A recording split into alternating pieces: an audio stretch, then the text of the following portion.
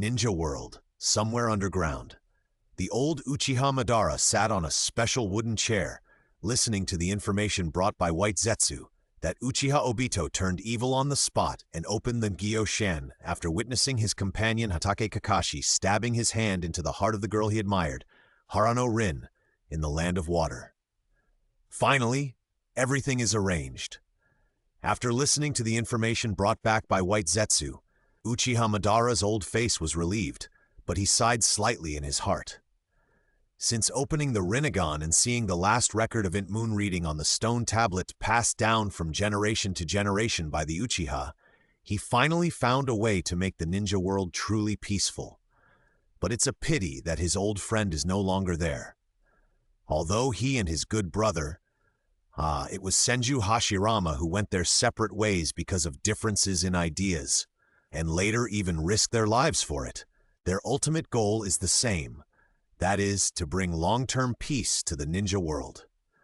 In order to prove that his philosophy is correct, after opening the Rinnegan, he used the chakra in the body of the Ten Tails to prolong his life until now, just to complete the great Moon Eye plan. Uchiha Madara has even thought about it. After his plan is completed, he will use the power of the Rinnegan to snatch the soul of his good brother Senju Hashirama from the netherworld, so that he can see with his own eyes the peaceful and prosperous world he created. Then let Senju Hashirama admit in person that he is right. Today, Uchiha Madara finally completed the last link of the first step of the huge plan, and made another toolman Uchiha Obito, who was chosen by him, successfully blackened. Next, he only needs to wait for him to return here and use his last eye power to let him see the information of infinite moon reading. The last link of the first step of the Moon Eye plan is completely completed. However, in Uchiha Madara's plan, after completing this matter, he should also give up this old body and temporarily leave this familiar world. I don't know why. When I thought about the moment when this body was about to die, many pictures suddenly appeared in Uchiha Madara's mind. From the disputes in the Warring States period, to when he led the Uchiha clan and the Senju clan to form an alliance to end the war and ushered in the Ninja Village era. Then, after he read the contents of the last stone tablet handed down from generation to generation by the Uchiha clan, his ideas changed and he had a disagreement with Senju Hashirama. Finally, the two of them had a decisive battle in the Valley of the End, and he was defeated and faked his death. Scenes one after another suddenly began to emerge in his mind like a kaleidoscope. They were so clear. Just some boring memories. Uchiha Madara recalled the scenes in his mind, but a self-deprecating smile appeared on his face and he said, "I didn't expect that I, Uchiha Madara, would have such symptoms at the end of my life. It's ridiculous." After that, he sighed again and said, "So, in the final analysis, I am just a mortal in this life. However, the next time I come back, I will ascend to the sky and become a true god who brings permanent peace to this world. Wait for me, Hashirama. After I complete the Moon Eye project and project the infinite Tsukuyomi into the world to create a world of permanent peace, I will personally take your soul back from the underworld and tell you in person that I am right.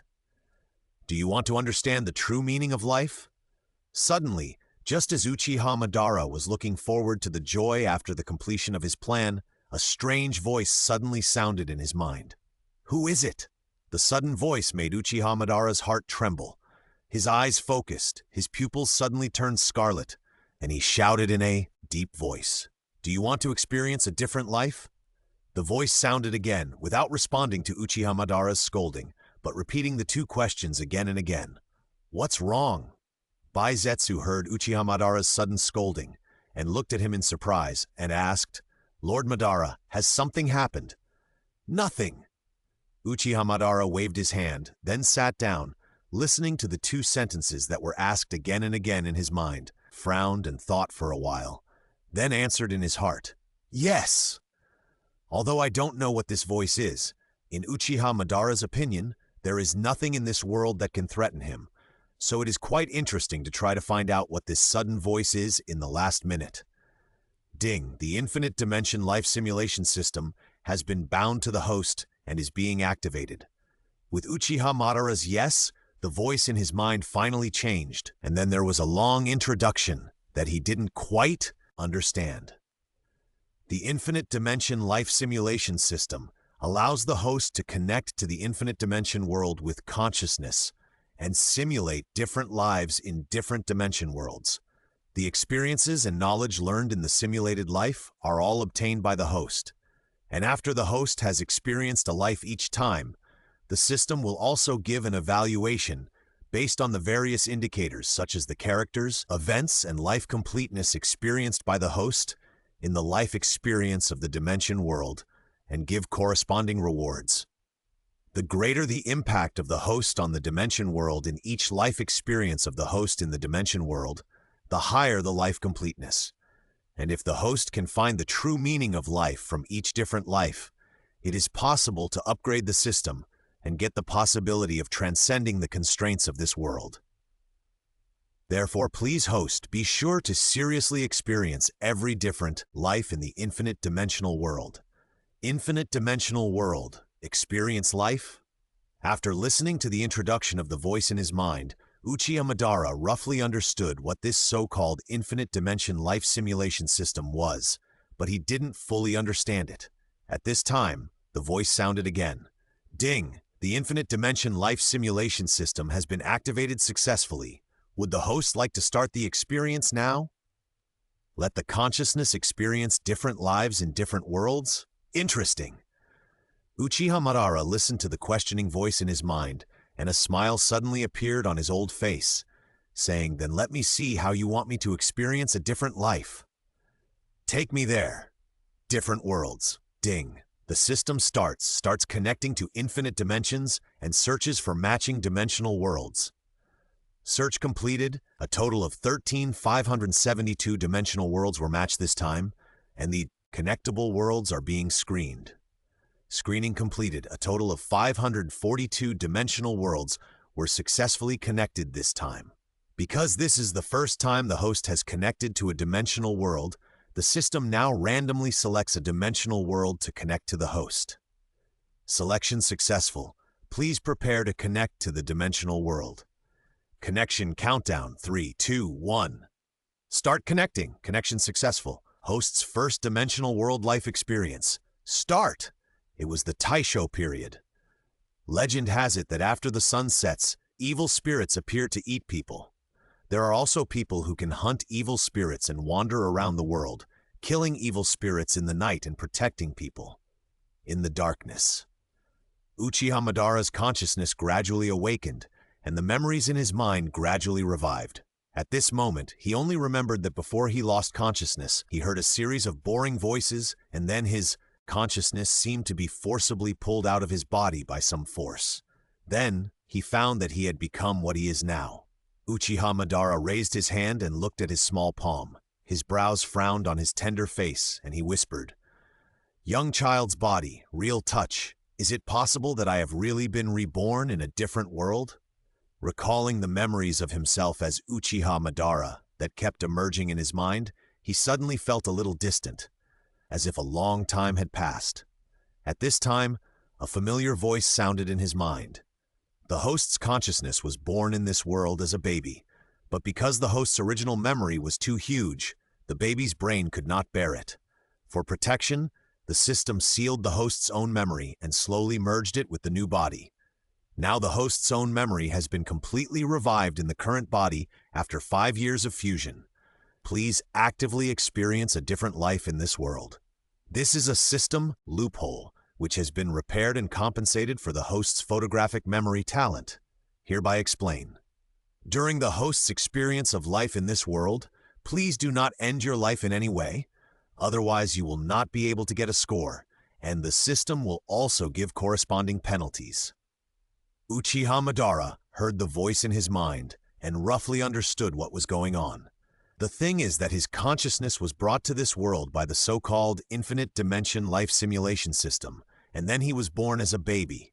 However, because the baby's brain could not bear the nearly 100 years of huge memory in his original consciousness, the system sealed his memory for protection and let it slowly merge with this new body.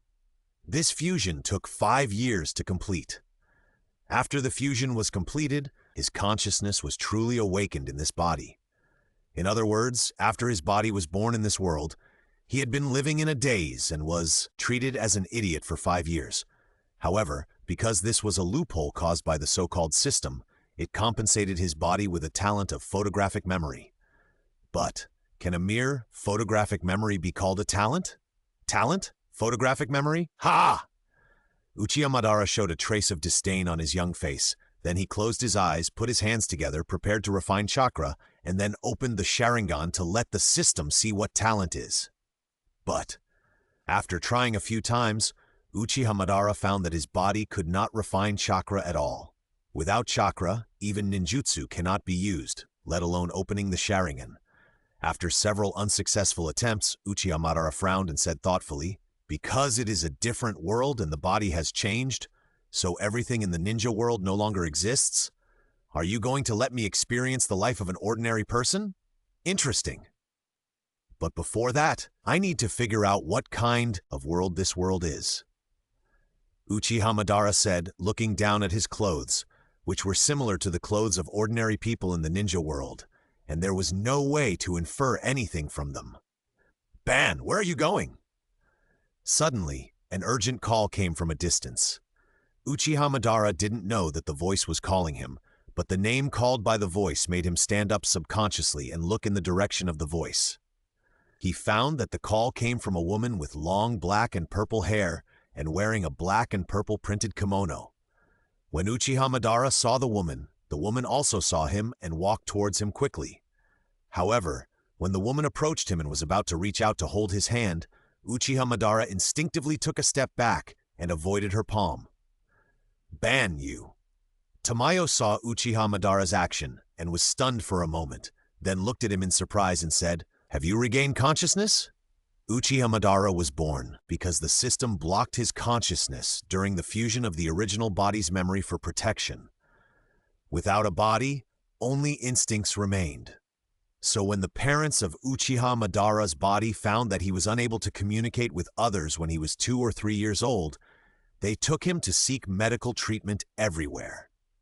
A year ago, when the parents of Uchiha Madara's body brought him to Kyoto for medical treatment, an accident occurred. His father died on the spot, and his mother met Tamayo when she was dying. She only had time to tell Tamayo Uchiha Madara's name before she died. After that, Tamayo hesitated for a while and brought Uchiha Madara back to raise him. After bringing Uchiha Madara back, Tamayo also discovered his abnormality and tried to treat him, but failed every time. At this moment, after being surprised by Uchiha Madara's abnormal behavior of suddenly avoiding her, Tamayo immediately noticed his eyes that were completely different from before, and immediately realized the change of Uchiha Madara.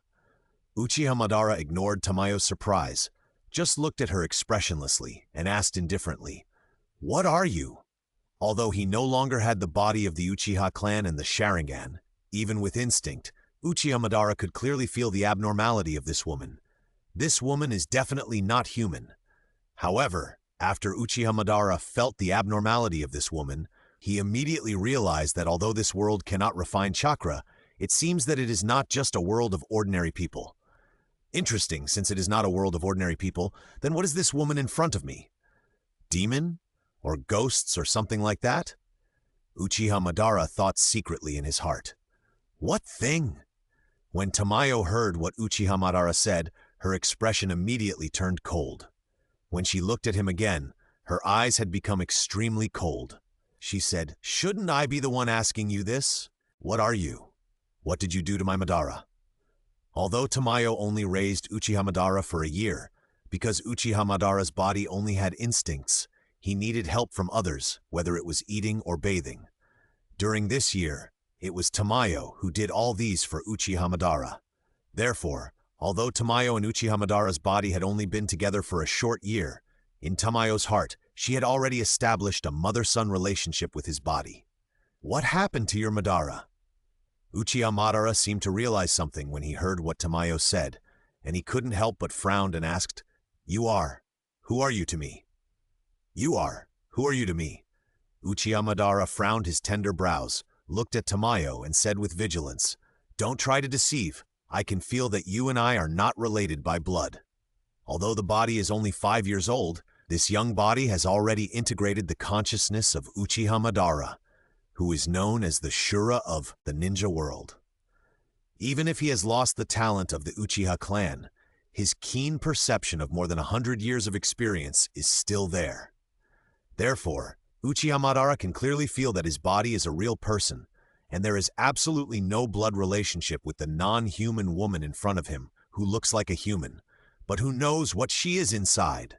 When Tamayo heard what Uchiha Madara said, a puzzled look appeared on her pale face. Then she took a step forward, quickly stretched out her hands to Uchiha Madara, and instantly pressed his shoulders, imprisoning his ability to move. Then she observed Uchiha Madara's face carefully with sharp eyes. There was no way. Uchiha Madara's expression and tone at this time were completely unlike the state of a 5-year-old child, so Tamayo suspected that he was invaded by something which caused such symptoms. Uchiha Madara, whose movements were easily restricted by Tamayo, realized that his young body was not the ninja Shura who dominated the ninja world, and his current body was only 5 years old. What he was facing now was a non-human creature he had never seen before. Although the current situation seemed a little dangerous, Uchiha Madara knew that he was only experiencing the life of this world in his consciousness. Even if this body died, his consciousness would return to the main body of the ninja world. So even if he faced this situation, he did not have any emotional fluctuations in his heart. Even when Tamayo was observing herself, Uchiha Madara was also observing her. Tamayo looked at Uchiha Madara for a long time, and could only see his eyes and expression that were totally inconsistent with his age, but could not find any other problems. After a moment of silence, she turned around and called out to the empty space behind her. "Yushiro, come out for a moment." Not long after, a young boy who looked young walked out of the empty space out of thin air and came to Tamayo's side. Seeing her pressing Uchiha Madara's shoulders with both hands with a serious expression, she asked in confusion, "Master Tamayo, what's wrong?" Upon hearing this, Tamayo looked at Uchiha Madara again and said with a serious expression, "Yushiro, Madara seems to have some problems as if his body has been invaded by something. I want you to use your blood demon technique to see if you can see what has invaded Ban's body." Blood demon technique? After hearing what Tamayo said, Uchiha Madara looked up at the boy named Yushiro again, and saw his different eyes like a beast, and finally confirmed in his heart that these two people were not real humans. Occupy the body? Yushiro's eyes became solemn when he heard what Tamayo said, and then he looked at Uchiha Madara with his heterochromatic eyes, with a strange luster reflected in his pupils. Yushiro used his blood demon technique on Uchiha Madara, trying to create an environment and then verify what Tamayo said through illusion. But after Yushiro launched his blood demon technique eye hiding on Uchiha Madara, he found that Uchiha Madara did not seem to fall into the illusion created by his blood demon technique. Huh? Yushiro stared at Uchiha Madara, and after repeatedly confirming that he did not fall into his blood demon technique, he also looked at Tamayo with a solemn expression and said in a deep voice, "Lord Tamayo, you are right. Madara did have an accident, and my blood demon technique does not seem to work on him." Tsk. Uchiha Madara couldn't help but sneered when he heard Yushiro's words and said, "You think a mere illusion can confuse me, kid? You're far from it. The Uchiha clan's Sharingan is the ancestor of illusions. Even if this body does not have the Sharingan, just relying on Uchiha Madara's will that has been tempered by 100 years of vicissitudes, it is simply wishful thinking to think that a mere illusion that can only be equivalent to a D-level illusion can confuse him. You called me a brat?" When Yushiro heard what Uchiha Madara said, anger suddenly appeared on his face. He showed his fangs to him and said ferociously, "You are obviously a brat, but I am dozens of times older than you." After that, he looked at Tamayo and said angrily, "Lord Tamayo, Madara's body is definitely occupied. Let me eat him." Tamayo ignored Yushiro's angry words, but looked at Uchiha Madara seriously and said, "Although I don't know what you are and how you occupied Ban's body, but as you can see, we are not ordinary humans. If you can leave now and return your body to Madara, I can pretend that nothing happened. Otherwise," Tamayo said, and also opened his mouth slightly towards Uchiha Madara, showing his fangs, and said coldly, "We can only really treat you as rations and eat you into our stomachs." In fact, if Tamayo used her blood demon technique on Uchiha Madara, there was a way to make him tell the truth, but her blood demon technique was harmful to ordinary people. Tamayo didn't want to hurt Uchiha Madara, so she didn't want to use her blood demon technique on him unless it was absolutely necessary. Tsk!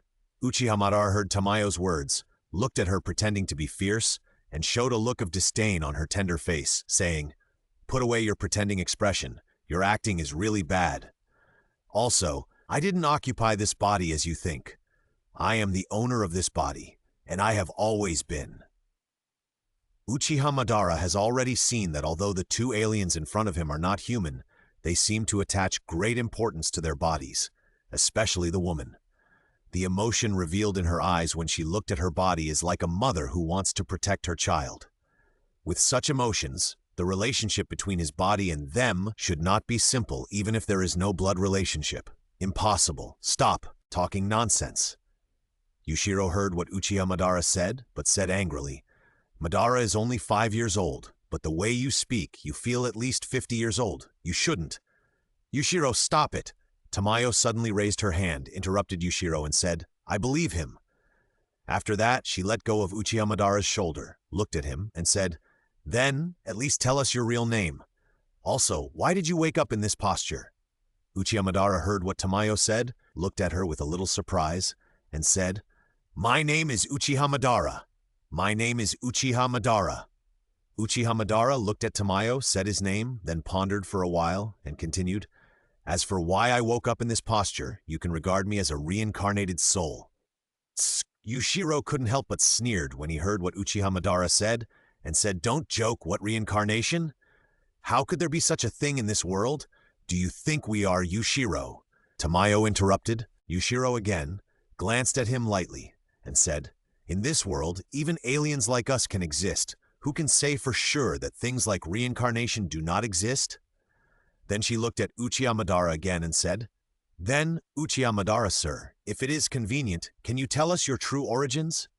The reason why Tamayo believed what Uchiha Madara said was not because she could see anything, but because she saw a look of disdain in Uchiha Madara's eyes. Tamayo could clearly feel from Uchiha Madara's eyes that this person disdained to tell lies to them. "My origin," Uchiha Madara glanced at the two of them and said, "Actually, there is nothing special. You can just think of me as an old man who has been cursed by some kind of curse and whose consciousness can be reincarnated continuously." "Have you been cursed?" After hearing what Uchiha Madara said, Tamayo suddenly covered her mouth and chuckled, saying, "Although I have never heard of the surname Uchiha and the legend of reincarnation in the hundreds of years I have lived, I am still willing to believe what you said. But in terms of age, I have lived for more than 500 years. Even if you have been reincarnated several times, you are not necessarily older than me, so please don't say that you are an old man anymore." Uchiha Madara was suddenly speechless after hearing what Tamayo said. However, if this woman has really lived for hundreds of years as she said, then it seems that he really does not have an advantage in age. So let's skip this topic. I have already told you my origins, and now let me talk about you. Uchiha Madara looked at Tamayo and Yushiro and asked in a calm tone, "You two don't look like humans. Can you tell me what kind of creatures you are?" When Tamayo heard what Uchiha Madara said, a trace of loneliness appeared on her face. Then she immediately laughed and said, "Although we are indeed no longer human beings, it is still a bit rude for you to say that in front of us. We are ghosts now, evil ghosts that eat people." "Evil ghosts that eat people?" When Uchiha Madara heard what Tamayo said, he looked at the two of them for a while and said, "You just said that you are no longer human beings, which means that you were indeed human beings. Am I right in understanding it?" "That's right." Tamayo nodded and said, "Hundreds of years ago, I was just an ordinary human doctor like you, but ever since I met that man, Muzan. Tamayo told Uchiha Madara how she met Muzan many years ago and was turned into a demon by him, and then with the help of Tsugakuni Yoriichi, she got rid of Muzan's control and began to study ways to turn herself back into a human. She also told him about her experience of meeting Yushiro, who was terminally ill many years ago, and turning him into a demon. Perhaps because Tamayo has regarded Uchiha Madara as a family, she did not shy away from telling him about her experiences. The ancestor of evil spirits, Muzan, who can feed on the flesh and blood of humans, has an endless lifespan, but is afraid of the sun. After listening to Tamayo's words, Uchiha Madara looked at the surrounding environment and was very confused. According to Tamayo, although there are demon slayers in this world who can fight against the evil demons created by Muzan Kibutsuji, in the past few hundred years, there has never been a human who can defeat Muzan Kibutsuji head-on, like the genius Tsukuni Yoriichi mentioned by Tamayo. So, in the hundreds of years since Tsukuni Yoriichi died, why didn't Muzan Kibutsuji and the evil demons he led, who could not be suppressed by anyone, occupy this world? Even this country is still dominated by humans. If it is just a weakness like fear of sunlight, it should be easy to avoid it when there is no opponent. Now, according to Tamayo, both Muzan Kibutsuji and the evil demons he created have been hiding in the dark for hundreds of years. Even ordinary people don't know the existence of evil demons. Occasionally, they will regard it as a legend or story. In other words, Muzan Kibutsuji is still afraid of humans. Could it be that there is a power in this world like the Tsugikoku Yoriichi that made Muzan Kibutsuji afraid? Well, forget it. Why should I think about it? It's just a fake world. Uchiha Madara shook his head gently. In his opinion, being defeated by a mere human meant that the so-called origin of demons was just that powerful. So Uchiha Madara did not have much interest in Muzan Kibutsuji and the evil demons he created, but was a little curious about why Muzan Kibutsuji became a demon. It was just curiosity. Uchiha Madara had no interest in becoming a demon that was afraid of sunlight but could not bring much power, even in this fake world. As for longevity, if his plan in the ninja world succeeds, let alone longevity, he will become the eternal god of the ninja world. Thinking of the ninja world, Uchiha Madara suddenly became a little bored, and even lost interest in continuing to ask Tamayo about other things in this world. Sure enough, in a world without Hashirama, everything is so boring. In the following time, Uchiha Madara still lived with Tamayo and Yushiro. However, Uchiha Madara rejected Tamayo's idea of teaching him medical skills. After spending some time learning the language of this world from Tamayo, he spent the whole day reading various books to pass the time. And more often, he was thinking about the things in the ninja world.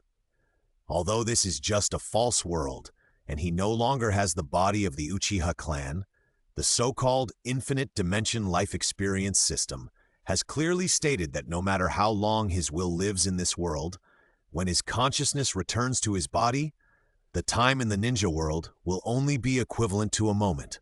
After knowing this, Uchiha Madara can stay in this world and live a leisurely life, and by the way, think about and perfect his plan in the ninja world. Time flies, and 5 years have passed in a blink of an eye. In these 5 years, Uchiha Madara basically reads books every day and thinks about the things in the ninja world. He rarely takes the initiative to communicate with Tamayo and Yushiro. The reason why Uchiha Madara insisted on reading books was not only to kill time, but also because he could learn something useful from the books in this world. Uchiha Madara's state also made Yushiro say that he was no different from when he regained consciousness. However, Tamayo was still as usual at the beginning, taking care of him, eating and even bathing. Even after being rejected, she would come over as usual every day when it was time to eat or bathe, and then continue to be rejected. Fortunately, Tamayo would not force herself after being rejected every time, but she never got tired of it every day and seemed to enjoy it very much, which made Uchiha Madara speechless. Although this body does not have the Sharingan of the Uchiha clan, the photographic memory compensated by the system makes Uchiha Madara's speed in reading books somewhat amazing. At the beginning, Tamayo only bought books for Uchiha Madara, 1 or 2 from outside, and then more than 10 books, and then dozens of books. As long as there is no book at home, any type will be bought back. In 5 years, Tamayo has almost built a small library at home, which is filled with books that Uchiha Madara has read.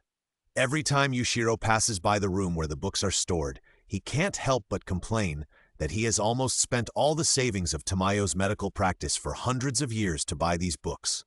But even so, after 5 years, even if Uchiha Madara reads all kinds of books, he has reached the point where there are no books to read. There is no way, because even if you have money, you can't buy new ones. Little Madara. On the 3rd day of Uchiha Madara's food shortage, Tamayo found him and said to him gently, "Go out for a walk. I have finished reading the books at home, and I can't bring you new books from outside. Why don't you go to Kyoto to have a look? I heard that there is a huge library with tens of thousands of books there.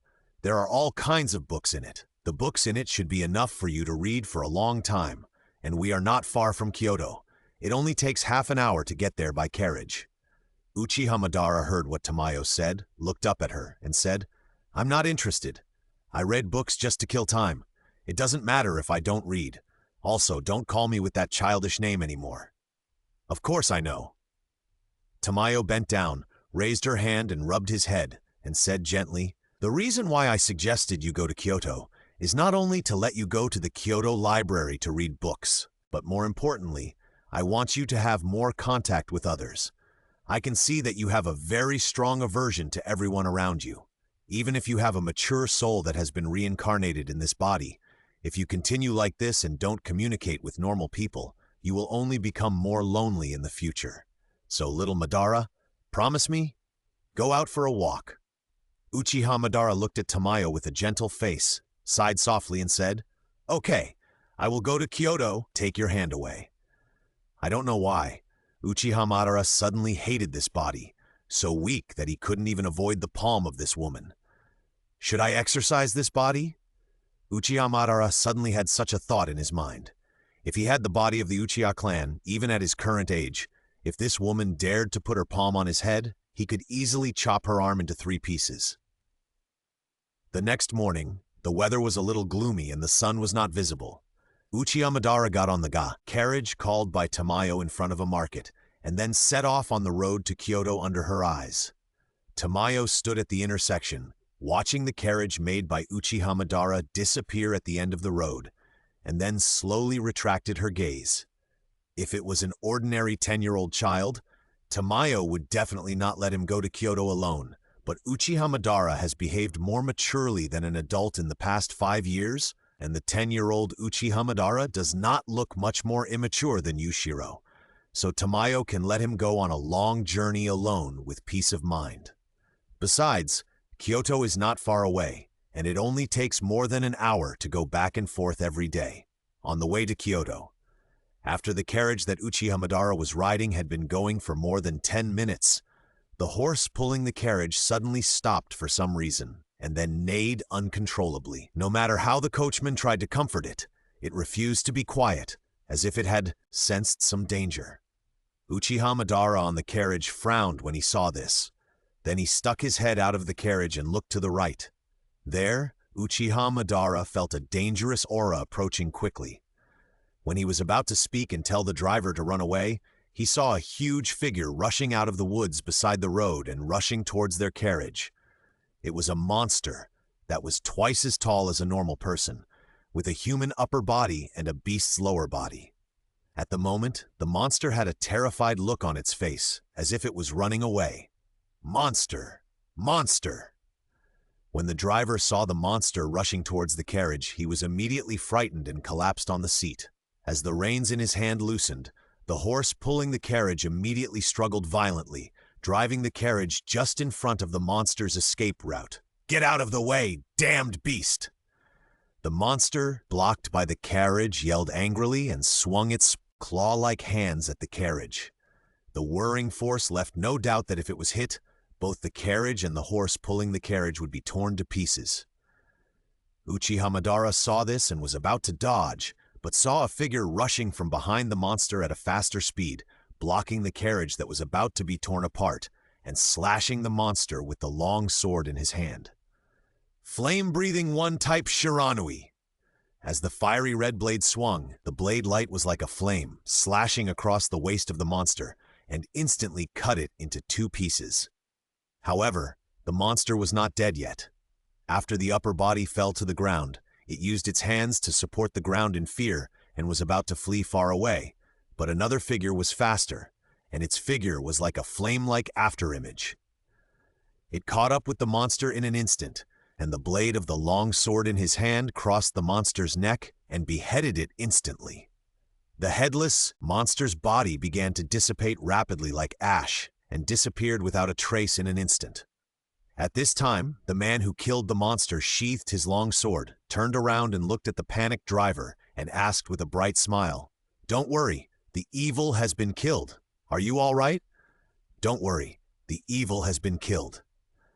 After killing the evil, Rengoku Makijuro turned around and looked at the driver and Uchiha Madara, who had stuck his head out of the carriage, and asked with a bright smile, "I am Rengoku Makijuro. Are you all right?" I don't know if it was a coincidence, but the gloom in the sky suddenly dissipated at this time, and the sun shone through the dark clouds and fell on Rengoku Makijuro, making him look as if he was bathed in a layer of glory, which made people couldn't help but admire him. "No, it's okay." The driver's fear seemed to be dispelled by Rengoku Makijuro's aura. After coming to his senses, he immediately shook his head vigorously, and then kept thanking Rengoku Makijuro. "Haha, you're welcome." Rengoku Makijuro laughed and waved his hands, saying, "Come to think of it, it was also my negligence that allowed the ghost to run so far." However, even though Rengoku Makijuro said this, the driver kept thanking him. His sincere attitude made Rengoku Makijuro scratch his head. At this time, Rengoku Makijuro suddenly looked at the carriage behind the driver. His eyes suddenly lit up and asked, "Are you going to Kyoto?" "Yes, I am sending a guest to Kyoto." The driver heard what Rengoku Makijuro said and immediately nodded. "And really? That's great." Rengoku Makijuro smiled brightly again when he heard the driver's answer, then smiled shyly and asked, "Well, I have something to do in Kyoto. I wonder if you can take me with you." "No problem, of course I didn't ask." The driver nodded immediately, but halfway through his words, he suddenly remembered that his carriage had been hired, so he turned around and looked at Uchiha Madara, who was looking at them from the carriage, and asked, "Well, young master, I want to take this benefactor with me. I hope you can agree. I will also reduce the cost of this trip by half, please." "It's okay for me. Let him go." Uchiha Madara did not refuse the driver's request, and took another look at the man named Rengoku Makijuro, and then returned to the carriage. Then, Rengoku Makijuro was invited by the driver to get on the carriage, and then continued on his journey to Kyoto. In the carriage, Uchiha Madara saw Rengoku Makijuro coming up. His eyes stayed on his face for a while, and then he closed his eyes slightly. Rengoku Makijuro is not an ordinary person, which can be seen from the fact that he could easily kill the monster-like demon just now. Moreover, after the two of them were in the narrow carriage together, Uchiha Madara could clearly hear his breathing rhythm. It was very stable, powerful, and long. Uchiha Madara closed his eyes slightly, listened carefully to the rhythm of Rengoku Makijuro's breathing, tried to imitate it, and soon learned it. He couldn't help but think in his heart, "Is this the breathing method that Tamayo said, the so-called Demon Slayer core, which allows ordinary people to have the power to fight against demons? It doesn't seem to be anything great." "Young man." Suddenly, Rengoku Makijuro called out to Uchiha Madara. He opened his eyes and saw the other's bright smile. So he asked, "What's the matter? Young man, are you from Kyoto?" Rengoku Makijuro didn't care about Uchiha Madara's somewhat cold attitude, and still asked with a bright smile, "If you live nearby, I wonder if you have heard of this famous doctor living near Kyoto?" Rengoku Makijuro's wife has been in poor health since she gave birth to his youngest son, Rengoku Chijuro. In the past 2 years, she has been bedridden and her health has been getting worse. Not long ago, Rengoku Makijuro met a person while performing a mission. From that person, he learned that there was a doctor with superb medical skills living near Kyoto who could cure even very serious diseases. So Rengoku Makijuro immediately asked the other person about the doctor's address, but the person didn't know the specific address and only told him that the doctor lived near this area. Rengoku Makijuro has been wandering around for nearly a month, but he still hasn't found the famous doctor, so now he subconsciously asks whoever he meets, "Famous doctor?" Uchiha Madara subconsciously thought of Tamayo when he heard Rengoku Makijuro's words. Because of hundreds of years of experience, Tamayo has very superb medical skills, and she often treats ordinary people. Although Tamayo and Yushiro move to another place every few years, and Yushiro uses his blood demon technique to hide the place they live. But every time they settle in a place, Tamayo's identity as a famous doctor will spread in the neighborhood. This time, they haven't moved for several years, so Uchiha Madara suspects that the doctor Rengoku Makijuro is looking for is probably Tamayo. But Rengoku Makijuro is the member of the Demon Slayer Corps who specializes in hunting evil demons in Tamayo's mouth, and Tamayo is a demon. I haven't heard of it. Uchiha Madara shook his head decisively and prepared to go back after parting with Genya Makijuro, and then let Tamayo move. You haven't heard of it? That's a pity. Rengoku Makijuro heard Uchiha Madara's answer. Although the smile on his face did not change, his eyes were obviously dimmed, and even the rhythm of his breathing became a little disordered. 10 minutes later, the carriage arrived in Kyoto. After arriving at the destination, Rengoku Makijuro hurriedly got off the car and asked the driver about the whereabouts of the famous doctor again. Fortunately, the driver did not know Tamayo's identity. Rengoku Makijuro could only leave disappointed and left the fare. Uchiha Madara watched Rengoku Makijuro leave, but did not get off the car. He stayed in the carriage and sat quietly for half an hour, and then asked the driver to return the same way. Although the driver was puzzled, he did not ask more questions. He took Uchiha Madara back to the market where he took the car, and then returned to his residence. Hey, Bon, why are you back so soon? Tamayo, who was making medicine, saw Uchiha Madara come back, immediately put down what she was holding, and asked him curiously. I met someone from the Demon Slayer Corps on the way to Kyoto. He should be looking for you. Uchiha Madara directly told Tamayo about his encounter with Rengoku Makijuro, but he omitted the part about him meeting the demon and being rescued by Rengoku Makijuro. A member of the Demon Slayer Corps looking for me to treat an illness? When Tamayo heard what Uchiha Madara said, she was also stunned for a moment. Then she said with a smile, Come to think of it, we have lived here for several years. The member of the Demon Slayer Corps you met might really be me. However, the Demon Slayer Corps is looking for a doctor like me to treat their family. This sounds a bit strange. Humph, so what about the Demon Slayer Corps? At this time, Yushiro walked in. He obviously heard the conversation between Uchiha Madara and Tamayo and said with a cold face, He's just one person. If he really comes, just kill him. Hearing this, Uchiha Madara looked him up and down for a while, then said, If you really meet that person and fight, you will be the one to die. Asshole, are you looking down on me? When Yushiro heard this, he immediately got angry. His eyes immediately turned the same and fangs appeared in his mouth. He pointed at Uchiha Madara and shouted, He's just a member of the Demon Slayer Corps. My blood demon, Jutsu, can easily deal with him. I'm very strong. But you really can't beat him. Uchiha Madara told the truth, then looked at Tamayo, who was grinning on the side, and said to her, Even if you are included, it will be the same. If he finds you and they really fight, you will all be killed by him. Banchan, when Tamayo heard what Uchiha Madara said, the smile on her face immediately disappeared, and then she flashed in front of Uchiha Madara, grabbed his head with one hand, and said, You are really becoming less and less cute. Seeing this, Uchiha moved back and easily dodged Tamayo's hand that was grabbing him. This scene made Tamayo, who was originally preparing to ravage Uchiha Madara, slightly stunned, then looked at him in surprise and said, Madara, you? Although Tamayo was not good at fighting, she was a demon after all, and she had been a demon for hundreds of years. Her speed was so fast that ordinary people, even ordinary members of the Demon Slayer Corps, could not easily avoid her movements. But just now, Uchiha Madara did it, and it was very easy. Uchiha Madara saw Tamayo's expression and explained calmly, I met that member of the Demon Slayer Corps and noticed his breathing method. I thought it was quite interesting, so I tried it. It seems that the effect is not bad. Tamayo heard Uchiha Madara's words, and the surprise on her face became even stronger. She said, You mean? You just observed the breathing method of that member of the Demon Slayer Corps and learned his breathing method? It's just a special breathing method. You can learn it just by looking at it. What's so strange about it?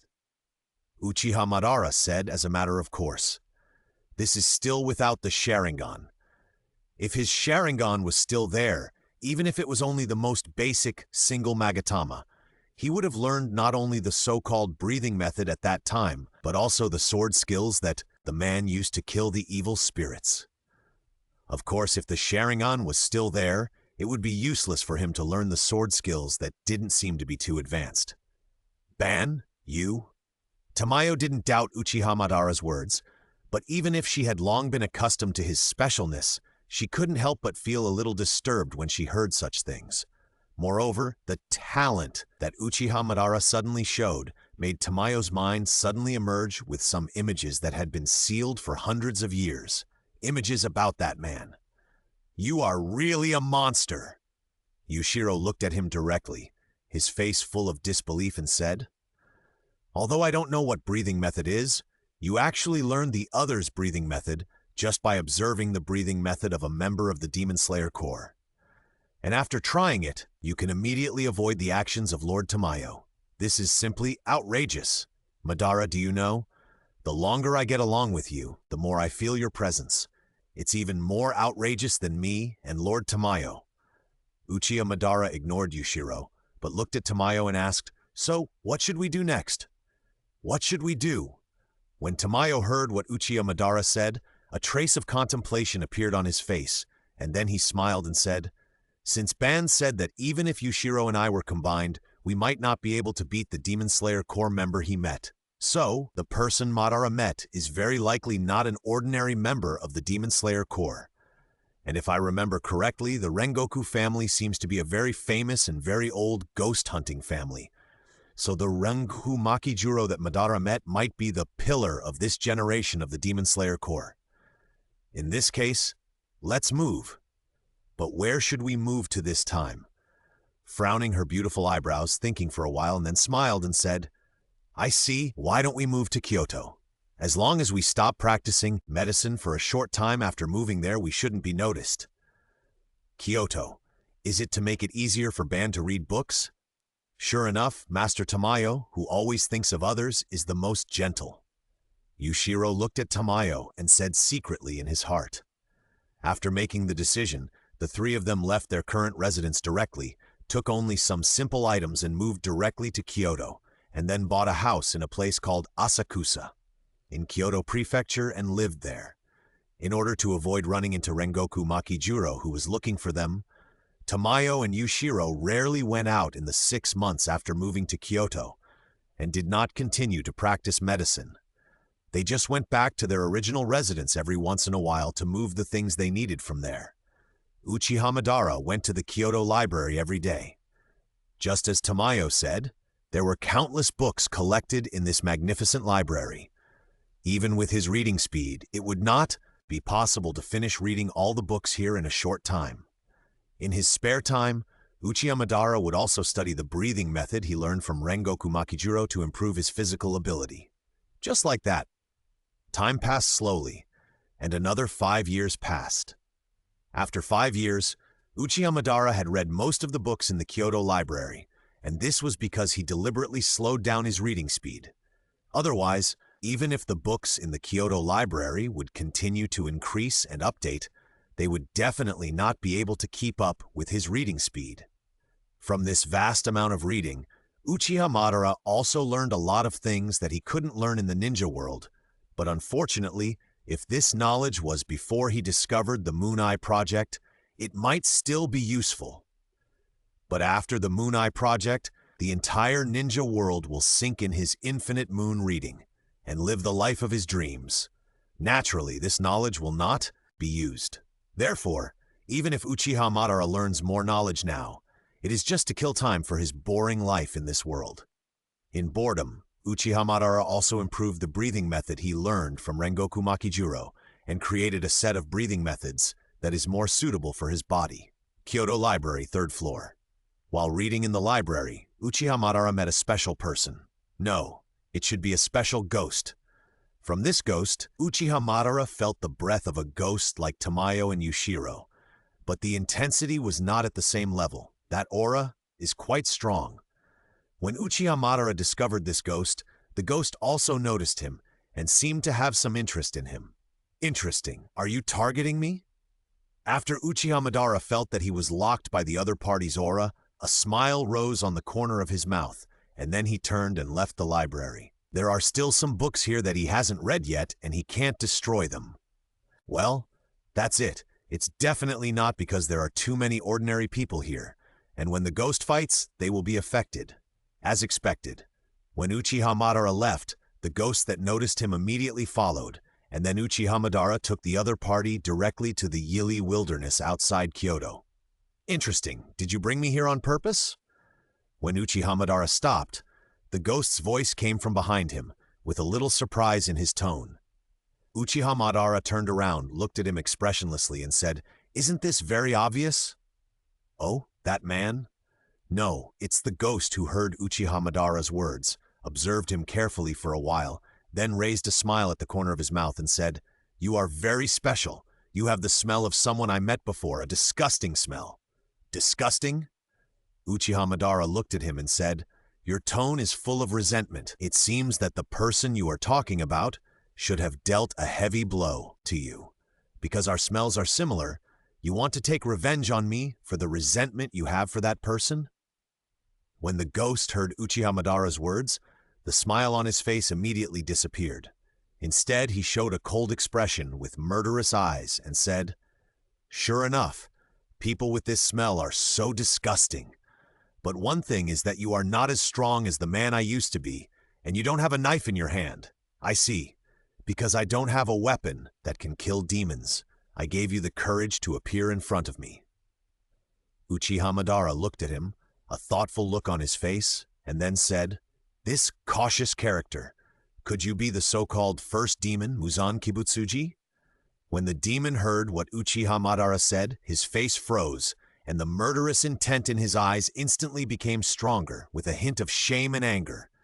That's right, the one standing in front of Uchiha Madara was the first demon of this world, Muzan Kibutsuji. In the library, when Muzan Kibutsuji was noticed by Uchiha Madara, his attention was also attracted by him. And then Muzan Kibutsuji actually felt the scent of the person who almost killed him hundreds of years ago from Uchiha Madara. Dangerous smell. Originally, when Muzan Kibutsuji felt that smell, his first reaction was to run away. But when he found that Uchiha Madara did not hold the Nichiren sword in his hand, he suddenly became bolder. Because in Muzan Kibutsuji's opinion, even if this person was the reincarnation of Yoriichi Tsugakuin, without the Nichiren sword in his hand, he could not pose a threat to him. Therefore, this is a once-in-a-lifetime opportunity. Muzan Kibutsuji would never allow another Yoriichi Tsugakuin to appear in this era, so he followed Uchiha Madara here with full confidence. "It's really you." Although Muzan Kibutsuji did not admit his identity, Uchiha Madara could tell from his reaction that he was right. Uchiha Madara had heard about Muzan Kibutsuji's name from Tamayo more than once, and naturally he had heard about the courage of this first ancestor of demons. Hundreds of years ago, he and Tamayo met the genius Tsukuni Yoriichi, who created the breathing method, and were almost beaten to death by him. In the end, he split his body into more than 1,800 pieces before he escaped. After that, he kept hiding and waited until Tsukuni Yoriichi passed away before he dared to continue to move. Uchiha Madara was a little confused when he heard about this at first. With Muzan Kibutsuji's ability, he wanted to kill Tsukuni Yoriichi, who was an ordinary person and kind-hearted, at least 100 ways, but he used the most infuriating way to fight with the other party. It can only be said that Muzan Kibutsuji, the ancestor of demons, is too cautious. However, Muzan Kibutsuji clearly felt the same aura as Yoriichi Tsugikoku from him, but because he didn't hold a knife in his hand, he dared to stand in front of him so blatantly. Uchiha Madara had to praise him for this courage, but his IQ was hopeless. "So, you followed me boldly because you saw that I didn't have a weapon in my hand and felt that I was not a threat to you. And the reason why you followed me all the way and didn't even make a move now is because you were afraid that I would have a weapon that could kill you?" Uchiha Madara looked at Muzan Kibutsuji, opened his arms towards him, showing his empty hands, and said, "Look, I really don't have a weapon in my hand. What are you waiting for?" Muzan Kibutsuji looked at Uchiha Madara with an unsightly expression. His eyes hesitated, but he didn't move. Muzan Kibutsuji was originally prepared to test Uchiha Madara, but when he saw Uchiha Madara posing in this posture, he hesitated. Is this guy bluffing? He obviously has no weapon in his hand, but he is provoking me. No, he must have a Nichiren sword hidden on him. He is just trying to lure me closer to him. Yes, that must be the case. The more Muzan Kibutsuji thought about it, the more he felt that Uchiha Madara was luring him closer so that he could seize the opportunity to kill him. Then he unconsciously stepped back a few steps, subconsciously keeping a safe distance from him, and then asked in a cold voice, "Human, tell me your name." Uchiha Madara was speechless when he saw Muzan Kibutsuji retreating. How timid must he be to be so cautious? Uchiha Madara sighed, looked at Muzan Kibutsuji with disappointment, took a deep breath, and then stepped closer to him, saying, "It's absolutely a shame to tell your name to a waste like you." As soon as he finished speaking, Uchiha Madara's figure flashed, and the whole person was like a shadow, rushing towards Muzan Kibutsuji. When Muzan Kibutsuji saw Uchiha Madara walking towards him, he instinctively began to retreat, but when Uchiha Madara suddenly accelerated, he didn't react. When Uchiha Madara passed by him, a bright blood flower had already bloomed on his right shoulder. How could it be?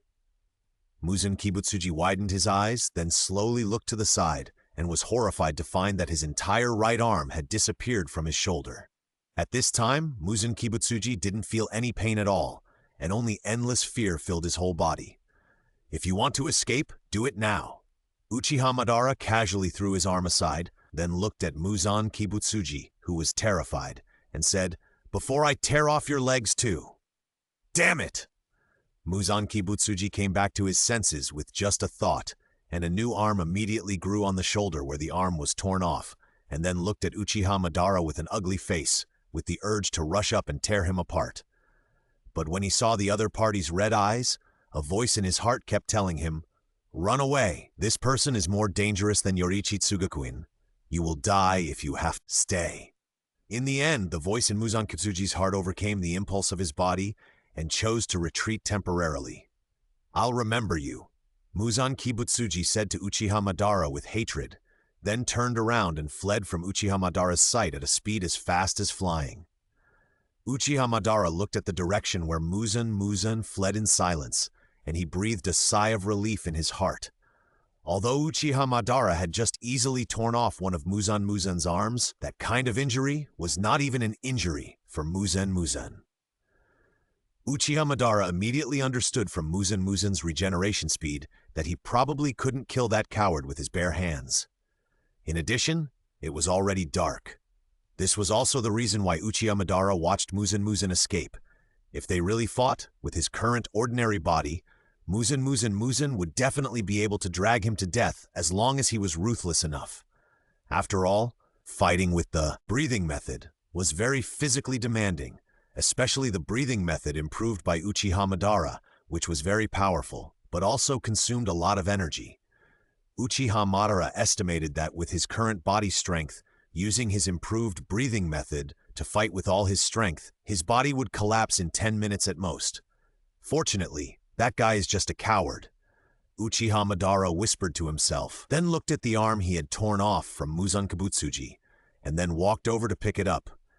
He remembered that Tamayo said that Muzan Kibutsuji's blood could help her perfect the experiment of turning the demon back into a human, so this arm should be of some use to Tamayo. Uchiha Madara picked up Muzan Kibutsuji's arm, took off his coat and wrapped it up, then walked back and whispered, "It is indeed a bit difficult to kill the demon with bare hands. It seems that we have to find a way to get a Sunwheel sword. On the other side." After Muzan Kibutsuji escaped from Uchiha Madara, he kept running desperately in one direction and ran all night. During the whole night, Muzan Kibutsuji didn't know how far he had run. Maybe he had come to a place hundreds of miles away from Kyoto. When the morning sun emerged from the horizon, Muzan Kibutsuji stopped. He looked around and found that he had come to an unknown mountain with a thick layer of snow on the ground. Damn it! After Kibutsuji Muzan stopped, he recalled his meeting with Uchiha Madara. His heart was still filled with anger and fear. He looked up at the rising sun in the sky and then found a place to hide.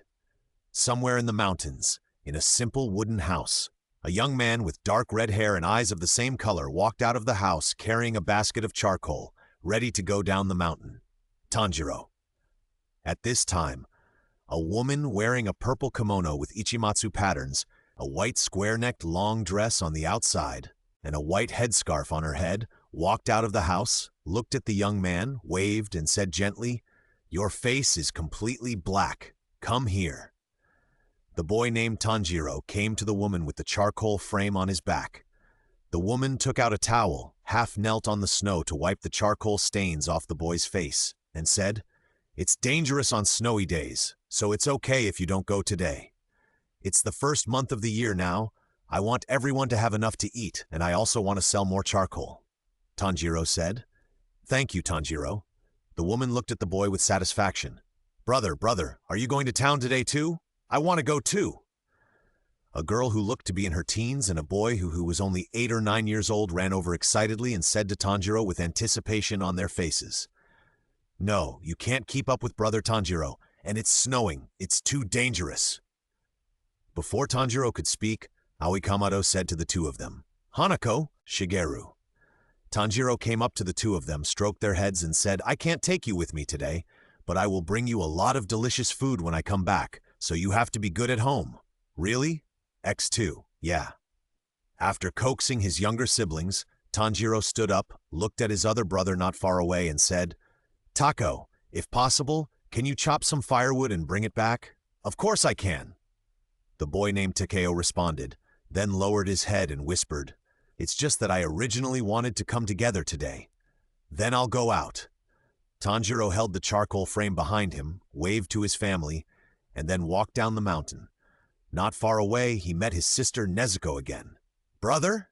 Nezuko Kamado carried her sleeping brother on her back and greeted Tanjiro with a smile. "Nezuko?" Tanjiro came to his sister and looked at her sleeping brother on her back. "I coaxed Rokuta to sleep. He is too noisy. If he sees his brother coming down the mountain, he will definitely make a fuss." Nezuko, dressed maturely, looked at her 3 younger brothers and sisters, who were standing at the door of her house and watching Tanjiro leave, and said with a smile, "Everyone is very sad about the death of their father, so they are more attached to their brother and will not let him go." Tanjiro did not speak, but walked forward and touched the sleeping brother on Nezuko's back, smiled at her, and then turned around and continued to walk down the mountain. "Be careful on the road." Nezuko smiled and watched Tanjiro go down the mountain.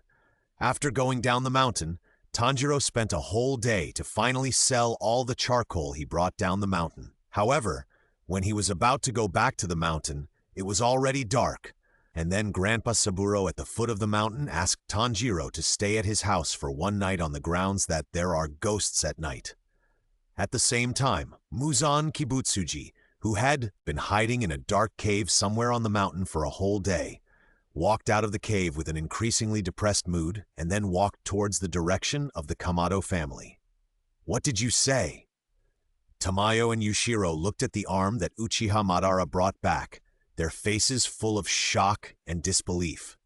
They were surprised, of course, not because of the arm, but because Uchiha Madara told them that the arm was left by the King of Demons, Muzan Kibutsuji. But how is this possible? That's Muzan Kibutsuji, the originator of evil demons. How could he have his arm chopped off by a human?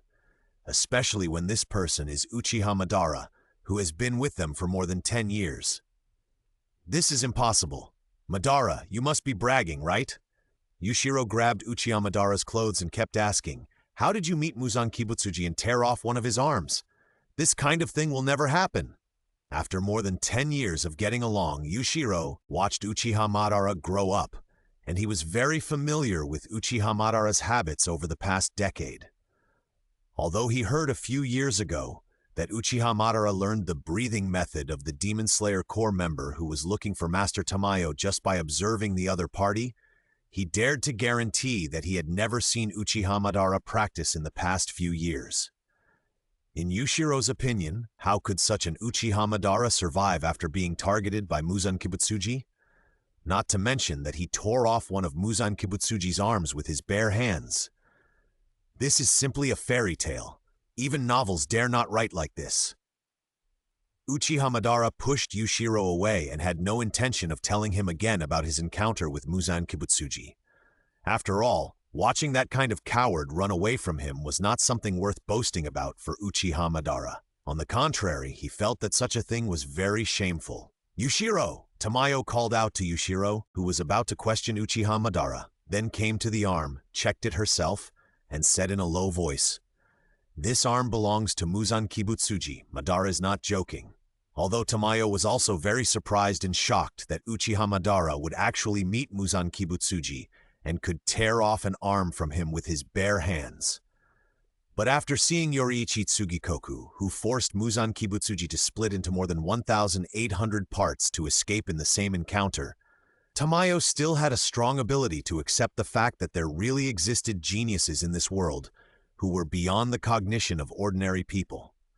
Especially when Tamayo confirmed that the arm brought back by Uchiha Madara did belong to Muzan Kibutsuji, her heart was filled with more surprises. For hundreds of years, Tamayo has been studying how to turn a ghost into a human again. Blood of the 12 demon moons under Muzan Kibutsuji. Perhaps she can make her research go further. As for using Muzan Kibutsuji's own blood for research, Tamayo has never even had such a fantasy, because she knew that this kind of thing was impossible. And now one of Muzan Kibutsuji's arms was clearly placed in front of her. Tamayo even had the illusion that she was dreaming. Tamayo raised her hand and gently stroked Muzan Kibutsuji's arm with her fingertips. Then she looked at the back of Uchiha Madara, who was walking upstairs with his back to her. She couldn't help but think secretly in her heart, "Madara, are you really the angel sent by God to save me?"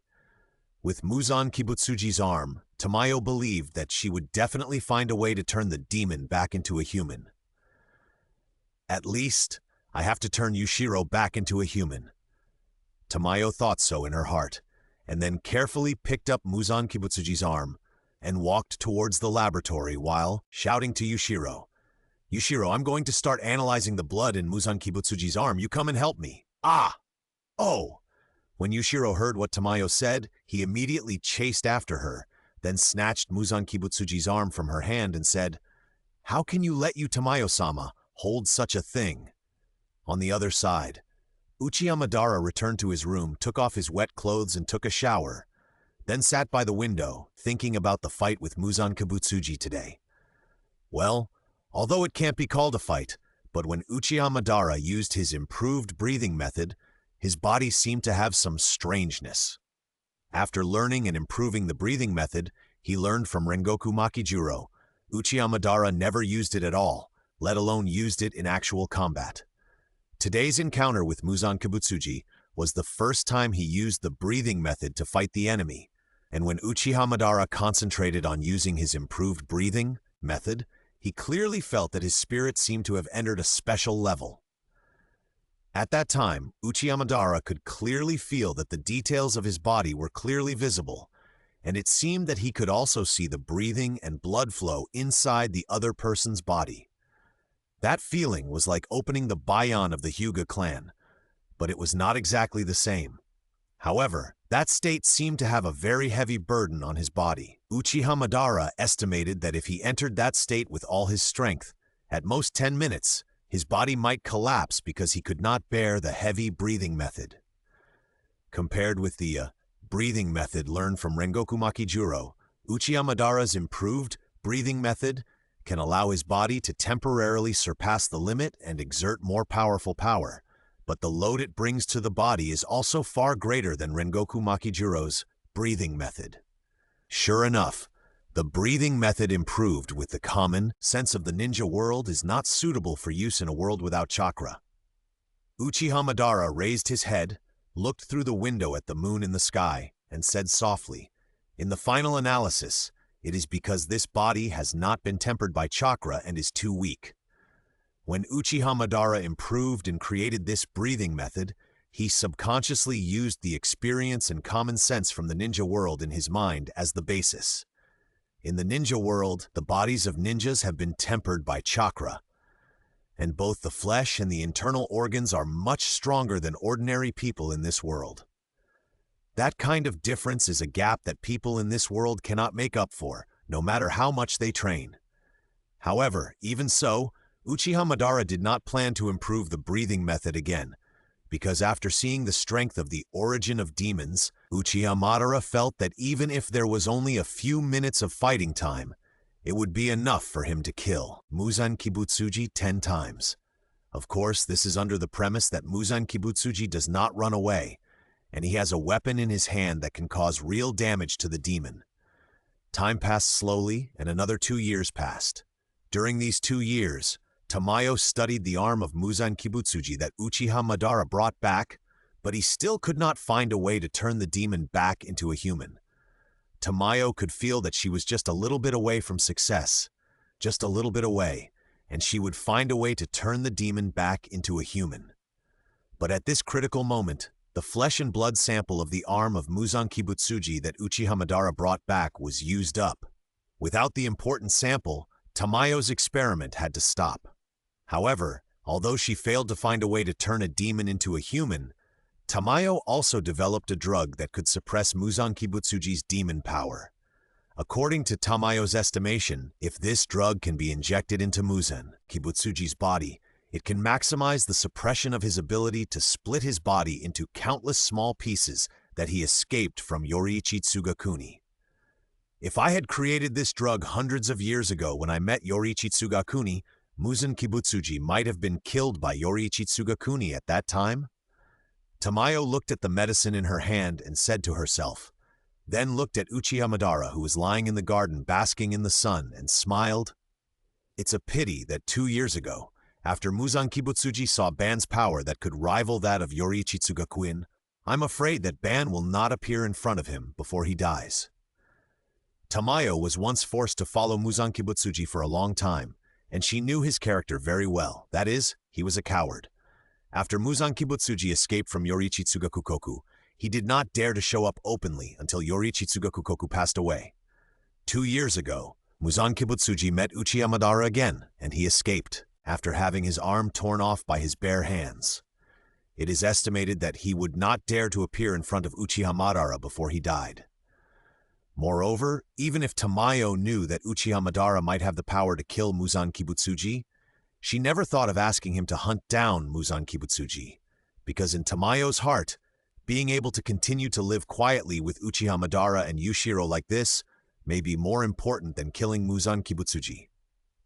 Thousands of miles underground from Kyoto Prefecture. In a dim room somewhere, a woman with long black hair and bangs covering her eyes half knelt on the floor, holding a pipa in her sharp claw-like hands. Jang! The woman's sharp hands moved on the pipa strings, making a harsh sound. The next moment, the environment around the woman suddenly changed, as if she had moved to another room in an instant. In the room, a woman in a dark red kimono stood there quietly, her eyes bloodshot. The woman with her bangs, covering her eyes, knelt beside the kimono woman, bowed her head and saluted her and said respectfully, "Lord Muzan, you are awake." That's right, this kimono woman who showed her female face was the ancestor of demons, Muzan Kibutsuji, and the woman holding the pipa in front of her was the strongest of the 12 demon moons under Muzan Kibutsuji, the 4th upper moon, Mingnu. The place where the two were at this time was the space evolved by Mingnu with the blood demon art called Infinite City.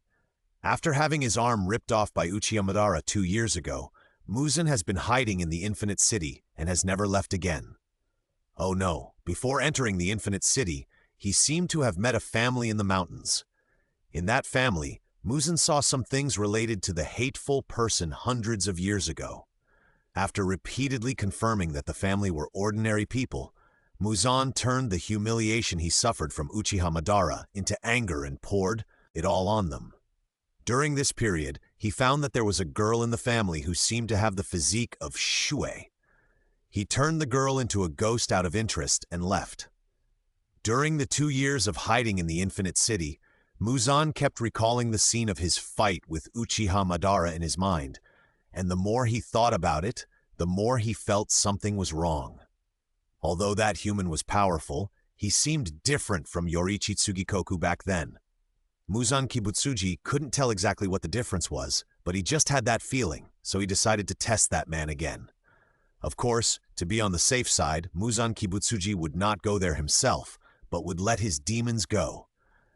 Moreover, considering how powerful Uchiha Madara was, he couldn't just send ordinary demons, but had to send stronger demons. So, Muzan Kibutsuji summoned one of the strongest of the 12 Kizuki, and one of the strongest upper moons among the 12 Kizuki. Muzan Kibutsuji glanced at the girl in front of him and asked expressionlessly, "Has Akaza arrived?"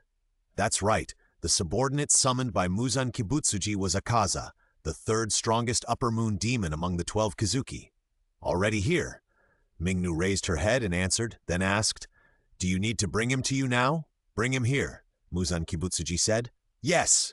Mingnu lowered her head, and then her sharp hook-like fingers plucked the strings of the pipa in her arms. As the sound of the pipa rang out the next moment, the room in front of Muzan Kibutsuji was like a space transformation, instantly turning into a living room. In the living room stood a man with short pink hair, golden eyes, pale skin, and countless dark blue tattoos on his body representing sinners. He was Akaza, the third of the upper rank among the 12 demon moons. "Lord Muzan." After seeing Muzan Kibutsuji Muzan, Akaza immediately knelt on one knee and asked respectfully, "I wonder if you have any instructions for me to come here this time?" Upon hearing this, Muzan Kibutsuji Muzan looked at Akaza with his scarlet eyes. The appearance of Uchiha Madara was reflected in his pupils, imprinted in his mind, and then said, "Remember what this man looks like. He should live near Kyoto now, and I want you to find him. Before you find this man, I allow you to directly command all the demons except the 12 Kizuki. Find him, kill him, and then bring his head to me." Akaza remembered the appearance of Uchiha Madara that Muzan Kibutsuji Muzan had imprinted in his mind, then knelt down and replied respectfully, "Yes, Lord Muzan." Although Akaza was very curious about why Muzan Kibutsuji wanted to kill this man, and he specifically asked him to come and kill him. But Muzan Kibutsuji's orders were absolute to him, and he could not disobey them, let alone question them. So Akaza just had to complete the tasks Muzan Kibutsuji assigned to him. At night, in Kyoto Prefecture, Asakusa Street. Yushiro was walking leisurely on the street, holding 2 half-person-high bags in his hands, which contained the daily necessities he purchased. Yushiro and Tamayo were both ghosts, and they did not need the daily necessities that ordinary people needed. These things were all purchased for Uchiha Madara. Although Yushiro would complain every time he went out to purchase, he would purchase daily necessities according to Uchiha Madara's preferences every time he purchased. Although Yushiro hated Uchiha Madara's indifferent personality to everyone, after all, they had lived together for more than 10 years. In Yushiro's heart, he already regarded Uchiha Madara as a family member. Suddenly, Yushiro stopped at the corner of the street, staring at the 2 figures walking towards him in front of him. It was a boy with dark red hair, a scar on his forehead, and a wooden box on his back. The boy was holding a girl in a pink kimono with a black haori on the outside and a bamboo tube in her mouth. Yushiro smelled the scent of the same kind on the girl. When Yushiro noticed the 2 people, the boy also noticed Yushiro, and immediately recognized Yushiro's identity as a demon. When Yushiro was hesitating whether to ask the boy why he was carrying a demon, the boy suddenly drew his sword and slashed at him. Yushiro stepped back and dodged the boy's slash, only to find that the boy was wearing the uniform of the Demon Slayer Corps under his haori. As a member of the Demon Slayer Corps, you actually bring a demon with you. After Yushiro saw through the boy's identity, his scarlet eyes turned cold and he sneered. "Did you treat her as a plaything? What a bad behavior." The boy was furious when he heard Yushiro's words. He blocked the girl with his body and shouted, "What nonsense are you talking about? This is my sister. Although she has temporarily become like this, I will definitely make her a normal person again. Absolutely." "Sister." Yushiro seemed to be touched when he heard the boy's words. The coldness in his eyes gradually subsided. Then he raised his hand and pointed at the girl demon behind the boy and asked, "Hey, you said you wanted to make your sister, who has turned into a demon, become a normal person again. Are you kidding?" "Who would joke?" Hearing this, the boy's face became even more angry and he shouted, "Nezuko is my only remaining family. Even if it costs my life, I will find a way to make her a normal person again." Risk your life? When Yushiro heard the boy's words, a smile suddenly appeared on his face. Then he turned around and said, "If you really want to turn the ugly girl behind you into a human again, just follow me."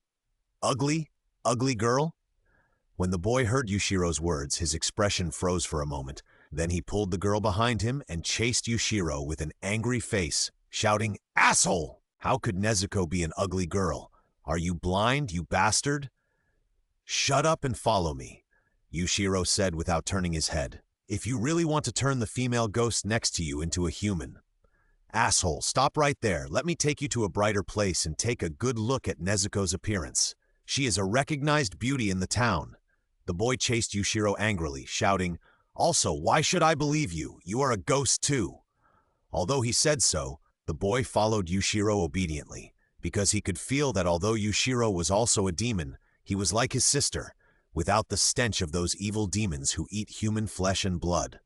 Moreover, the boy was very concerned about what Yushiro said. From what he said, he seemed to know a way to turn a demon back into a human. The boy followed Yushiro all the way to where they lived.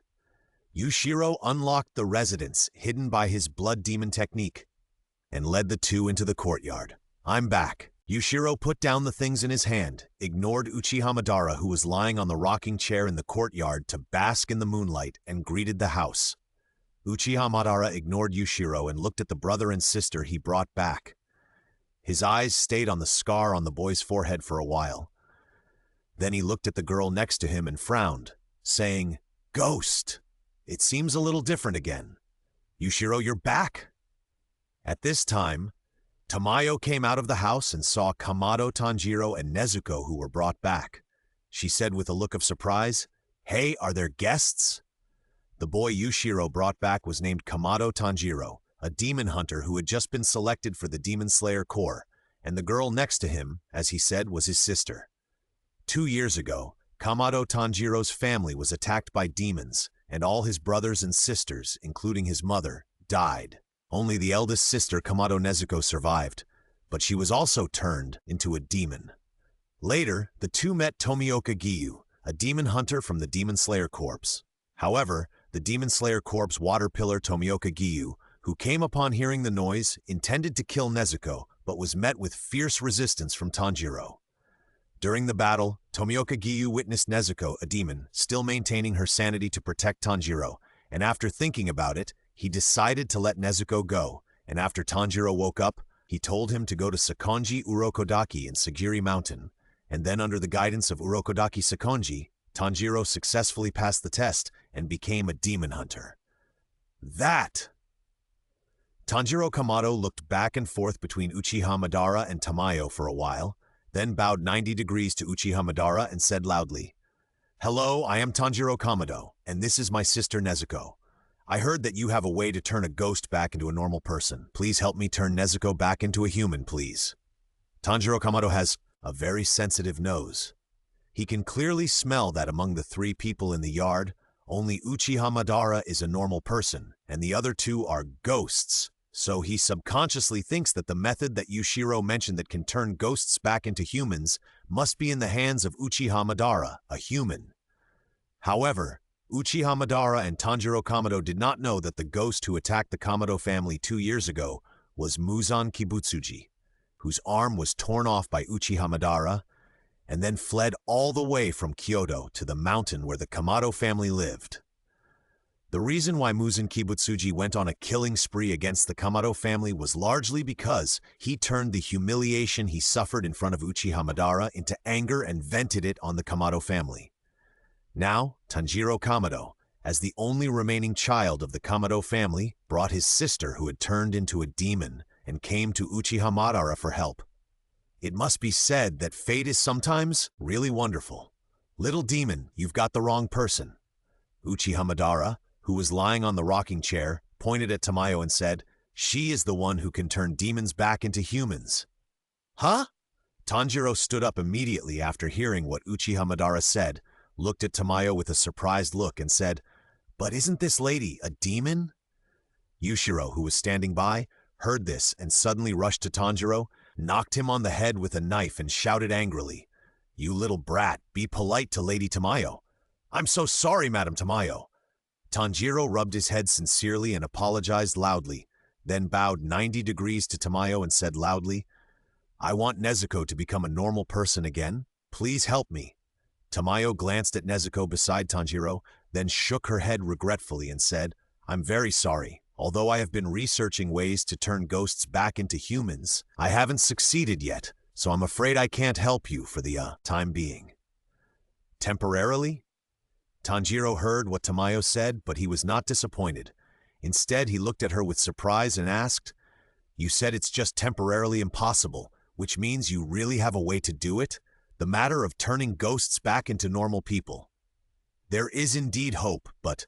As Tamayo spoke, she glanced at Uchiha Madara, who was lying on a rocking chair with his eyes closed, and said, My research has now reached a bottleneck. If I want to make a breakthrough, I must obtain some of Muzan Kibutsuji's blood. But ordinary ghosts only have a very small amount of Muzan Kibutsuji's blood, and ghosts with a large amount of Muzan Kibutsuji's blood must be very powerful. In other words, if you want to get enough blood, you must face those powerful ghosts.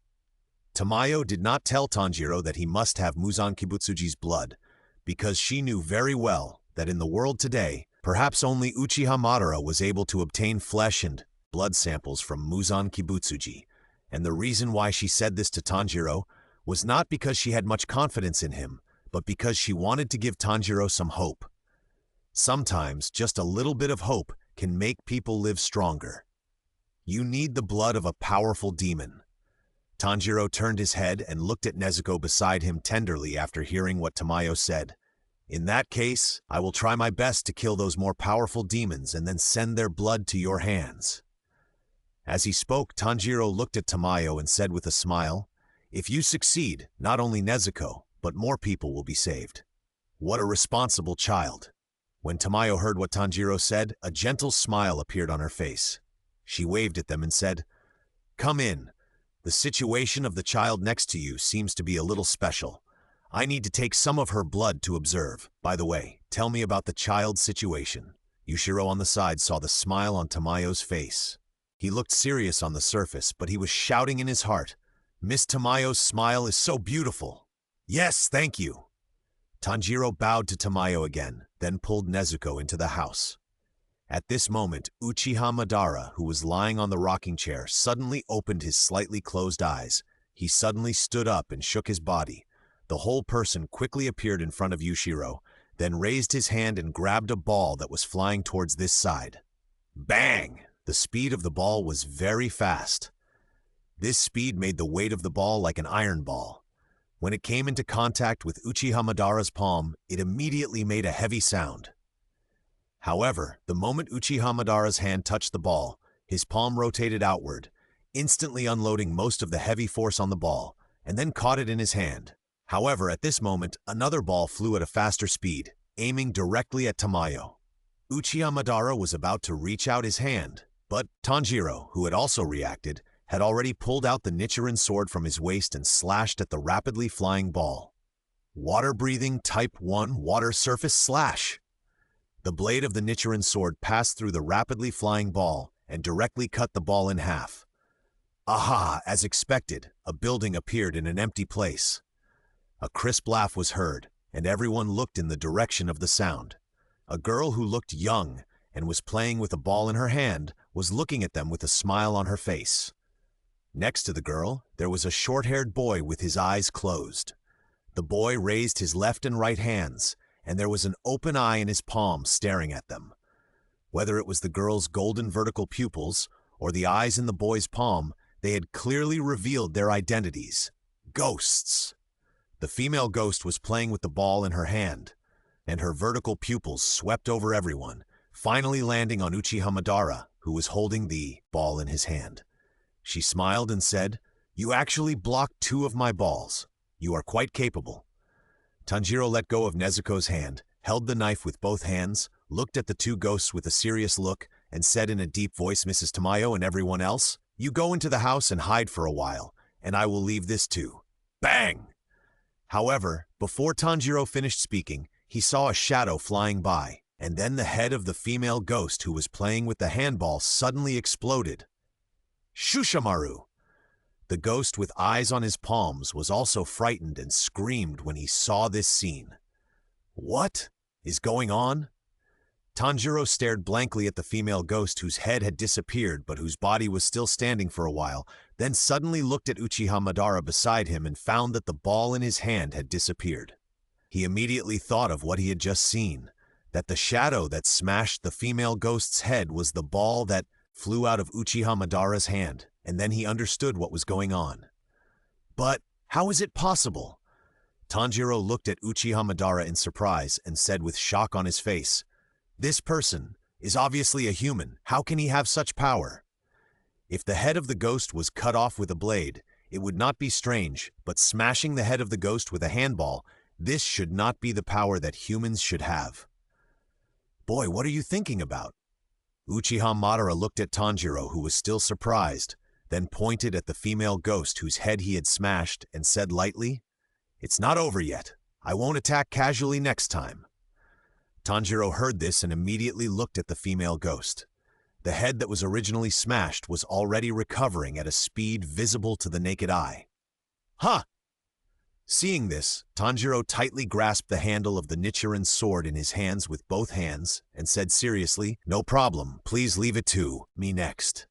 "Bastard beast!" Jushimaru, whose head had recovered, stared at Uchiha Madara angrily and said angrily, "Damn human, you dare to sneak attack me, I will smash you to pieces." After she finished speaking, she raised her hand to grab her collar and pulled off her coat, revealing blue veins on her shoulders. The next moment, 2 arms grew out of her shoulders on both sides, and each of the 6 arms was holding a handball. "Go to hell!" The furious Suzumaru moved all 6 arms at once, and the handballs in his hands flew out like cannonballs, bursting towards Uchiha Madara with a whistling sound of wind. Water-breathing 4th form strike-tide chaos. Tanjiro's figure flashed, blocking in front of Uchiha Madara, and the Nichiren sword in his hand danced, and the blade swung like a tide to cut off all the handballs thrown by Suzumaru. After blocking Suzumaru's handballs, Tanjiro rushed forward, jumped up, and instantly rushed in front of Suzumaru, and the Nichiren sword in his hand slashed at her neck. Water-breathing Type 1 water surface slash. Suzumaru leaned back to avoid Tanjiro's blade, and with her 6 arms and palms, 6 handballs appeared out of thin air in her palms, which she then threw at Tanjiro one after another, shouting, "Don't get in my way! I'm not going to kill you first, you bastard!" Water-breathing Type 1 twisting vortex. Tanjiro, who had not yet landed, waved the Nichiren sword in his hand, swung his arms and twisted the blade violently, swinging out a whirlpool-like slash, knocking away the handballs thrown by Suzumaru one by one, and then landed steadily, staring at her with a firm gaze, and said in a deep voice, "I won't let you hurt anyone until I'm knocked down." "Then kill you first, Yabaha!" Suzumaru shouted angrily, and her 6 arms spread out, and more handballs appeared out of thin air in her palms, which she then threw at Tanjiro. Tanjiro did not choose to take the attack this time. Instead, he dodged the handball with his nimble body and rushed towards Suzumaru. However, just as he was about to rush in front of Suzumaru, a dangerous sound of breaking through the air suddenly came from behind him. It was the handball thrown by Suzumaru before, which was spinning back towards him. Oh no! Tanjiro felt the danger behind him and was about to turn around to resist. At this time, a figure suddenly rushed over from the side, kicked all the handballs spinning behind Tanjiro away, and then stood behind Tanjiro with an angry look. This figure is Nezuko. When she saw her brother was in danger, she rushed up decisively to protect Tanjiro. "Nezuko, thanks to you!" Tanjiro took 2 steps back and stood back to back with Nezuko. He said with a smile on his face, then looked sharply at Yabaha, who was standing beside him, and said in a deep voice, "The balls just now turned back. I'm afraid it was done by that ghost. Be careful." "Awu!" Nezuko, who was biting a bamboo tube in her mouth, made a whimpering sound in response to Tanjiro, and then the brother and sister fought fiercely with the 2 ghosts, Suzumaru and Yabaha. Without a targeted weapon, even if the head is smashed, it is impossible to kill the ghost. Uchiha Madara looked at the 4 figures fighting fiercely, and finally his eyes fell on Tanjiro, and he whispered, "Is the way this boy breathes called water breathing? Although the methods are different, the rhythm seems to have many similarities with the flame breathing of Rengoku Makijuro. However, this boy's breathing, both in terms of rhythm and fluency, is a world away from Rengoku Makijuro. Suddenly, Uchiha Madara stopped talking. His eyes suddenly condensed, and then he looked fiercely towards the night in the distance, where the one who had just keenly felt a dangerous breath could not help but say in a concentrated voice, "There is still a ghost, and it seems to be quite strong. Could it be Muzan Kibutsuji? Oh, did you find me?" In the distance, Akaza, hidden in the night, felt Uchiha Madara's gaze, raised a smile at the corner of his mouth and said, as expected of someone who is concerned by Lord Muzan, he is really perceptive. Such a person should bring me some fun, right? This kind of evil thought is really uncomfortable. Uchiha Madara felt the evil thought emanating from Akaza, who was hidden in the night, and couldn't help but frowned, then said with a little disappointment, "However, isn't this breath Muzan sending his demons to test me?" "Ha!" Still as childish as ever. Uchiha Madara sneered, then retracted his gaze. Here, the battle between Tanjiro and Nezuko's siblings and Suzumaru and Yabaha is about to be decided.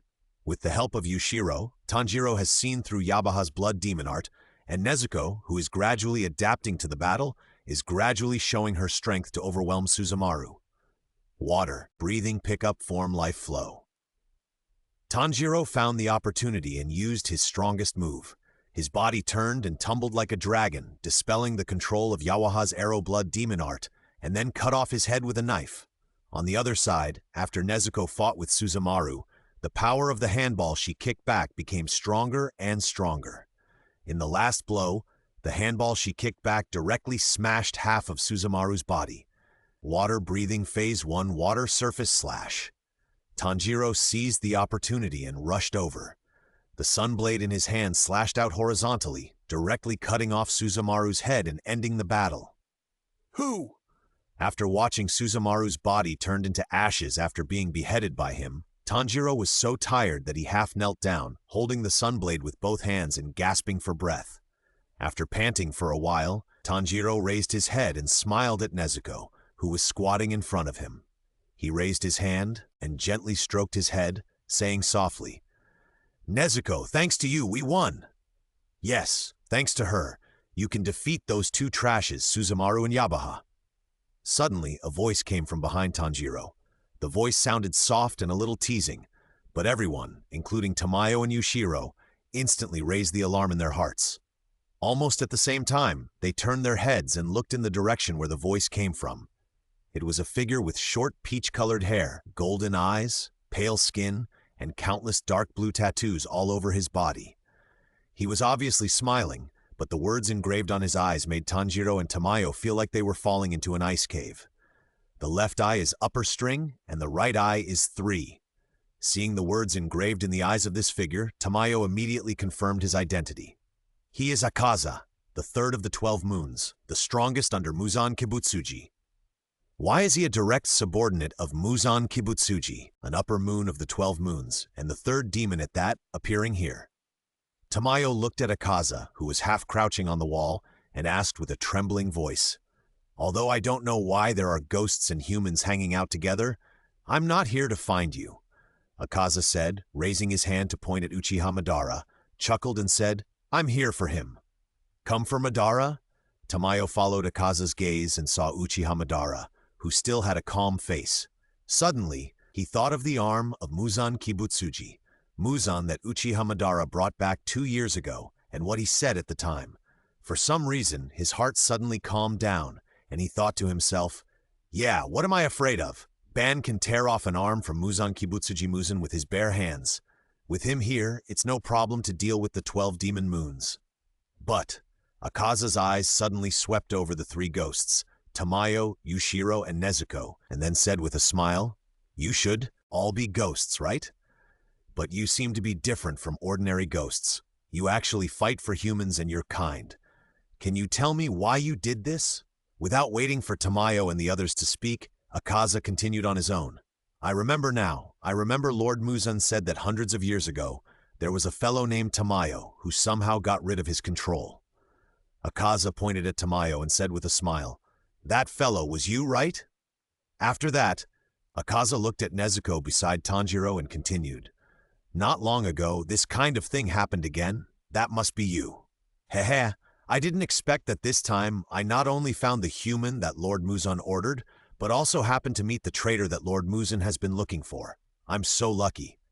Akaza said and suddenly laughed happily, then looked at everyone, and suddenly released a cold, murderous intent from his body, and said, if I can kill you all here, Lord Muzan will definitely reward me. Well, right? Everyone? At this time, Tanjiro suddenly spoke. He was bearing the cold, murderous intent of Akaza, his arms trembling as he raised the Nichiren sword in his hand, turned around and shouted to Uchiha Madara and the others, you go first, I'll hold this ghost. Although Tanjiro could clearly feel the huge gap between himself and Akaza, he still did not retreat, and even wanted to use his life to create an opportunity for Uchiha Madara, Tamayo and the others to escape. Hold me? Akaza was stunned for a moment when he heard Tanjiro's words, and then laughed. Ha ha! You really can make me laugh. As soon as he finished speaking, Akaza's figure suddenly appeared in front of Tanjiro, and his palm swept across his head. So fast! Tanjiro's consciousness could barely keep up with Akaza's speed, but his body was completely unable to react, let alone dodge. However, just as Akaza's hand was about to land on Tanjiro's head, another figure blocked Tanjiro's way at a faster speed, and then Akaza suddenly flew backwards with a look of astonishment. Bang! Akaza's body was hit hard and flew backwards suddenly, and it didn't stop until it smashed the wall. Tanjiro looked at this scene in astonishment, and then stared at the back of Uchiha Madara who was blocking him and said in shock, so strong! Damn, just a human! Akaza stood up from the rubble and walked towards the courtyard step by step. With every step he took, the air around him seemed to drop, and where he walked out, the ground also appeared with tiny cracks, and at this moment, the murderous intent emanating from his body was more piercing than ice. A mere human being actually made me look so ugly. Akaza, exuding a chilling, murderous aura, walked over step by step, his hands clenched tightly and making a crackling sound. He stared at Uchiha Madara with a cold gaze and said in a cold voice, I've decided. I'm going to crush all of you, except your head. Wow. After Akaza finished speaking, he didn't see any movement, but a more fierce, murderous aura surged from his body like a hurricane. Be careful. Seeing this, Tanjiro subconsciously wanted to stand up, but Uchiha Madara held his shoulder and said, Kid, don't be so stubborn. This is not something you can handle. After saying that, he exerted force with his arms and threw Tanjiro backwards.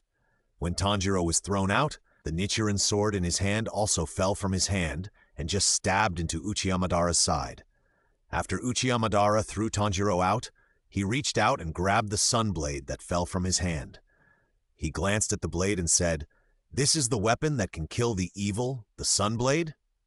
It doesn't seem to be anything special. Ha! Uchiha Madara, holding the sun-wheel sword, took a deep breath, and then his aura changed immediately. The invisible aura rose with the long breath from his mouth, and then spread out like a hurricane. Moreover, this aura easily dispelled the murderous aura released from Akaza. At this moment, Uchiha Madara's figure seemed to suddenly become extremely tall in the eyes of everyone. Especially Akaza. In his eyes, Uchiha Madara at this time seemed to have a huge martial god in armor standing behind him, exuding an indescribable sense of oppression. How is it possible? Akaza, who was originally ready to attack, felt the aura released from Uchiha Madara and couldn't help but feel a sense of fear in his heart. This fear also made him forget to attack for a while. My sun-wheel sword. How could it be? Tanjiro suddenly screamed, looking at the Nichiren sword in Uchiha Madara's hand with an unbelievable look on his face. The color of the originally black blade actually changed. No, it's not the color, but with Uchiha Madara's breathing, Tanjiro's originally black Nichiren sword actually began to appear drops of red like blood on the blade. Drops of red like blood spread on the black blade, and then turned into red magatama that kept appearing, and actually rendered the black blade into blood red. This change also made the Nichiren sword in Uchiha Madara's hand suddenly become weird. How is this possible? Tanjiro looked at the changes in the Nichiren sword in surprise. He had never heard that the Nichiren sword that had been rendered in color would actually undergo such a change. He had never heard of such a thing. Uchiha Madara heard Tanjiro's exclamation and raised the Nichiren sword in his hand again. Looking at the familiar Magatama that appeared on it, a rare smile appeared on his face, and said, "So that's how it is. Will the color of the blade change with different breathing? It's a little interesting. Impossible." At this, Akaza forced himself to suppress the fear in his heart, and then spread his hands in a dancing posture. He could no longer keep a smile on his face and said fiercely, "How can a mere human make me feel this way? It's absolutely impossible. Deploy the technique." Akaza took a stance, and a fierce fighting spirit whistled. At the same time, a 12-cornered snowflake formation appeared under his feet. This is Akaza's blood demon art, with Akaza himself as the core technique. It allows him to sense the opponent's fighting spirit like a compass within the range of the technique deployed under his feet, making his own attacks and evasions as precise as being attracted by a magnet. Destruction killing chaos style.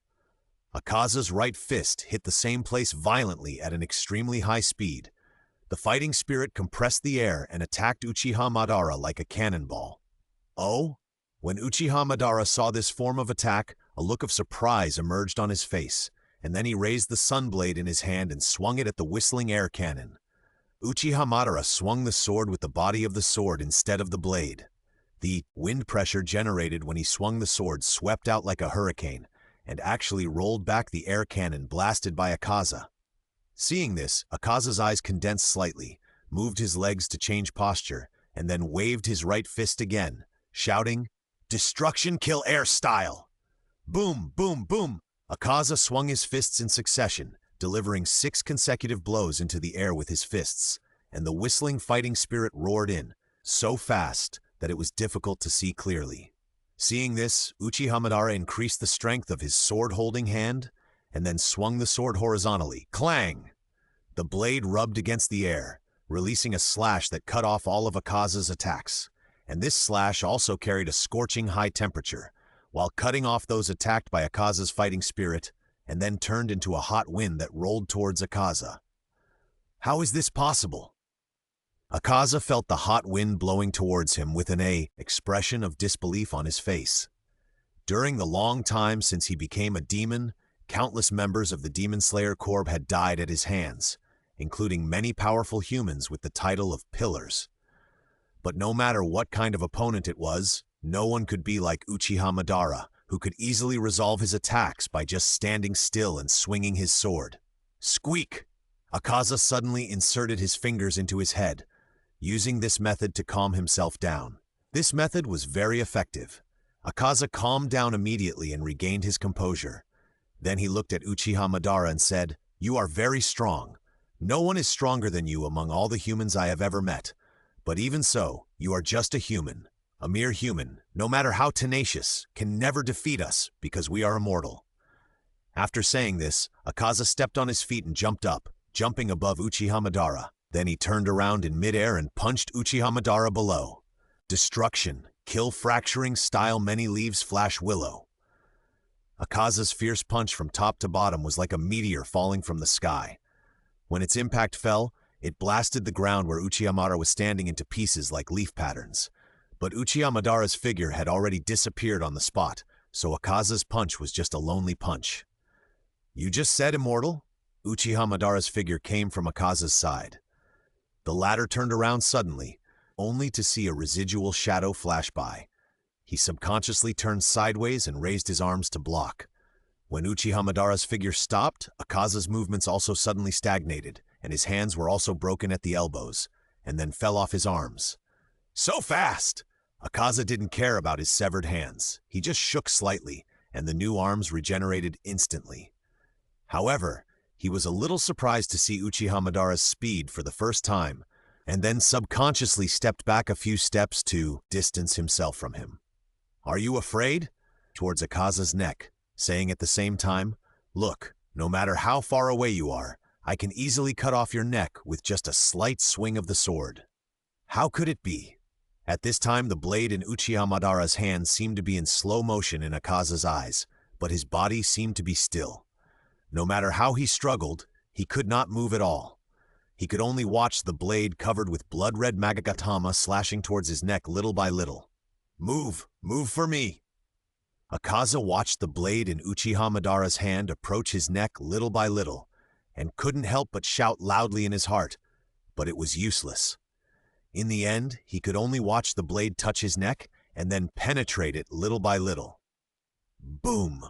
When the Nichiren sword in Uchiha Madara's hand was about to cut off Akaza's neck, Akaza suddenly exploded in despair, and fighting spirit suddenly burst out from his body, forcing Uchiha Madara to interrupt the beheading and step back to avoid this sudden burst of fighting spirit.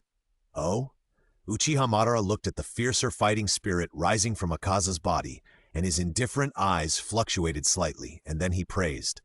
Even if you become a demon, you can't fight the fear of dying, so the explosion in desperation makes your strength stronger? Yes, haha!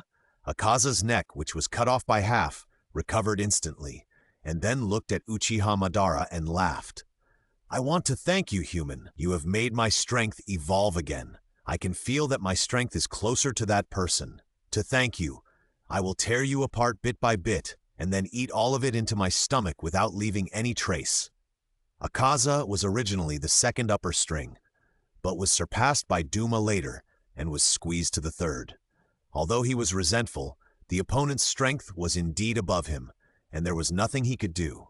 But now, Akaza feels that his current strength is definitely beyond Duma, and it is not certain that he can even reach the person at the top of the upper string demon. What are you excited about? Uchiha Madara's figure flashed, and he appeared in front of Akaza again like a phantom, and the long sword in his hand slashed at him again, just like before. However, unlike before, Akaza reacted in time to Uchiha Madara's blade this time. Ding! Akaza raised his fist and actually blocked Uchiha Madara's blade with his arm, then laughed wildly. Ha ha! I can see your movements completely.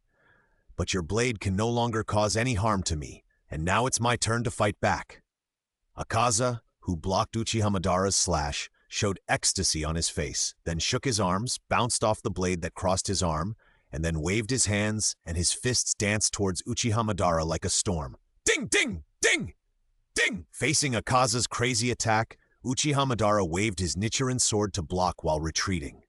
He seemed to be at a disadvantage, but his expression did not change at all.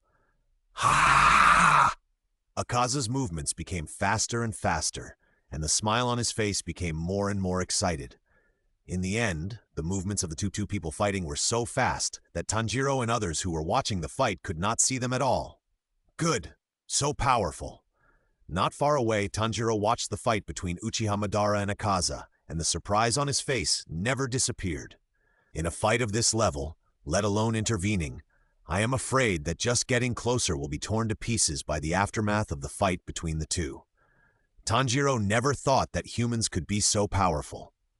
On the other side, Tamayo and Yushiro were shocked when they saw Uchiha Madara show his strength for the first time. It was one thing for them to know that Uchiha Madara had defeated Muzan Kibutsuji, but it was another thing to see the powerful strength that Uchiha Madara showed when fighting against the powerful upper-rank demons. What's wrong? What's wrong? What's wrong? Akaza shook his fist quickly and laughed at Uchiha Madara. Human, your movements are starting to slow down. Are you reaching your limit? I've said it before, it's impossible for a mere human to defeat us. Your fragile flesh and blood bodies are completely... As he spoke, Akaza suddenly saw Uchiha Madara's eyes, and a hint of scarlet rose in his indifferent pupils. The pupils that looked like blood drops and the black Magatama swirled in Uchiha Madara's pupils, just like on his blade. Akaza seemed to see the scene of himself being beheaded. He couldn't help but change his expression suddenly, and then retreated quickly, pulling away from Uchiha Madara. What was that just now? Akaza stared at Uchiha Madara's eyes and found that his pupils had indeed turned red, and there were black Magatama like windmills in them. Those were definitely not the eyes of normal humans. It's not an illusion. His eyes have indeed changed. Akaza looked at Uchiha Madara's eyes and suddenly remembered that when he had challenged the strongest demon, who had stood at the top of the upper demons for hundreds of years, and whose strength was only second to Muzan Kibutsuji, the upper first demon, the Black Death Eyes, after he was defeated, The other party told him not to underestimate humans, because there are also very scary strong people among humans. In the Warring States period, there were some demon-killing swordsmen who had forced their demon king, Muzan Kibutsuji, into desperate situations several times. These swordsmen all had one characteristic, that is, lines similar to demon lines appeared on their faces, and these lines were called marks. Although Kuroshimomo once said that the so-called marks would appear on the swordsmen's faces after awakening, for some reason, Akaza had a strong intuition that the changes in this human's eyes might be related to the marks mentioned by Kuroshimomo. Moreover, Kuroshimomo also said that marks are to increase strength by overdrawing one's lifespan, so swordsmen who awaken marks will not live beyond 25 years old. I see.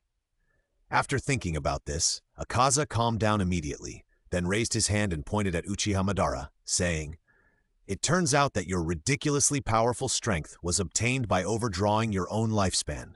With the power gained in this way, even if you defeat me, how long can you live?" As he said that, he raised his hands and made an invitation gesture to Uchiha Madara, saying, "Come to our side. A strong man like you should not be bound by the weak flesh and blood of humans. If you become a ghost, you will have an infinite lifespan and immortal body like me, and you will definitely become stronger." "Is that all your strength just now?" Uchiha Madara did not respond to Akaza's invitation, but stared at him indifferently with his scarlet eyes and said, "If that is all your strength just now, it would be too disappointing. I thought that after you transformed from despair, your strength would increase to what extent, but I didn't expect it to be only this level. My expectations are in vain." Uchiha Madara held the sword in one hand and walked towards Akaza. As soon as he finished speaking, Uchiha Madara suddenly appeared beside Akaza as if he had teleported, and said disappointedly, "If it's just this level, you can't even let me enjoy it. You'll have to pay for this sin with your life." Clang! As Uchiha Madara finished speaking, the Nichiren sword in his hand made a clanging sound, and before Akaza could react, it passed over his neck like a residual shadow. The next moment, Akaza's head, with a stunned expression, was directly separated from his body and thrown high into the air. This picture cannot be wrong. Akaza looked at his headless body in astonishment, and then fell at Uchiha Madara's feet, said, "This picture is the picture of me being beheaded that I saw from those eyes before. So my death has already appeared in his eyes? It's ridiculous to give up human body and only get this level of power." Uchiha Madara looked at Akaza's head that fell at his feet, said disdainfully, and then turned away. With only this level of strength, he actually tried to lure him into becoming a devil that eats the flesh and blood of his own kind and fears the sun. It's ridiculous. Is it ridiculous? Although Akaza's head was cut off, he was not completely dead yet. He raised his eyes and looked at Uchiha Madara's back with a hint of self-mockery on his face and said, "I thought I could reach you, but I didn't expect that in the end I couldn't even see how you swing the sword. After all, I'm just—" Before Akaza finished his words, his head and body turned to ashes and disappeared completely. Win? Win? When Yushiro saw Uchiha Madara walking towards them, he realized that the powerful upper-rank ghost had been killed, and then he suddenly shouted, "Ah, I forgot to collect blood!" After shouting, he ran to the place where Akaza's body disappeared and looked carefully, then ran to Uchiha Madara with a face of blame and shouted loudly, "Madara, you idiot! This is an upper-rank ghost. Why don't you collect his blood before killing him? What a waste!" Uchiha Madara glanced at him speechlessly, then ignored him, then threw the Sunwheel sword in his hand to Tanjiro and said, "Young man, I'll give you your sword back." "Oh! Oh!" Tanjiro was stunned for a moment, then hurriedly caught the Sunwheel sword thrown by Uchiha Madara, hesitated for a while, then looked at Uchiha Madara and asked, "Excuse me, are you also a senior of the Demon Slayer Corps?" At this time, in Tanjiro's cognition, humans who know the breathing method should be related to the Demon Slayer Corps. Even if they are not formal members of the Demon Slayer Corps, they must have some connection with the Demon Slayer Corps. Uchiha Madara is so powerful, he should also be a senior of the Demon Slayer Corps? Not really. Uchiha Madara shook his head directly. Isn't it? Tanjiro heard Uchiha Madara's answer, and a look of surprise appeared on his face. He asked again, "Then your breathing method is?" Halfway through the question, Tanjiro suddenly realized that he seemed to be a little presumptuous and immediately stopped talking, then bowed to Uchiha Madara and apologized. "I'm very sorry, I was presumptuous." Uchiha Madara glanced at him, said nothing, and then turned back to the house. After the battle just now, Uchiha Madara felt that his body seemed to have undergone some changes. In addition to something in his eyes, the organs in his body seemed to be accelerating the failure. He needed to study why his body had such changes. Tanjiro-kun, Madara's breathing method was not taught by others, but was created by himself. After Uchiha Madara left, Tamayo came to Tanjiro and explained to him the origin of Uchiha Madara's breathing method, and told Tanjiro the name of the breathing method used by Uchiha Madara. Uchiha Madara called it Uchiha breathing. Hey, just by watching other people's breathing methods, he learned their breathing methods, and then improved them into breathing methods that suit him. After hearing what Tamayo said, Tanjiro's face was full of shock, and he said in disbelief, "Actually, he can even do such a thing. Is Mr. Madara really a genius?" "Ha!" Yushiro snorted coldly after hearing what Tanjiro said, and said, "Although that guy is a little cold, his talent cannot be described by the word genius. A few years ago, he beat Muzan Kibutsuji away with his bare hands." Bare hands? Tanjiro almost choked to death when he heard what Yushiro said. After he reacted, he immediately asked, "Wait, are you saying that Mr. Madara once met Muzan Kibutsuji?" Yushiro raised his chin. Although he didn't say anything, the expression on his face seemed to say, "Basic operation, no need to be surprised." He was able to defeat Muzan Kibutsuji with his bare hands. Tanjiro raised the Nichiren sword in his hand, which had turned back to black, and whispered, "So Mr. Madara's strength is indeed not something that can be described by the word genius." He had never heard that the Nichiren sword, which had already changed color, could change to another color after being held by someone else. "Tanjiro-kun." At this time, Tamayo spoke again, looked at Tanjiro, and asked, "Did you notice Madara's eyes just now? I would like to ask you, are there people like Madara in the Demon Slayer Corps whose eyes will change after fighting with demons?" Uchiha Madara's eyes suddenly turned into Sharingan, and Tamayo naturally noticed it. Although she knew that some swordsmen in the Demon Slayer Corps would have lines similar to demon patterns on their cheeks after becoming as powerful as Sugakuni Yoriichi, she had never heard of anyone's eyes changing. Not even Sugakuni Yoriichi. Tamayo didn't know what kind of consequences Uchiha Madara's change would bring, but she always had a bad premonition, which was why she took the initiative to tell Tanjiro about the origin of the breathing method used by Uchiha Madara. Just to get information from Tanjiro about the changes in Uchiha Madara's eyes. Eyes? Tanjiro heard Tamayo's words, and then he remembered that Uchiha Madara's eyes seemed to have turned red after the battle with Akaza. But at this time, Tanjiro was just a newcomer in the Demon Slayer Corps, and he didn't even know about full concentration breathing, let alone information at the level of marks. Infinite Castle. Muzan Kibutsuji, who was studying medical skills, suddenly fixed his eyes as if he sensed something.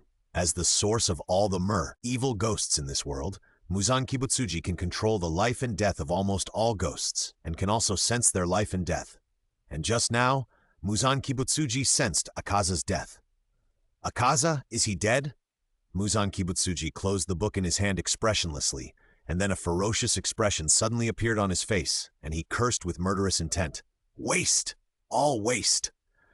Muzan Kibutsuji was angry not only because of Akaza's death, but because Akaza's death really proved the strength of Uchiha Madara, and this proof also meant that there really was another human as strong as Yoriichi Tsugakuin in this world. A human who was strong enough to threaten his life. Damn it! Damn it! Damn it! Muzan Kibutsuji was furious, and the images of Yoriichi Tsugakuin and Uchiha Madara kept appearing in his mind. He wanted to go out immediately, tear Uchiha Madara into pieces, and then eat him. But he didn't dare. But Muzan Kibutsuji was even more unwilling. Did he have to hide in this infinite city for decades like hundreds of years ago, and wait until Uchiha Madara died of old age before going out? No, this kind of shame must never be repeated again. Muzan Kibutsuji thought for a long time, and felt that he could not repeat the mistakes of the past, and then called out in a deep voice, "Mingnu, come to see me." Jeng! Accompanied by the sound of the pipa, Mingnu's figure appeared in front of Muzan Kibutsuji and said respectfully, "Lord Muzan, what do you want?" Muzan Kibutsuji pondered for a while and said in a deep voice, "Call all the 12 demons to see me. I have something to give them to do. All." Mingnu was stunned for a moment when she heard Muzan Kibutsuji's order, and then immediately lowered her head and replied, "Yes, Lord Muzan." In the room, Uchiha Madara stood in front of the mirror, looking at the Sharingan in his eyes, and was puzzled. At this time, his eyes had become like Sharingan, but he had no ability of Sharingan at all, and even his vision was weakened a little. It seems that the weakening of the body is also related to the changes in these eyes. Uchiha Madara raised his hand and gently placed it on his cheek, then looked at the Sharingan in his eye sockets in the mirror, and suddenly laughed, saying, "This change is really ironic." Uchiha Madara had long known that the breathing method he had researched would put a great burden on the body, but he did not expect that excessive use of that breathing method would cause such changes in his eyes, and in his opinion, the way this Sharingan appeared was simply a mockery of his weak body. Uchiha Madara put down his palm, pressed it on the position of his heart for a while, and then whispered, "Now this body has a lifespan of at most 5 years, or perhaps even shorter, but this seems not bad." Uchiha Madara had long been tired of this world. If the system had not allowed him to end his life in any form, he would have left this boring world long ago. When Uchiha Madara discovered that the breathing method he created would put a huge burden on his body, he thought about whether he should try to hunt down Muzan Kibutsuji. While helping Tamayo fulfill her wish, he could also speed up his process of leaving this world. But at that time, Uchiha Madara estimated Muzan Kibutsuji's strength and found that if he really found him and fought him, he might have knelt before his body was overdrawn. After all, in Uchiha Madara's eyes, Muzan Kibutsuji was too weak. It is definitely not allowed to let him go in the battle and die together. That is suicide. Although he doesn't know what the punishment of the system is, he doesn't want to and doesn't need to try it if it is not necessary.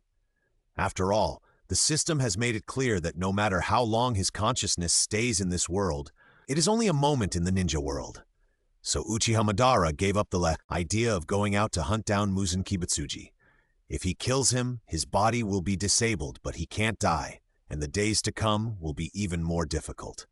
But now, Uchiha Madara found that the breathing method he created overdrafted not only the body, but also the lifespan. Then things would be much easier. Tanjiro Kamado and his sister Nezuko Kamado stayed at Tamayo's place for 3 days. During this time, Tamayo was very surprised when Tanjiro said that Nezuko could recover her physical strength by sleeping without eating human flesh and blood, and that she also got rid of Muzan Kibutsuji's control in this way, and then she drew some of Nezuko's blood for research. During this period, every time Tanjiro saw Uchiha Madara, he would hesitate for a moment, but in the end, he would walk away without saying anything. Uchiha Madara could of course guess what this kid was hesitating about, but he didn't care. He didn't notice it until the other party spoke. "It's incredible."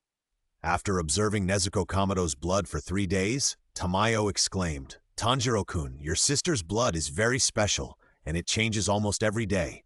Tamayo did find something special in Nezuko's blood, and found that Nezuko's blood was still changing.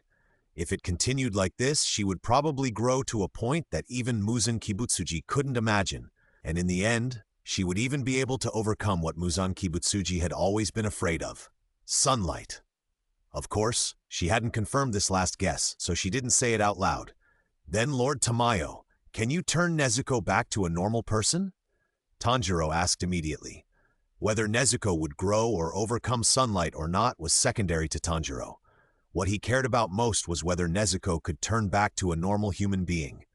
"I'm sorry, but this is the only thing I can't do right now." Tamayo shook her head, then glanced at the dazed Nezuko beside Tanjiro and said, "If I can get some more of Muzan Kibutsuji's blood, I might be able to find a way." Tamayo herself now regretted it a little. In the past 2 years, because she was eager to research a way to turn Yushiro back into a normal human, she used up all the flesh and blood of Muzan Kibutsuji's arm, that Uchiha Madara brought back in a large number of experiments. If there was even a little bit of Muzan Kibutsuji's flesh and blood sample left at this time, combined with Nezuko's special blood, perhaps she could make further progress in this research, and even achieve important results. If there is no other way out, I will try my best. Tanjiro gently stroked Nezuko's hair lying beside him and said with a smile, "If Miss Tamayo can really make that kind of medicine, in addition to Nezuko, more people will be saved." Tamayo saw Tanjiro's gentle smile and nodded with a smile and answered affirmatively, "Yes." The next day, Tanjiro was ready to say goodbye to Tamayo and embark on the journey of hunting ghosts again. However, before leaving, Tanjiro finally made up his mind and came to Uchiha Madara, ready to ask how to make himself stronger. "You can't use my breathing." Uchiha Madara looked at Tanjiro with an expectant face, pondered for a while, and said, "You already have a set of breathing engraved in your subconscious mind, and that breathing method is not the breathing method you use to fight now." Uchiha Madara didn't want to teach Tanjiro his own Uchiha breathing, but he discovered it when Tanjiro was fighting the ghost yesterday. Although this kid used a set of breathing techniques called water breathing when fighting demons, when he encountered a fatal crisis, his breathing method would immediately change to another more powerful breathing method. Seeing this change in Tanjiro, Uchiha Madara knew that this kid must have learned another breathing method before learning water breathing, and that breathing method has been deeply engraved in his subconscious. In this case, if Tanjiro is learning his Uchiha breathing, the two breathing methods will not switch smoothly, which will immediately cost him his life and his lungs will explode. Another breathing method? Tanjiro was a little confused when he heard Uchiha Madara's words.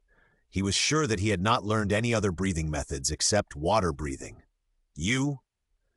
Uchiha Madara wanted to explain to Tanjiro, but after thinking about it, he felt that it was too troublesome to explain, so he said to him, "You try to attack me." "Attack you?" Tanjiro heard Uchiha Madara's words and looked at his bare hands. He wanted to remind Uchiha Madara, but when he thought of the powerful scene when Uchiha Madara killed the upper-ranked demon, Tanjiro drew out the Nichiren sword with a serious face and said in a serious voice, "Mr. Madara, you should be careful." After that, Tanjiro rushed towards Uchiha Madara in one step, and suddenly jumped up when he got close, and then swung the Nichiren sword in his hand with force, and the blade started to cut straight from the plane. Water-breathing first form water surface slash. Uchiha Madara leaned back and just avoided Tanjiro's blade, then stretched out his arm and his palm instantly stuck to Tanjiro's chest. Bang! Uchiha Madara exerted force from his palm, instantly knocking Tanjiro flying. Tanjiro flew backwards and landed on the wall in the distance. He pushed hard with his feet and rushed back quickly. Water-breathing Type 2 water wheel. Tanjiro's figure flipped in the air, and the blade in his hand released a circular slash, slashing towards Uchiha Madara like a rotating water wheel. Uchiha Madara's figure swayed, avoiding Tanjiro's slash, then turned around and swung his hand, hitting Tanjiro's back with the back of his hand, causing his breathing to suddenly pause. "Cough! Cough!" Tanjiro, whose breathing was disrupted, coughed violently as if he had choked on water, but he quickly adjusted his breathing, then turned around suddenly, holding the sunblade tightly with both hands, turned around and attacked Uchiha Madara fiercely. Water-breathing Type 4 striking tide. When Tanjiro swung the Nichiren sword in his hand, it made a sound like the waves hitting the shore, and the blade was like the tide, launching a series of stronger and stronger attacks towards Uchiha Madara. Uchiha Madara retreated again and again, easily dodging Tanjiro's fierce attacks. When his attack was about to stop, he suddenly rushed forward and punched Tanjiro in the lung area of his chest. Wow! Tanjiro was almost suffocated by Uchiha Madara's attack, but Uchiha Madara did not give him time to respond, and kicked him hard on the other side of his chest in the lung area. This time, Tanjiro was really suffocated. The pain of the heavy blow to his lungs made him almost forget to breathe. His head and ears were full of harsh, buzzing sounds. In his blurred vision, Tanjiro saw Uchiha Madara's attack coming again, and his pair of scarlet eyes were full of indifference. "Are you going to die? Mr. Madara's eyes, is he really going to kill me?" Such a thought flashed through Tanjiro's mind, and then time seemed to suddenly stop. In his mind, he suddenly recalled the scene of following his father to dance the Kagura dance when he was a child and praying to Lord Kagami. Following the scene in his mind, Tanjiro instinctively tightened the Nichiren sword in his hand. The next moment, his breathing pattern suddenly changed, and as Tanjiro's breathing changed, the blade of the Nichiren sword in his hand also had a faint red color like flame. This color was very light and fleeting, but Uchiha Madara still caught it. The color change of the blade just now does not seem to be entirely caused by the change of breathing method. Uchiha Madara thought to himself, and then wrote down this change: the Fire God Kagura Round Dance. Tanjiro swung his sword suddenly, slashing forward with an arc of flames, forcing Uchiha Madara back, then half knelt on the ground and gasped. Hoo-ha! Hoo-ha! Tanjiro breathed deeply, his eyes full of heat. When his breathing became smooth, he stood up, looked at his palms, and said excitedly, "So that's how it is! So that's how it is! It turns out that the Kagura dance that my father prays to the god of fire every year is actually a breathing method." At this moment, Tanjiro finally understood why Uchiha Madara said that there was another breathing method engraved in his instincts in his subconscious. It turned out that what Mr. Madara said was true. The Kagura dance that their family has been passing down is actually another breathing method that is more powerful than the breathing of water. After the excitement, Tanjiro suddenly bowed to Uchiha Madara and said sincerely, "Mr. Madara, thank you for your teaching." Uchiha Madara waved his hand and said, "This breathing method is very strong. You can't control it with your current physique. If you want to truly master it, you still need to work hard to practice." After that, he left without looking back. With the help of Uchiha Madara, Tanjiro Kamado recalled the breathing method of Fire God Kagura and left with Nezuko. After the brother and sister left, Uchiha Madara and Tamayo lived a peaceful life again. After leaving Tamayo's residence, Tanjiro also continued his journey of fighting ghosts. He first killed the predecessor of the Lower Moon 6, Hibiki, at the Demon House, and then met the Lower Moon 5, Rui, among the 12 demon moons at Nada Spider Mountain, and then killed him with the new breathing method, Fire God Kagura, which he had gradually mastered. However, after the battle at Nada Spider Mountain, Tanjiro was almost killed by the insect pillar, Shinobu Kocho, who arrived later because he was carrying Nezuko, a demon. Fortunately, the water pillar, Jiu Tomioka, who followed closely, arrived in time and saved them. However, even with the water pillar's guarantee, Tanjiro Kamado's bringing his demon sister was still a crime in the eyes of the Demon Slayer Corps. Then, the siblings were taken to the headquarters of the Demon Slayer Corps to be judged by the head of the Demon Slayer Corps and the Pillars. As a member of the Demon Slayer Corps, but in the company of demons, this is something that has never happened in the long history of the Demon Slayer Corps and is absolutely intolerable. During the trial, the Pillars of the Demon Slayer Corps had a strong hostility towards Nezuko, who was a demon, and felt that it was nonsense that Nezuko would not eat humans after becoming a demon. Among them, the Wind Pillar, Fuzugawa Miya, directly drew his sword and wanted to kill Nezuko on the spot. In order to protect Nezuko, Tanjiro drew his sword without hesitation and fought against the Wind Pillar, Fushigawa Sani, and the Snake Pillar, Iguro Obanai. Although Tanjiro Kamado surprised the other pillars with his strength displayed by Fire God Kagura, he was still defeated by the powerful pillars and was subdued in a few rounds. Fortunately, the water pillar, Tomioka Giyu, who had helped the siblings, showed up in time, and he brought a letter of guarantee from the former water pillar, which gave Nezuko a chance to prove herself. Then, under the witness of the Demon Slayer Corps head, Ubuyashiki Yoya, and the 9 pillars, Nezuko proved her strong will not to eat humans and saved her life. Although Nezuko proved that she could restrain her desire to eat people, she still did not get the recognition of all the pillars, but she saved her life after all. After Nezuko's problem was solved, Ubuyashiki Yoya asked Tanjiro about the origin of Fire God Kagura. But Tanjiro Kamado himself was not very clear about the origin of this powerful, breathing method inherited from his father. However, after hesitating for a long time, Tanjiro revealed the existence of Uchiha Madara and Tamayo, and emphasized the strength of Uchiha Madara, and his record of easily killing upper-rank 3 Yakuza. However, the pillars of the Demon Slayer Corps did not believe Tanjiro's words, thinking that he must have made a mistake. In the understanding of the pillars, it takes at least several pillars to join forces to kill the upper-rank demons. A single person, even against the weakest number of the upper-rank demons, the strongest of all the pillars, Rock Pillar, Sadness Island Jaime, might be able to win, but it is impossible to kill alone, let alone the 3 whose strength is also in the upper reaches of the upper-rank demons. After being told this by the pillars, Tanjiro himself was a little doubtful whether he had seen it wrong at the time, but he remembered that Tamayo said that Uchiha Madara had defeated Muzan Kibutsuji with his bare hands several years ago and left the opponent with one arm. Tanjiro wanted to tell this, but when the words came to his lips, he remembered that Tamayo had said in a casual conversation that compared to revenge on Muzan Kibutsuji, she now hoped to live a quiet life with Mr. Madara and Yushiro, so he did not tell this.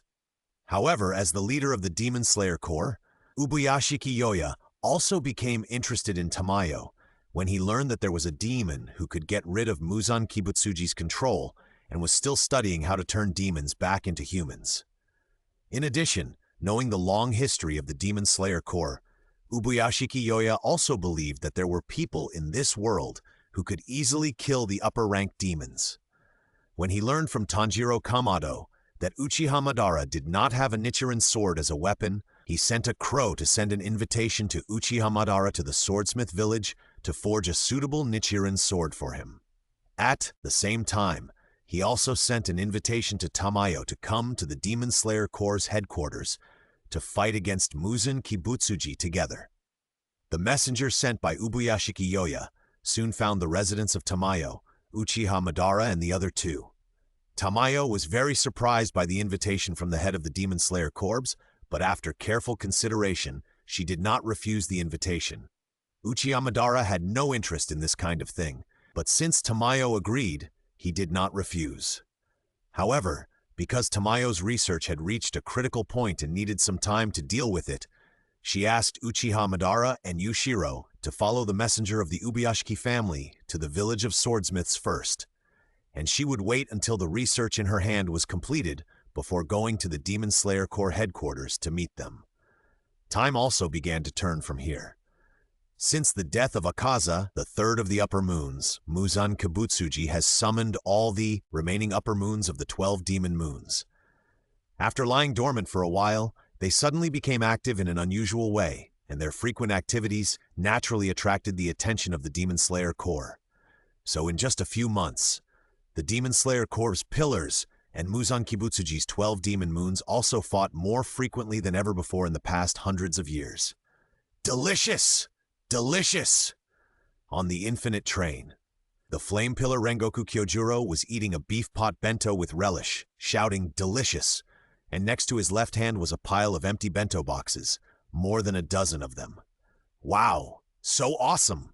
On the side, Tanjiro and Agatsuma Zenitsu looked at Rengoku Kyojuro, who had eaten more than a dozen and was currently finishing the last beef pot bento, with surprise on their faces.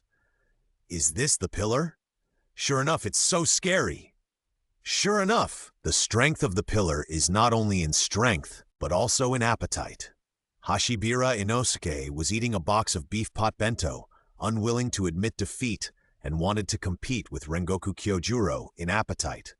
Because there was a suspected case of demons eating people on this train called Infinity, and more than 40 people disappeared in a short period of time, including several members of the Demon Slayer Corps who came to investigate. The situation was very serious, so the Demon Slayer Corps headquarters sent one of the 9 pillars, the Flame Pillar Rengoku Kyojuro, to deal with it personally. Tanjiro Kamado, Zenitsu Agatsuma, and Inosuke Hashibira were ordered to assist Kyojuro Rengoku in handling the missing persons case on the Infinite Train because they were close to each other. The boy from Kamado. After finishing his last lunchbox, Kyojuro Rengoku put down the empty lunchbox in his hand, looked at Tanjiro Kamado standing next to him, and said loudly, "Come and be my stepson. You have great talent. I will train you personally." The so-called stepson is a member of the Demon Slayer Corps who is personally trained by the pillars of the Demon Slayer Corps. As long as such a member grows up, he will basically get the title of the new pillar. Those who can be favored by the pillars must have considerable talent, and ordinary people cannot be elected. Although Kyojuro Rengoku opposed Tanjiro Kamado's bringing his sister, who had turned into a demon during the trial of the pillars not long ago, he immediately expressed his understanding after Nezuko proved that she had the self-control not to harm humans. Moreover, whether it was the strength and potential shown by Kamado Tanjiro during the recent trial of the pillars, or the strength of killing the lower 5 of the 12 demon moons alone earlier, it shows that he is a talent worth cultivating. Rengoku Kyojuro, who sincerely hopes that the Demon Slayer Corps will become stronger, wants to see potential members like them grow up, so he said that he would train Kamado Tanjiro as his stepson. Ha! Kamado Tanjiro was caught off guard by Rengoku Kyojuro's sudden invitation, but before he could answer, a low and weak voice interrupted his thoughts. Please show me your ticket. A conductor with his head down and his hat brim covering most of his face was checking tickets, and with the arrival of this conductor, the surroundings seemed to suddenly become quiet, and the passengers whose tickets were checked fell asleep strangely. What? Tanjiro Kamado and the other two had never taken a train before, so they didn't understand what ticket checking meant. The conductor will come and check each passenger's ticket, and then check the ticket. Rengoku Kyojuro explained to Tanjiro Kamado while taking out his own ticket and handing it to the conductor. Oh! After listening to Rengoku Kyojuro's explanation, Tanjiro Kamado and the other two also took out their own tickets and handed them to the conductor. Checked. After the conductor checked the tickets of the 4 people, he looked up, revealing an unusually haggard face, and at the same time, the lights on the top of the carriage suddenly began to flicker. When Tanjiro Kamado saw the conductor's unusually haggard face, he suddenly had a bad premonition in his heart and whispered, "What is this bad smell? Mr. Conductor, it's very dangerous here. Please step back." At this time, Rengoku Kyojuro suddenly stood up, blocked the seemingly abnormal conductor behind him, and then revealed the Nichiren sword under his robe, saying, "Also, the situation is urgent. Please don't ask about me carrying a sword on the train." Mr. Rengoku. Tanjiro Kamado saw this and was about to ask what was going on. At this time, the carriage suddenly went dark, and when the lights came on again, a huge and ferocious figure suddenly appeared at the end of the carriage. This figure was squatting with one hand on the ground and was much taller than a normal person. There were many sharp spikes on his bare body. More importantly, there were 2 distorted faces on his face, making it look even more ferocious. There is no doubt that this is an evil ghost. Ah! Wow! The passengers around them screamed in fear when they saw the evil ghost suddenly appear. Such a huge body, I didn't even notice it. Is it a blood demon technique to hide its breath? Rengoku Kyojuro drew his sword and looked at the evil ghost who appeared, saying without changing his expression, "However, since you dare to show your fangs to innocent people, then this bright red blade in my hand will definitely make you turn into ashes." As soon as he finished speaking, Rengoku Kyojuro's figure turned into a flash of fire and flashed across the carriage. In an instant, he rushed to the face of the evil ghost and then drew the blade in his hand. Flame-breathing one type Shiranui.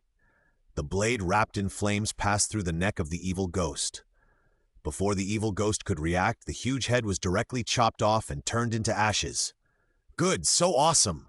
Tanjiro Kamado looked at Rengoku Kyojuro, who easily killed the evil spirit, and said excitedly, "Brother Rengoku is so awesome. Please accept me as your apprentice and teach me swordsmanship."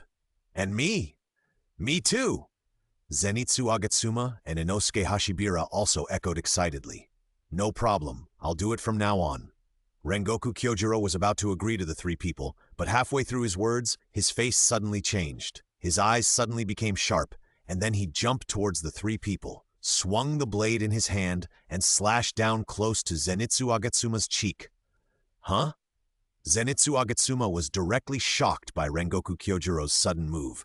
His eyes rolled back and he fainted.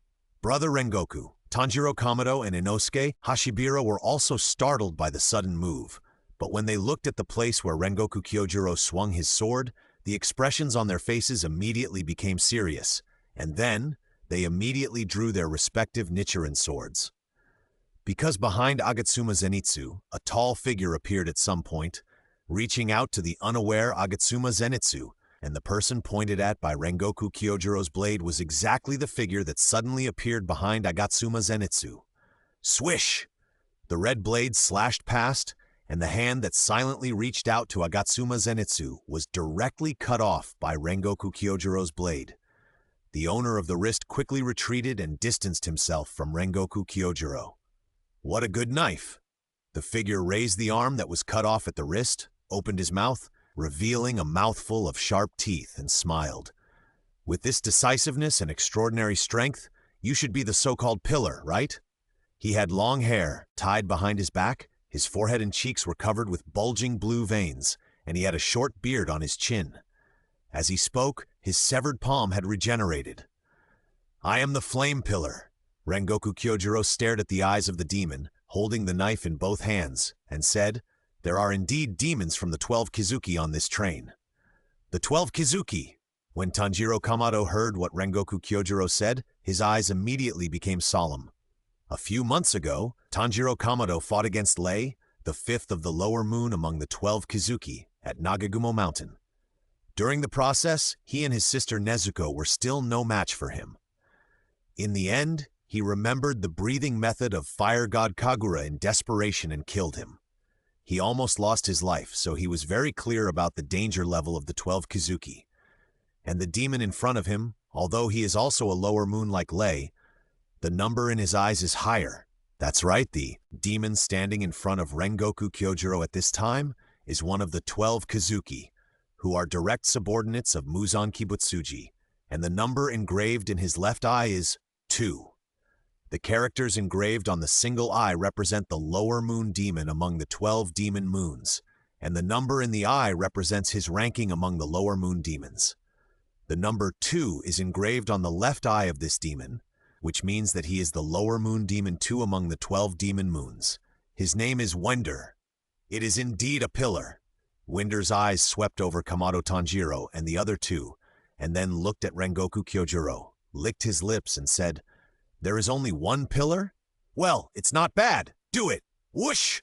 As Wender's voice fell, 2 sounds of breaking through the air suddenly came from behind Rengoku Kyojuro and the others, and along with the sounds of breaking through the air came a despicable sneak attack.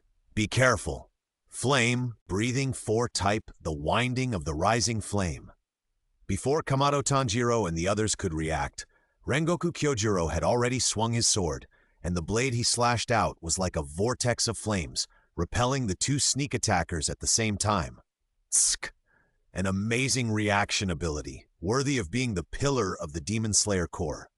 The repelled attackers fell on the backrests of the seats on both sides of the carriage, one with an unhappy look on his face, while the other praised him with a look of vigilance. The unhappy demon was a male with an X-shaped scar on his forehead and both sides of his face. The other was a female demon with white hair, double horns on her forehead, red whites of her eyes, purple pupils, and symmetrical red lines on her face.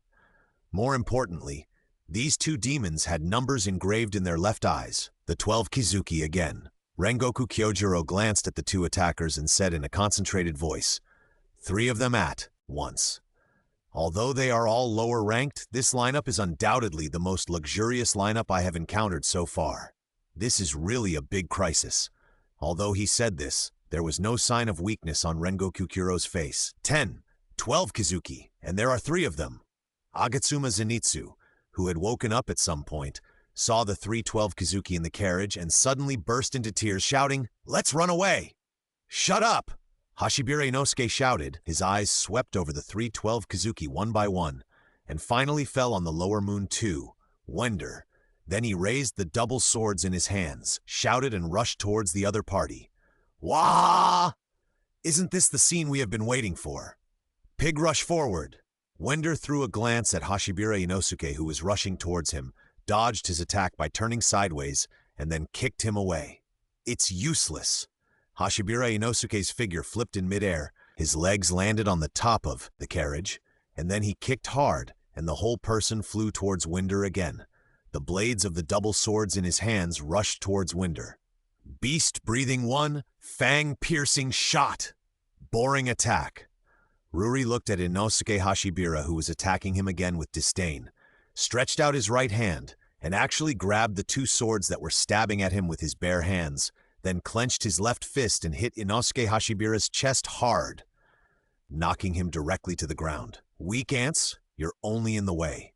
After Ruri knocked Inosuke Hashibira down, he put his right palm together, and his long and sharp nails stabbed at the latter's heart like a blade. Water-breathing Form 1 Water Surface Slash. Thunder-breathing Form 1 Thunderbolt Flash.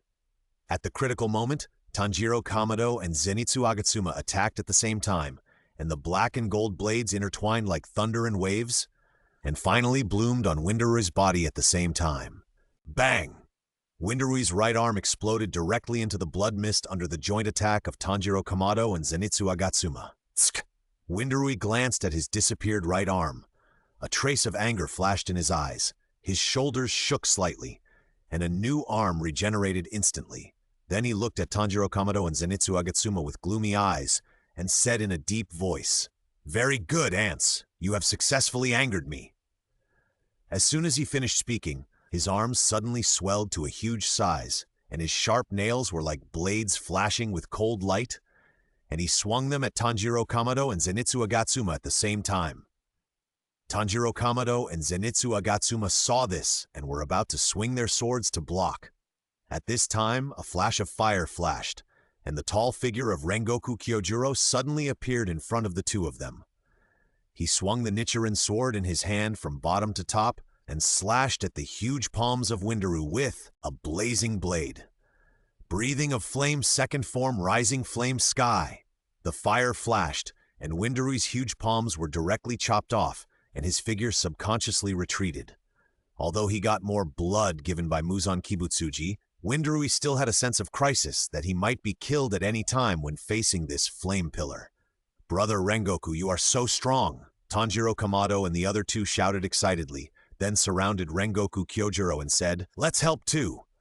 Back off! This is not an opponent you can handle." Rengoku Kyojuro raised his hand, his eyes swept over the trembling passengers in the carriage, and said in a firm voice, "Your mission is to protect the passengers on the train, and they must not be killed or injured. As for killing the evil spirits, it is enough for me alone." "Yes, 3. Upon hearing this, Tanjiro Kamado and the other two immediately began to evacuate the passengers in the carriage. Whoosh! Whoosh! 2 wind blades attacked, blocking the way of Tanjiro Kamado and the other two. "Don't be delusional." The sick leaf of the lower 3 looked at the 3 people and grinned. "The people on this train are our important hostages." After saying that, he was about to take action, but at this time, the figure of Rengo Kyojuro appeared in front of him like a flash of fire, breathing a flame-type 3 air flame myriad. The red blade, accompanied by blazing flames, slashed down on Bingye's shoulder from top to bottom, directly cutting half of his body in half. "Don't hinder them from saving people," Rengoku Kyojuro said with his sword horizontally. "I said, your opponent is me." "Damn it!" Bingye pressed his shoulder with an ugly face, and the wound regenerated quickly. Then he asked the side of the wind wheel, "This guy is very strong. What should I do?" On the other side, Ling Yuzi of the lower string 4 also looked at the wind wheel. Among the 3 people present, wind wheel ranked the highest, and facing a powerful opponent like Rengoku Kyojuro, none of them wanted to be the first to stand out. "Don't worry about those ants." Ruri glanced at Kamado Tanjiro and the other two, and said expressionlessly, then looked at Rengoku Kyojuro, clenched his palms, and said, "Let's join forces and kill him first." After that, he performed the blood demon technique, and his arms expanded again and became huge, and he took the lead in attacking Rengoku Kyojuro. Seeing this, Bingye and Ling Yuzi also performed blood demon techniques and attacked Rengoku Kyojuro. Facing the joint attack of the 3 12 demon moons and lower moon demons, Rengoku Kyojuro waved his sword without fear. Flame breathing, form of the rage, winding of the flame. Boom! The vortex-like flames collided with the demon energy and directly blew a big hole in the carriage. On the infinite train. A figure with medium-length black hair, 3 large yellow squares and 3 small yellow squares on his cheeks, and wearing a black coat, stood on the front of the train. He stood on the train with a smile on his face, his hands in his pockets. His expression seemed to be expecting something, and the most eye-catching thing was the number 1 engraved in his right eye. His name was Nightmare, and he was the first of the lower moon of the 12 demon moons, and the most powerful of the lower moon demons. At Nightmare's feet was a demon with his eyes closed and a pattern on his face. This demon was also a lower moon demon among the 12 demon moons, and was the last of the lower moons, Kamahue. At this time, the lower moon demons of the 12 demon moons, except for the lower moon 5 Lei, who was killed by Tanjiro Kamado at Nada Spider Mountain a few months ago, the remaining 5 lower moon demons have all gathered on this infinite train. However, although these lower moon demons all came to hunt down members of the Demon Slayer Corps, they did not seem to be of one mind. At this time, Kamahue of the lower moon 6 was in a deep sleep, and looking at the peaceful and smiling expression on his face, he seemed to be having a very good dream, and under him was a layer of squirming flesh. This layer of flesh wall spread from the feet of Nightmare, like a big mouth, slowly devouring the sleeping Kamanu. When Kamanui's body was completely devoured by the flesh wall, Nightmare made a happy sound, then opened his arms and said excitedly, "Sure enough, devouring the same kind can also get Lord Muzen's blood, and this method is safer than being directly given blood by Lord Muzen." As he said, he turned his head to look at the carriage in the back where a fierce battle was going on, licked his lips, and said, "As long as I can absorb the remaining 3 companions, and then devour everyone on this train and become stronger, I can initiate a blood battle to exchange status with those upper rank demons that are valued by Lord Muzen. As long as I can become an upper rank demon, Lord Muzen will definitely value me more, right? I'm really looking forward to that moment more and more." The smile on Nightmare's face became more and more morbid, and the squirming flesh wall under his feet began to spread towards the train behind. In the Infinite Castle, in order to allow these lower moon demons to hunt down members of the Demon Slayer Corps more effectively, Muzan Kibutsuji generously gave them more of his own blood. However, although the blood of Muzan Kibutsuji can greatly improve their strength, if it exceeds a certain limit, it will also cause their bodies to collapse because they cannot withstand the powerful force in Muzan Kibutsuji's blood. Nightmare admires Muzan Kibutsuji very much, even to the point of being morbid, so he feels ashamed and angry that he cannot accept more of Muzan Kibutsuji's blood because of his own weakness. In order to become stronger, to obtain more of Muzan Kibutsuji's blood, and to get more attention from Muzan Kibutsuji, he will use his blood demon art to seize the blood of other lower string demons. In Nightmare's view, demons weaker than him are not qualified to get more of Muzan Kibutsuji's blood, so he wants to seize all the blood from other lower string demons, so that his strength can be further improved, and even become an upper string demon, so as to get more attention from Muzan Kibutsuji. So there was the scene where he used his blood demon art to devour the lower string land, Kamakura. However, although Nightmare is the strongest among the lower-ranked demons, the difference in strength between Nightmare and other lower-ranked demons is not very great, so it is basically impossible for him to devour all the lower-ranked demons behind him at the same time. So Nightmare designed a plan to use the power of the Demon Slayer Corps to help him do this. Nightmare's blood demon art is forced hypnosis, and the consciousness of the hypnotized person will make him fall into the dream he created. But the dream created by Nightmare is not infinitely extended, but forms a dream circle with a range around the dream owner, and outside the dream circle is the unconscious realm of the dream owner. In the unconscious realm of the dream owner, there is his spiritual core. If the core is destroyed, the dream owner will lose consciousness and become a disabled person, and will not resist even if he is killed. Generally, nothing exists in the unconscious realm. However, in the dreams of people with strong self-awareness, other things may appear in the unconscious realm. Therefore, Nightmare generally does not actively enter the dreams of others, because if the owner of the dream has a strong self-awareness, Nightmare may resonate with it and be affected by it in turn. Nightmare had previously used the ink mixed with his own blood to forge tickets and planted hypnotic bait on all the members of the Demon Slayer Corps, including Rengoku Kyojuro and his companions on this infinite train.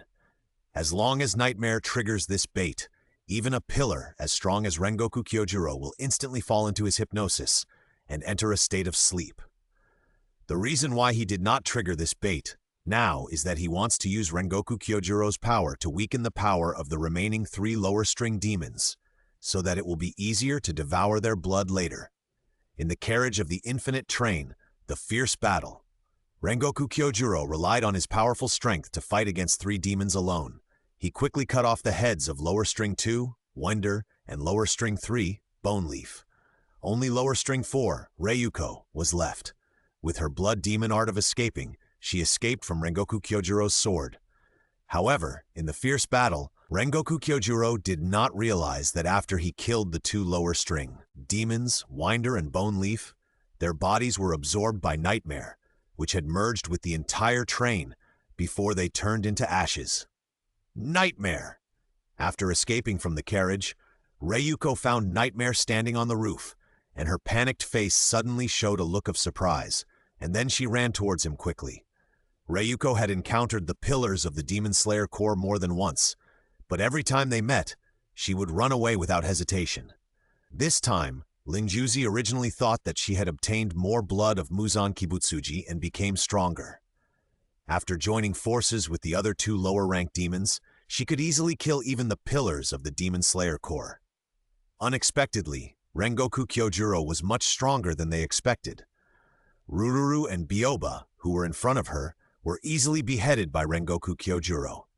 If it weren't for her blood demon art that was good at saving her life, I'm afraid she would have been beheaded now. Although Lingjuzi and Nightmare are all lower-ranked demons of the 12 demon moons, their relationship is not harmonious, because whether it is an upper or lower-ranked demon, their status can be replaced through a position-changing blood battle. Nightmare, as the current head of the lower-ranked demons, can be said to be the object of covetousness of all lower-ranked demons. It is precisely because of this relationship that they split into 2 factions in this infinite train hunting plan. Lingjuzi, Rururu, and Byoba are in one faction. The other faction is naturally Nightmare and his ghost leg, that is, the lower-ranked demon Kamakura, who just squeezed into the 12 demon moons. They had an agreement that whoever could kill more members of the Demon Slayer Corps would be able to enjoy more humans on the train, and Muzan Kibutsuji had promised them that if any of them could kill the pillar of the Demon Slayer Corps, he would give them more of his blood. To them, Muzan Kibutsuji's blood represented a more powerful force. However, the strength of the Flame Pillar Rengoku Kyojuro had exceeded their expectations, and as lower-ranked demons, they were no match at all. After seeing the strength of Rengoku Kyojuro, Ryuko no longer had the mood to compete with Nightmare, and she even regarded Nightmare as her savior. Ryuko was about to tell Nightmare how strong the pillar of the Demon Slayer Corps was, but Nightmare raised his hand towards her with a smile on his face, and the mouth on the back of his hand whispered hypnotically to her. Blood Demon Art? Forced Sleep Hypnotic Whisper. Go to sleep obediently. Buzz! When Lingjuzi heard the murmur, he immediately felt a strong sense of sleepiness, and then fell directly in front of Nightmare. Nightmare came to the side of the sleeping Lingjuzi, and the tentacle-like flesh wall surged out from under his feet, quickly wrapped around the sleeping Lingjuzi, and then gradually swallowed him. Ah, it's really an intoxicating feeling. Nightmare opened his arms and said with a happy face. At this time, Rengoku Kyojuro, who was chasing Lingjuzi, also came to the train. When he saw Nightmare with a happy face and the numbers in his eyes, his face immediately became solemn. A demon from the lower moon won? When Rengoku Kyojuro saw Lingjuzi being swallowed by the flesh wall at Nightmare's feet, his eyes flashed slightly. Then he raised the Nichiren sword in his hand and said, Demons are indeed evil creatures. They even devour their own kind. What nonsense are you talking about? We were originally human beings, and after becoming demons, we were able to devour our former fellow humans without any scruples. What's so strange about devouring fellow demons now? Nightmare looked at Rengoku Kyojuro nonchalantly and said with a smile, "But I want to thank you, the pillar of the Demon Slayer Corps. Without your help, would take some effort for me to get their blood. To show my gratitude, let me devour you without any pain." As soon as the words fell, several tentacles suddenly emerged from under Rengoku Kyojuro's feet and quickly wrapped around his legs. Breathing a flame form of forewinding of the flame, Rengoku Kyojuro swung his sword, and the blade wrapped in flames swirled like a whirlpool, easily cutting off all the tentacles that were entangled. Ha! Nightmare opened his arms and laughed neurotically, and a large number of flesh tentacles suddenly emerged from his feet, swarming towards Rengoku Kyojuro frantically. Rengoku Kyojuro swung his sword and slashed, and the blade wrapped in flames surrounded him, and all the tentacles that approached were instantly chopped off. However, although these tentacles could not hurt Rengoku Kyojuro, they also restricted his movements.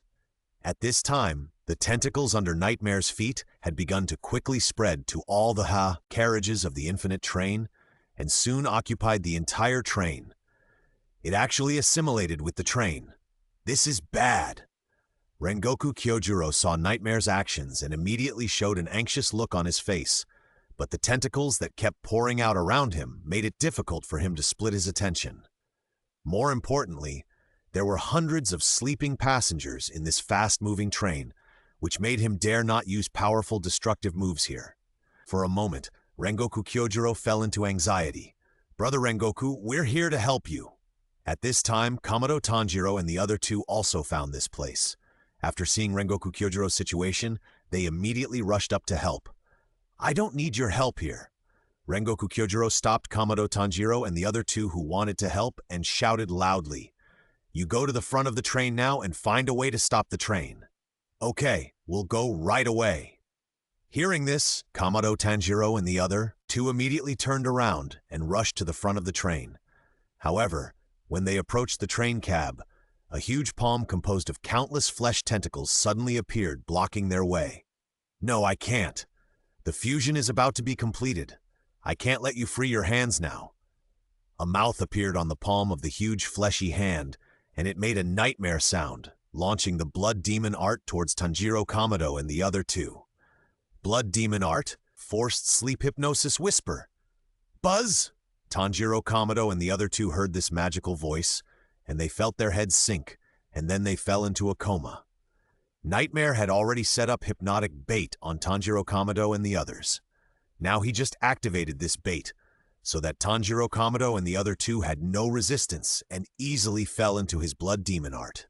After Tanjiro Kamado and the other three who were forced to hypnotize fell into a coma, a large number of fleshy whiskers immediately emerged around them, binding them up. "Young Kamado!" On the other side, Rengoku Kyojuro saw that Tanjiro Kamado and the other three suddenly fell into a coma and fell into crisis, and finally let go of his worries and made a full-scale attack. But Nightmare, who also saw this sign, was not prepared to let him do so.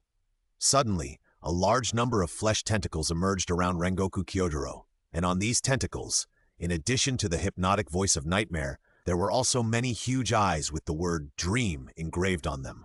Blood Demon Art Force Sleep Eyes. "Go to sleep obediently." Nightmare's magical voice and many dream eyes released a double forced hypnosis on Rengoku Kyojuro, instantly making Rengoku Kyojuro dazed and feeling sleepy. Oh no! Although Rengoku Kyojuro tried his best to resist, he had already been baited by Nightmare before. Now under the double forced hypnosis of this blood demon art, even he could not resist. He could only close his eyes unwillingly, holding the knife with both hands, and fell into a sleep in a half-squatting position. After Rengoku Kyojuro fell into a sleep, a large number of tentacles immediately rushed towards him. But when these tentacles touched Rengoku Kyojuro's body, they were suddenly bounced away by the expected invisible force. Nightmare was also surprised when he saw this scene. His head emerged from his fleshy beard, and he looked at Rengoku Kyojuro, who was in a coma, and said, "Incredible. Is this the so-called fighting spirit?" As the leader of the lower moon among the 12 demon moons, Nightmare had seen those upper moon demons who were superior to them, and felt the aura of the powerful upper moon demons similar to that of Rengoku Kyojuro. Because he was forced to be hypnotized with defense, even if he fell into a coma, his body would still instinctively release fighting spirit to protect him? Well, forget it. I'd better wait until I digest the blood of those guys before I deal with him. Nightmare stared at Rengoku Kyojuro with his eyes closed and thought for a while, and finally gave up the idea of forcing a move now.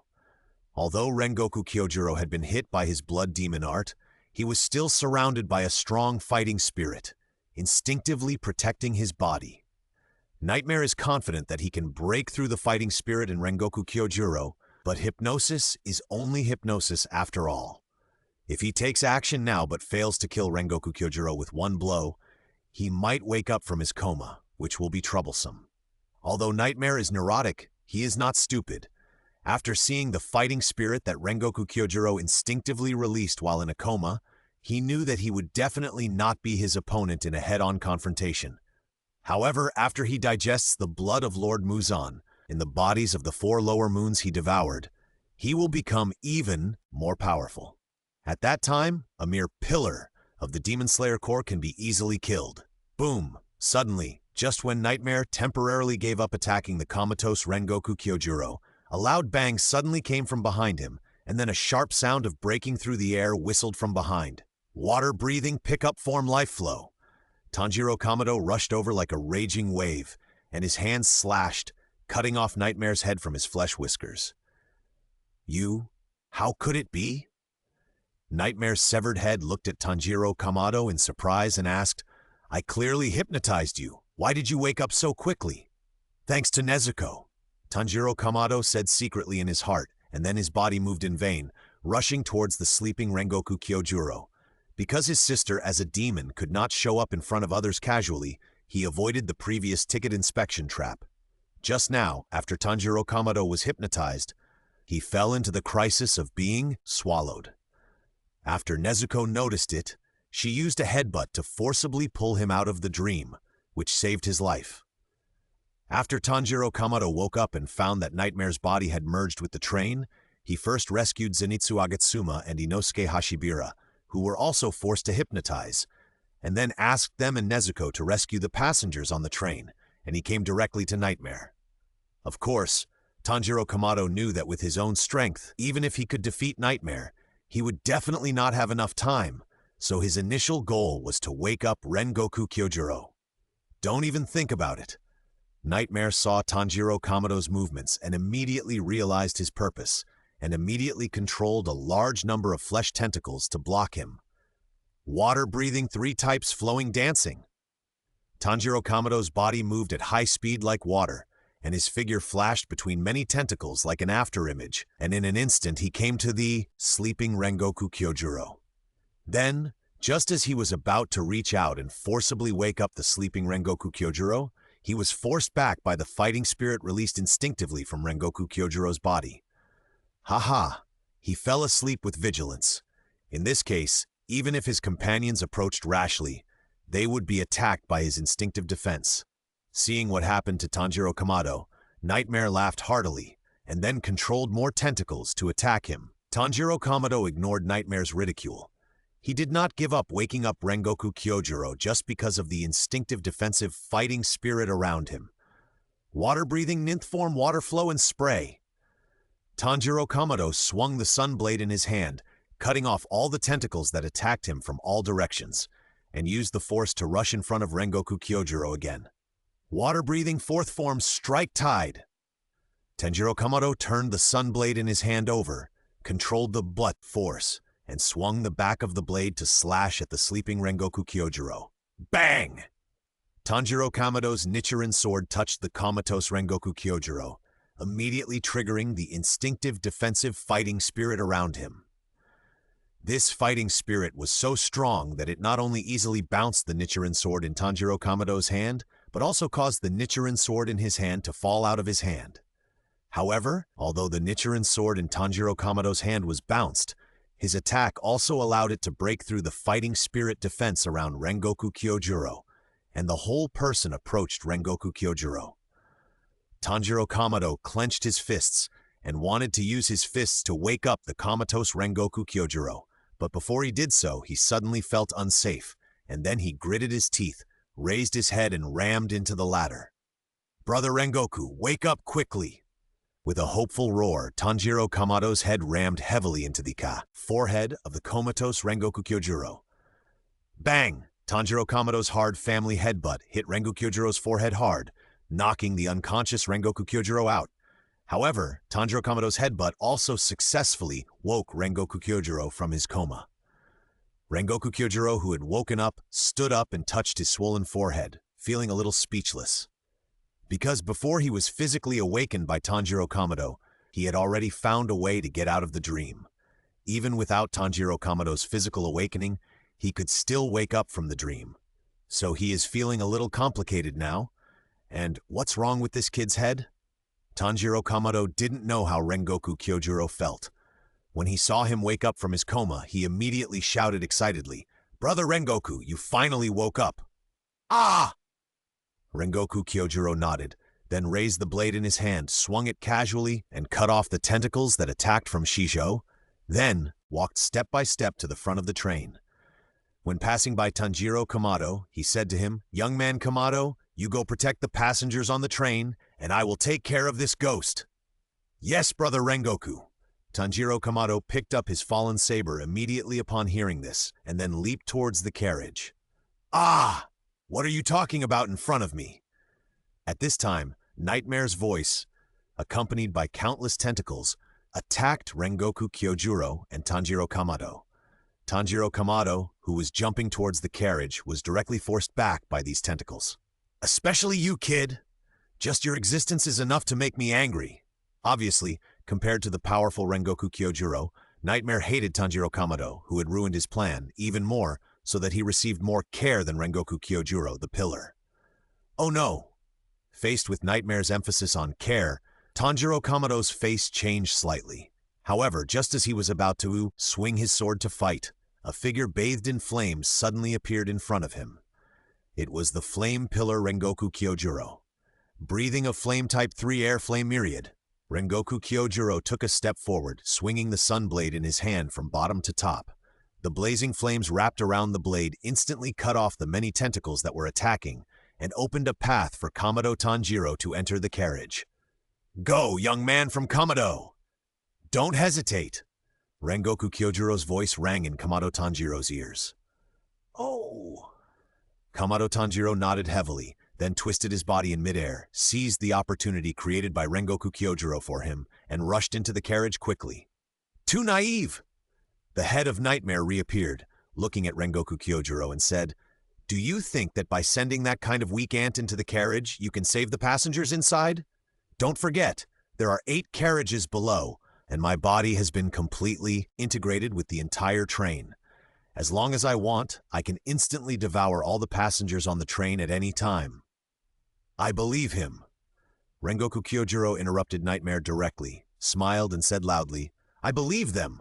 The young man Kamado and his companions will definitely protect all the passengers on the train before I kill you." "Kill me?" Nightmare was stunned when he heard this, and then laughed. "Ha ha! Stop kidding. My body has been integrated with the entire train, which means that if you want to kill me, you have to destroy these 2 trains." The reason why Nightmare integrated his body with the 2 infinite trains, in addition to making it easier to implement his plan, there is another more important reason, which is to prevent encountering unexpected situations like the current one. Just as Nightmare said, he could devour all the passengers on the train at any time after his body merged with the entire train. The reason why he didn't do so was that he needed to concentrate on digesting the blood of the 4 lower-ranked demons he had devoured, and because he took these passengers as hostages. Now Nightmare was holding the entire train hostage. In this case, even if Rengoku Kyojuro was strong, he would be afraid to act rashly. Nightmare believed that as long as he could delay the time until he had digested the blood of the 4 lower-ranked demons, he could easily cut down the pillar in front of him. "You are stalling for time, right?" Rengoku Kyojuro suddenly spoke, looking at Nightmare's head, and said, "Just as you said just now, with the ability you have shown now, if you really want to devour the passengers on these 2 trains when your body is integrated with the entire train, even if it is me, I will definitely not be able to stop you in time. But you didn't do that, and you kept reminding me of the safety of these passengers, just to make me unable to concentrate on dealing with you. Nightmare heard what Rengoku Kyojuro said, and the smile on his face slowly faded. Then he stared at him and said, "Even if you find out that I am stalling for time, so what? Can you ignore the safety of hundreds of passengers on the train and attack me without scruples?" "Of course not," Rengoku Kyojuro answered affirmatively, then posed and said loudly, "But I believe that Kamado and the others will protect all the passengers on this train before I kill you. Moreover, you are not the only one who is stalling for time. I have found your flaw." As soon as he finished speaking, Rengoku Kyojuro exerted force on his feet, and his figure rushed towards the front of the train like a whistling flame. Boom! The power that erupted from Rengoku Kyojuro's feet when he moved was so strong that the entire train shook violently and almost derailed. So fast! Nightmare knew that when he saw a flash of fire, the large number of flesh tentacles below his neck collapsed. When the only remaining head fell, he just happened to see Rengoku Kyojuro's figure stop at the front of the train and raise the Nichiren sword in his hand towards the connection between the carriage and the front of the train, and his pupils suddenly contracted. Oops! On this side, Rengoku Kyojuro slashed down without hesitation, breaking the flesh wall covering the connection between the front of the train and the carriage, revealing a huge spine underneath. As expected, Rengoku Kyojuro saw the spine exposed at the rupture, and his eyes suddenly showed joy. After Rengoku Kyojuro woke up from his coma, he immediately focused all his energy on sensing Nightmare's weakness. The reason why he had a conversation with Nightmare before was to delay time for this purpose. It's over. After Rengoku Kyojuro found the weakness of Nightmare, who had merged with the infinite train, he swung his sword without hesitation. "I won't let you succeed, Nightmare." Certainly wouldn't give up. While controlling the broken carriage to regenerate quickly, he also released a large number of tentacles from it to block Rengoku Kyojuro's blade. However, he still underestimated the strength of Rengoku Kyojuro, the flame pillar of the Demon Slayer Corp. Flame-breathing one-type Shiranui. Rengoku Kyojuro saw that his first sword failed to succeed, so he immediately slashed out a more powerful second sword. The blade, like a flame explosion, easily broke through the defenses of countless tentacles and flesh walls, directly cut off the bones representing Nightmare's neck, and cut off the entire front of the train. Ah! Ah!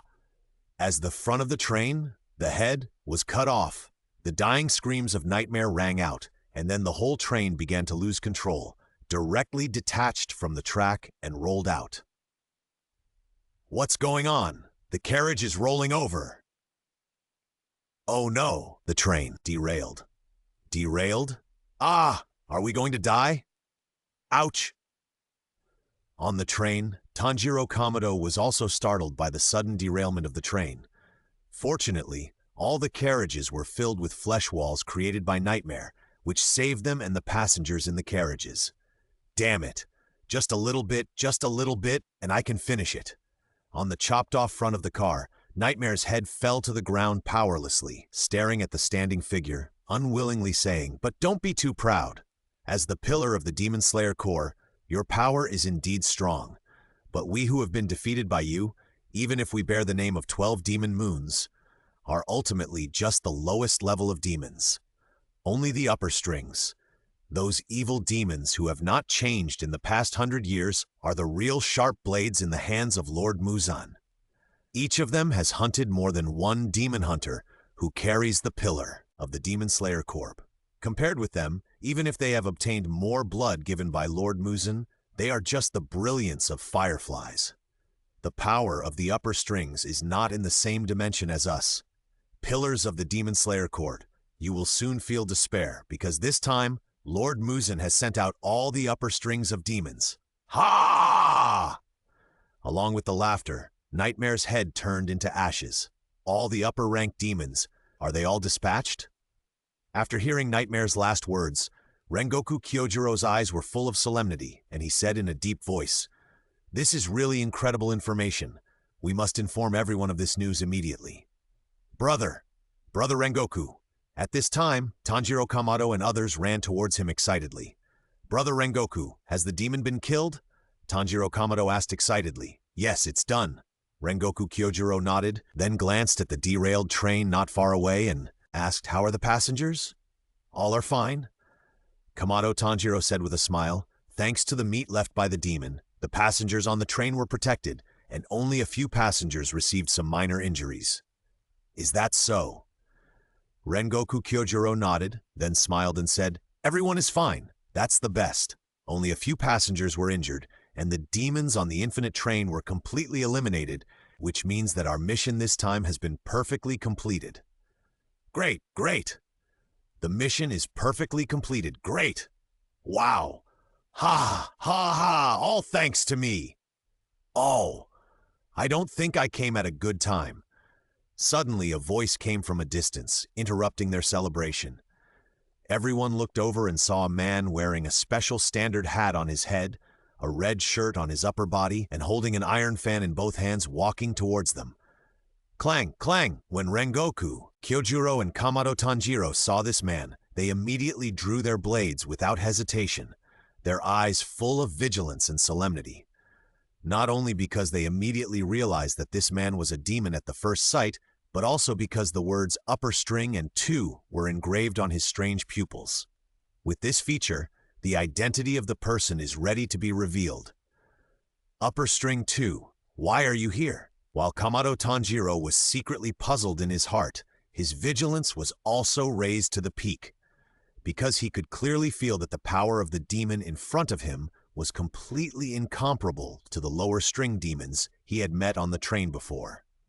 Duma's eyes swept over several people one by one and finally landed on Rengoku Kyojuro and smiled and said, "I'm sorry to interrupt your celebration. I have a question for you, and I hope you can generously tell me the answer." After the lower string, the upper string appeared immediately. Are the evil spirits planning something incredible? Rengoku Kyojuro had no intention of answering Duma's question. He directly raised the Nichiren sword in his hand and pointed it at him, saying, "Although I really want to know what your question is, but we don't have the responsibility to answer questions for evil spirits." "Well, it's still like this." Duma shook his head in disappointment and said, "Your answer is exactly the same as those people just now. The people of the Demon Slayer Corps are really very courageous. Others." When Rengoku Kyojuro heard Duma's words, his face suddenly changed, and then he angrily swung his sword and slashed at Duma. Flame Breathe 5 type Flame Tiger. The move was a powerful move close to the ultimate, which shows how angry Rengoku Kyojuro was at this time. Of course, it was not just Rengoku Kyojuro and Kamado Tanjiro who came to carry out the mission of the Infinite Train this time. There were also many members and logistics personnel of the Demon Slayer Corps who came with them. Rengoku Kyojuro was still wondering why none of those people had appeared until now, but now he finally knew. And who Duma was talking about was naturally self-evident. The aura emanating from Duma made even Rengoku Kyojuro, who was a pillar, feel a great sense of oppression. The fate of ordinary members and logistics personnel who met him could be imagined. More importantly, even though he had killed so many lives, this upper-ranked demon in front of him still had a smiling face. This indifferent attitude towards life was the reason why Rengoku Kyojuro was so angry. Breathing of Flame Type 5 Flame Tiger. The angry Rengoku Kyojuro suddenly rushed towards Duma, thrusting the Sunwheel sword in his hand forward. The flames on the blade were like a flaming tiger, fiercely biting towards Duma. "Oh my, this fiery temperature is your power attribute Flame." Duma stepped back with a smile, then raised his hands, opened the iron fans in both hands, and waved them forward. Blood Demon Art Frozen Cloud. A large number of ice crystals were splashed out from the fans in Duma's hands, spreading like clouds, drowning the flaming tiger that pounced on him. Whoosh! At this time, Rengoku Kyojuro's figure was wrapped in flames, piercing through the diffused frozen clouds like a sharp sword, and rushed directly in front of Duma, and the blade in his hand slashed again.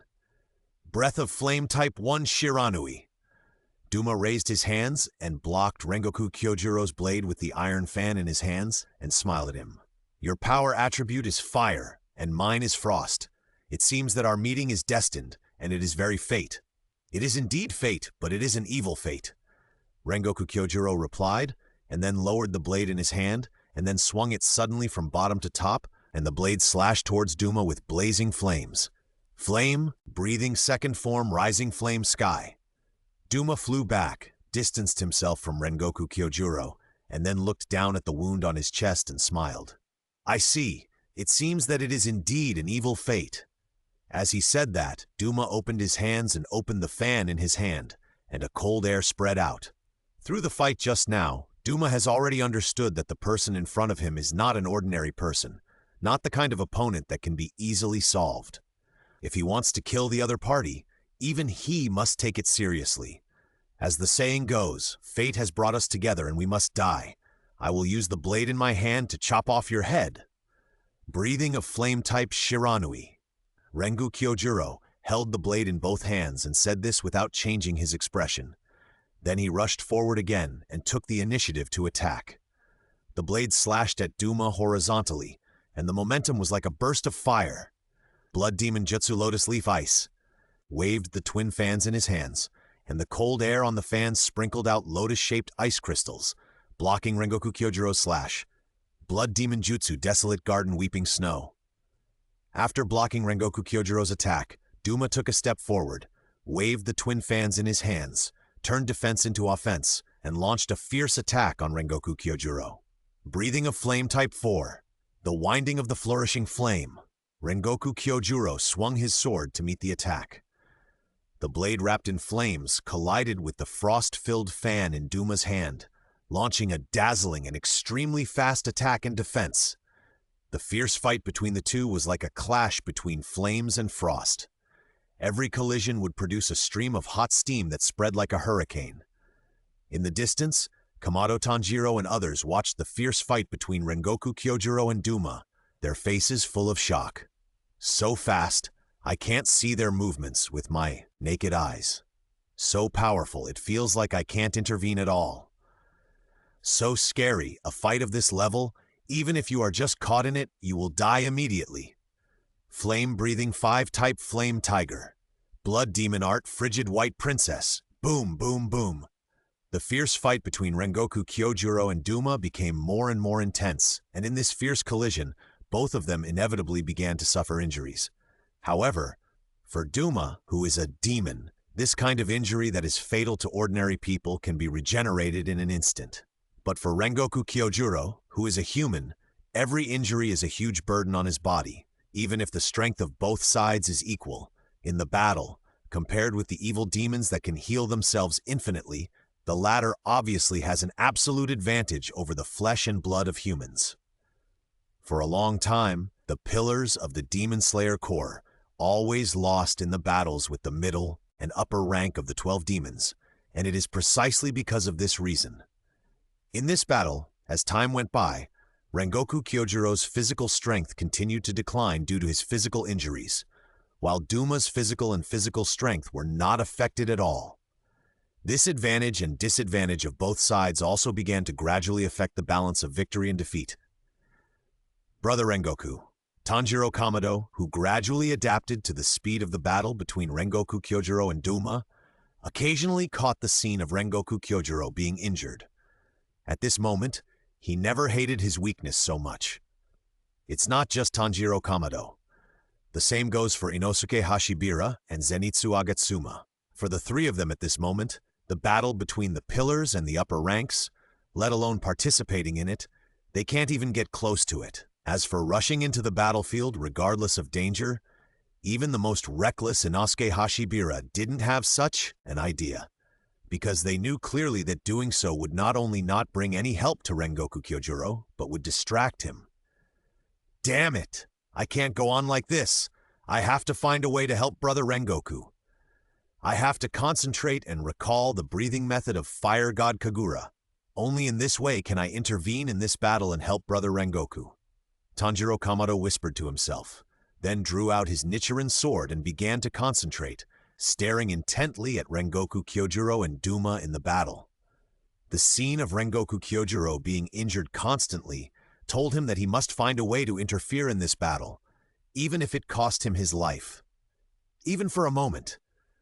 Tanjiro Kamado stared at the battle between Rengoku Kyojuro and Duma, and his mind kept recalling the scene of his father demonstrating the god of fire Kagura to him when he was a child. With a strong desire in his heart and extreme concentration, Tanjiro Kamado's breathing methods suddenly began to change, and at the moment of the change in breathing method, the scene of the battle between Rengoku Kyojuro and Duma, which he could not see clearly at all, suddenly became clear. "I see it!" Tanjiro Kamado was overjoyed. Although it was still a bit reluctant, at this moment, Tanjiro Kamado's vision could finally keep up with the speed of Rengoku Kyojuro and Duma. And being able to see the speed of the two meant that he finally had the qualifications to intervene in this battle. "Who?" Tanjiro Kamado took a deep breath, holding his Nichiren sword tightly with both hands, staring at the battlefield, his mind becoming more and more focused. He knew that with his own strength, even if his vision could keep up with the speed of the two men, he was still far from being able to fight them. Tanjiro Kamado knew very well that he only had one chance to intervene in this battle, so he had to wait for the opportunity and make good use of it, to create a chance for Rengoku Kyojuro to behead the upper-rank demon. Hoo-ha! Hoo-ha!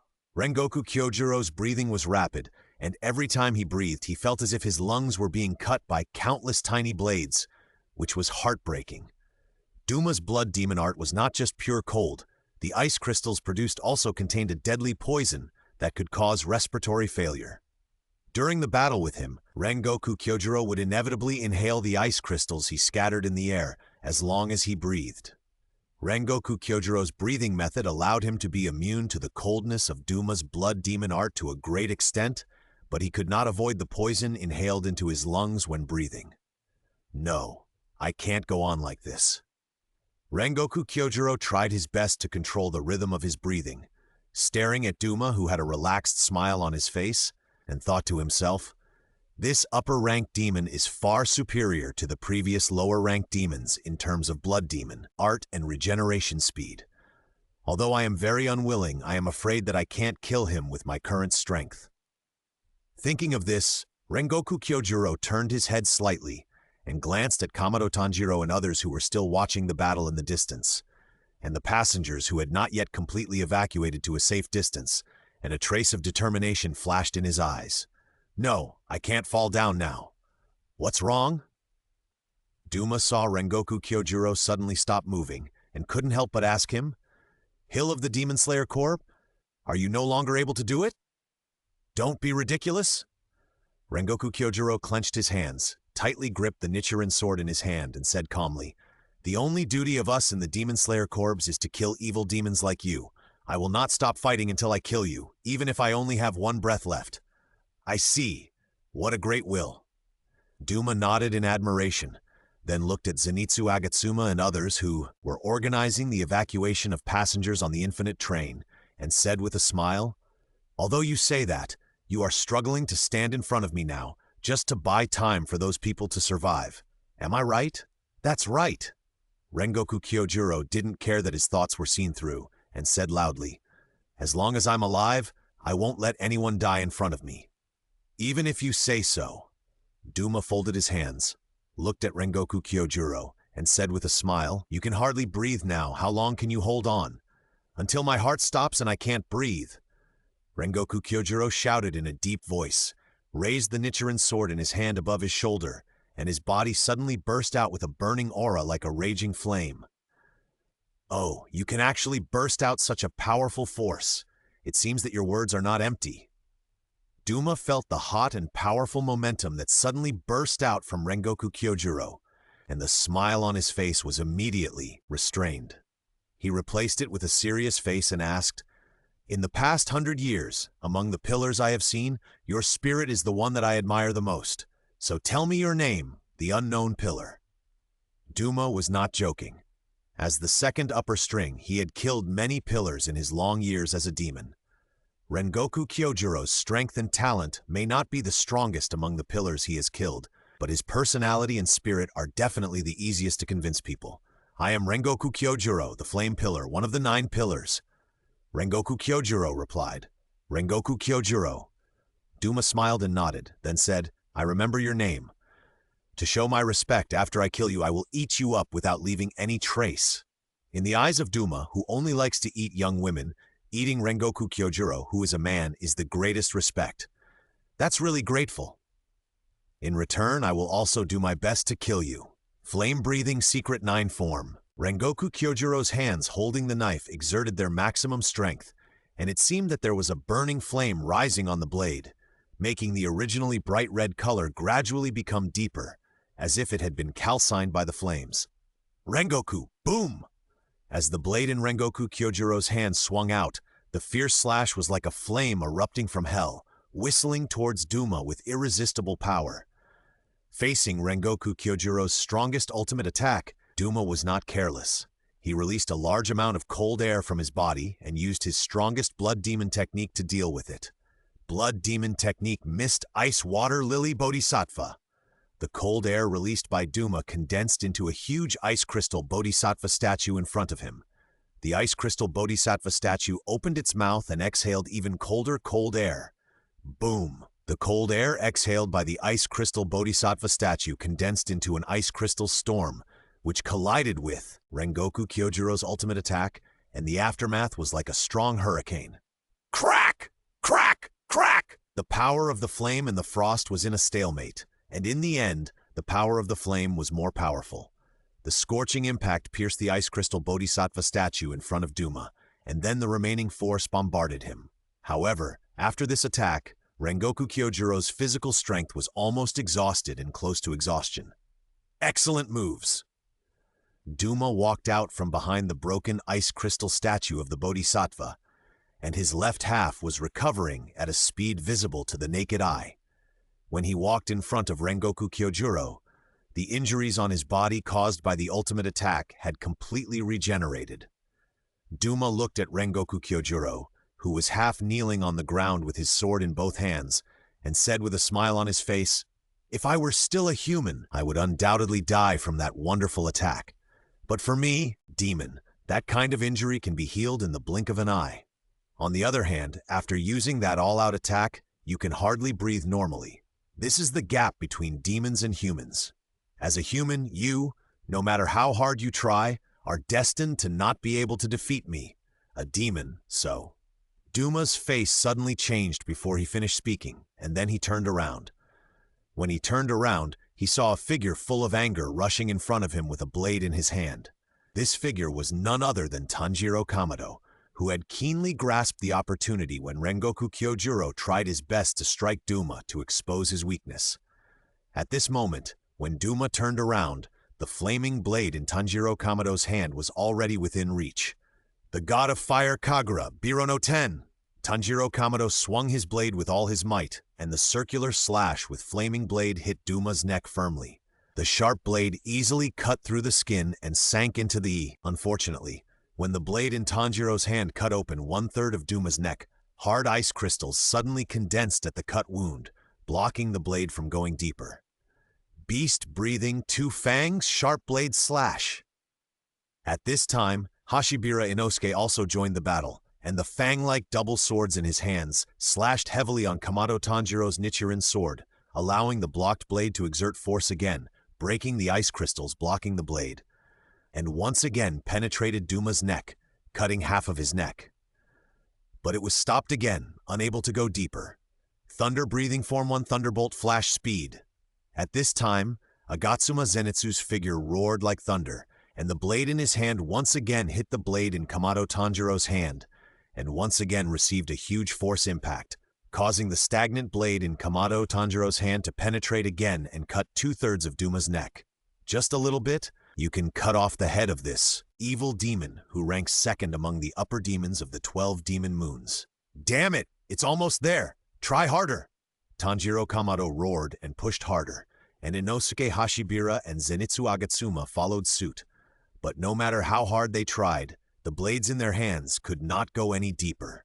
"Oh, that was a close call. I almost got beheaded," Duma said with a smile, and then waved the sharp iron fan in his hand, slashing at Inosuke Hashibira, Tanjiro Kamado, and Zenitsu Agatsuma. Duma's attack forced the three to retreat. As they retreated, the wound on Duma's neck, which had been cut open with great difficulty, healed in an instant. Damn it, it's just a little bit. Tanjiro Kamado blamed himself with regret. It's just a little bit. If I could be stronger, I could have cut off his head just now. I'm sorry, Rengoku. I wasted the opportunity you created with great difficulty. Tanjiro Kamado came to Rengoku Kyojuro and apologized with a look of regret.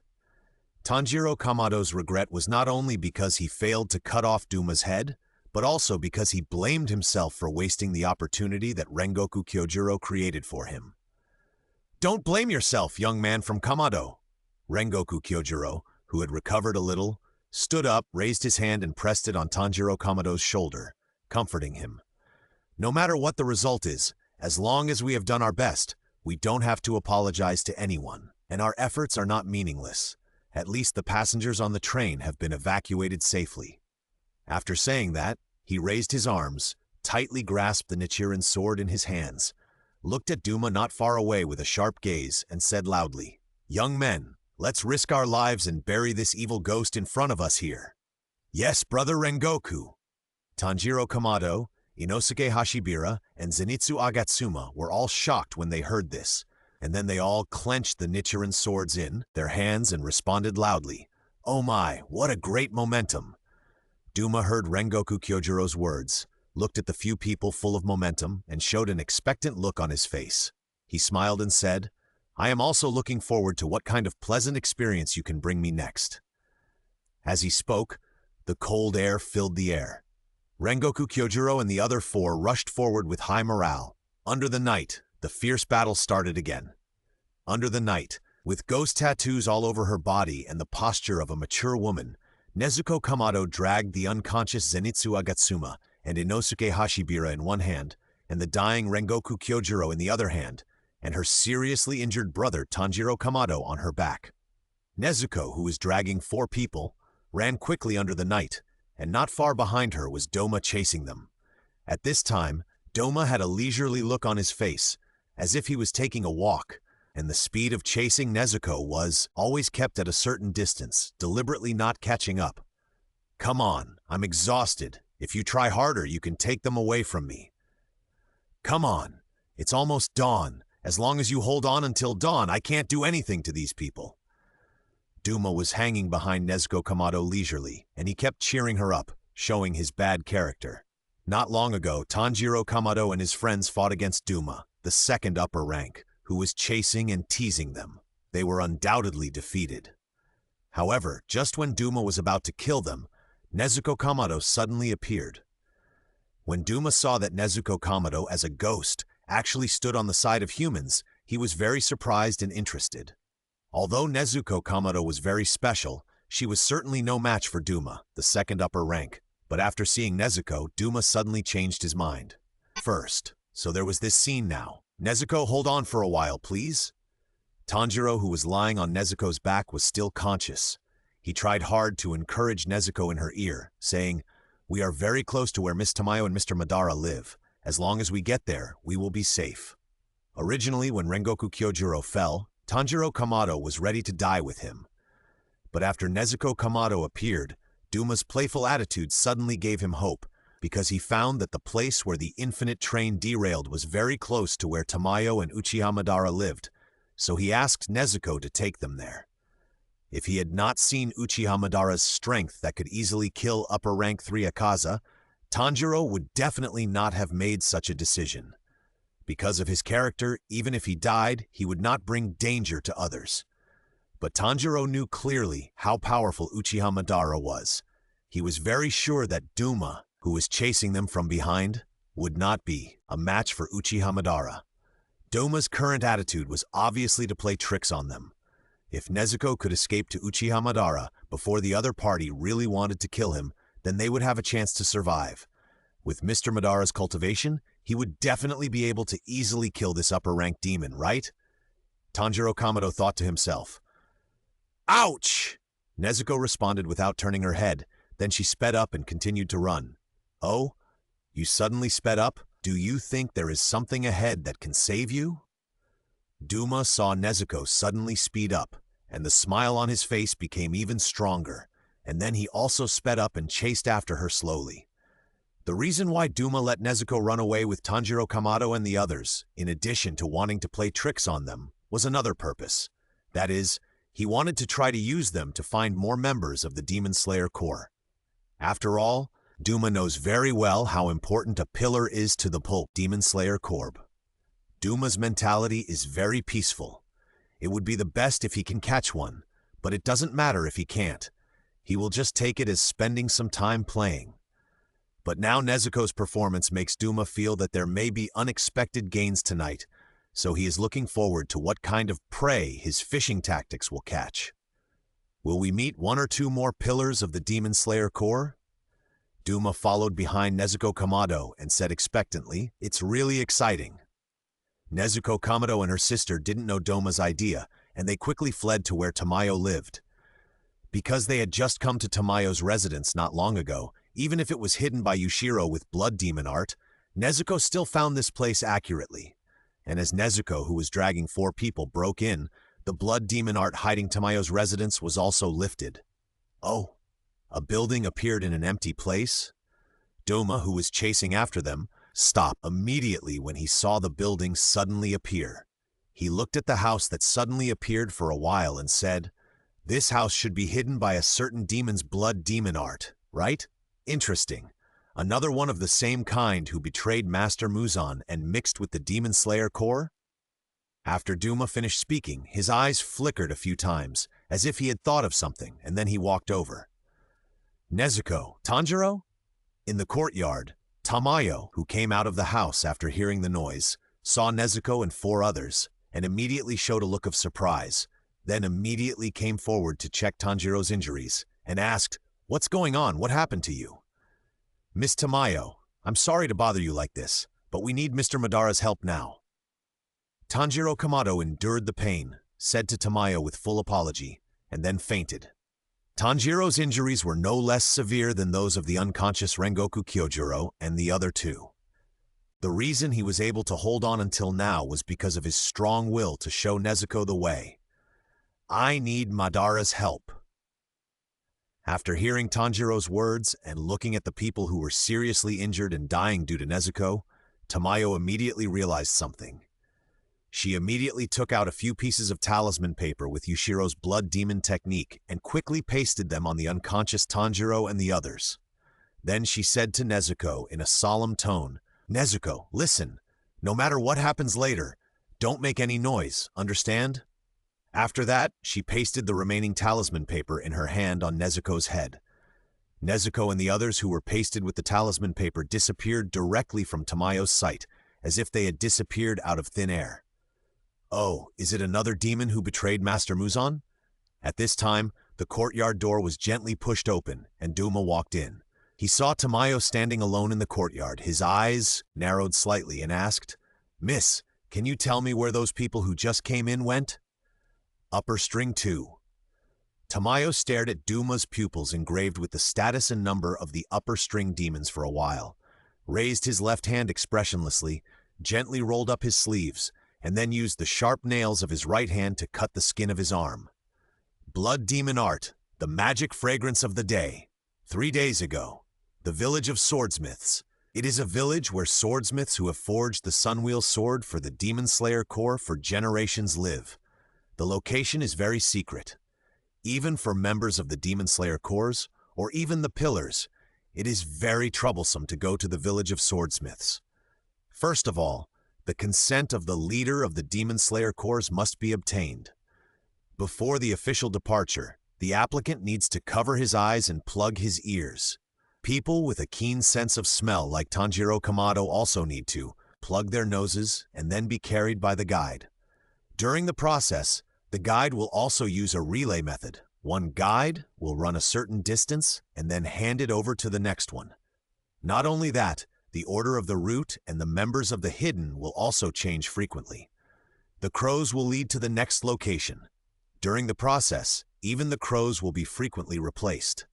During the period, a series of equipment such as eye masks, earplugs, and nose plugs are only allowed to be removed when they reach the destination, which is very troublesome. No one knows how many waves of guides were changed during the period and how long the distance was. Uchiha Madara and Yushiro, led by members of the Demon Slayer Corps' post-processing team, spent a whole day to reach the village of swordsmiths. What a boring way. After being told that they had arrived at their destination, Uchiha Madara and Yushiro complained in unison, then tore off their eye masks, took off their earplugs, and began to look around the secret swordsmith village. At this moment, a sound of breaking air suddenly came from behind Uchiha Madara. Feeling the sudden attack, Uchiha Madara frowned, dodged the attack with a sideways move, and then turned to look at the attacker. The attacker was a man with white spiky hair and 3 scars on his face. He was wearing a white haori with the word "kill" on it, and his open shirt on his chest revealed his scarred muscles. This man's name is Fuzugawa Saneya, and he is the Wind Pillar among the 9 pillars of the Demon Slayer Corps. Facing this man's sneak attack, Uchiha Madara's face showed no expression, but Yushiro beside him was directly furious and shouted, "Sure enough, the so-called invitation is actually just a trap to lure us here and then launch a sneak attack? The humans in the Demon Slayer Corps are really not trustworthy at all. Hey, what nonsense are you talking about?" When Fushigawara Minoru heard Yushiro's words, he immediately raised his finger and pointed at him, saying with an unhappy face, "Although I don't know why the Lord trusts you as a demon, but since the Lord has made a decision, even we 9 pillars will not disobey. Otherwise, do you think you as a demon can come here safely? The reason I came here is just because I heard that this person can easily kill an upper-rank demon, so I want to see it with my own eyes." Fushigawara Minoru turned his gaze to Uchiha Madara again, pointed at him and said, "Hey, the human who can easily kill an upper-rank demon that the little ghost with the demon girl said is you, right?" As he said that, he drew out his Nichiren sword and grinned. "You are really good at dodging my attack. Now let me see if you really have the strength to kill an upper-ranked demon." Boring. Uchiha Madara ignored Fushigawara Shimizu's provocation and turned around to leave. He could feel that Fushigawara Shimizu did not release any killing intent towards him, otherwise he would have died the first time he attacked. "Asshole, are you looking down on me?" Fushigawara Shimizu was angered by Uchiha Madara's attitude, and he dodged to his side, slashing at Uchiha Madara with the Nichiren sword in his hand without mercy. Uchiha Madara's eyes narrowed slightly, and he dodged the blade of Fushigawara Shia by leaning sideways. His right hand stretched out like lightning and directly grabbed the opponent's neck. He stared at him with cold eyes, and there was a flash of scarlet in his eyes. He said coldly, "Little devil, if you really want to die, I can fulfill your wish now." "How is it possible?" Fushigawara Shia was pinched by the neck by Uchiha Madara, and one hand was lifted in the air. He looked at him in horror, his eyes full of disbelief. Fushigawara Shia couldn't believe it at all. As one of the 9 pillars of the Demon Slayer Corps, he was subdued by someone in a face-to-face encounter. He didn't react to what happened just now, and his neck was already pinched by Uchiha Madara. He tried to struggle, but the opponent's palm was like a cold iron clamp that tightly clamped his pulse, making him unable to lift a single bit of strength in his body. In other words, he was now completely at the mercy of others. "Mr. Uchiha Madara, please calm down." The captain of the Demon Slayer Corps came to his senses from the shock and immediately knelt on one knee in front of Uchiha Madara, begging, "Master Fuzukawa doesn't really want to fight you. Please don't get angry." The attitude of the captain of the Demon Slayer Corps was very humble, and in the current situation, he had to bow his head. Uchiha Madara was originally the guest invited by their lord personally by an envoy, and this conflict was completely caused by Fuzukawa Saneya's active provocation. More importantly, the Wind Pillar, whose strength is also among the top 9 pillars of the Demon Slayer Corps, was subdued in a single encounter, and now he is being held in the other party's hand like a puppet.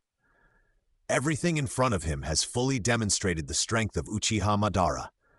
If he accidentally angered the other party and really ruined the life of the Wind Pillar, then things will be very serious. Uchiha Madara glanced at him, then casually threw the Uzui Kagawa Shima in his hand away and walked towards the swordsmith village without looking back. "Damn it!"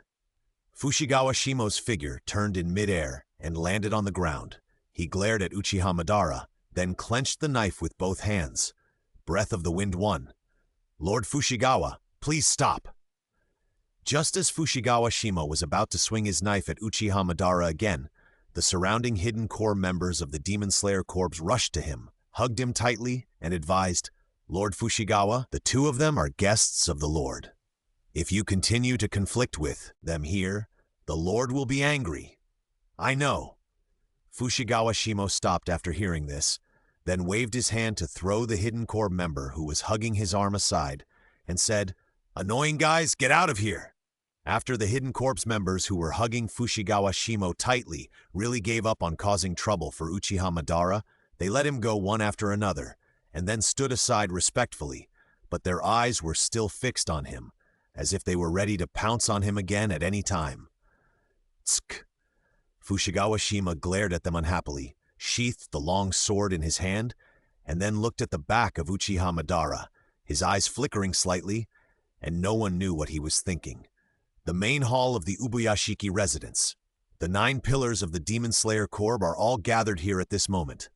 At this time, the leader of the Demon Slayer Corps, Ubuyashiki Yoya, came to the main hall with the support of his wife Ubuyashiki Amane. My lord. The arrival of Ubuyashiki Yoya made the pillars stand up and salute. No need to be polite. Ubuyashiki Yoya waved his hand and then went straight to the point, saying, I think you all know the purpose of summoning all the pillars this time. In addition to dealing with the sudden increase in evil spirits injuring people and the frequent appearance of the 12 demon moons, it is to judge Mr. Uchiha Madara. Some of you should have seen him, right? Hearing this, everyone looked at Fushigawa Shima. Obviously, everyone present knew that the wind pillar was squatting Uchiha Madara in the Swordsmith village yesterday.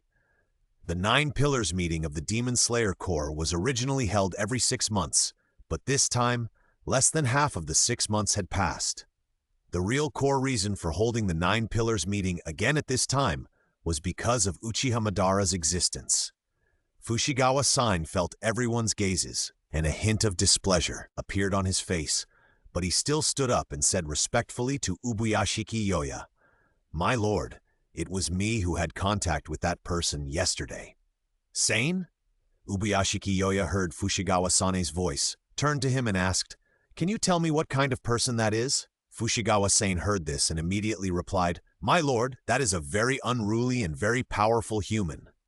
Fushigawa-san thought of what happened when he met Uchiha Madara yesterday, thought about it, and added, Very powerful. When the pillars heard Fushigawa-san's words, they all looked at him in surprise.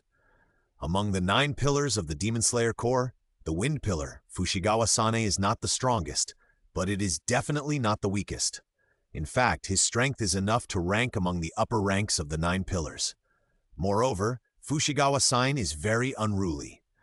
Among the current 9 pillars, except for the recognized strongest rock pillar, he does not accept anyone else. Someone who can make such a person say powerful and emphasize it again must be really powerful. I say, Fuzugawa. Sound Pillar Uzui Tengen stood up, looked at Fuzugawa Shia, and said, Being evaluated by you like this, I am more curious about that person. But when you say this, I can't imagine what you mean by very powerful. So I think it's better for you to tell us in detail about your contact with that person yesterday. That's right. Snake Pillar Iguro Obanai spoke. The other pillars also nodded. Tsk. Fuzugawa Shia spat with an unhappy look on his face. If possible, he definitely didn't want to recall what happened yesterday. At least he definitely didn't want to say it in person. But in the current situation, he definitely couldn't say it. He pondered for a while, and then said in a heavy tone, I only fought with him once, and was subdued in an instant. What? 8. When the pillars heard Fuzugawa Shia's words, they all showed disbelief on their faces. Hey, did I hear you right? Uzui Tengen looked at Fushigawa-san with a face full of shock and asked in disbelief, Fushigawa, are you kidding me? If you say that the other party is stronger than you, I can accept it. But with your level, you were subdued after just one fight. I really can't believe it, and I can't accept it. Not only him, but no one of the pillars present could accept Fushigawa-san's statement.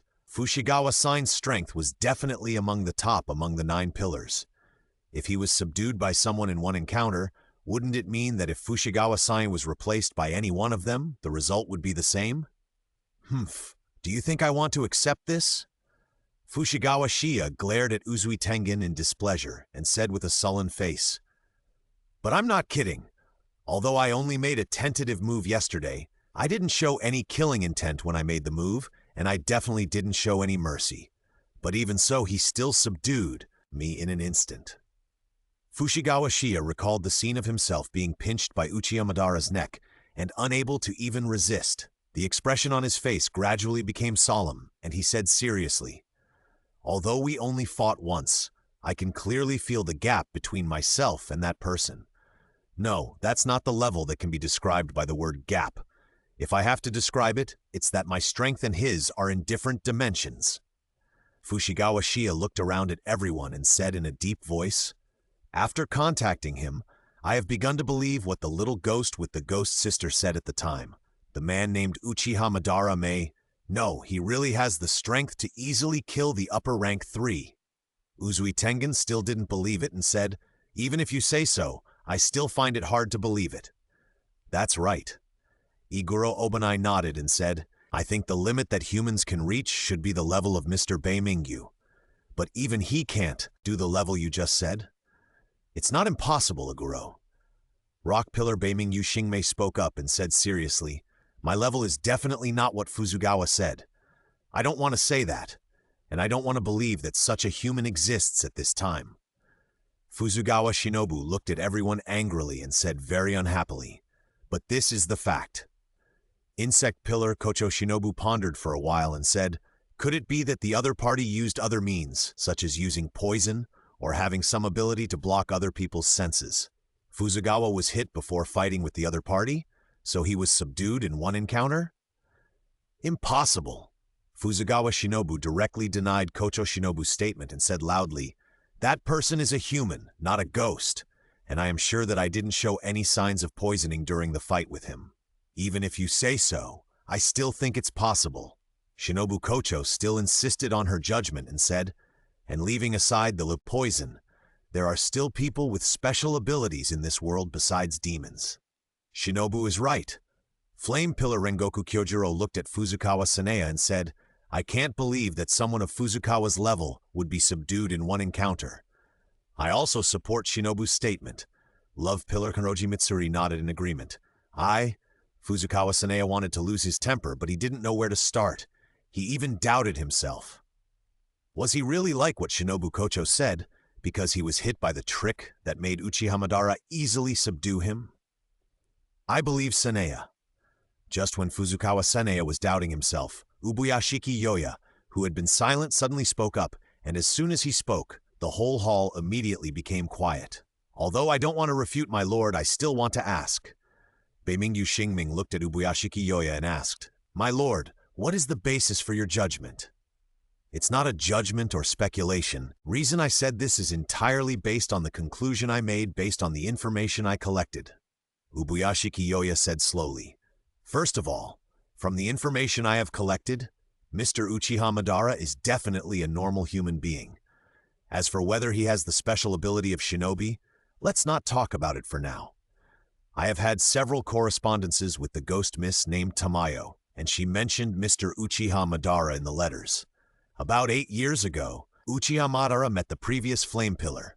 Father. Rengoku Kyojuro was surprised when he heard this. The previous Flame Pillar, Rengoku Makijuro, was his father. That's right, he was probably only 10 years old when he met Mr. Makijuro. Ubuyashiki Yoya smiled slightly and then continued, "But this is not the point. The point is, Uchiha Madara learned the breathing method of flame breathing from Mr. Makijuro's breathing rhythm, and he also deduced his own Uchiha breathing through the breathing method of flame breathing. How is this possible?" The pillars were shocked when they heard this. Only Fushigi Miya remained calm on the surface. "When I learned about this, I also felt it was incredible, but this is the fact." Ubuyashiki Yoya smiled and shook his head, then continued, "And this is not the most incredible thing. About 2.5 years ago, Uchiha Madara met Muzan Kibutsuji himself, and with his bare hands, he tore off one of Muzan Kibutsuji's arms. It was also because of the arm left by Muzan Kibutsuji that Miss Tamayo made great progress in her research on turning demons back into humans." Bare hands? This It's like listening to a story. After listening to Ubuyashiki Yoya's words, the pillars had no idea what expression to use to face this matter. Of course, they still couldn't believe it in their hearts, but these things were said by their lord, and they couldn't refute it. For a moment, everyone was silent. Everyone. After a period of silence, Xingming of Beiming Island suddenly spoke up and said, "Regardless of whether what the Lord said just now is true or false, and what happened to the undead river, the strength of Mr. Uchiha Madara is beyond doubt, and the emergence of such an incredible strong man among humans is definitely a good thing for us to be excited about." Xingming is right. Ubuyashiki Yoya also spoke up and said, "Now both Mr. Uchiha Madara and Miss Tamayo have agreed to my invitation to fight Muzan Kibutsuji together. What we have to do next is how to use this power to attack Muzan Kibutsuji and his evil spirits." After learning about Uchiha Madara's deeds from Tamayo, Ubuyashiki Yoya has been in an excited state. For this reason, he was even willful once, less than 3 months after the last 9 Pillars meeting, and he summoned all the Pillars again, because he had a hunch that the existence of Uchiha Madara might be an opportunity to completely eradicate Muzan Kibutsuji. However, the premise of eradicating Muzan Kibutsuji is to find him first. After the topic about Uchiha Madara, there is the sudden increase in the number of demons injuring people recently, and the frequent appearance of the 12 demon moons.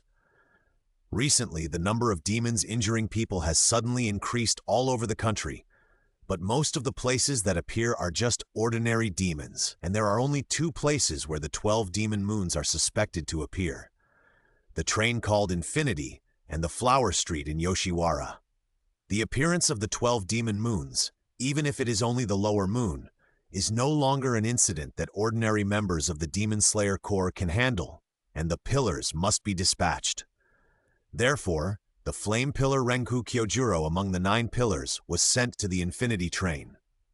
The Sound Pillar Uzui Tengen took the initiative to go to the Flower Street in Yoshiwara. No one competed with Uzui Tengen for this task, because everyone knew that his 3 wives had gone there to investigate half a month ago. The Insect Pillar Kocho Shinobu and the Snake Pillar Iguro Obanai teamed up to apply to go to the Swordsmith Village.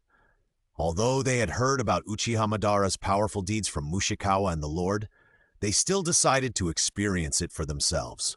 The Kasumi Pillar, Tokito Muichiro, found it quite interesting and joined the team, heading to the Swordsmith Village. The remaining pillars each performed their duties and returned to their respective areas of responsibility. Night. Swordsmith Village. A swordsmith who had just finished a hot spring bath hummed a little tune and trotted under the moonlight to go home. Suddenly, he saw a pot with colorful flowers painted on it, standing alone in the middle of the road on a small road not far away. "Who threw this thing in the middle of the road? It's very dangerous," the swordsmith complained as he walked towards the pot. When he came to the pot and was about to reach out to pick it up, an arm suddenly stretched out from the pot, grabbed the swordsmith's head, and quickly pulled it into the pot mouth. Then, accompanied by a sound of bones being crushed, the swordsmith was pulled into the pot mouth, which was only a dozen centimeters wide. On the other side, somewhere in the swordsmith village, an evil ghost with a swollen forehead, 2 horns on his head, and a face like Prajna was trembling and walking in the quiet night, as if he was looking for something, and whispered softly, "It must be as soon as possible. It must be as soon as possible." Suddenly, the evil ghost seemed to sense something, and suddenly stopped, turning his neck 180 degrees to look behind him. There 3 figures came together and noticed his presence. These 3 figures were the 3 people who came together to personally experience the power of Uchiha Madara, the Insect Pillar, Chocho Shinobu, the Snake Pillar Iguro Obanai, and the Mist Pillar Tokito Muichiro. At this moment, the evil ghost and the pillars met head-on. Ding, ding, ding! In a sword-forging house somewhere in the swordsmith village, the swordsmith with a mask on his face and bare upper body was concentrating on hammering the forged red sword blank. Uchiha Madara stood outside the swordsmith's forge, quietly listening to the continuous hammering sounds coming from inside. The sword that the swordsmith in the swordsmith's forge was forging was his own Nichiren sword. Boom! Suddenly, A violent roar suddenly came from a distance, covering the hammering sounds in the swordsmith's forge. Uchiha Madara looked in the direction where the sound came from and saw there were strong winds, thunder, and bird-like people flying in the air. A demon that can split? Interesting. Uchiha Madara looked at the bird-like people flying in the sky and said with some interest, "The blood demon arts of these evil demons, except that they do not require chakra to drive, are a little similar to the ninjutsu of the ninja world." Madara. Yushiro appeared from nowhere and came to Uchiha Madara's side, saying, "There are demons invading this village. They are upper-ranked demons, and there are more than one. What should we do? Should we help or leave?" "Don't worry." Uchiha Madara retracted his gaze and said, "We don't have to do anything. Just stay quiet. Someone will deal with them." Although the distance is far, Uchiha Madara can still sense the situation over there. There are 2 invading demons, and there are 3 members of the Demon Slayer Corps fighting with them. Judging from their strength, the 3 should all be masters of the pillar level. Although one of the 2 demons can be split, the Demon Slayer Corps still has the advantage at present. Okay. Seeing that Uchiha Madara was so calm, didn't say anything. He just took out a stack of talismans and handed them to him, saying, "Take these. If the battlefield of those people moves to this side, you can stick these on your body. Your sword is not yet fully forged. Even if those demons run in front of you, you must not force your way out. I'll go over there and take a look." After saying that, without waiting for Uchiha Madara to answer, Yushiro forced the talisman into his hand, then used the blood demon technique to hide himself and sneak towards the battlefield. Uchiha Madara looked at the talisman in his hand, shook his head speechlessly, and then turned his eyes to the sword forging room. His Sunwheel sword is almost forged. On the battlefield, Snake Pillar Iguro Obanai and Mist Pillar Tokido Muichiro are fighting fiercely with Hantengu of Upper String 4. Hantengu's blood demon technique is splitting. If the clone outside the main body is beheaded, a new clone will be split. At this time, he had split into 4 clones, Jinu, Kele, Kongshi, and Shuai-ju, and they were fighting fiercely with 2 pillars. On the other side, Insect Pillar Kocho Shinobu was fighting against Yuhu of the Upper 5 alone. Breath of insects, dance of butterflies? Teasing! Kocho Shinobu's figure was just as its name suggested. She flashed past Yuhu as light as a butterfly, and her slender Nichiren sword stabbed Yuhu continuously, leaving several small wounds. Hey! Yuhu didn't care about the injuries on his body at all. He turned his head to look at Kocho Shinobu and said with a smile, "This slender blade can't cause any substantial damage to me at all." Kocho Shinobu smiled and said nothing, and continued to attack Yuhu. Her nimble figure flashed, and in an instant she flashed behind Yuhu. The slender blade stabbed and directly pierced Yuhu's throat. Breath of insects, dance of bee fangs, true might. Ah! Yuhu raised his hand to grab the slender blade that pierced his throat, then turned his neck 180 degrees, looked at Kocho Shinobu behind him and said fiercely, "I've already said that a slender blade like yours can't cause any substantial damage to me." Cough! Before Yuhu finished speaking, he felt a flash in front of his eyes, and then he coughed up a large mouthful of blood. At the same time, his face began to melt rapidly like a wax figure encountering high temperature. "It's poison!" After Yuhu noticed the changes in his body, he immediately realized his situation and immediately performed the blood demon art, Octopus Hell, releasing a giant octopus from the pot, and its soft tentacles wrapped around Kocho Shinobu. Kocho Shinobu twisted his wrist and quickly pulled the blade out of Yuhu's neck, then quickly dodged and retreated, avoiding the tentacles of the giant octopus. Damn it! Yuhu tried to expel the toxins in his body, but found that his body melted faster. What was even more terrifying was that he found that his melted body could not regenerate. In this situation, he could not care about continuing to attack Kocho Shinobu, and began to frantically try to dissolve the toxins in his body. At the same time, he also performed blood demon art and released a water curtain around himself to prevent himself from being attacked. Seeing this, Kocho Shinobu flashed around the giant octopus and appeared beside Yuhu, stabbing him with the blade in his hand. Breath of insects, dance of dragonflies, compound eyes, hexagon. Kocho Shinobu's continuous thrusts failed to break through the water curtain defense around Yuhu's body, and immediately withdrew and looked at another battlefield. Kocho Shinobu's eyes wandered for a while on Iguro Obanai and Tokito Muichiro, who were fighting fiercely with the 4 clones of Upper String 4 Hantengu, and then stepped on the ground and rushed directly to Tokito Muichiro, who was fighting fiercely with Sora and Shuak, 2 of Hantengu's 4 clones. Shinobu Kocho's sudden joining made Sora and Shuaki retreat and distance themselves from them. Tokito Muichiro also looked at Shinobu Kocho, who suddenly broke in with confusion. Just as he was about to ask, Shinobu Kocho spoke first and said, "Muichiro-kun, let's temporarily switch opponents." Upon hearing this, Tokito Muichiro turned his head and glanced at Yuhu, who was hiding in the blood demon technique and frantically trying to expel the toxins injected into his body by Shinobu Kocho. He immediately understood Shinobu Kocho's intention and nodded directly, "I'll be back soon." After that, he turned around and rushed towards Yuhu. Haha, has the opponent changed? The flying birdman Sora was happy to see that the opponent had changed to Kocho Shinobu, and the smile on his face became happier. Then he swooped down and pounced on Kocho Shinobu, laughing. "That's great, I like to tear petite women into pieces bit by bit. Shueijue, don't compete with me."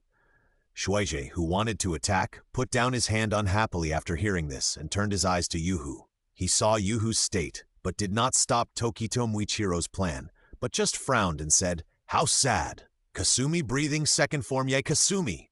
Yuhu saw Tokito Muichiro rushing towards him and immediately controlled his blood demon art to transform into a giant octopus to twist its tentacles to try to stop the opponent from getting close, but Tokito Muichiro cut off all the tentacles with one knife.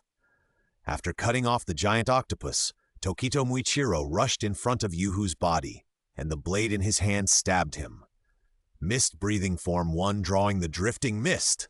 Puff! The white blade in Tokito Muichiro's hand easily pierced through the water curtain around Yuhu, and then he held the blade with both hands and slashed it suddenly, directly cutting through the layer of water curtain. Mist breathing form 4 horizontal slash. After breaking through the defense of the water curtain, Tokito Muichiro swung his blade again, slashing forward in a sliding posture, and the blade in his hand slashed across Yuhu's neck like lightning. Yuhu, who was poisoned, could not resist Tokito Muichiro's blade at all, and was beheaded directly.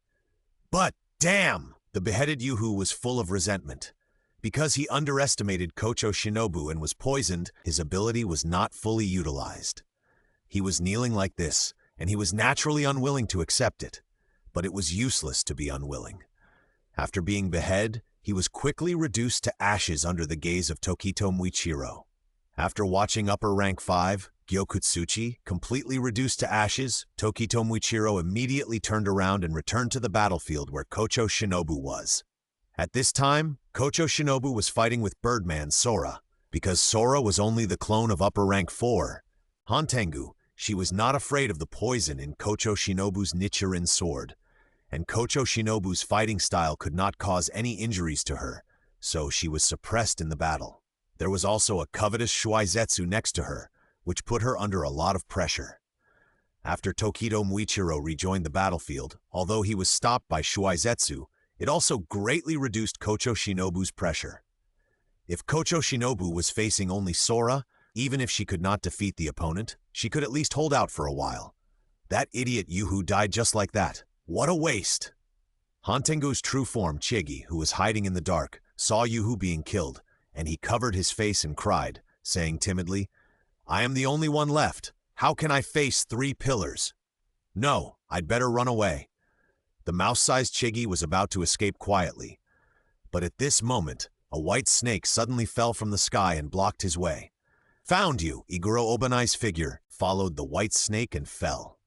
His heterochromatic eyes, green on the left and gold on the right, stared at the trembling Chigi and said, "I didn't expect the true form to be a mouse." After saying that, he swung his sword directly, and the snake-like curved Nichiren sword slashed at Chigi's neck.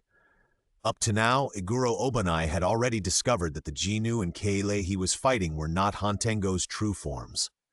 After realizing this, he released his inseparable partner, Kabuki Maru, during the battle to search for Hantengo's true form. Now I finally found it.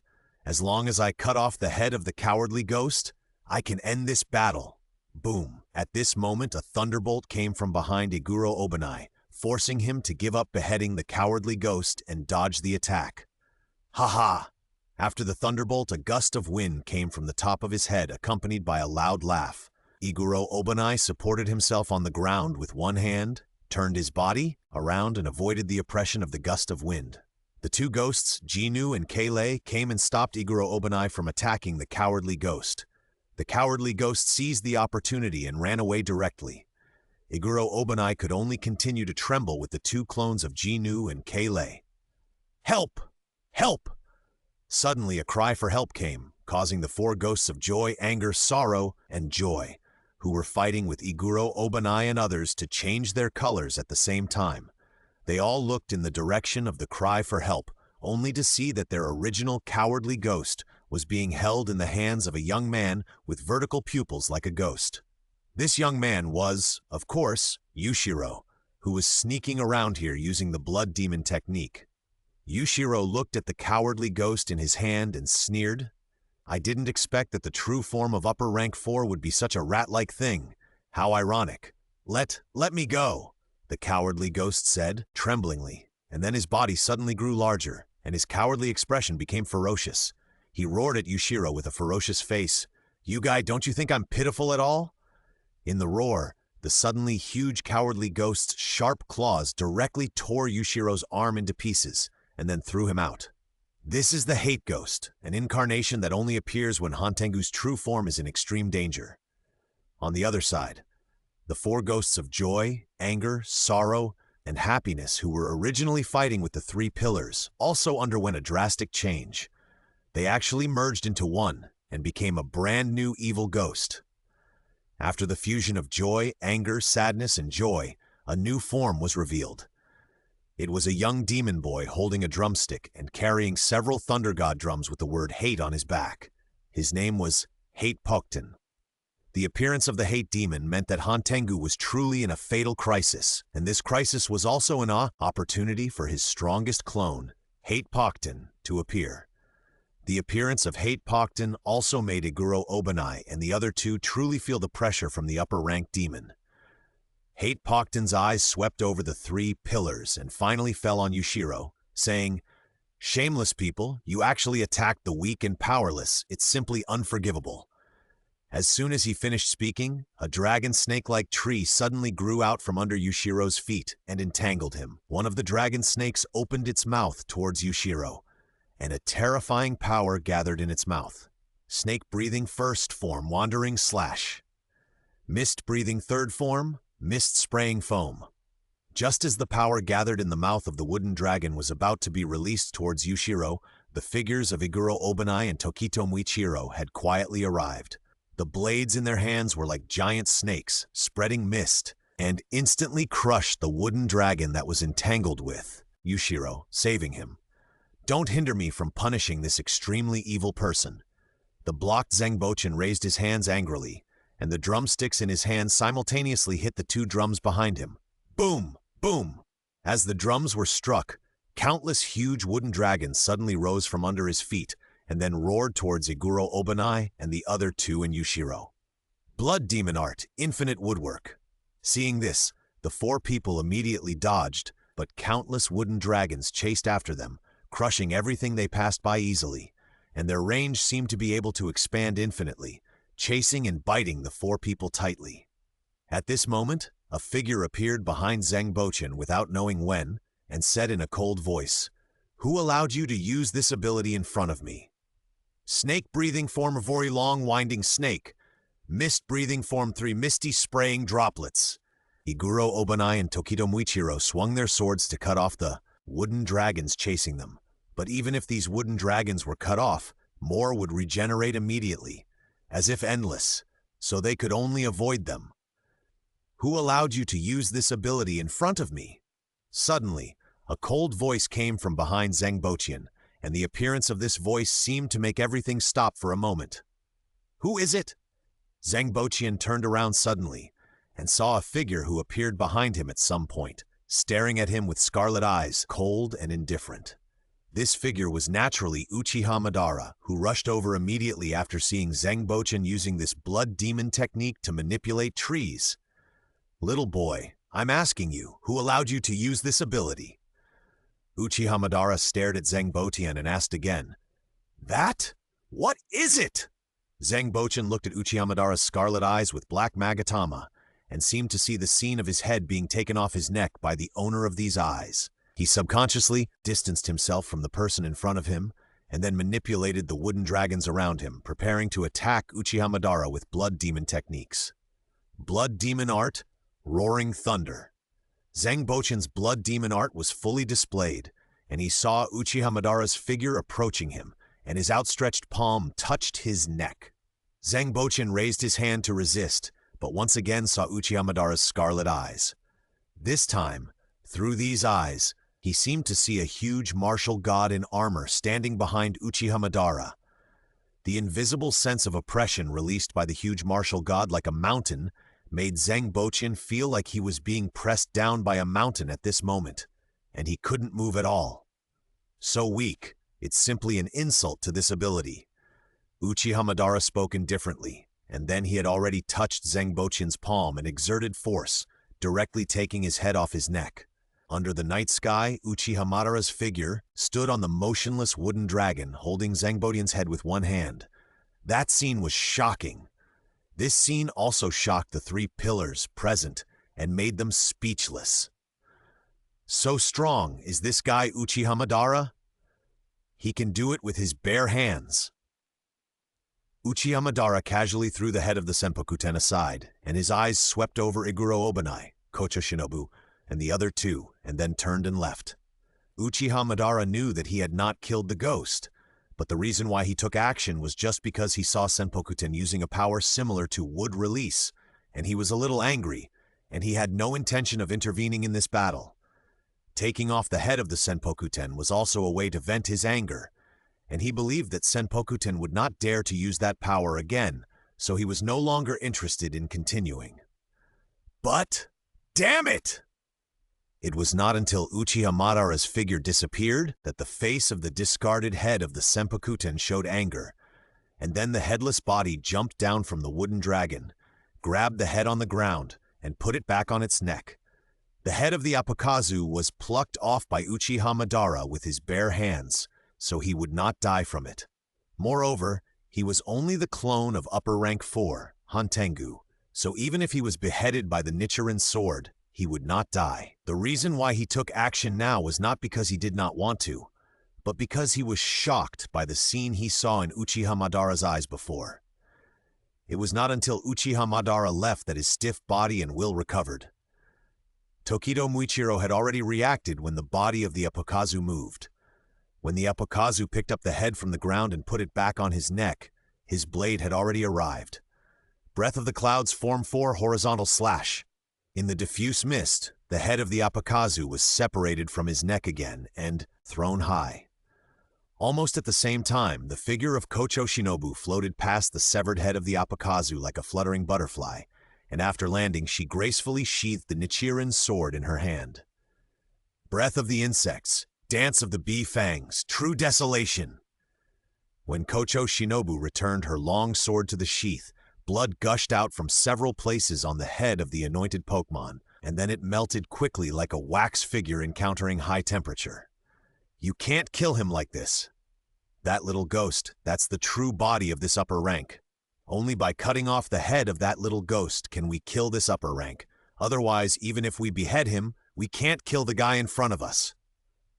Iguro Obanai, who also reacted, spoke immediately and told Kocho Shinobu and Tokido Muichiro the information he had noticed loudly. Kocho Shinobu and Tokido Muichiro heard this, looked at each other, and then dispersed to look for the true body of the upper rank 4, Hantengu, the cowardly ghost. You guys!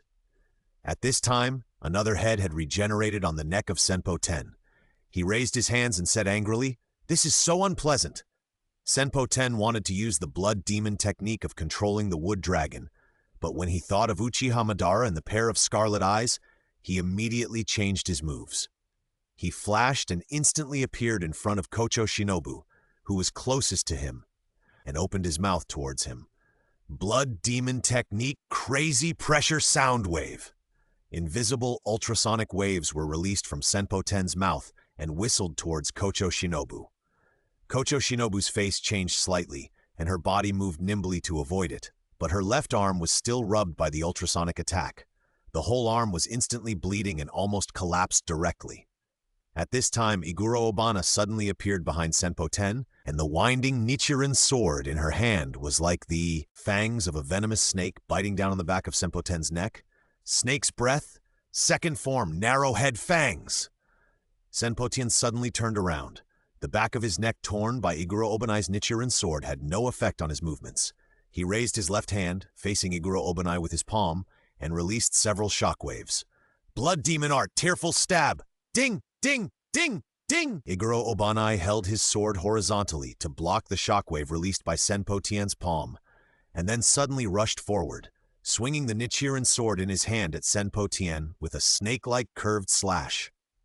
Snake Breath, 3 forms, Nest Strangling. The multiple slashes swung by the Nichiren sword in Iguro Obanai's hand were like a coiled giant python, strangling Senpo Ten in the middle, leaving a series of winding wounds on his body in an instant. Trample! Trample! Trample! At this time, Kocho Shinobu also seized the opportunity and her legs burst out with strong power to stomp on the ground and rush towards Senpo Ten. Insect Breath Centipede Dance 100-Legged Snake Belly. Kocho Shinobu's figure meandered around Senpoku Ten at a speed that was hard to see with the naked eye. The slender blade in her hand instantly sent out countless stabs, leaving dozens of transparent holes on Senpoku Ten's body.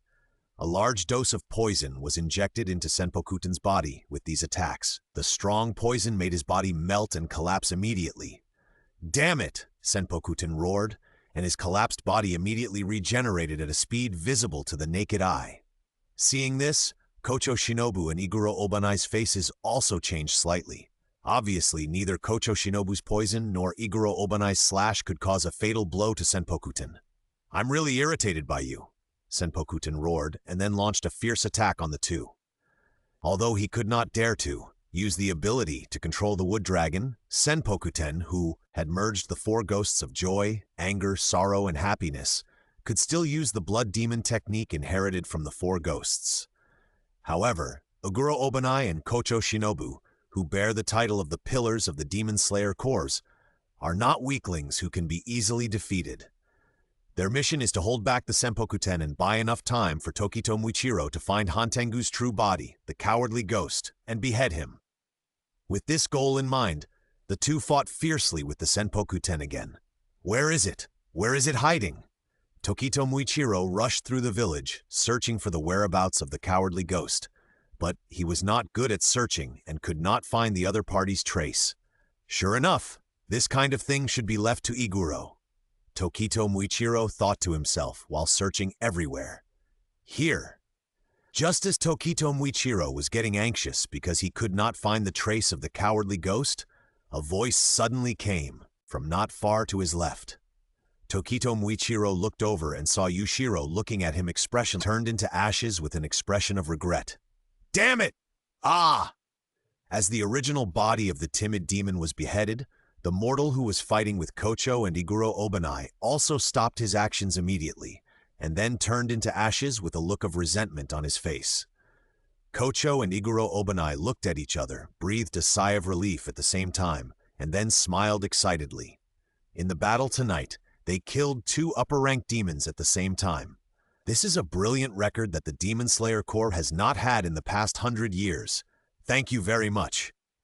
On the other side, after Tokito Muichiro beheaded the timid demon, he turned around and thanked Yushiro, who showed him the way. "Humph, the pillar of the Demon Slayer Corps is just like this. If it weren't for my help, you." Yushiro accepted Tokito Muichiro's thanks without hesitation, and was about to say something with a proud face. But halfway through his words, his face suddenly changed, and he shouted, "Lord Tamayo," then turned around and ran towards the village. Seeing this, Tokito Muichiro stared blankly at Yushiro's back, not knowing what happened. What happened? At this time, Shinobu Kocho and Iguro Obanai, who had arrived, saw Yushiro's anxious back and asked Tokito Muichiro, who looked dazed. "I don't know." Upon hearing this, Tokito Muichiro shook his head and said, he suddenly shouted, "Master Tamayo," and then he went over there with a look of anxiety. Tamayo. When Shinobu Kocho heard this name, she frowned, and instinctively felt that something bad might happen, so she said, "The name Tamayo seems to be the ghost who received the invitation from the Lord, and it seems that she is still conducting research on how to turn ghosts back into humans. Look at that. He looks like something happened to the woman named Tamayo. After all, she is the one who received the invitation from the Lord. So let's go and take a rave, yeah." Upon hearing this, Iguro Obanai and Tokito Muichiro nodded at the same time, and then together with Shinobu Kocho, they chased after Yushiro. Damn it, damn it! Yushiro kept cursing while running wildly, and the expression on his face became more and more panicked. Yushiro's blood demon art ability allowed him to see everything that the person carrying the talisman saw through the power of the blood demon art spell cast by him. At this time, he was using the talisman he left on Tamayo to see the scene where Nezuko Kamado and the seriously injured Tanjiro Kamado broke into the Asakusa residence to ask for help, and then the upper rank 2 Duma followed closely and confronted Tamayo. "No, Tamayo-sama, don't!" In the scene, Tamayo was about to fight the upper rank 2 Duma in order to protect Nezuko Kamado and the seriously injured Tanjiro Kamado, and Yushiro went crazy. "Run, Tamayo-sama, run quickly!" Yushiro shouted madly. Soon, Yushiro rushed to Uchiha Madara and said anxiously, "Quick, Lady Tamayo is in danger. Let's go." Yushiro's expression suddenly froze halfway through his words. Through the talisman on Tamayo's body, Yushiro saw that she was subdued by Duma at the first sight, and then she fell to her knees on the ground, screaming hysterically, "No! Lady Tamayo! Yushiro, what's going on?" Uchiha Madara saw Yushiro's expression and the words he had not finished saying just now, and immediately realized that something might have happened to Tamayo, and asked in a deep voice, "What happened to Tamayo?" "Madara, hurry!" Yushiro heard Uchiha Madara's words, grabbed his arm suddenly, and shouted, "Lady Tamayo was taken away by a demon. Hurry, let's go and save her." Uchiha Madara heard the words, and his eyes immediately appeared scarlet, and the cold, murderous intent emanated from his body. Then he lifted Yushiro from the ground and said, "Tell me clearly what's going on. Can you find Tamayo's location? It's an upper rank." After hearing what Uchiha Madara said, Yushiro calmed down a little, and then brought Nezuko Kamado and the seriously injured Tanjiro Kamado to their residence in Asakusa for help. Then Tamayo told Uchiha Madara the whole story of how she fought alone with Duma, the second upper rank, to protect them. "The images I could see disappeared after Lady Tamayo was captured by that damned upper rank." "Damn it!" Yushiro bit his lip anxiously and then said, "Although I can't see the images from Lady Tamayo's side now, I can still feel her location. Lady Tamayo must be afraid that we would worry, so she took the initiative to cut off the transmission of the images. And that upper rank said that he would bring Lady Tamayo to Muzan Kibutsuji, so she is fine now. Madara, let's go back immediately and save Lady Tamayo. It must be in time now." Uchiha Madara heard this and glanced at the sword forging house next to him. His sword was not yet finished, but he was not going to wait any longer, and was going to find a random sunwheel sword and set off. "Lead the way." Uchiha Madara retracted his gaze and said to Yushiro, "Please wait a moment." Just as the two were about to leave, a gentle voice suddenly called them. It was Shinobu Kocho.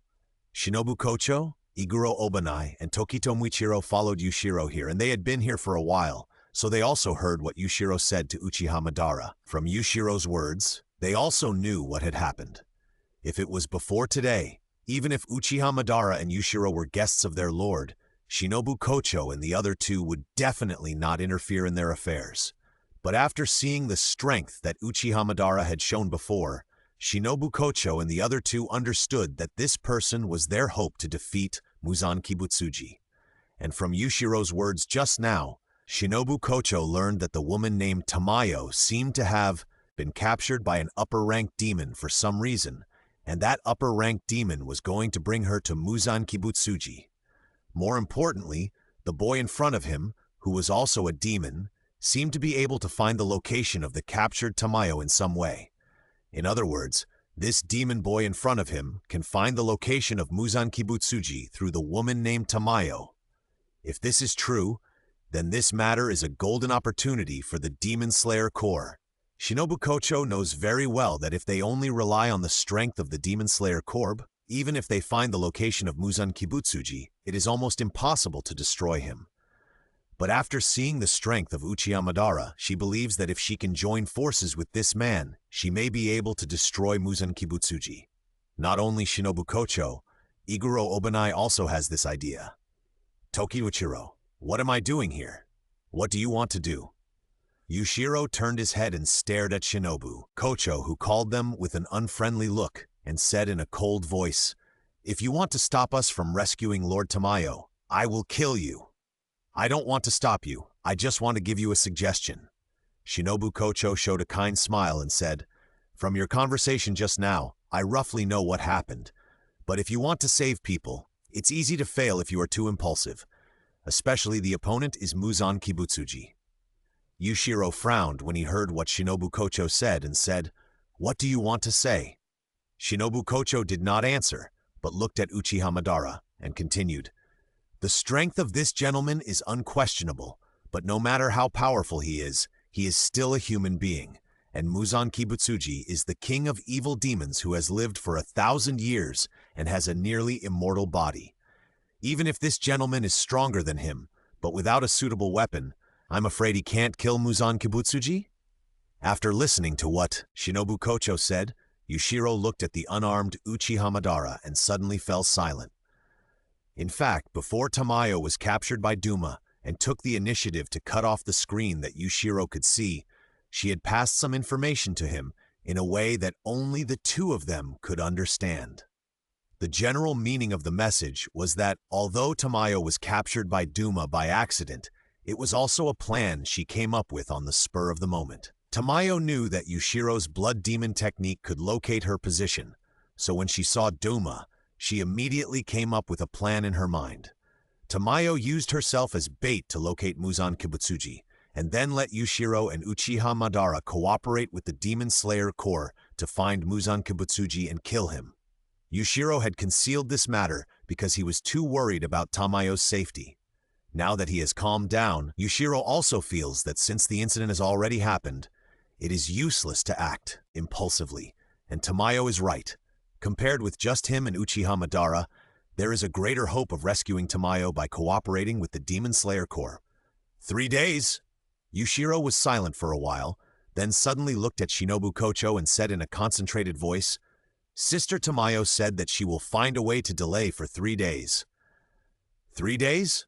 Shinobu Kocho heard Yushiro's words and immediately understood what he meant.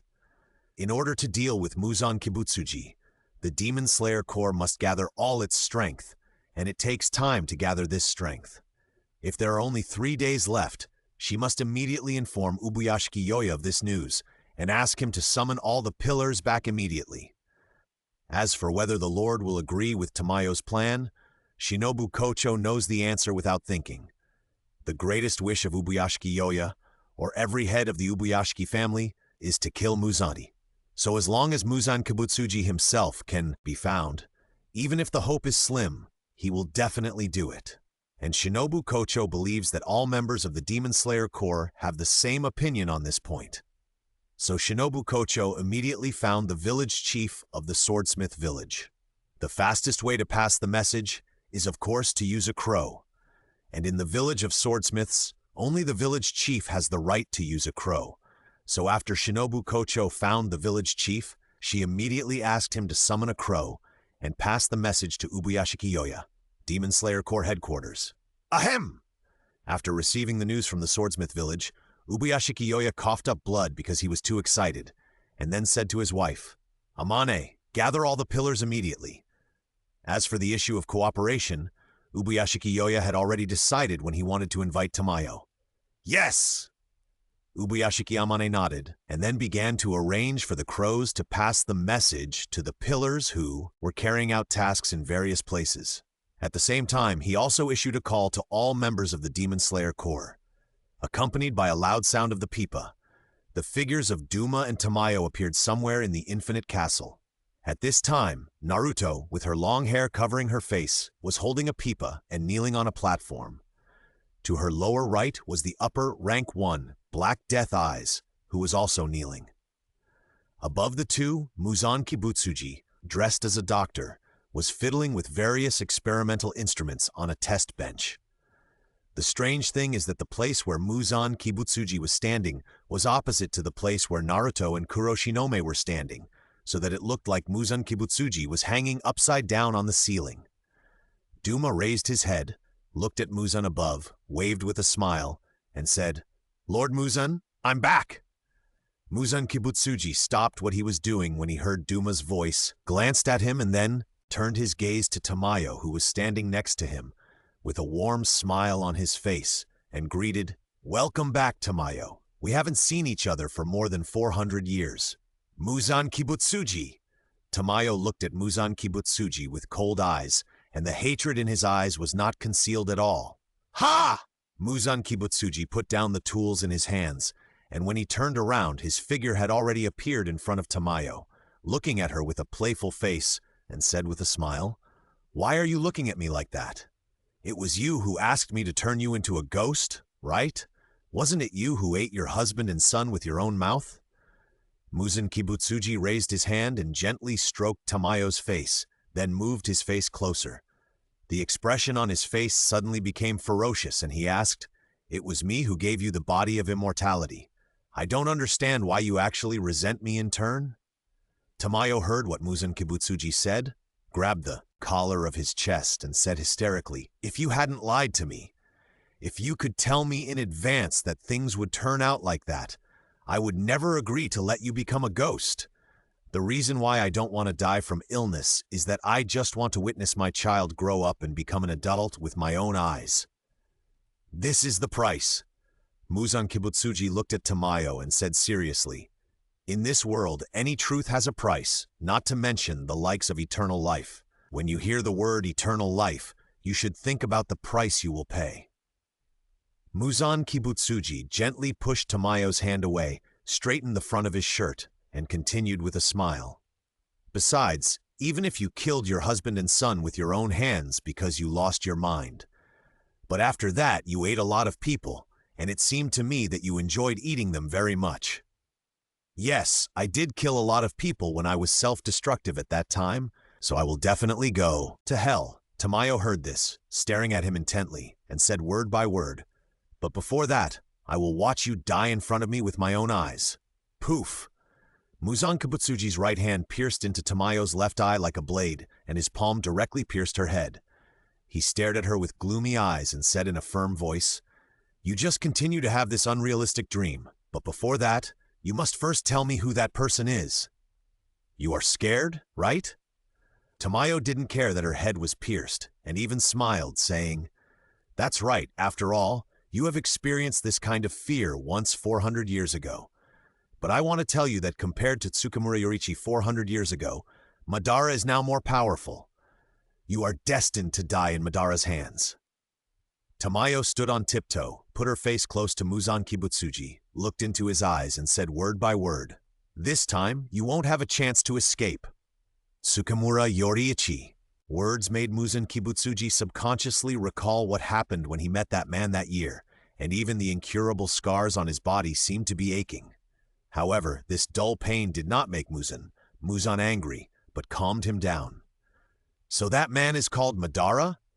Muzan pulled his hand away from Tamayo's head, shook off the blood on his hand, opened his mouth and showed his fangs, and said to her, "You should know that no matter how much you don't want to tell me about that man, you can't hide anything from me, as long as I eat you."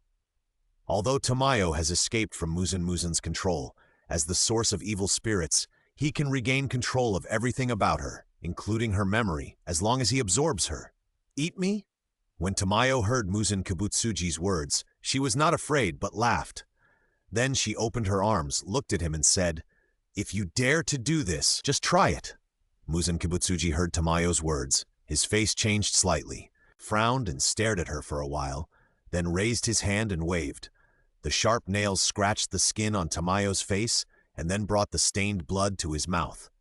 After tasting it, his face suddenly changed. "This is After tasting Tamayo's blood, Muzan Kibutsuji's face became extremely ugly. He stared at her with cold eyes and said in a cold voice, "I see. No wonder you cooperated so well to let Duma bring you to me. So you had this idea. You were ready to let me eat you from the beginning, so that the drug that you left in your body early on and could suppress my power could be injected into my body." Tamayo heard the smile on her face. This made Muzan Kibutsuji more confident in his judgment and confirmed that there must be a weakness about the man named Madara in Tamayo's memory. Thinking of this, Muzan Kibutsuji couldn't help laughing and then continued, "Unfortunately, your plan has been discovered by me now. Although I don't know what kind of drugs you injected into your body. But as a ghost, your body's decomposition of drugs is irreversible, and the speed is hundreds of times that of normal humans. In other words, no matter what drugs you left in your body, no matter how large the dosage is, it will be decomposed within a few days." 1 day? 2 days? Or 3 days? Muzan Kibutsuji looked at Tamayo with a grim smile and said, "As long as the drugs in your body are decomposed, I can eat you again and get the information in your memory." When Tamayo heard Muzan Kibutsuji's words, the expression on her face became more and more ugly, but she couldn't help but sneer in her heart. Sure enough, this man is still as cowardly as ever, and stupid. In the courtyard of the Ubuyashiki residence, the 7 pillars of the Demon Slayer Corps, Rock Pillar, Wind Pillar, Snake Pillar, Insect Pillar, Mist Pillar, Water Pillar, and Love Pillar, gathered together again less than 2 days later. The absence of the Flame Pillar, Rengoku Kyojuro, was because he was seriously injured and was still in bed, receiving treatment at the Chuya. Although he was awake and strongly requested to attend this emergency meeting, he was firmly rejected by Ubuyashiki Yoya. The absence of the Sound Pillar, Uzui Tengen, was because he encountered Upper 6 in Yoshiwara Yukaku a day ago. Uzui Tengen and the Upper 6 siblings, Gitaro and Daki, fought hard to kill them. But he was also dying because of the poison on Gitaro's blade. Now it has been confirmed that he died, leaving behind 3 beautiful widows. The Lord has arrived! Ubuyashiki Yoya came to the crowd with the support of his wife. At this time, Ubuyashiki Yoya was already terminally ill, and the cursed scars on his face were almost all over his body. Now he even had difficulty standing up. But now he was very excited.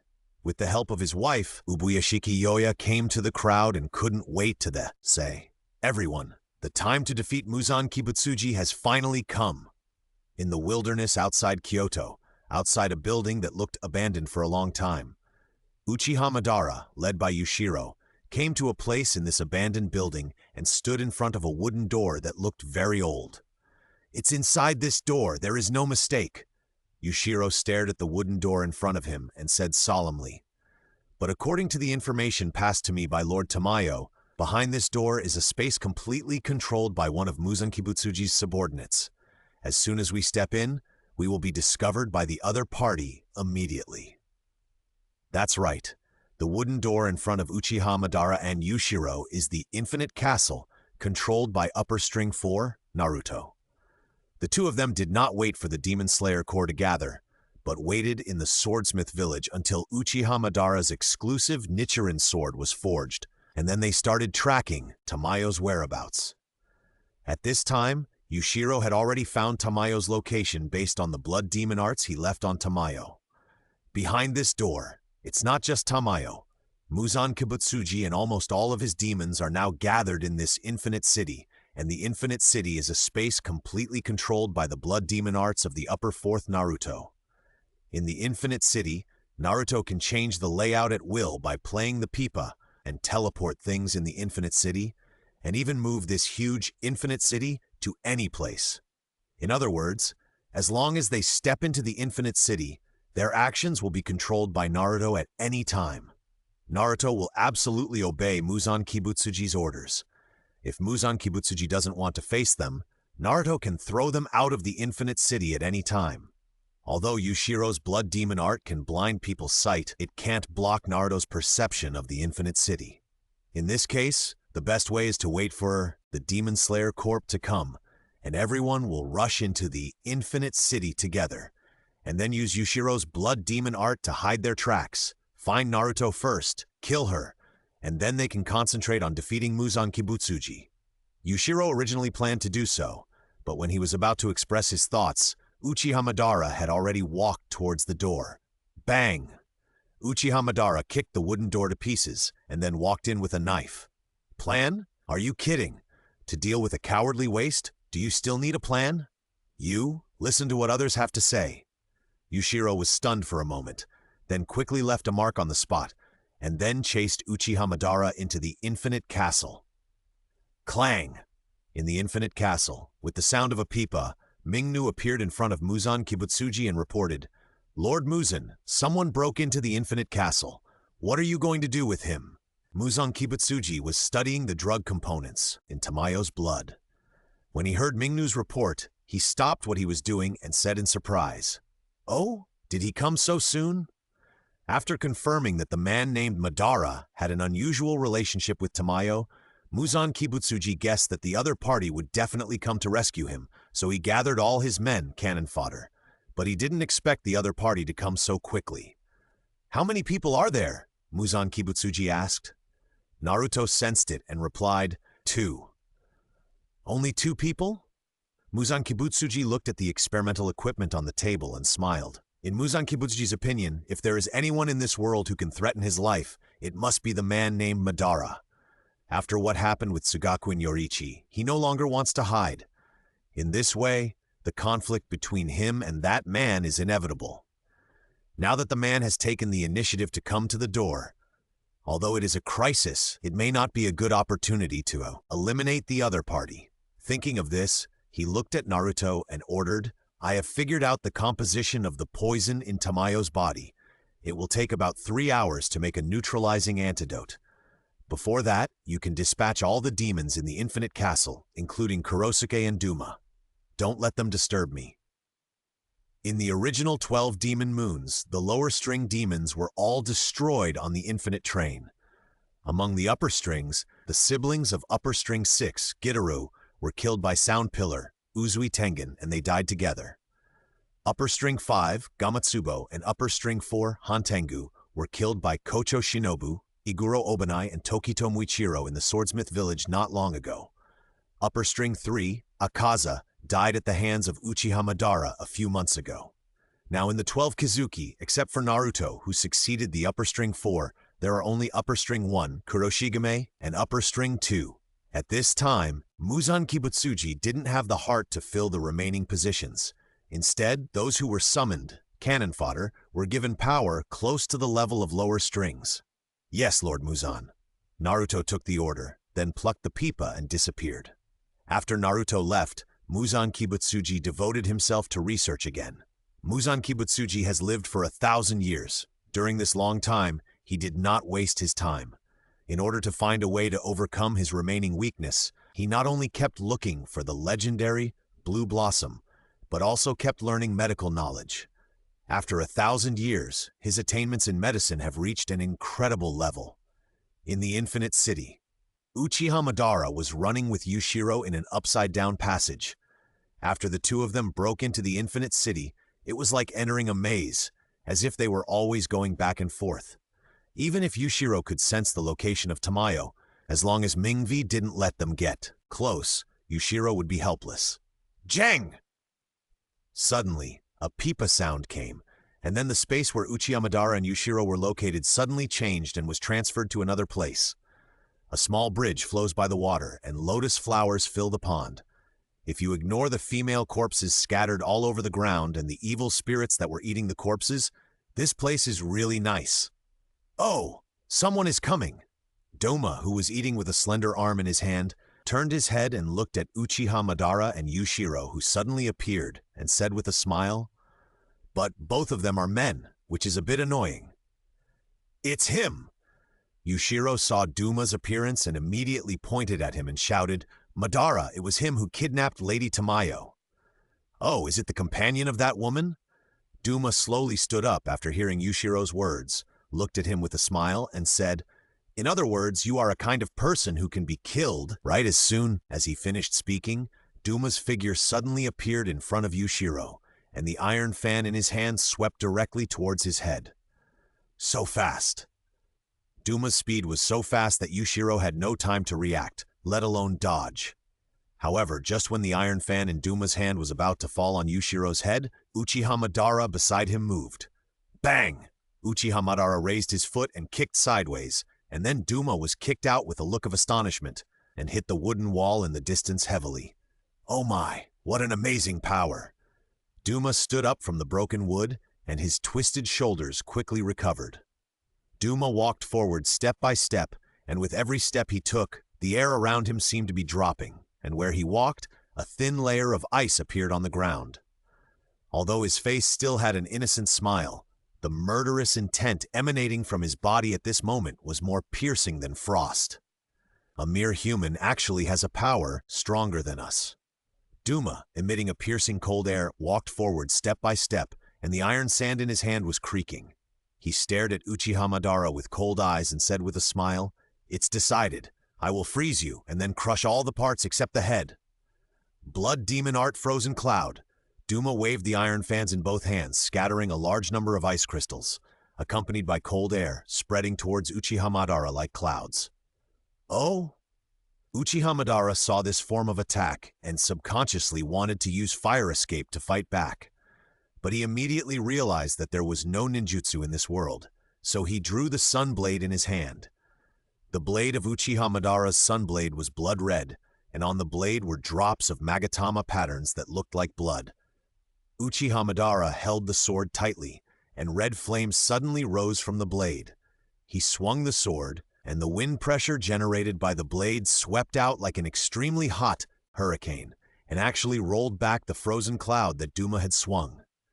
Seeing this, Duma's eyes condensed slightly, and then he lightly tapped his feet, jumped up, and then waved the iron fans in his hands again. Blood demon art! Ice lotus! Click! As Duma waved the iron fan in his hand, a large amount of cold air was released, and then condensed into several ice vines wrapped with ice lotus, spreading towards Uchiha Madara like a snake. Seeing this, Uchiha Madara increased the strength of his palm holding the knife, and then swung the knife horizontally. Clang! The blade rubbed against the air, releasing a slash to cut off all the ice vines that were wrapped around it, and this slash was also accompanied by a scorching high temperature. While cutting off the ice vines, it also instantly melted and evaporated them, and then turned into a hot wind that rolled towards Duma. Sizzle! Sizzle! Sizzle! Sizzle! The hot wind swept over Duma, and the small slashes kept tearing open his flesh and blood, leaving a series of thin wounds. Oh, it's amazing. Duma didn't care about the wounds all over his body. Instead, he raised his hand and licked the blood on the back of his hand. He still smiled and said, "This kind of swordsmanship, when it hits the body, it's like being burned by fire. It's not a power that humans can use. It's really amazing. Huh?" Duma's face suddenly changed halfway through his words, and then he looked down at the wounds on his body and found that these wounds were not healing. What's going on? Why don't the wounds regenerate? Duma noticed the abnormality of the wounds on his body, and the smile on his face finally faded. He looked at a wound on his body carefully and thought to himself, the wound is like being burned by fire, and it can't regenerate. No, it's not that it can't regenerate, it's just that the speed has slowed down a lot. Thinking of this, Duma looked at the sunblade in Uchiha Madara's hand and thought with a serious look in his eyes, is it because of that sword? Does the sunblade have this effect? This feeling is just like being exposed to sunlight. And I didn't come into direct contact with the sword. I was only injured by the blade's slash. If I was cut directly by the sword. No, there is something wrong with this man and his sword. I must tell this information to Muzan-sama. Thinking this, Duma waved the iron fan in his hand again without recovering from his injuries, and threw a large number of ice flowers at Uchiha Madara. Blood demon art, scattered lotus. The frozen flowers disintegrated under the waving of Duma's sword, turning into a large number of sharp petals like blades that rolled with the cold air and then swung towards Uchiha Madara. This is not over yet. When those petals of ice blades attacked Uchiha Madara, Duma's sword continued to dance, and the cold air around him condensed, and it actually condensed the surrounding cold air into ice crystal dolls. There were 5 ice crystal dolls in total, and they looked the same as Duma himself, but their bodies were only half the size of Duma himself, like a smaller version of Duma.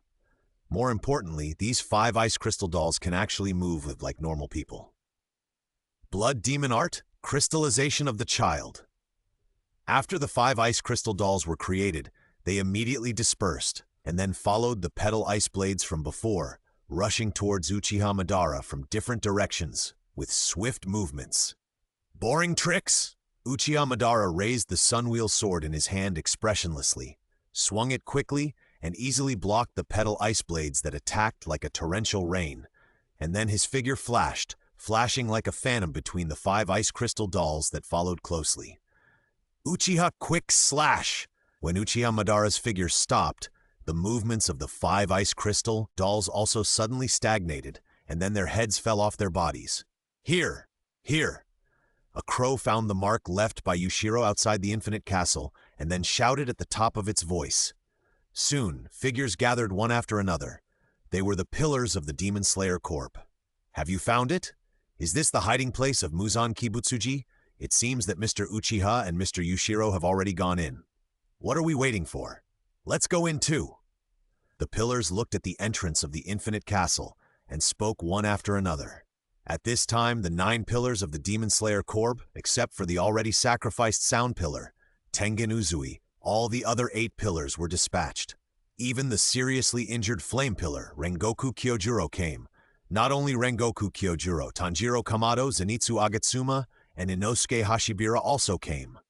As members of the Demon Slayer Corp, none of them wanted to miss this major event of defeating Muzan Kibutsuji, so they took the secret medicine made by Shinobu Kocho, which could temporarily suppress injuries and stimulate potential, and returned to the battlefield.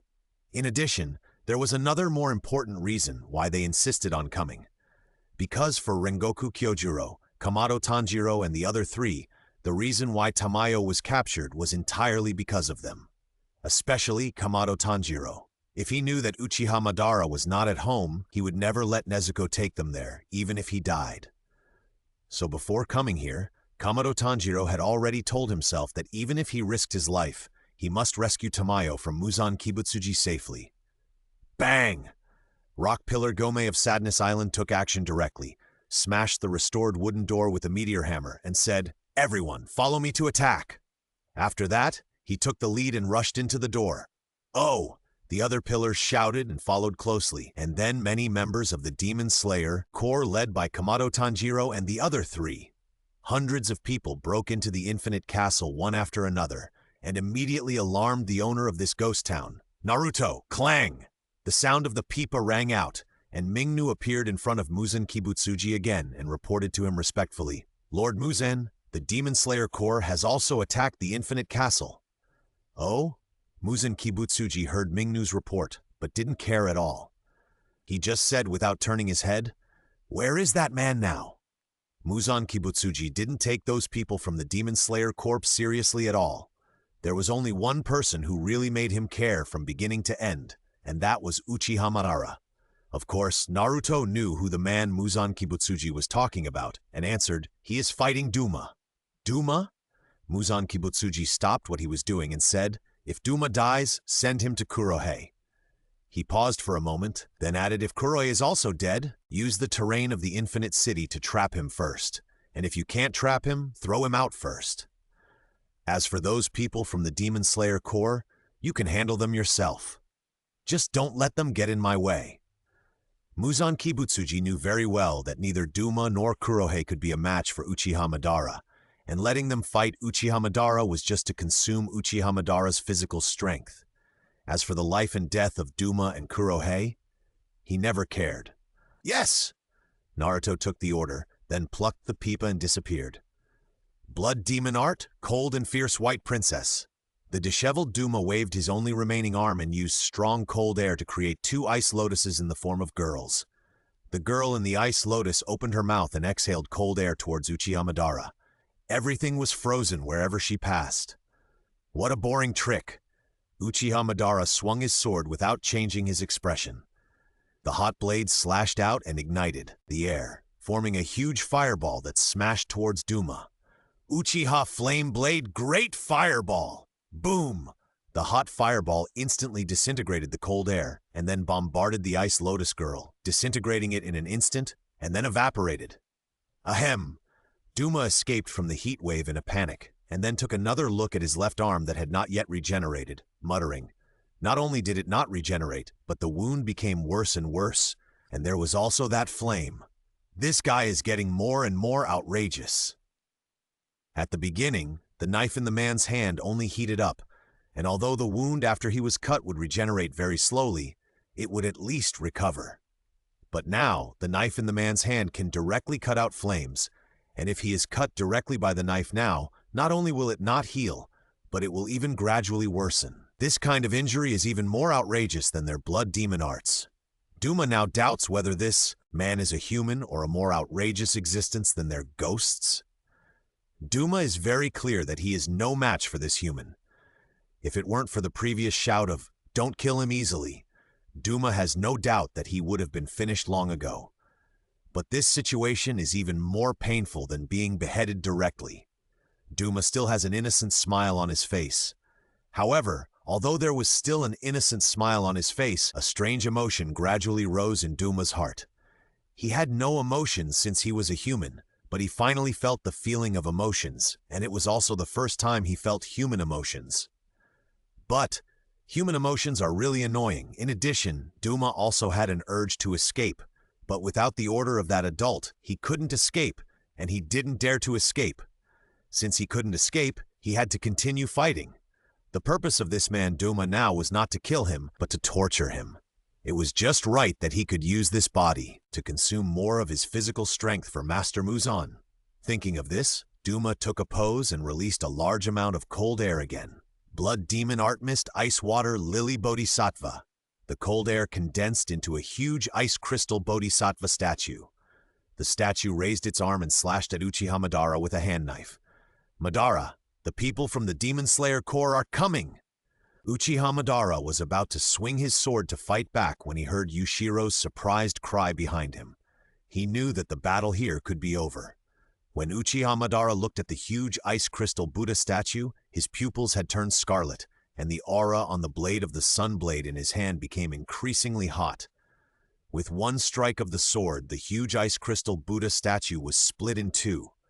Uchiha Madara turned his gaze to Duma himself, and then the whole person disappeared on the spot. When he reappeared, Uchiha Madara's figure had appeared in front of Duma, and the hot red blade in his hand was like a ray of scorching sun, gently passing across his neck. The next moment, Duma's head, which still had an innocent smile, was thrown high. Zheng! The moment Uchiha Madara killed Duma, a pipa sound rang out, and then a door opened on the ground under his and Yushiro's feet. The two fell from the door and came to a very spacious hall. In the hall stood a swordsman with long black hair and a high ponytail, wearing a purple snake-patterned kimono. This person has flame-like red markings on his left forehead and right chin to his neck. More importantly, he has 6 scarlet eyes on his face, which looks very creepy. The pair in the middle of the 6 eyes are engraved with the words upper string and 1 respectively. He is the strongest upper string demon among the 12 demon moons, Black Death Eyes. The sudden appearance of Uchiha Madara and Yushiro did not cause any fluctuations in Black Death Eye's emotions. After scanning the two of them, his eyes fell on Uchiha Madara and said, "So that's how it is. Are you the human that Lord Muzan looks at with caution? This fighting spirit like the scorching sun is so strong that even my eyes cannot see through it. It's incredible." Before becoming a demon, Black Death Eyes was once a demon-slaying swordsman of the Demon Slayer Corps, and he was the top one. His use of breathing techniques has long reached the realm of perfection, and he is even one of the few people who have reached the highest realm through practice. The so-called highest realm is the transparent world that emerges in the mind after doing one's best to hone oneself and endure the pain. In the eyes of the swordsman who comprehends the transparent world, the body of a living being will become transparent, and the muscle activity and blood flow in the body will be clearly visible. At this moment, in the eyes of the Black Death Eyes, Uchiha Madara is like a human-shaped scorching sun, and just looking directly at him will make him feel like he will be burned. The Black Death Eyes slowly drew out his saber, stared at Uchiha Madara, and slowly said, "Looking at you, it's like facing Yoshiichi back then. No wonder you are feared by Lord Muzan." Uchiha Madara just glanced at him lightly, and then looked at Yushiro beside him. The latter immediately understood, and then turned around and ran. Yushiro certainly did not abandon Uchiha Madara to escape alone, but was ready to save Tamayo. The reason why Yushiro did not take action before was that when it was just the two of them, he would be stared wherever he went, and he would definitely not be able to get close to Tamayo. But now it's different. With hundreds of demon slayers rushing in, the Infinite Castle has now become a mess, and this situation is also the best time for Yushiro to act alone. After Yushiro came out of the hall where the Black Death Eye was, he immediately activated the Blood Demon technique to make himself invisible, sensing the location of Tamayo, and then rushed away impatiently.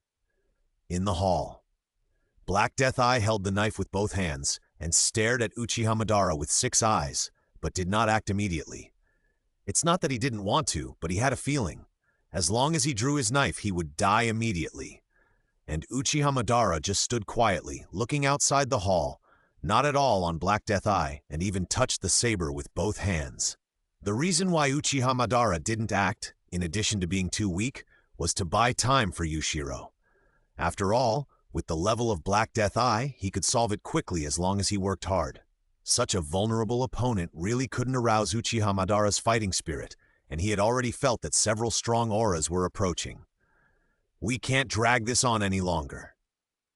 Black Death Eye stared at Uchiha Madara, who was like a human-shaped scorching sun, and realized that he couldn't hesitate any longer. Otherwise, the little fighting spirit he had left would be completely worn out. With this thought in mind, Black Death Eye tightened his hands around the knife and then took a stance to prepare for his move. Breath of the Moon Type 108, boom! Boom! Just as Black Death Eye made up his mind and was about to swing his knife at Uchiha Madara, the walls on both sides of the hall were suddenly violently smashed, and then 2 figures rushed in from the broken entrance and attacked Black Death Eye at the same time. Breath of Wind Type 1 Dust Whirlwind Slash. Breath of Rock Type 1 Serpentine Rock Bipolar.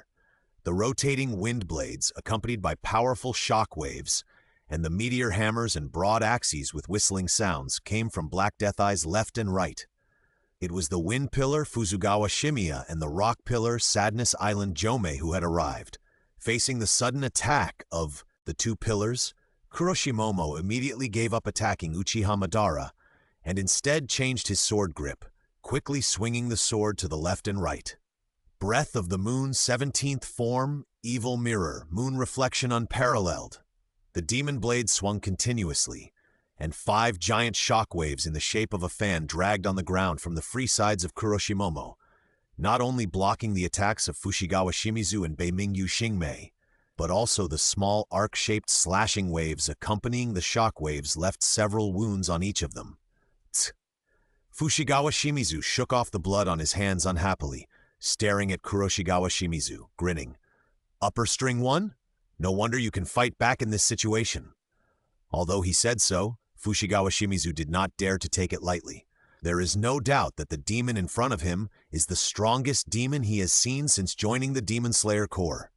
Facing such an opponent, even if he looks away for a moment, he may be killed.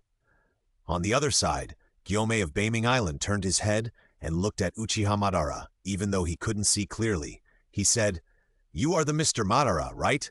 I'm sure you have something else you want to do. Just leave it to me and Fuzugawa." Although they had never met, Beimingyu Xingming was able to determine Uchiha Madara's identity just by sensing. In his perception, the fighting spirit that was like the sun, that made people dare not look directly at it, was something he had never seen in his life. Upon hearing this, Uchiha Madara turned his head and looked at him. He didn't say anything, but he didn't leave immediately. He still stood there without moving. Beimingyu Xingming didn't know what Uchiha Madara meant. He just thought that he had his own plans, so he didn't say anything and turned his attention to the Black Death Eyes.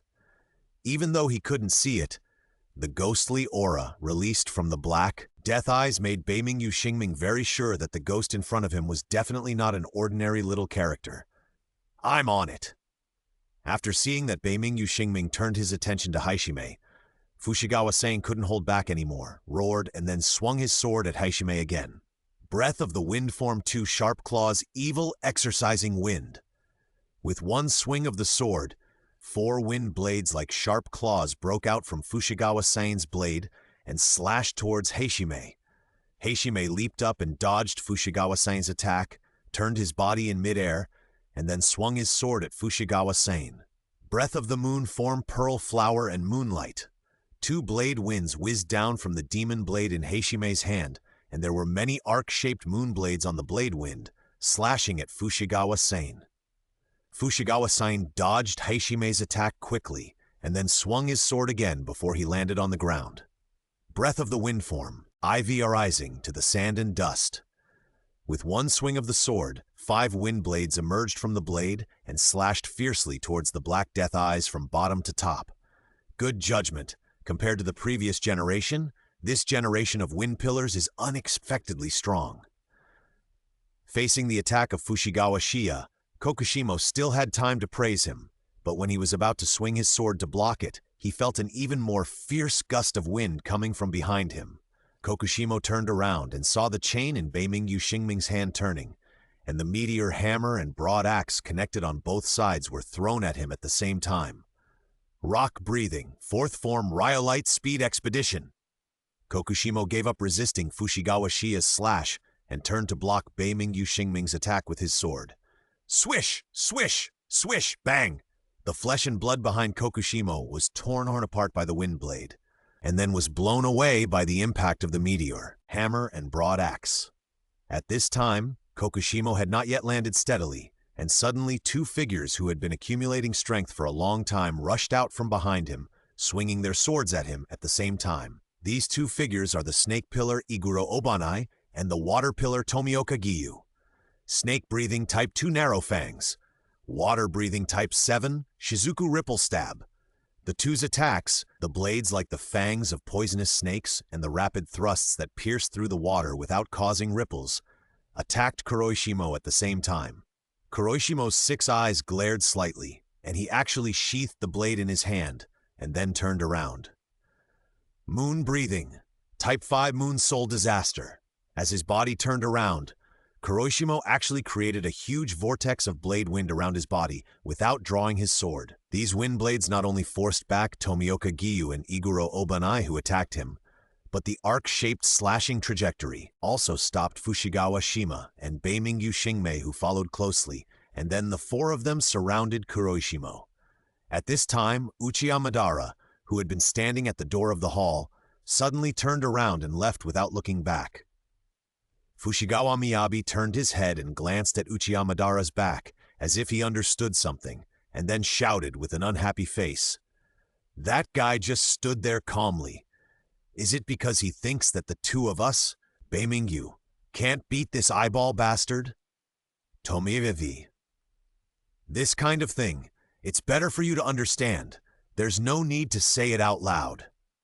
Okay, Fujiyome spoke, and said in a deep voice, "The one standing in front of us now is the upper rank one, an evil spirit second only to Muzan Kibutsuji. And if Mr. Madara hadn't been standing there just now, the 2 of us would not have been able to wait for Tomioka and Iguro to arrive unscathed." Humph wanted to go directly to save Tamayo. But after he found Tamayo, he discovered that Muzan Kibutsuji was actually guarding Tamayo. Yushiro knew that if he was alone, even with the advantage of blood demon arts, he would definitely not be able to save Tamayo from Muzan Kibutsuji, so he prepared to find help. While looking for help, Yushiro accidentally discovered the location of upper rank 4 Naruto, who controlled the Infinite Castle. Seeing Naruto, Yushiro immediately came up with a plan. If he could control Naruto, he could use Naruto's control over the Infinite Castle to directly teleport Tamayo from Muzan Kibutsuji to him. In that case, he would only need a moment to rescue Tamayo from Muzan Kibutsuji. However, although Naruto's blood demon art does not have a strong killing power, its mobility in this infinite city is unparalleled. If he is alone, if he misses the first attack, he may not have a chance next time, so Yushiro decided to find a few helpers. Then Yushiro found the insect pillars, Kocho Shinobu and Kanroji Mitsuri, who were closest to him. After Yushiro found the two, he told Kocho Shinobu and Kanroji Mitsuri his plan. After hearing Yushiro's plan, Kocho Shinobu and Kanroji Mitsuri immediately expressed their full assistance. As for Rengoku Kyojuro, he met them by chance on the road. After hearing Yushiro's plan, he also decisively expressed his willingness to help. Although Yushiro was very unhappy with this one of the culprits who caused Lord Tamayo to be captured, he was also very sure of the strength of this flame pillar, so he let him join the team. Now they have met Tokito Muichiro, the Pillar of the Clouds. Yushiro's plan to capture Naruto suddenly has 4 pillars of strength. With the help of his blood demon arts, it can be said that he can easily deal with a mere upper rank 4. After Kocho Shinobu told Tokito Muichiro about Yushiro's plan, the latter immediately said that he could help. Naruto's blood demon arts made them take a lot of detours here and wasted a lot of time. For them, if Yushiro can really control Naruto, then their next action will undoubtedly be smoother. In this way, Yushiro used his blood demon arts to make the 4 pillars all invisible, and then led them to sneak towards Naruto's location.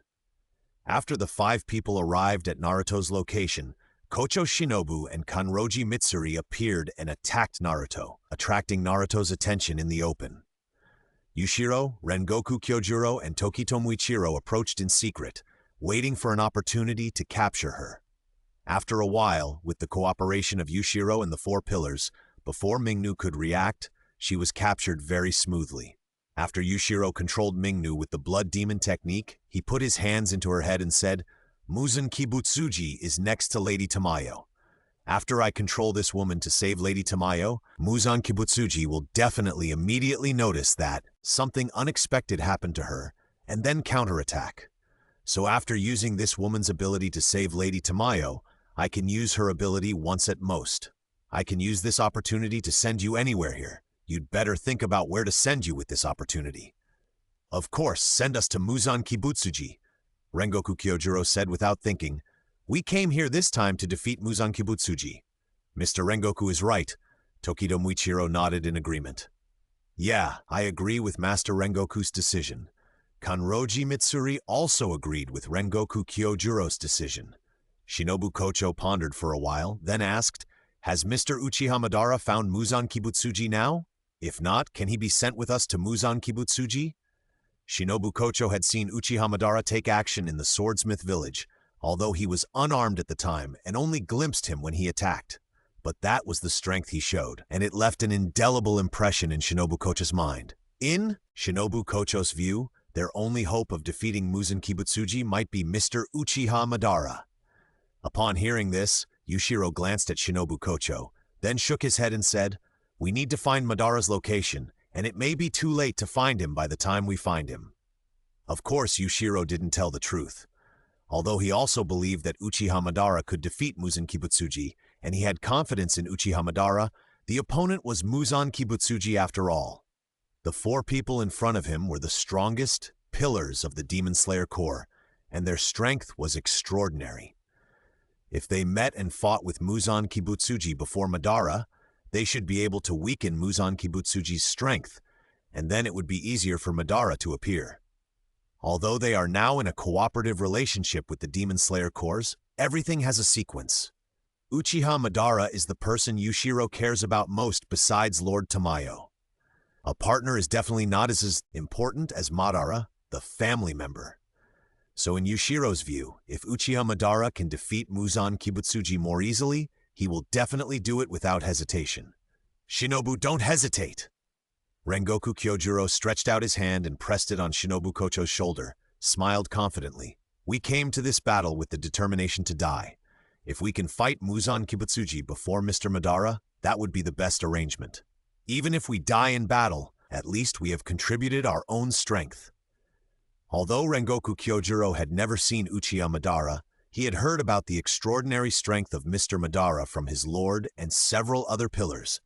He also admitted that the other party might be the only hope to defeat Muzan Kibutsuji in this battle.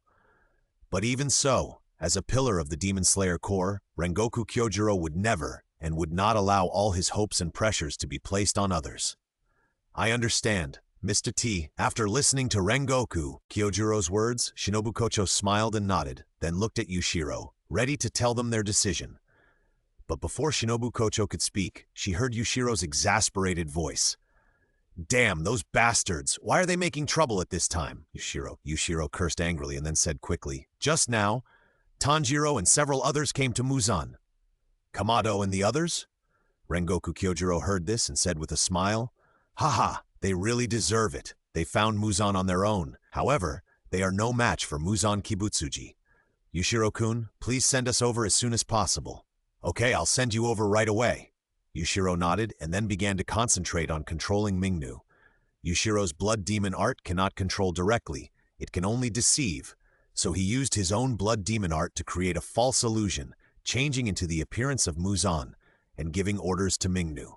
Where Muzan Kibutsuji is. Relying on his sensitive sense of smell, Tanjiro Kamado took Zenitsu Agatsuma, Inosuke Hashibira, and Nezuko and found the location of Muzan Kibutsuji before everyone else. Of course, the reason why they were able to come here smoothly was more because Mingnu had been controlled by Yushiro at this time and could not take care of them. Muzan, die! After seeing Muzan Kibutsuji, Inosuke Hashibira swung his double blades and attacked him. Huh? Muzan Kibutsuji looked at Tanjiro Kamado and others who suddenly appeared, frowned and whispered, People actually came here. What is Mingnu doing? Breath of the beast, two fangs, sharp blade chop. While Muzan Kibutsuji was thinking, the double swords of Inosuke Hashibira were already close to his neck. In addition, the swords of Tanjiro and Agatsumitsu followed closely. Fire God Kagura Scorching Bone Flame. Breath of Thunder, 7th form, Fire Thunder God. Annoying ants! Muzan Kibutsuji stood up, and without him making any movement, Tanjiro and the other two were hit hard and flew backwards. Bang! Bang! The three of them were attacked by an invisible attack at the same time, and their bodies hit the wall in the distance heavily, almost suffocating. Who? Tanjiro Kamado gasped, his eyes fixed on Muzan Kibutsuji, thinking to himself, The attack just now should have come from behind him. I can only see a little after-image in front of me. Damn, this guy is too strong. Even if you succeed in coming to me, what can you do with your weak and meager power? Muzan Kibutsuji said, and set his eyes on Tanjiro, then walked towards him and said, Especially you. Not only did you use that man's sword skills, but you also wore his earrings. This poor imitation is disgusting. After that, a long pipe whip suddenly appeared behind Muzan Kibutsuji, and the front end as sharp as a blade stabbed at Tanjiro. Ouch! At this time, Nezuko, who was in a half-demon state, rushed out and used her body to block the attack for Tanjiro. Nezuko!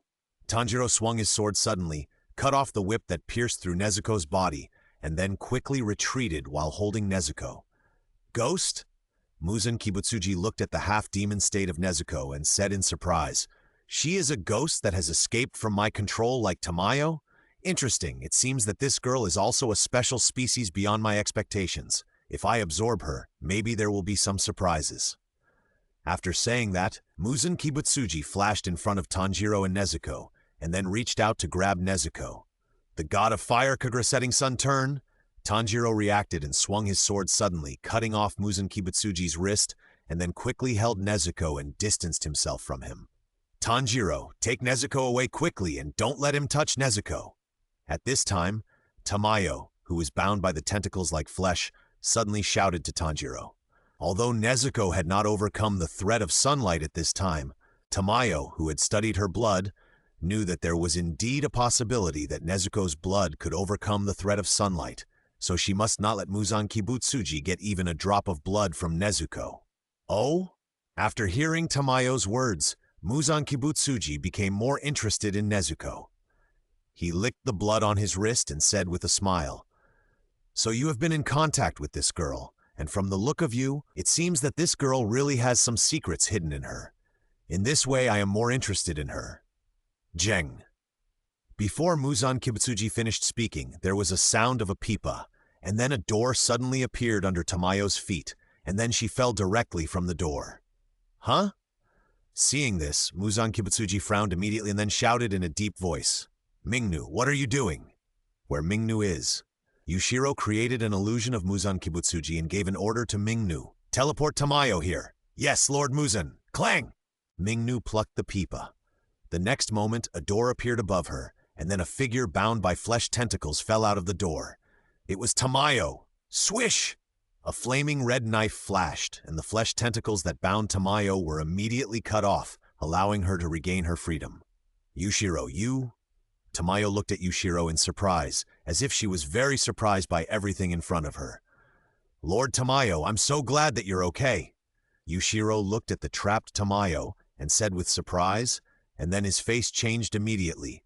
Oh no! Muzan Kibutsuji has already noticed the condition of this woman. He turned to look at Rengoku Kyojuro and the other three and shouted, Get ready, I'm sending you over. Rengoku Kyojuro and the other three immediately became serious when they heard this and said, Please get started. Yushiro nodded, then tried his best to confuse Mingnu with illusions and ordered her, Bring these people to me. Yes, Lord Muzan. Clang! Mingnu plucked the pipa.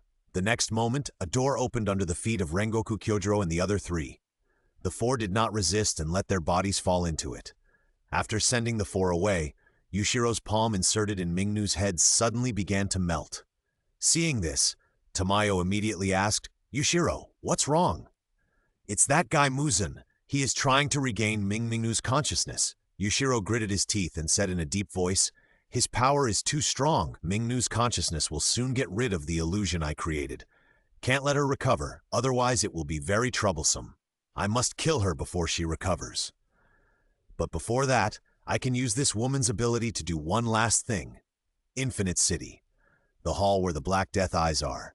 With the combined strength of the four pillars, Rock Pillar Jume Sadamasuma, Wind Pillar Fushigawa Saneya, Water Pillar Tomioka Giyu, and Snake Pillar Iguro Obanai, and with the help of Kanao, Kurikaryu, and Genya Fushigawa, who came to support them later, and many members of the Demon Slayer Corps, they finally killed the Black Death Eyes of the upper rank 1.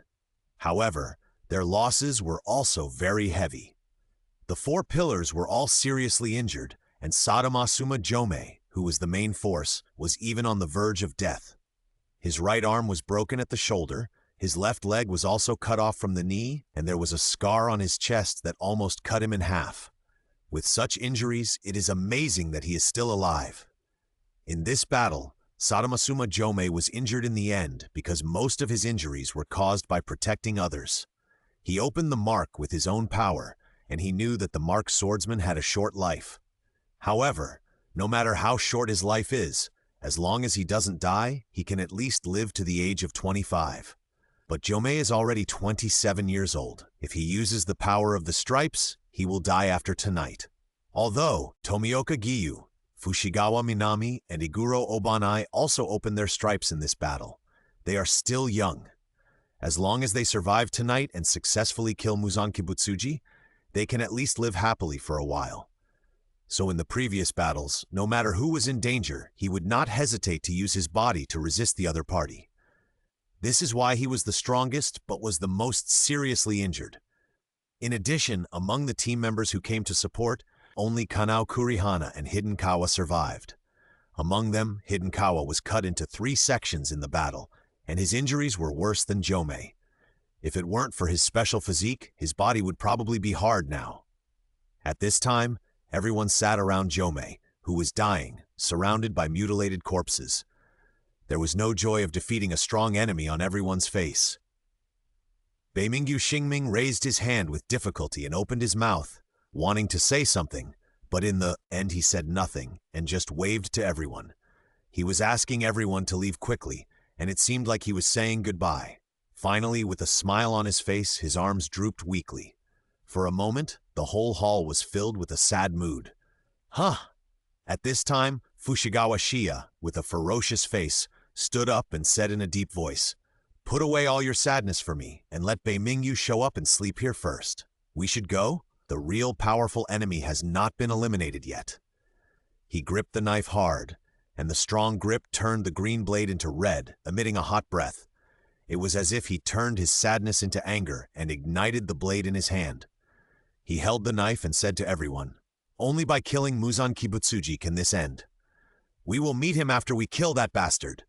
Hearing this, Tomioka Giyu and Iguro Obanai also held their swords tightly, and the sadness in their eyes was dispelled and turned into determination. Clang! Just as the three were about to set out to find Muzan Kibutsuji and fight to the death, a pipa sound suddenly sounded, and then a door suddenly cracked under the feet of the three. The three had no time to react and fell into it. Only Kanao Kurika and Genya Fushigawa were left in a daze. Where Muzan Kibutsuji was, he was trying to take back the will of Naruto from Yushiro, and when he gained the upper hand, Yushiro had already used Naruto's power to send the four pillars, Rengoku Kyojuro, Tokito Muichiro, Kanroji Mitsuri, and Kocho Shinobu to him. After the four pillars saw Muzan Kibutsuji, they also attacked him without hesitation. After the Infinite Train incident, Rengoku Kyojuro's strength has once again leapt forward. Not only has he opened his stripes, but his fighting spirit has also directly entered the highest realm. Not only that, when he holds the sword with both hands, he can easily turn the sunblade in his hand into a scorching red sword. Although he still cannot cause substantial damage to Muzan Kibutsuji, every time the scorching blade cuts Muzan Kibutsuji's body, he will feel irritated. Fortunately, he is about to take back the will of Naruto from Yushiro. On the other hand, Yushiro realized that he could not compete with Muzan Kibutsuji, so he decisively decided to kill Naruto. But before that, he used Naruto's ability for the last time to send the three pillars who survived after defeating Upper String 1, Black Death Eyes, to Muzan Kibutsuji. Master Tamayo. After Yushiro sent Tomioka Giyu, Fushigawa Saneya, and the other two to Muzan Kibutsuji, he immediately shouted at Tamayo. It was not an easy task for Yushiro, who was also a demon, to kill the upper rank 4, Mingnu. But it was easy with Tamayo. After hearing Yushiro's call, Tamayo inserted her hand directly into Mingnu's body and crushed the poison in her hand. Mingnu was poisoned to death instantly. Damn it! After Muzan Kibutsuji felt Mingnu's death, a ferocious expression immediately appeared on his face. The next moment, a powerful shock wave was released from his body, instantly repelling Rengoku Kyojuro and the other four who were besieging him. You annoying guys, I'm going to kill you all today! Muzan Kibutsuji's clothes had turned to ashes under the shock wave just now. At this time, his limbs and lower body were covered with blood and hair, and his body had a huge mouth with sharp teeth, and 9 long whips grew out of his back. This posture is the complete form of Muzan Kibutsuji. He walked towards Rengoku Kyojuro and the others step by step, while Rengoku Kyojuro and the other four were spasming all over their bodies because of the shockwave just now, and they couldn't move at all. Just when Muzan Kibutsuji was about to kill the 4 people, a door suddenly opened above him, and then 3 figures fell from it. These 3 people were Tomioka Giyu, Fushigawa Shimizu, and Iguro Obanai, who were sent here by Yushiro using the last power of the Naruto girl. After the 3 saw Muzan Kibutsuji, they immediately realized his identity and then attacked him without hesitation. Water-breathing pickup form life flow. Breath of the wind, 9-form Vedanta heavenly terrace wind. Breath of the snake, 8-form white snake turning tail. The attacks of Tomioka Giyu and Fushigawa Miya were coordinated with each other, like a hurricane that rolled up the water flow, entangling Muzan Kibutsuji. Finally, Iguro Obanai's attack was like the tail of a giant snake, slamming Muzan Kibutsuji hard, almost cutting him in half. The 3 people coordinated their attacks seamlessly, and their respective blades were already in the state of red swords, which temporarily repelled Muzan Kibutsuji. While Muzan Kibutsuji was being repelled, Rengoku Kyojuro and the other 4 also broke free from the spasmodic state, stood up and stood beside Tomioka Giyu and the other 2. For a moment, the 7 pillars stood side by side, confronting Muzan Kibutsuji, the king of demons. The final battle finally began.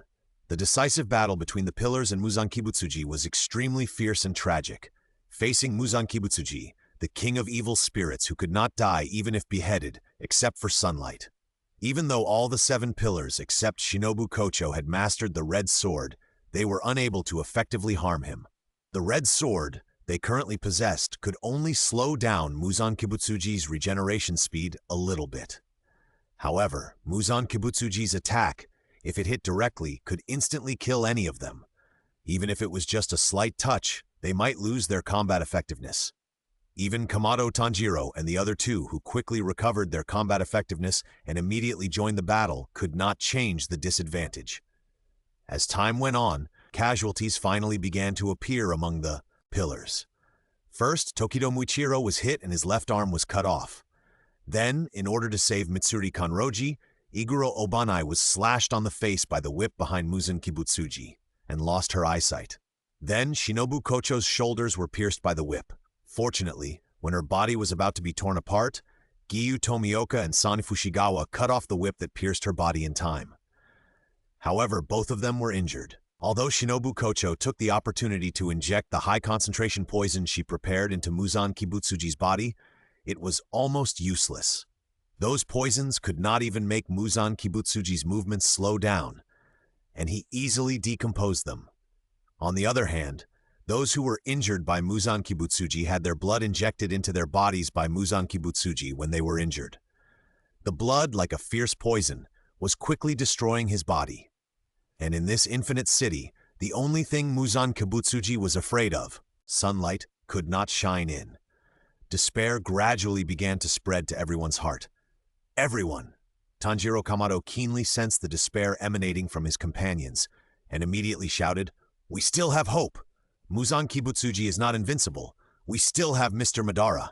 As long as we hold on until Mr. Madara arrives, we will definitely defeat him." Tanjiro's words shocked everyone. Although some of the people present had never seen Uchiha Madara, the name Mr. A. Madara was hope for them at this moment. Hope like sunshine! Defeat me! Ha ha!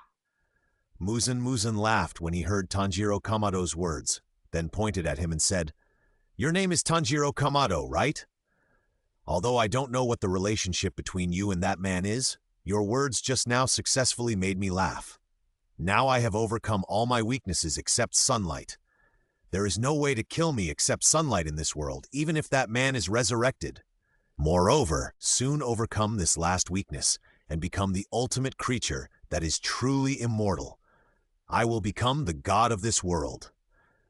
Muzan's eyes swept over them, one by one, and then continued, "Although I really want to see your desperate look when you see me walking in the sun with your own eyes, but you ants are really annoying. So I decided to kill you all now, and then kill the hope you are looking forward to, the man called Madara." Boom!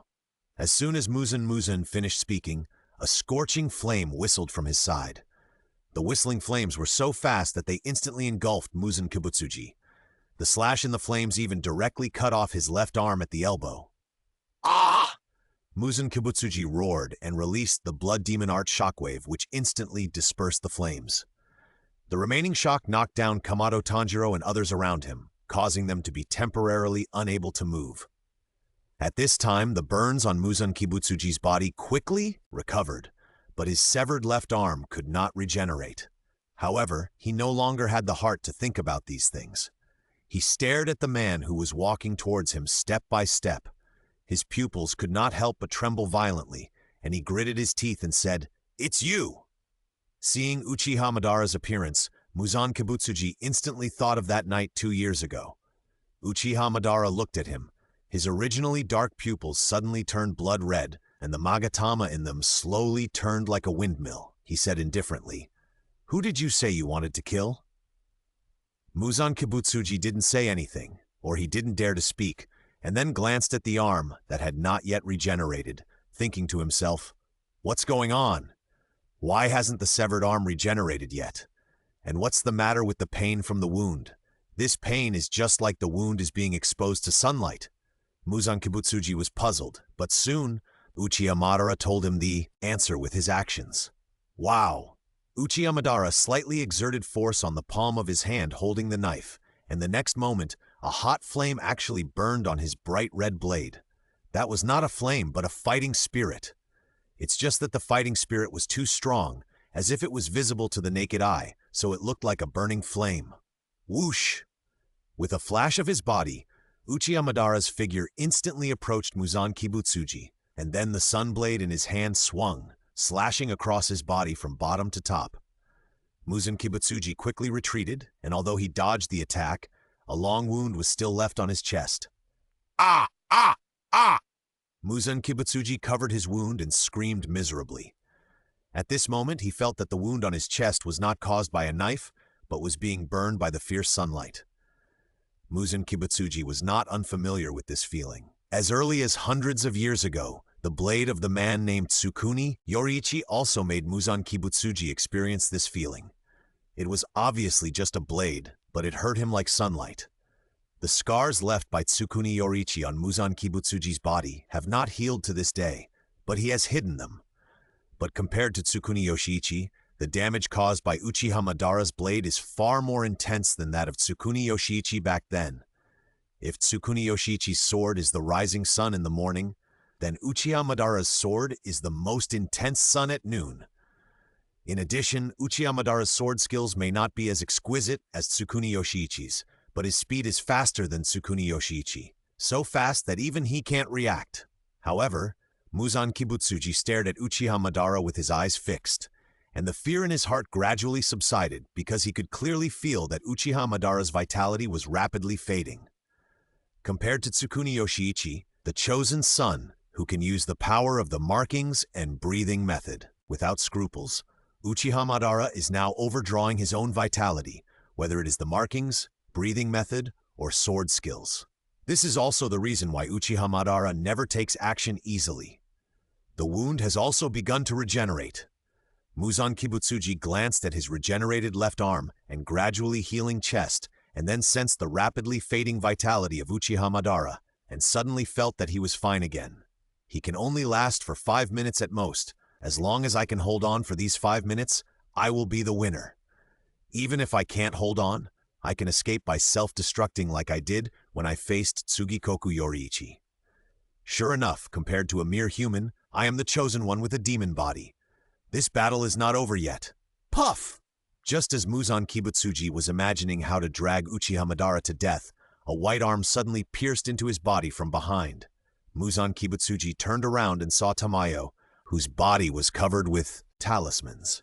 His face suddenly became ferocious and he shouted, "Tamayo, it's you, woman again! What did you do? How long are you going to hinder me? Until you go to hell." Tamayo had a hearty smile on his face. He crushed the potion in his hand and allowed the prepared medicine to merge into Muzan Kibutsuji's body. Then he turned to look at Uchiha Madara and shouted, "Madara, now is the time. He can no longer self-destruct and escape like he did back then. If it were you, you would be able to kill him completely." When Muzan Kibutsuji heard Tamayo's words, he was startled and immediately controlled his body to self-destruct. But after his body swelled up, it immediately returned to its original state. Muzan, who realized that he could no longer self-destruct, grabbed Tamayo's head, his sharp nails digging into his flesh, and shouted fiercely, "What did you do to me, woman? Of course I'll send you to hell!" Tamayo stared at Muzan without showing any weakness and laughed. "Both of us will go to hell today. No, I won't die." Muzan exerted force with his palm and slowly absorbed Tamayo's head into his palm, then looked at Uchiha Madara, who was slowly walking towards him, and threatened, "Don't move. This woman should be very important to you, right? If you dare to do it, I will kill this woman immediately." Seeing this, Uchiha Madara also stopped and then looked at Tamayo, whose head was gradually absorbed by Muzan's palm. Ban! Tamayo looked at Uchiha Madara, tears flowed from her eyes, and then she bit Muzan's neck fiercely, and at the same time her voice also rang in Uchiha Madara's mind. "Banara, don't hesitate. I was turned into a demon by Muzan Kibutsuji, so I couldn't survive after his death. Moreover, I killed my husband and son with my own hands, so I have committed a serious sin. Being able to witness the death of Muzan Kibutsuji in the end is the happiest thing. Finally, the time I spent living with you and Yushiro was the happiest time since I became a demon." After the voice disappeared, Tamayo turned her gaze to Uchiha Madara, her eyes curved into crescents. "Stupid woman." Uchiha Madara whispered these 3 words, and then his figure flashed and instantly appeared in front of Muzan Kibutsuji. The blade in his hand pierced Muzan Kibutsuji's chest, and then he grabbed Tamayo and exerted force with his arms. He actually pulled her out of Muzan Kibutsuji's hands and threw her back. "Stupid woman. I will take the sins you committed to hell along with this rubbish. You just have to live well with that brat, Yushiro." Tamayo, who was thrown out, listened to the voice echoing in her ears with a look of astonishment. When she landed, she looked at Uchiha Madara again, only to see that the latter was already on fire. Boom! The scorching flames turned into a huge fireball, engulfing the bodies of Uchiha Madara and Kibutsuji. Muzan then soared into the sky, broke through countless roofs, flew into the high sky, and finally exploded like a dazzling firework in the light of the rising sun. Brilliant and unusual, somewhere underground in the ninja world. When consciousness returned from the simulation world, the old Uchiha Madara also opened his eyes. Tamayo, Yushiro, it's like I've really lived a lifetime in that world. Uchiha Madara recalled his experience in the Demon Slayer world, muttered to himself, and then squinted his eyes and said, "Or is that a real world?" White Zetsu, who was standing by, didn't hear Uchiha Madara's words clearly and couldn't help asking, "Madara-sama, what are you talking about?" "Nothing." Uchiha Madara glanced at White Zetsu and then waved his hand gently. Looking at White Zetsu's look, Uchiha Madara knew that what the system said was true. His consciousness had experienced more than 10 years in that world, but in reality, only a moment had passed. Congratulations to the host. You have successfully experienced the first simulated world, and now the world simulation process is calculated. At this time, the mechanical voice of the system came again in Uchiha Madara's mind. The host has lived in the simulated world for 17 years. During this period, you read a lot of books, pioneered and innovated, and created a new breathing method outside the simulated world school. But unfortunately, it was not inherited. You live in a corner of the simulated world and have not been able to go out of the house and see the wider world. Summary: your premature death has had little impact on the simulated world. Evaluation: D level. Reward: 17-dimensional coins. Note 1. Dimensional coins are the currency for infinite dimensional world transactions and can be traded between different dimensional worlds. The trading channel is not yet open, and only items that have been materialized in the simulated world can be traded for the time being. Note 2. The host's current way of obtaining dimensional coins is closely related to your experience in the simulated world and the impact on the simulated world. Please do not slack off on every experience in the simulated world. It is detected that the host has already acquired dimensional coins, and the simulated store is now open. Note 1. The simulated store only trades items that exist in the simulated world that the host has experienced. Note 2. The simulated store currently only accepts dimensional coin transactions. Simulation store update is open.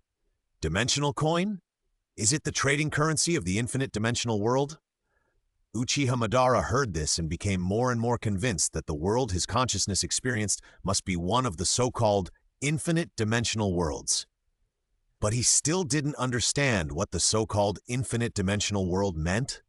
However, according to the literal meaning, it should be an infinite number of worlds in different dimensions. Probably understand it this way, right? Uchiha Madara thought again. How can I go to those worlds with my physical body instead of my consciousness? Uchiha Madara suddenly remembered that when the system was first introduced, it seemed to say that this infinite dimensional life simulation system could be upgraded, and after the system was upgraded, you can bring your own superworld shackles. But how to upgrade the system? The system did not say clearly. No, it seems to have said it. Do you find the true meaning of life in every life simulation?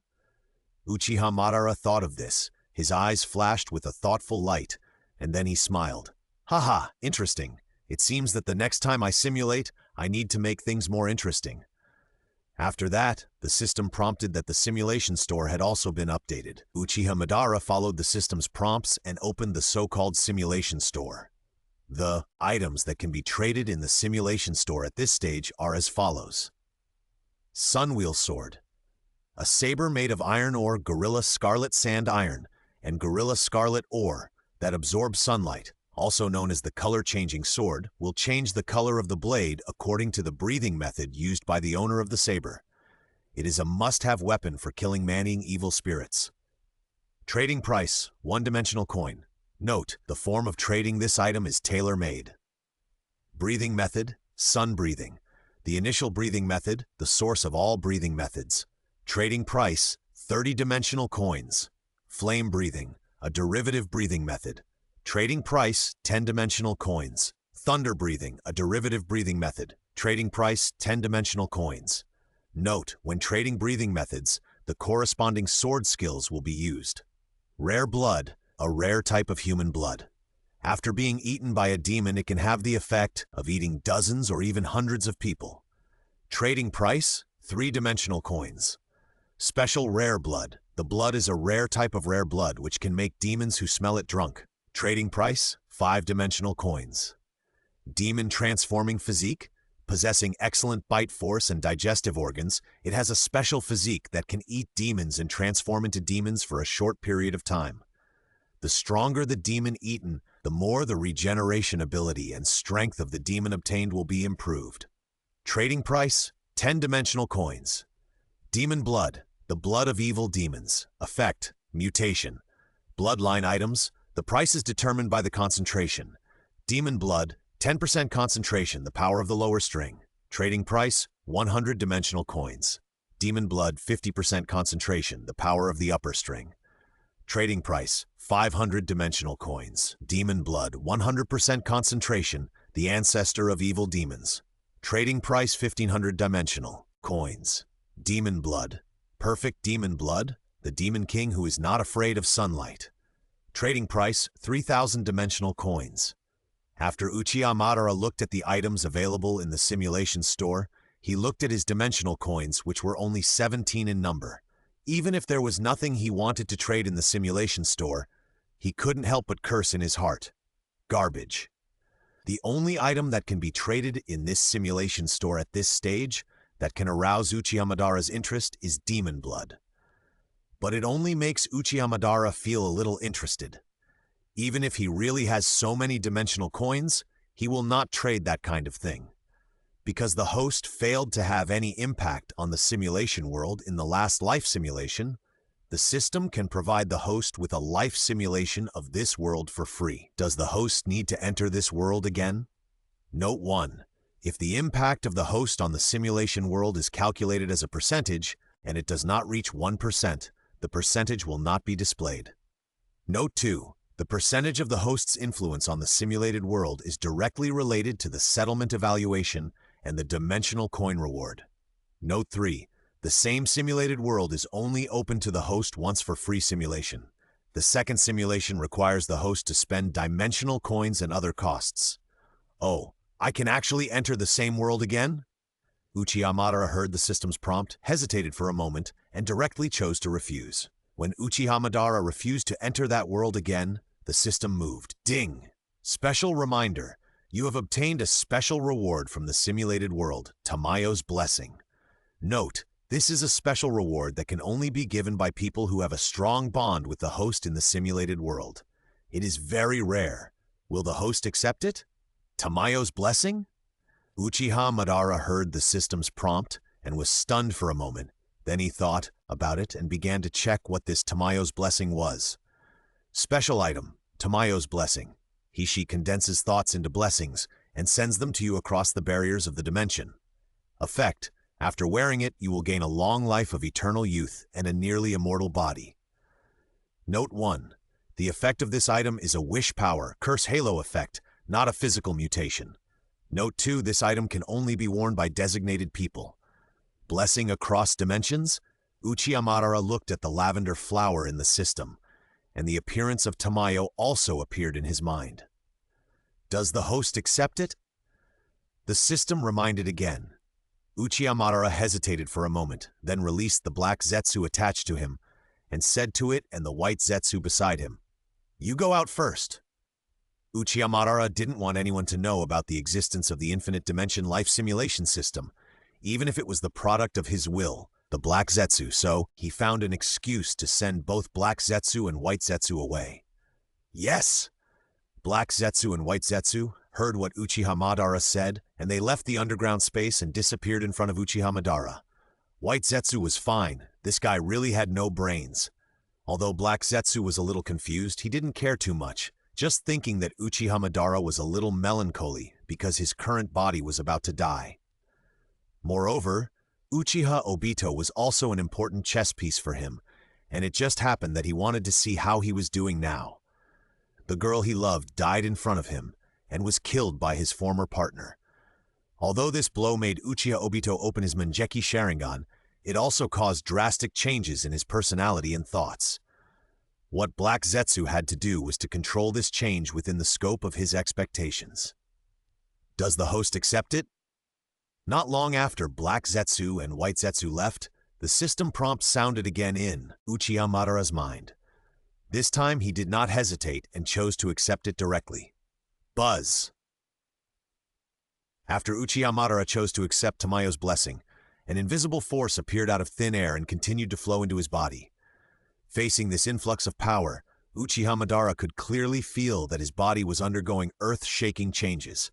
It was visible to the naked eye that Uchiha Madara's originally old body seemed to be reversed by time. The wrinkles on his face quickly disappeared, and his gray hair turned black.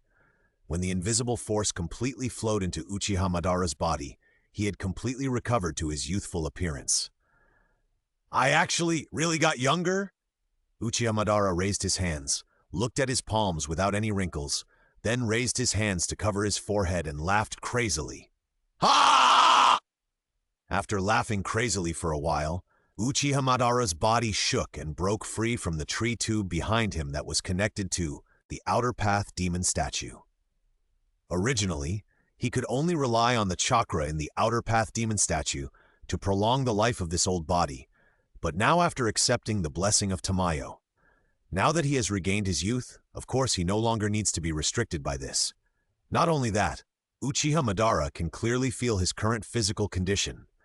At this time, he has not only really regained his youth, but the vitality in his body is simply incredible, even many times more exaggerated than his good brother Senju Hashirama in his heyday. And this vigorous vitality brings him not only a young body, but also a body comparable to that of a demon in the simulated world. Uchiha Madara raised his hand and gently cut a cut on his arm, and the wound was completely healed before blood could flow out. This speed of healing can no longer be explained by recovery. It should be called regeneration. Uchiha Madara didn't know if he would die if his head was chopped off now. But if it was just a case of broken hands and feet, it would definitely not be called injured for him. Of course, the regeneration of injuries requires vitality. However, compared to the powerful vitality in Uchiha Madara's body at this time, this minor injury can't even feel the consumption of vitality. Even if the hands and feet are broken, or the heart and other vital parts are destroyed, the vitality required to regenerate is just a drop in the ocean compared to the huge vitality in his body. In a word, it is basically impossible to kill him now with ordinary methods. And this huge vitality also brings Uchiha Madara an extremely long life. As for how long it is, Uchiha Madara himself can't estimate. Hashirama, in terms of body, I have surpassed you. Uchiha Madara smiled and muttered to himself, then returned to the wooden chair behind him and sat down, supporting his chin with his left hand, and said softly, I now have a body that stays young, forever, and the two stages of reincarnation and reincarnation in the plan can be ignored. Not only that, now Uchiha Madara can directly take action if he wants to, retrieve the Rinnegan deposited in Nagato, collect all the tailed beasts with overwhelming power, and then directly bring the Moon Eye project to the final stage. But for some reason, Uchiha Madara always felt that something was wrong when he thought about the Moon Eye project that he had planned for many years, and the emergence of the infinite dimension life simulation system also changed Uchiha Madara's attitude towards life. Before the system appeared, Uchiha Madara's dream was to use the Moon Eye project to bring permanent peace to the ninja world, and the reason why he had this idea was entirely because of the conflict of ideas between him and his good brother Senju Hashirama. He wanted to prove to Senju Hashirama that his idea was right, but now, the emergence of the infinite dimension life simulation system has made Uchiha Madara realize that there must be other worlds outside the world he is in. This opened up Uchiha Madara's vision all of a sudden. If I am still confining my sights to this world, then I am only this far. Thinking of this, Uchiha Madara's eyes suddenly brightened, and then he stood up, opened his arms, and said, This world is too small. The infinite world in the dimension is my real stage. Hashirama, wait for me. When I find a way to let my body go to other worlds, I will snatch you back from the underworld, and then I will take you to the unknown infinite world and continue to fight side by side. And there will be no ideological conflict between us this time. After opening up his vision and finding a new target, Uchiha Madara suddenly felt much more relaxed. Of course, it doesn't mean that after finding a new target, the Moon Eye plan will not be carried out. It's just that compared with the previous arrangements, the subsequent plans need to be adjusted. After all, I now have a new body with unlimited vitality. As for how to change the plan, of course it is to push forward directly. Uchiha Madara stood up and said to himself, without Hashirama, no, even if Hashirama is still alive, he can't stop me. He has regained his youth and is in his prime. No one can stop him no matter what he wants to do. Even if Hashirama Senju is resurrected, it won't work. Uchiha Madara thought of this, retracted his thoughts and continued to experience this body that has returned to youth. There is no doubt that this body full of youthful vitality is at its peak in terms of physical strength and chakra. In addition, what Uchiha Madara learned in the simulation world can also be easily reproduced in this body. Uchiha breathing method, the patterns that appear in his eyes, and the transparent world in his mind. The power of breathing method and patterns is useless to Uchiha Madara, who has already stood at the top of the ninja world. Only the transparent world that appears in his mind is a very useful skill even for him at this time. In the simulation world, before the final battle of the Infinite Castle, Uchiha Madara also learned from the Demon Slayer Corps about the origin of the transparent world that appeared in his mind. That is the supreme realm called the transparent world. This is a state, a supreme realm, that can only be achieved by samurai who have honed their spirit and body to the extreme in the model world. However, for Uchiha Madara, what is really useful is not the effect of being able to see through the mysteries of the human body without using the eyes, but the blessing of the transparent world on the spiritual aspect. The reason why the so-called transparent world appeared in the mind is undoubtedly constructed by spiritual power. When in the simulation world, Uchiha Madara once speculated that if the transparent world is powerful enough, it may not only be able to observe the secrets of other people's bodies, but also may be able to peek into other people's spiritual world. However, time was limited at that time, and the body of Uchiha Madara in the simulation world was too weak to open the state of the transparent world for a long time, so there was no way to experiment. Now that we are back in the real world, we can try this a little. Thinking of this, Uchiha Madara concentrated his mind and directly opened the state of transparent world, and then concentrated his mind and senses on his left eye. Well, the reason why it was the left eye was because there was no eyeball in his right eye at this time. When the senses and spirit of the transparent world were released through the pupil power of the Sharingan, Uchiha Madara clearly felt that the world in front of him had become different. Unfortunately, there was no one in front of him, so he could not try the specific effect of this state. Madara-sama, we are back. At this time, Black Zetsu and White Zetsu came back with Uchiha, who looked disgusted with the world. However, when they saw the rejuvenated Uchiha Madara, White Zetsu and Obito, who had never seen Uchiha Madara when he was young, showed vigilance. Uchiha Obito, who are you? Where did Uchiha Madara go? Idiot, this is Madara-sama. Although I don't know why he has become younger, this chakra can't be wrong. Black Zetsu also looked at the rejuvenated Uchiha Madara in surprise and said, Madara-sama, how come? Black Zetsu is a little confused now. He has only been away for a while. How come Uchiha Madara suddenly became younger? And he can feel that Uchiha Madara's current state seems to be more than just an appearance. Even his life characteristics and chakra have returned to their heyday. No, that's not right. This surging vitality is many times more than his heyday. So, what happened in the short time I was away? Why did such a drastic change happen to Uchiha Madara? Looking at the rejuvenated Uchiha Madara, Black Zetsu suddenly had a bad premonition. Things seemed to be deviating from the trajectory of its plan.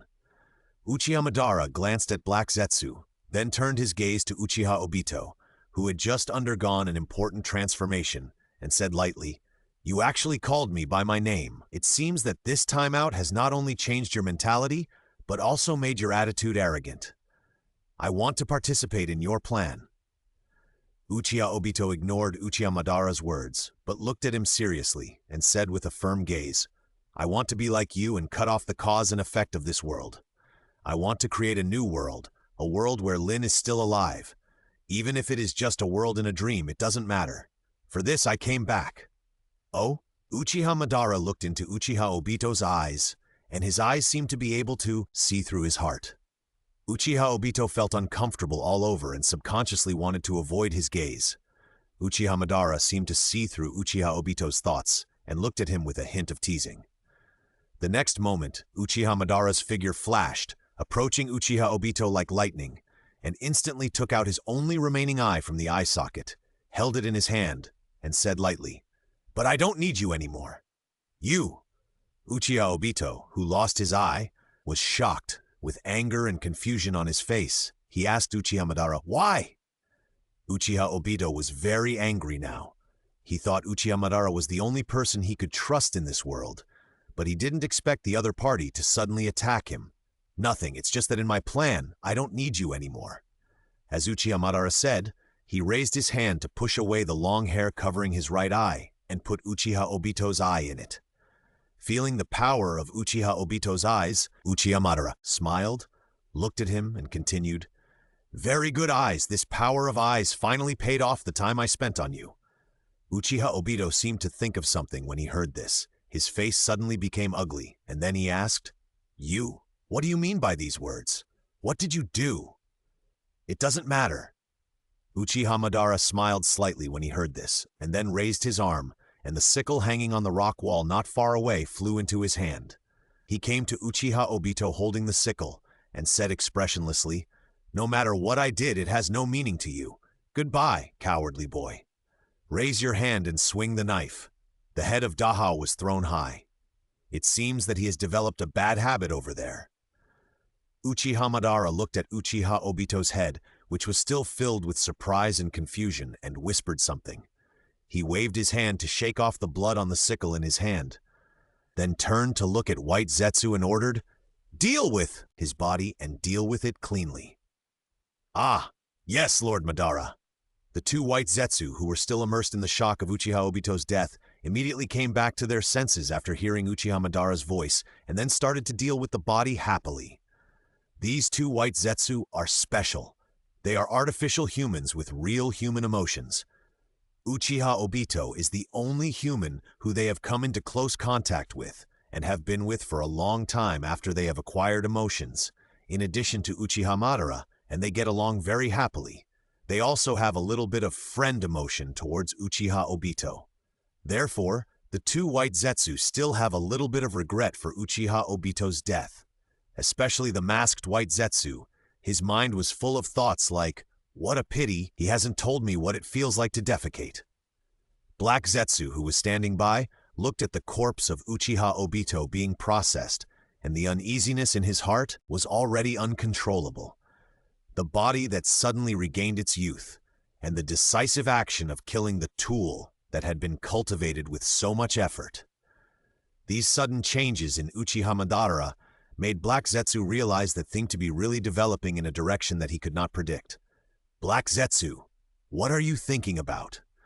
Just when Black Zetsu was worried, Uchiha Madara's voice suddenly came, and he instinctively turned around and found that Uchiha Madara was looking at him expressionlessly. Black Zetsu immediately returned to his normal state and then answered in a mechanical voice, "I was thinking, you suddenly killed Obito? Should the next plan also be changed?"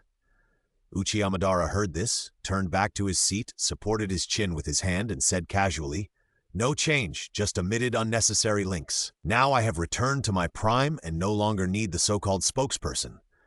Collecting the tailed beasts is just a small matter for me." But, Uchiha Madara said here, staring at Black Zetsu, and said, "I suddenly had a new idea recently, so I decided to postpone the Moon Eye project. What do you think?" When Black Zetsu heard this, his dark body seemed to tremble, but he still answered in a mechanical voice, "I am just your shadow. I will obey and execute any plan of yours unconditionally." "Really?" Uchiha Madara heard this. His eyes flickered slightly, then he smiled and said nothing more. That's right, Uchiha Madara was testing Black Zetsu, and he had already doubted the existence of Black Zetsu. At this time, Uchiha Madara, with the combination of the transparent world and the Sharingan, could not only see the body structure and mysteries of any creature in his field of vision, but also capture the emotions they released. Originally, Uchiha Madara had never doubted the existence of Black Zetsu. After all, it was a product derived from his own will. But just now, Uchiha Madara, who was in the state of the transparent world and the Sharingan, found that when Black Zetsu saw that he had regained his youth, his emotions suddenly fluctuated violently. More importantly, in the emotional fluctuations of Black Zetsu at that moment, in addition to surprise, there was also doubt. This suddenly attracted Uchiha Madara's attention. Logically speaking, as a product derived from his own will, even if Black Zetsu had his own emotions and feelings, it would be impossible for him to have doubts about himself as the creator. Not only that, when he killed Uchiha Obito, Black Zetsu's emotions fluctuated violently again, and this time the emotions he released were all panic and fear. Uchiha Madara was very familiar with this kind of emotion, which was the emotion that would be released when something was out of his control. When he was pierced through the body from behind by Hashirama's knife, this emotion was the strongest, and just now, when he told Black Zetsu that he was going to postpone the Moon Eye project, the anger emotion suddenly burst out of Black Zetsu. This was definitely not an emotion that a product derived from one's own will should show. Master Madara, do you have any other instructions? If there is nothing else, I will go and deal with Obito's body with White Zetsu.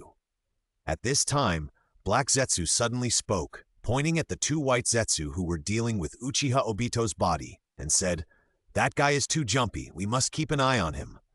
Uchiha Madara looked at him, then nodded and said, "Go." Black Zetsu nodded, then turned and walked towards the two White Zetsu, and began to instruct them how to deal with Uchiha Obito's body. My will derivative product, heh! Uchiha Madara looked at Black Zetsu, who was instructing the two White Zetsu to deal with Uchiha Obito's body together, and a smile appeared on his face. He said in his heart, "Let me see what you want to do." Black Zetsu. Once the seeds of doubt are planted, they will never disappear. At this time, Uchiha Madara was completely sure that there was definitely something wrong with Black Zetsu. But the question is whether Black Zetsu suddenly developed his own feelings and then gave birth to some ambitions that he shouldn't have, or whether it had undergone some kind of mutation when he didn't know about it. Or in other words, this thing is not a product derived from its own will at all. Uchiha Madara tends to guess the last one, but it is still unknown what exactly happened. However, what is certain is that Black Zetsu must have a problem. But Uchiha Madara was not in a hurry to deal with Black Zetsu, because he was very curious about what Black Zetsu was planning by staying by his side in this way. As for whether he would be plotted against by Black Zetsu, if it was before, he would still be worried, but now Uchiha Madara has no worries at all. Because Uchiha Madara is sure that even if Black Zetsu has any conspiracy, it will be useless in front of his own power that has been restored to its full glory. Uchiha Madara retracted his gaze, put Black Zetsu's matter aside, then raised his hand and touched his right eye, releasing his pupil power, and the space in front of him immediately began to twist in a spiral shape. Feeling this power, Uchiha Madara smiled and said, "It's actually the ability to manipulate space. Obito's eyes really gave birth to a good ability. However, if there is only one eye, there is no way to perfectly exert this ability. Besides, it's time to get my own eye back." Black Zetsu has been very depressed recently. It feels that it is suspected, but there is no evidence. And the fact that Uchiha Madara suddenly regained his youth also made it very concerned. It's not that this is a bad thing. On the contrary, Uchiha Madara's rejuvenation is undoubtedly a huge boost to its plan. Black Zetsu is mainly worried that it doesn't know the inside story. How did Uchiha Madara regain his youth? In the eyes of Black Zetsu, Uchiha Madara used to be a reckless man who could be easily seen through and controlled. There was no secret in front of him. But now Black Zetsu feels that he can no longer see through Uchiha Madara. Not only that, Black Zetsu even feels that his existence probably has been noticed by Uchiha Madara. This won't do. Black Zetsu feels that he must do something. Uchiha Madara is related to his mother's resurrection, so he must not lose control, at least not now.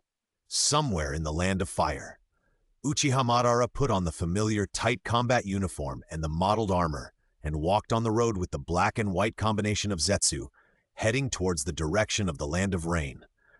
Uchiha Madara's trip was, of course, to get his eyes back. Although the ability of Uchiha Obito's Mangekyo Sharingan is not bad, it is not as good as his own eyes after all. However, the ability of the space system is very rare. When he goes to Konoha later, he can also take back the other eye he left on Hatake Kakashi and keep it as a backup. Although the abilities of the eyes cannot be used together, the eyes of the Uchiha clan are portable equipment that can be replaced at any time. If he needs to use the ability of Uchiha Obito's eyes, he only needs to change them at any time. Very convenient. When approaching the border of the land of fire, Uchiha Madara suddenly stopped and turned to look at a barren mountain on the left. Seeing this, Baizetsu couldn't help but ask, "Master Madara, what's wrong?" Uchiha Madara smiled slightly and said, "I found something interesting." After that, he walked directly towards the barren mountain. Seeing this, Zetsu immediately followed. Under the barren mountain, there is a secret underground space where various experimental instruments are placed. At this time, a ninja with long black hair, golden vertical pupils, purple eyeshadow extending to the wings of the nose, and pale skin was staring at the cell culture instrument in front of him with a frown. Suddenly, the cells in the instrument suddenly mutated. The originally active cells suddenly turned into a small sapling and then grew wildly. In just a few seconds, the cells in the instrument turned into a big tree with a waist-thick body. Failed again. Orochimaru looked at the big tree on the test bench, raised his hand to touch it, and then smiled and said, "It is worthy of being known as the God of Ninja." Even after so many years, it still maintains such a huge activity and power. Yes, this ninja is Orochimaru, one of the 3 ninjas of Konoha. The experiment Orochimaru is doing at this time is to cultivate the cells of the first Hokage, Hashirama Senju. Orochimaru tried to find the powerful secret of the God of Ninja from Hashirama Senju's cells and master it in his own hands. But obviously, he failed. However, after seeing the power retained in Hashirama Senju's cells, Orochimaru became more interested in this power. At this time, a voice suddenly came from behind Orochimaru. It is Hashirama's chakra. The sudden voice made Orochimaru's face change suddenly, and he turned around and shouted, "Who is it?" When Orochimaru saw the appearance of the person coming, the vigilance on his face immediately turned into surprise, and then cold sweat ran down his face, saying, Hey, you are lying!" This appearance, it is definitely that person. Although I don't know why he can maintain such a young appearance, there is this sense of crisis that can make people's hair stand on end even if he doesn't reveal any breath. It is definitely not fake. This person is Uchiha Madara, the Shura ninja of the Warring States period, who ended the war with Konoha's first Hokage, Senju Hashirama. That's right, the people who suddenly appeared in Orochimaru's laboratory were naturally Uchiha Madara and Zetsu. As one of Konoha's 3 ninjas, Orochimaru had of course seen the portrait of Uchiha Madara when he was young, so he recognized Uchiha Madara's appearance at a glance. Orochimaru realized at the first sight of Uchiha Madara that this person was definitely not a fake product, and the person in front of him was definitely the real Uchiha Madara himself. There is absolutely no mistake. Although Orochimaru is conceited, he is not so arrogant that he thinks he can fight against the only ninja who can be compared with the legendary ninja god. So after confirming Uchiha Madara's identity, Orochimaru's only thought was how to escape. Boy, don't think about escaping. Uchiha Madara suddenly spoke. "Have you been discovered?" When Orochimaru heard what Uchiha Madara said, he immediately let go of his hands behind his back. Although Uchiha Madara's eyes were still fixed on the tree on the experimental table, Orochimaru could clearly feel that he had been locked by the other party's chakra. It was a fatal sense of crisis when being stared at by a beast. If you are not careful, you will die. After Orochimaru realized his situation, he immediately gave up the idea of escaping and said with a smile, "I didn't expect to meet a legendary figure like you in a place like this. It's really an honor." Oh, when Uchiha Madara heard what Orochimaru said, His eyes moved away from the big tree on the experimental table, looked at him, and asked, "Do you know me?" "Hey." Orochimaru looked at Uchiha Madara with a difficult smile on his face and said, "The legendary Shura ninja, the only powerful ninja in the Warring States period who can be compared with the god of ninjas, the first Hokage. As a ninja of Konoha, it would be strange if I didn't know him, right? A ninja of Konoha?" Upon hearing this, Uchiha Madara glanced at the forehead protector on Orochimaru's head, then stared at him for a while, and suddenly asked, "Boy, your name is Orochimaru, right? If I remember correctly, you should be the contractor of Ryuchi Cave, right?" Although Uchiha Madara has not been active in the ninja world for decades, the information he has in his hands is not isolated. Orochimaru is a leader among the ninjas of this era, so Uchiha Madara naturally has no shortage of intelligence information about him. It's just that he didn't recognize him at first. After Uchiha Madara remembered the information about Orochimaru, he suddenly had an interesting idea on a whim. Orochimaru thought that Uchiha Madara would question him about his research on Senju Hashirama's cells, but he didn't expect that he would ask such a question. He nodded and replied yes. After all, it was no secret that he was a contractor of Ryuchi Cave. "Very good. I just want to go to Ryuchi Cave recently." Uchiha Madara smiled and said, "You should have a way, right? Myoboku Mountain, Ryuchi Cave, Wetbone Forest, Senju Chakra, Sage Mode. Uchiha Madara and Senju Hashirama have been fighting for half of their lives, and the reason why they have always been at a disadvantage is because of Senju Hashirama's Sage Mode and Senju. As a close friend of Senju Hashirama, Uchiha Madara certainly knows the source of the Senju he learned, and has a certain understanding of Senju. The reason why Uchiha Madara did not explore the secrets of Senju Chakra and Senju is that he believes that the power of Uchiha is not weaker than Senju. There is another more important reason, that is, the pride of being a member of the Uchiha clan made him disdain to learn any immortal arts. But after getting the system, Uchiha Madara's mentality has begun to change. Knowing that there is an infinite dimensional world outside this world, Uchiha Madara no longer rejects any form of power. Now, as long as it can make him stronger, he is interested in studying any form of power. Moreover, after regaining his youth, Uchiha Madara already had the idea of exploring the secrets of immortal arts. With his strength, it is not difficult to find the so-called 3 holy places. It's just that this matter is not the top priority for him. But now suddenly met a ninja who has a contract with one of the 3 spiritual holy places, Ryuchi Cave. Uchiha Madara felt that it would be okay to go to Ryuchi Cave first. In particular, he was attracted by the chakra fluctuations released by Orochimaru when he studied Hashirama's cells. In Uchiha Madara's view, it was as if Hashirama was guiding him. So Uchiha Madara decided to go to Ryuchi Cave first. As for whether the long worms in Ryuchi Cave would refuse his request to learn immortal arts, Uchiha Madara said that no one in the world could refuse his request, not even the summoning beasts. If he refused, then there would be no need for Ryuchi Cave to continue to exist. Haha, of course. Orochimaru readily agreed to Uchiha Madara's request. After all, he was really not sure that he could escape from this man. And Orochimaru also wanted to know what this man wanted to do in Ryuchi Cave. Thinking of this, Orochimaru came to Uchiha Madara and said, "Please stretch out your hand. I need to carve a reverse summoning seal on your hand." Uchiha Madara was not a contractor of Ryuchi Cave. According to the rules of Ryuchi Cave, he could not go there, and he could not go there. But unfortunately, neither Uchiha Madara nor Orochimaru were the kind of people who would abide by the rules. Uchiha Madara stretched out his hand, and Orochimaru bit his finger, carved a reverse summoning seal on his hand, and then directly used the reverse summoning technique, and the whole person turned into a puff of white smoke and disappeared. Uchiha Madara was not afraid that Orochimaru would just run away, and he didn't even say any threatening words. After all, he wanted to go to Ryuchi Cave just on a whim. Even if Orochimaru really ran away, he would find a way to find him later.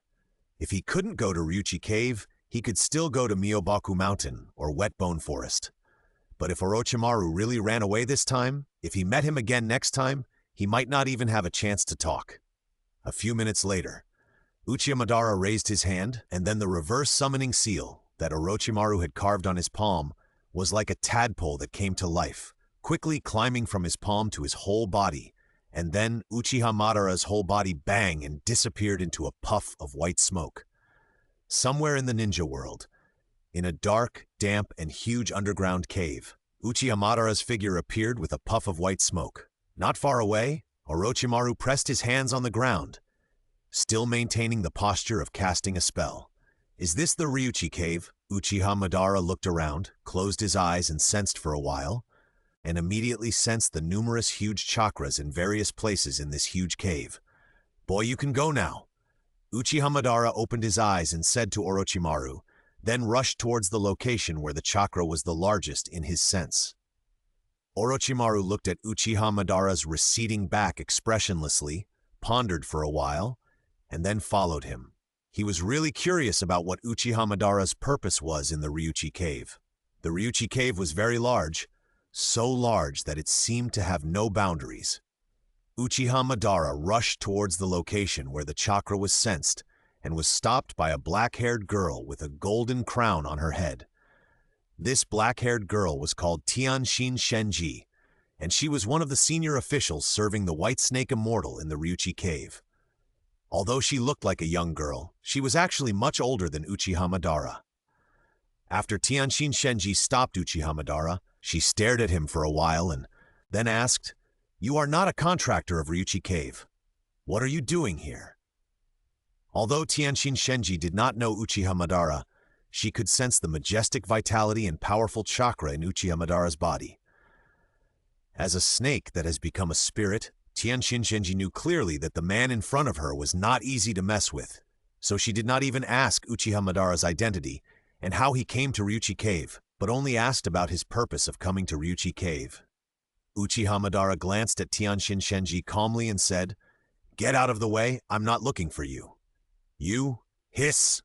When Tianshin Shenji heard what Uchiha Madara said, the fear in her heart was finally overwhelmed by anger. Her originally beautiful face instantly became ferocious, and long fangs appeared in her cracked mouth, and a long green tongue spitted out of her mouth. Suddenly, Tianshin Shenji's figure flashed, and the whole person disappeared into the void, as if she had disappeared out of thin air, and even the fluctuations of chakra disappeared without a trace. Disrespectful human, die! When Tianshin Shenji's figure reappeared, she was already beside Uchiha Madara, and the long fangs in her cracked mouth almost touched Uchiha Madara's neck. The poison in Tianshin Shenji's fangs was condensed with fairy chakra. Even a giant beast as big as Wanshe would only need one drop. If this man was bitten by her, he would definitely not survive. However, when she bit down on Uchiha Madara's neck, her entire head went straight through Uchiha Madara's neck. What's going on? Tianshin Shenji was depressed about what was going on. Uchiha Madara had turned his head to look at her, and the Magatama in his scarlet eyes was spinning. The vast pupil power made Tianshin Shenji's body directly stiffen in place. The next moment, a blue arm suddenly appeared from behind Uchiha Madara, holding a huge chakra sword in the arm, slashing out horizontally, directly splitting Tianshin Shenji into two pieces. Deep in the Longdi cave, a white-scaled snake with orange hair and yellow eyes, its long body lazily coiled on a dragon-head stone chair engraved with a snake pattern, holding a pipe in its mouth and puffing out smoke.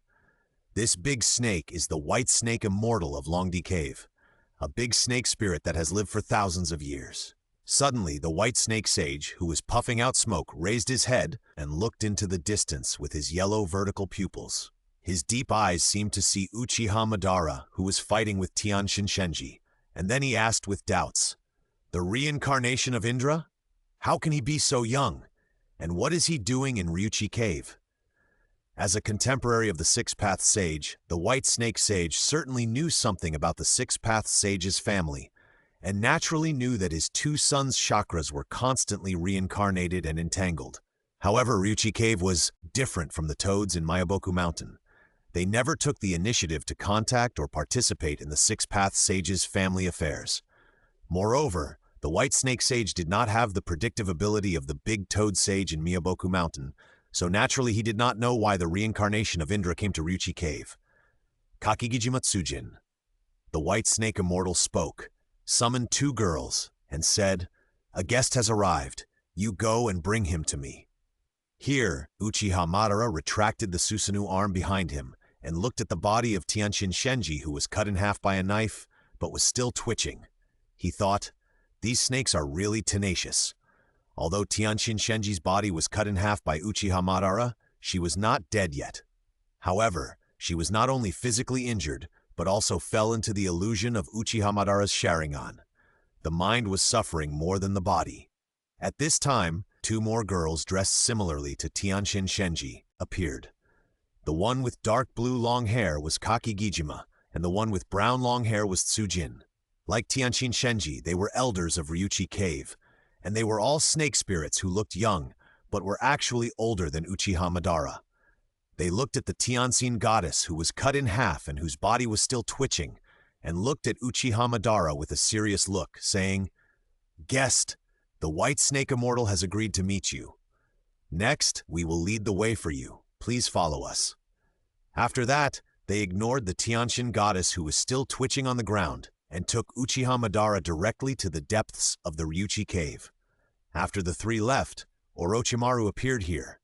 He looked at the backs of Uchiha Madara and the other 2 and suddenly smiled and said, "I didn't expect that the legendary Uchiha Madara would be interested in immortal arts. It's so interesting." After that, he looked at the Tianshin goddess who was still twitching in 2 halves, and a sinister smile appeared on his face. Uchiha Madara followed Kakijima Hime and Suzuhime to the depths of the Ryuchi Cave. Surprisingly, in the depths of the Ryuchi Cave, there was a temple that looked very old. In front of the temple, Princess Kakijima and Princess Suzu stopped, turned around and said to Uchiha Madara, "Guest, the White Snake Sage is in the temple. You can go in by yourself." Uchiha Madara heard that and ignored the 2 of them, and walked directly into the temple. After entering the temple, Uchiha Madara immediately saw the White Snake Sage coiled on the dragon headstone chair and puffed out clouds of smoke. Although Uchiha Madara had heard of the sages of the 3 holy places, this was the first time he saw it. Uchiha Madara looked at the White Snake Sage in front of him, and the Magatama in his Sharingan slowly turned.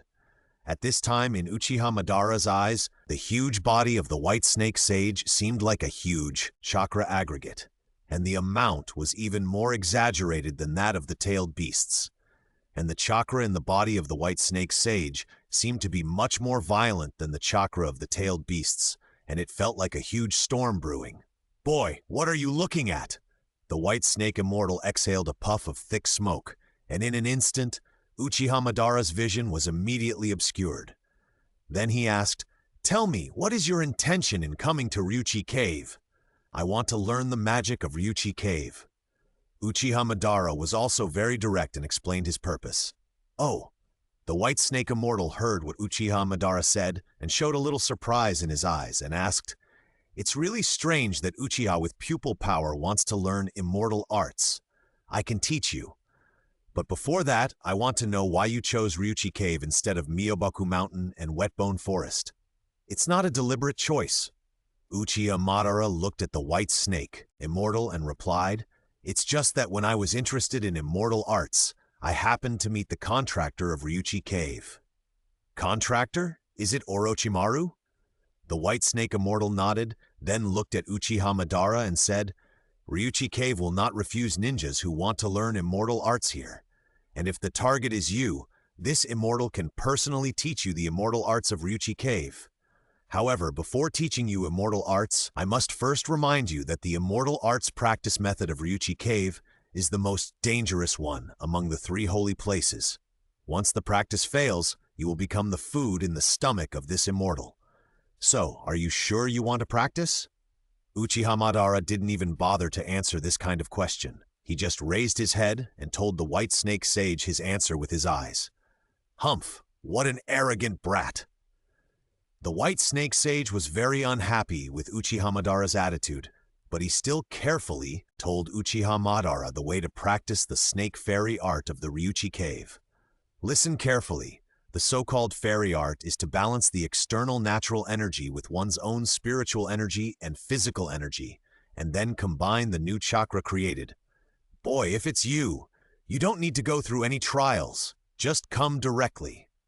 After the white snake sage explained the secrets of the fairy art and the way to practice it to Uchiha Madara, he suddenly opened his mouth, and then a white snake as thick as an arm flew out of its mouth, and like lightning, it coiled around Uchiha Madara's neck, and then bit him. Uchiha Madara didn't resist, and let the white snake's fangs bite his neck. Because this is the way to practice the fairy art of the Ryuchi cave that the white snake sage personally taught. As the fangs of the white snake pierced his skin, Uchiha Madara immediately felt a violent and powerful chakra rushing into his body. As this chakra entered his body, Uchiha Madara felt that all the pores in his body were instantly opened, and then countless natural energies gathered towards him and rushed into his body crazily. At this time, the white snake on Uchiha Madara's neck retracted its fangs and returned to the mouth of the white snake immortal. Then the white snake immortal said, "This is natural energy. Tame them and balance them with your own physical and spiritual energy as I said before, and then merge them. If you succeed, you will learn the snake immortal technique.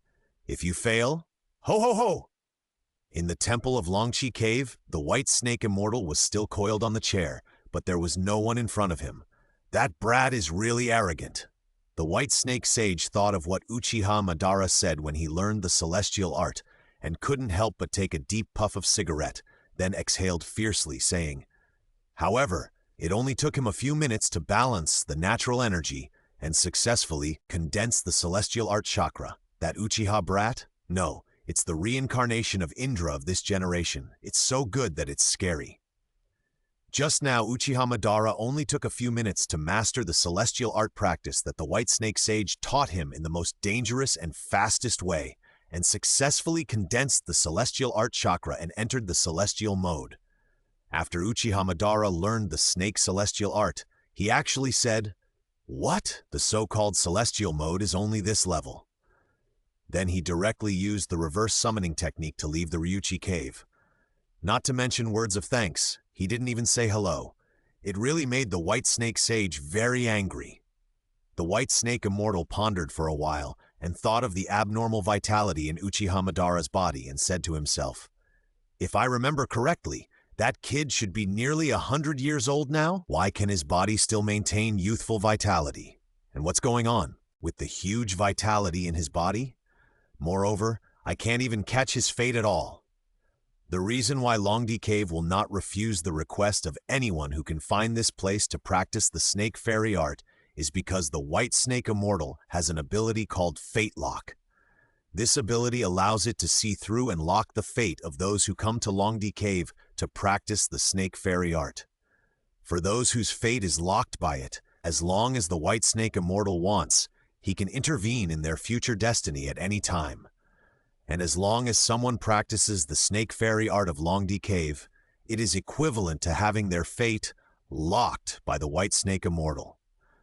In other words, if you practice the snake fairy art of Longqi Cave successfully, you will become a plaything in the hands of the white snake immortal.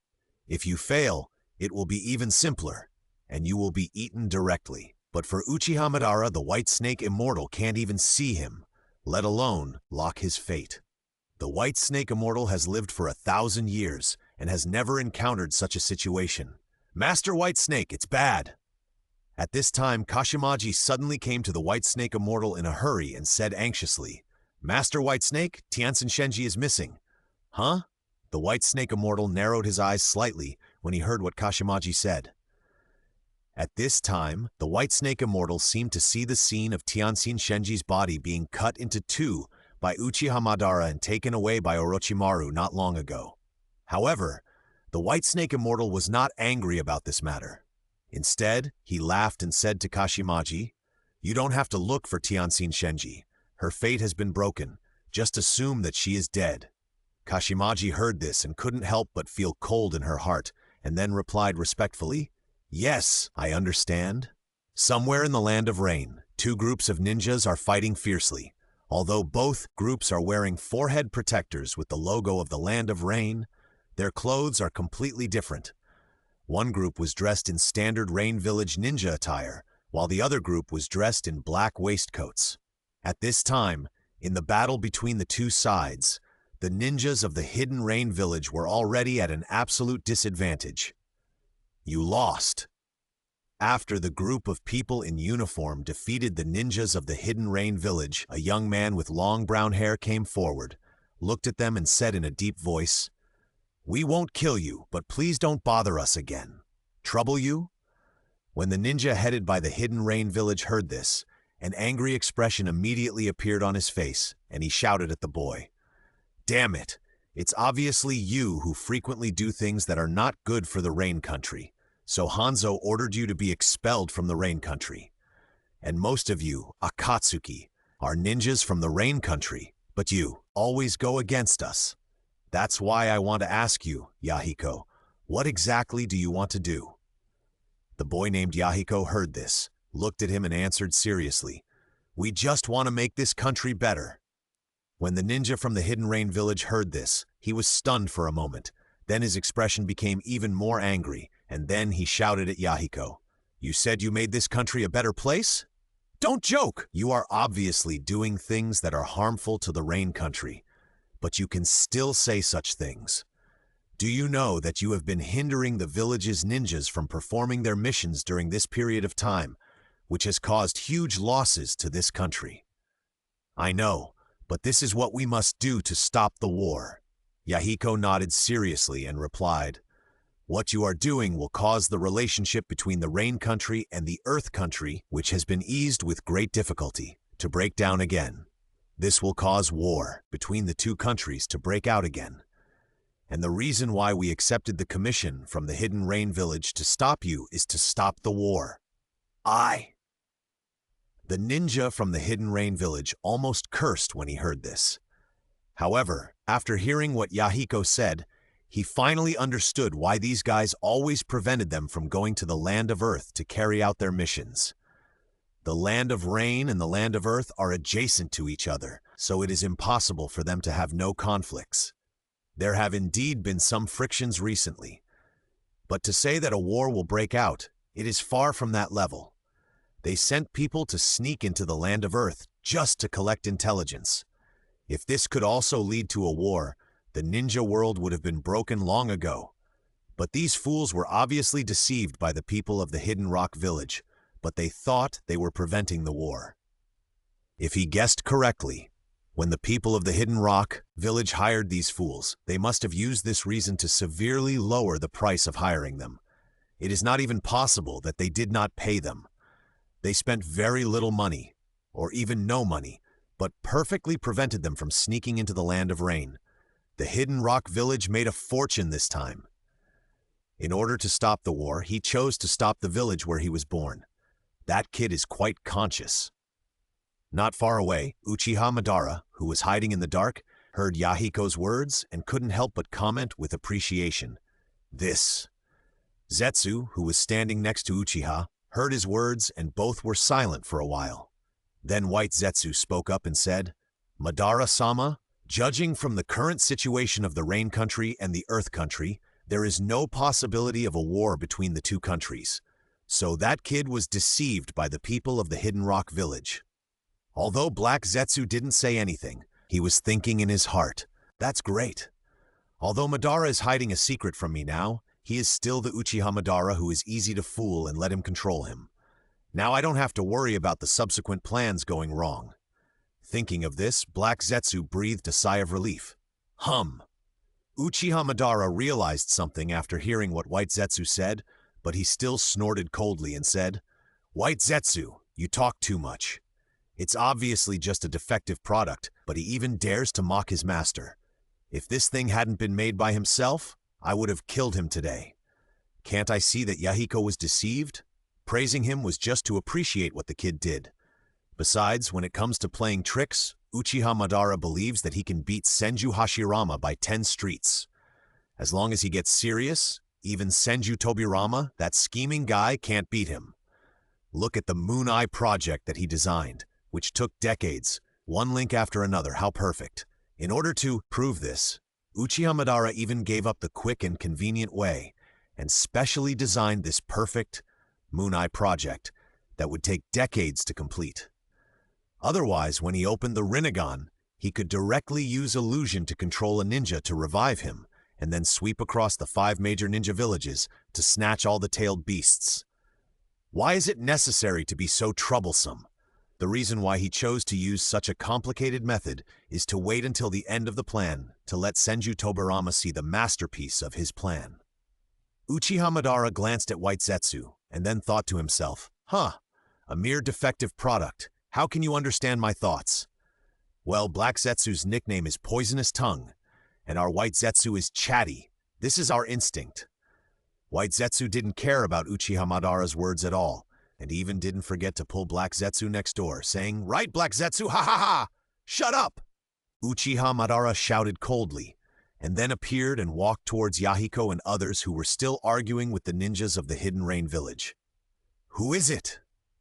X2. The ninjas of the Hidden Rain Village and the members of the Akatsuki organization, headed by Yahiko, immediately took a defensive posture when they saw Uchiha Madara and Zetsu appear. Uchiha Madara ignored them and looked directly at Nagato, who was standing behind Yahiko. He raised his hand and pointed at him and said, "Kid, I'm here to retrieve the things I left with you." Things left with me? Nagato was stunned when he heard what Uchiha Madara said.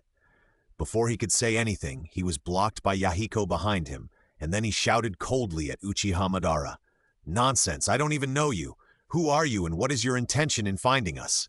Yahiko, be careful. This person is very dangerous," Nagato carefully reminded behind Yahiko. Upon hearing this, Yahiko turned around and gave him a thumbs up, smiling confidently. "Don't worry, I'm here. I didn't ask. Be careful."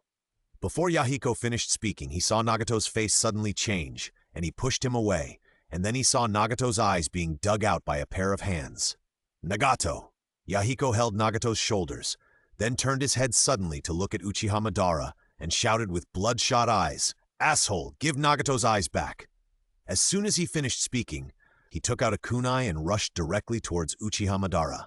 Bang! Uchiha Madara slapped it casually, and Yahiko flew back at a faster speed. Damn it, damn it! Yahiko struggled to get up and wanted to continue to rush toward Uchiha Madara, but was stopped by Nagato. Nagato grabbed Yahiko, shook his head at him and said, "Yahiko, don't be impulsive." "But your eyes?" "These are not his eyes." Uchiha Madara spoke, and then in front of them, he put the eyes he took back from Nagato into his own eye sockets. Ah!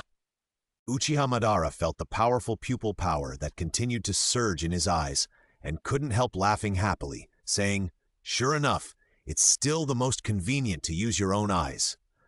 After getting his eyes back, Uchiha Madara felt particularly happy at this time. He looked at Nagato and the others and said, "Little ghost, since you have taken good care of my eyes, I won't kill you this time." "Zei, let's go," Uchiha Madara said to Zetsu, then released the pupil power of the Rinnegan, allowing his body to float up and fly away directly. Seeing this, Zetsu drilled into the ground and disappeared. "Damn it, come back to me! Give Nagato's eyes back, bastard!" Yahiko shouted in the direction where Uchiha Madara left and wanted to chase him, but was held tightly by Nagato. "Yahiko, that man may not be lying. Those eyes may really be left with me by him." Nagato's eyes were bleeding, but he still smiled and said to Yahiko, "Besides, after he took my eyes away, I felt much more relaxed." Since opening the Rinnegan, every time Nagato used the power of those eyes, he felt that his body was hollowed out, so he generally did not use the power of the Rinnegan. But after opening the eyes, he would feel very tired, even if he did not use them. So Nagato's words were not comforting. He really felt that after losing those eyes, the whole person became much more relaxed. It was like getting rid of some kind of burden. Although the power of those eyes was indeed very powerful, Nagato preferred the feeling of being relaxed and free of burden now. This feeling also made Nagato believe that the real owner of those eyes might not really be him. But your eyes! Yahiko looked at Nagato's empty eyes, wanted to say something, but couldn't say anything. Finally, he hugged Nagato and cried loudly, "Lord Madara, where are we going next?" On the way, White Zetsu asked Uchiha Madara, "Konoha?" Uchiha Madara answered without thinking, "Konoha. Did you go directly to the Nine Tails at the beginning?" Baizetsu heard what Uchiha Madara said, thought about it, and then asked, "But Madara-sama, you can directly summon the Nine Tails, right?" If you want to catch the Nine Tails, can't you just use the summoning technique directly? There is no need to go to Konoha in person, right? Uchiha Madara heard this and couldn't help but pause. He pondered for a while and then said, I just want to go back to Konoha to take a look, and catching the Nine Tails is just a byproduct. I see. Baizetsu suddenly realized and continued. After all, you also participated in the establishment of Konoha, so it makes sense to want to go and take a look. But Madara-sama, you really didn't say that because you didn't remember that you could summon the Nine Tails? Baizetsu, shut up. Baizetsu's mouth, let alone Uchiha Madara, even Black Zetsu couldn't stand it, and directly scolded, and then said, the current Nine Tails Jinchuriki is the Uzumaki clan. If the sealing technique of that clan is not solved, even Madara-sama cannot summon the Nine Tails remotely, so you must go there in person. White Zetsu, oh, so that's how it is. Then the reason given by Madara-sama just now wasn't. You two shut up? Konoha Village main gate. Gang Zifeng and Shenyue Zhenwu, who were on duty as gatekeepers, were talking about their sons who had just graduated from the ninja school. At this time, a figure walked towards them from a distance, which immediately attracted their attention. There was no way. This person was too eye-catching in terms of both his clothes and temperament. Excuse me. When the man walked in, Gang Zifeng and Shenyue Zhenwu were about to ask him about his purpose of coming to Konoha, but they saw that the man raised his head slightly, revealing scarlet pupils. Then, the two of them seemed to have turned into two statues, standing still in place, allowing the man to swagger past them and walk into Konoha Village. That's right. This man was Uchiha Madara, who was going to capture the Nine Tails in Konoha after getting his eyes back. Although he had his eyes back, Uchiha Madara's pupil power evolved step by step, so the pupil power of these eyes can be switched between Sharingan and Samsara Eye at will according to his will.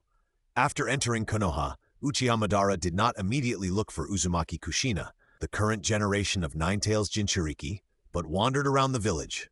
Although he came to Konoha to cause trouble, Uchiha Madara never thought of hiding himself, nor was there any need. After wandering for a while, he came to the Hokage Rock, looked up at the head of Senju Hashirama, and murmured, Hashirama, I will prove to you right soon that I am right. Swish, swish, swish! Suddenly, several figures wearing animal masks appeared beside Uchiha Madara.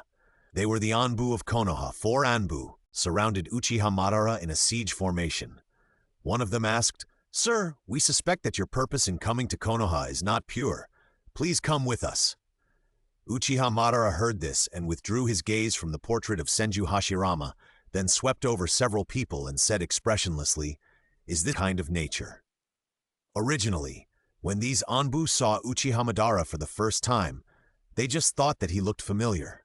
But they didn't think about it that way at all. After all, Uchiha Madara now looks like he is only in his early 20s, and no one would associate him with the Shura of the ninja world, who was as famous as Senju Hashirama in the Warring States period.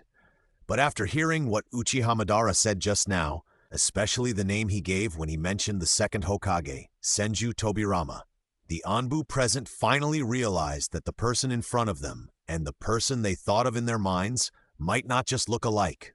In an instant, 3 of the 4 Anbu members took a defensive posture, and one of them said in a deep voice to the Anbu outside the formation, Haru, go and inform the Hokage. It's an emergency. Upon hearing this, the Anbu codenamed Haru immediately turned around and disappeared in an instant. Ha! Uchiha Madara did not make a move, nor did he stop them.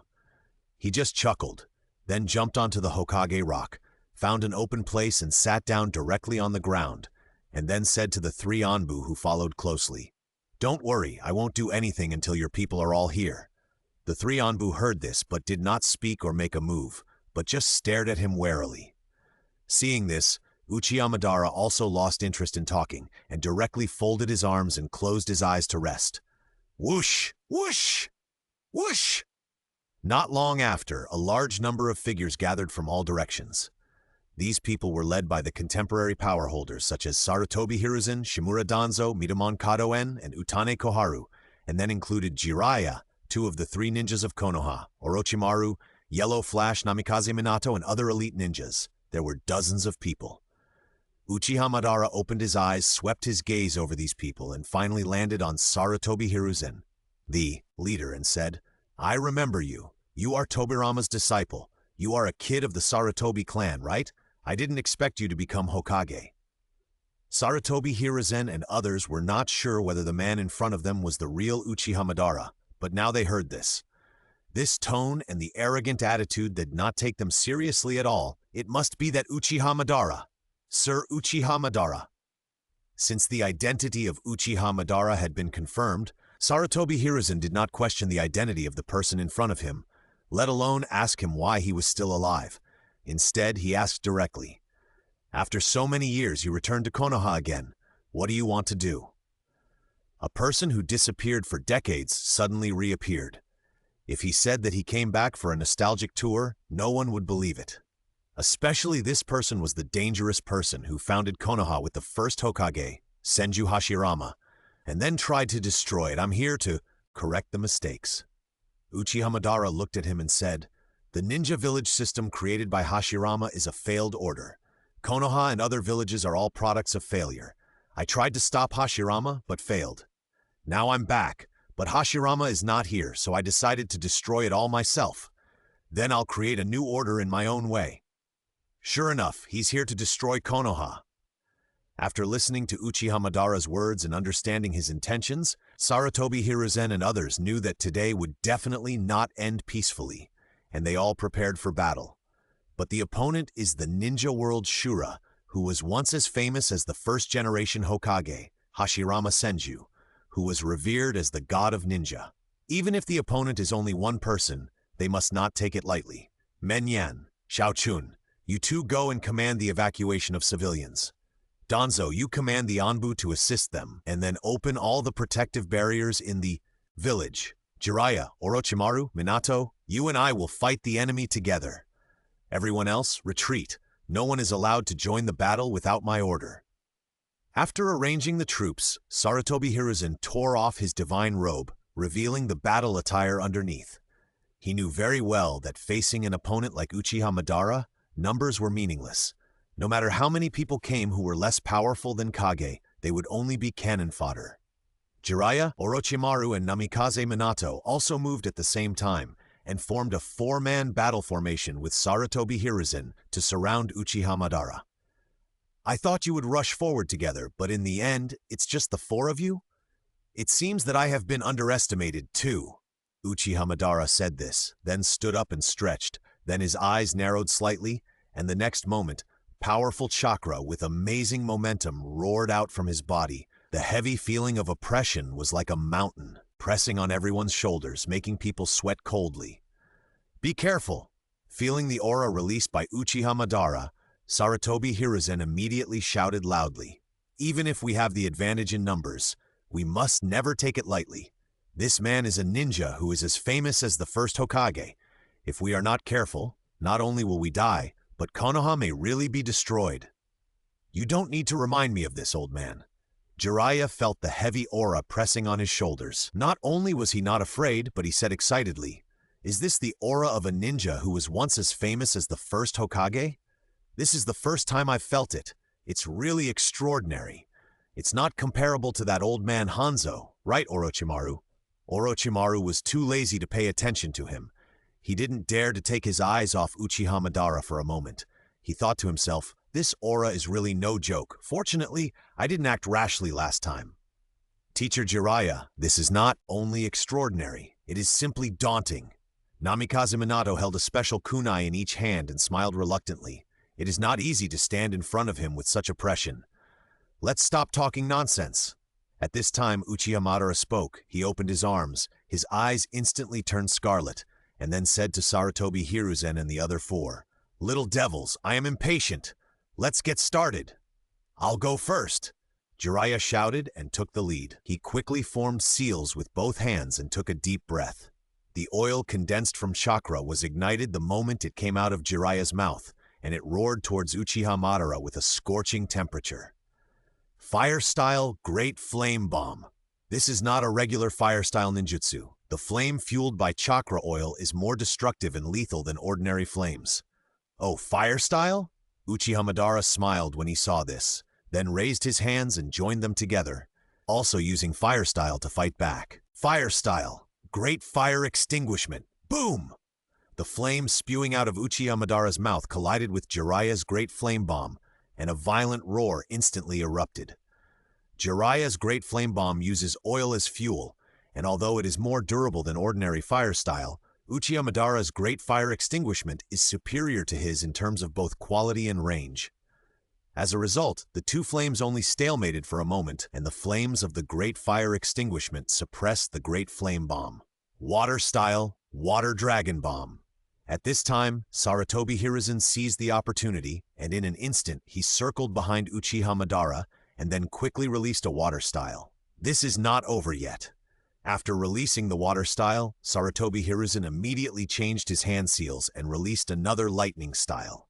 Lightning style, Thunder Shock. The lightning released by lightning style caught up with the previous water style, and then the two merged into one, turning the previous Water Dragon Bullet into a more powerful Thunder Water Dragon Bullet. Sarutobi Hiruzen, who can freely use 5 types of chakra nature changes, is best at this kind of superposition of 2 different attribute ninjutsu to become a more powerful composite ninjutsu. You are worthy of being Tobirama's disciple. You even inherited this despicable character. Uchiha Madara turned his head and glanced at the attack behind him, mocking, and then a purple light flashed in his eyes. The next moment, the incoming Thunder Water Dragon Bullet was blocked by an arc-shaped invisible force and then quickly absorbed. It was actually absorbed? Seeing this scene, Sarutobi Hiruzen immediately gave up the attack he had originally prepared and said solemnly, "This is not the ability of the Uchiha clan. It seems that he has some abilities that we don't know about. Let me try." Namikaze Minato spoke, flew up directly, and then threw the special kunai in his hand at Uchiha Madara. "Kunai? You actually attack in this way. Are you testing me?" Uchiha Madara wanted to raise his hand to block it, but he keenly caught the familiar technique engraved on the kunai. He frowned and reached out to grab the kunai. Opportunity. Namikaze Minato saw this and his eyes flashed. The next moment, his figure disappeared from the spot. When he reappeared, he was already in front of Uchiha Madara, and the other kunai in his hand quickly stabbed at Uchiha Madara's eyes. Uchiha Madara raised his hand, and the blue chakra condensed into a beast head armor, blocking Namikaze Minato's attack. Then he raised the kunai in his hand and said, "Although it is a little different from Tobirama's technique, it is indeed the technique of Flying Thunder God. I didn't expect that after Tobirama, there are still people who can learn this ninjutsu, but your speed is worse than Tobirama." Whoosh! Before Uchiha Madara finished speaking, Namikaze Minato disappeared again, and then flashed behind him on the left side. Rasengan! After Minato Namikaze flashed again, the chakra in his right hand flowed and compressed at high speed in irregular directions, and the chakra ball formed pressed towards Uchiha Madara's arm holding the kunai. However, just as the chakra ball called Rasengan was about to touch Uchiha Madara's arm, a stream of blue chakra suddenly rose from outside Uchiha Madara's body, like a huge rib skeleton, covering Uchiha Madara and blocking Minato Namikaze's Rasengan. After blocking the Rasengan, a skeletal arm instantly condensed on the skeleton and quickly grabbed towards Minato Namikaze. Seeing this, Minato Namikaze disappeared again on the spot, and when he reappeared, he was already beside Jiraiya. "Minato, are you okay?" Jiraiya asked Minato Namikaze. "It's okay." Namikaze Minato shook his head gently, and then said, "This Uchiha Madara Sr. is worthy of being an ape ninja who can be as famous as the first Hokage. My second stage Flying Thunder God attack couldn't even touch his body. Boy, I recognize you." Uchiha Madara in the chakra skeleton turned his head and looked at Namikaze Minato, praising, "You can use Flying Thunder God 3 times in a row. This reaction speed is probably even faster than Tobirama. In terms of the use of Flying Thunder God alone, you may have surpassed Tobirama who developed it. Although I am very happy to be recognized by a ninja like you." Namikaze Minato took out 2 more kunai and held them in his hands, then looked at Uchiha Madara and said, "But as a ninja, with the goal of becoming the 4th Hokage, I still want to say that it would be best if you are willing to leave and not destroy Konoha." "Destroy?" Uchiha Madara shook his head and said, I said that Hashirama's philosophy and the existence of Konoha are wrong. In order to correct this mistake, destruction is necessary. The correct new out order is built on the ruins of the wrong old order. This is an inevitable result. Although I don't want to refute you, for me, the existence of Konoha and the will of fire passed down by the first generation are very precious things. Namikaze Minato said seriously, "For me, Konoha is like a big family. Everyone in the village is an important family member. In order to protect them, I can even give everything, even my own life." Hashirama also said this, but after he died, the war broke out immediately. Uchiha Madara looked at him and asked, "You said that everyone in Konoha village is an important family member to you. So how many people can you protect when the war breaks out?" "I will do my best to protect more people," Namikaze Minato said seriously and then said, "Moreover, things like war are inevitable at any time. No, war can be avoided as long as..." Uchiha Madara subconsciously seemed to popularize his Moon Eye plan but for some reason, he swallowed the words back when they came to his lips and said instead, "I will destroy all villages including Konoha and then establish a new order. In the new order, there will be no war." "This is impossible," Namikaze Minato retorted, "although I don't know what the new order you are talking about looks like. But I know that as long as there are humans in this world, it is impossible to get rid of things like war, and we can only avoid it as much as possible." Uchiha Madara looked at him and suddenly fell silent for a while, and then said, "I agree with your opinion. As long as humans still exist, as long as humans still maintain various human natures, wars will not stop. But in the new order I planned, wars will be suppressed to the maximum extent and will never happen in this world." Uchiha Madara did not say a word about the Moon Eye plan throughout the whole process, because I don't know when, even Uchiha Madara himself began to doubt the Moon Eye plan that he had planned for a long time. Moreover, during the conversation with Namikaze Minato, Uchiha Madara had a new plan in his mind, and then it began to grow wildly and uncontrollably. After getting the system, Uchiha Madara knew that there were infinite dimensional worlds outside the world he was in. The system said that as long as he could find the true meaning of life in the simulated world, he could transcend the constraints of this world. Uchiha Madara had no doubt that he could do this, which meant that he would definitely get a way to go to other worlds. At that time, as long as he integrated the entire ninja world with overwhelming power and then directed the war to other worlds, in this way, the possibility of war in this world breaking out could be suppressed to the greatest extent. The more Uchiha Madara thought about it, the more he felt that this idea was feasible. However, in order to realize this idea, there is another necessary prerequisite. That is, he truly mastered the method of going to other worlds. Therefore, upgrading the system is the key. But before that, "Kids," Uchiha Madara suddenly looked at Namikaze Minato and the others and said, "This is the end of the conversation. I'm going to get serious. Infinite Tsukuyomi Moon Eye Plan. After obtaining the strongest eye power that surpasses the Rinnegan, based on the sacred tree, the huge illusion called Infinite Tsukuyomi is projected to the whole world through the moon. Once successful, the light of Infinite Tsukuyomi will penetrate all obstacles in the world and drag everyone within the light into the virtual world constructed by the caster. Unable to avoid, unresistible." In Uchiha Madara's vision, as long as the Infinite Tsukuyomi technique is successfully launched, everyone in the world will enjoy the beautiful world that they most yearn for in their hearts in the virtual world he constructed. In such a world, there will only be beauty between people, and there will be no more wars. It is a dream world that truly exists only in everyone's dreams. If this thing succeeds, what a great feat it will be. This is why Uchiha Madara immediately regarded it as a goal to strive for, and even a belief after knowing the Infinite Tsukuyomi technique. But now, Uchiha Madara thought about it carefully, but found that this plan was simply bullshit. The most important thing is that Uchiha Madara suddenly thought of a problem that he had never thought of before. That is, if everyone in this world is really dragged into the illusion by force, what will happen to their bodies? Without a doubt, they will die.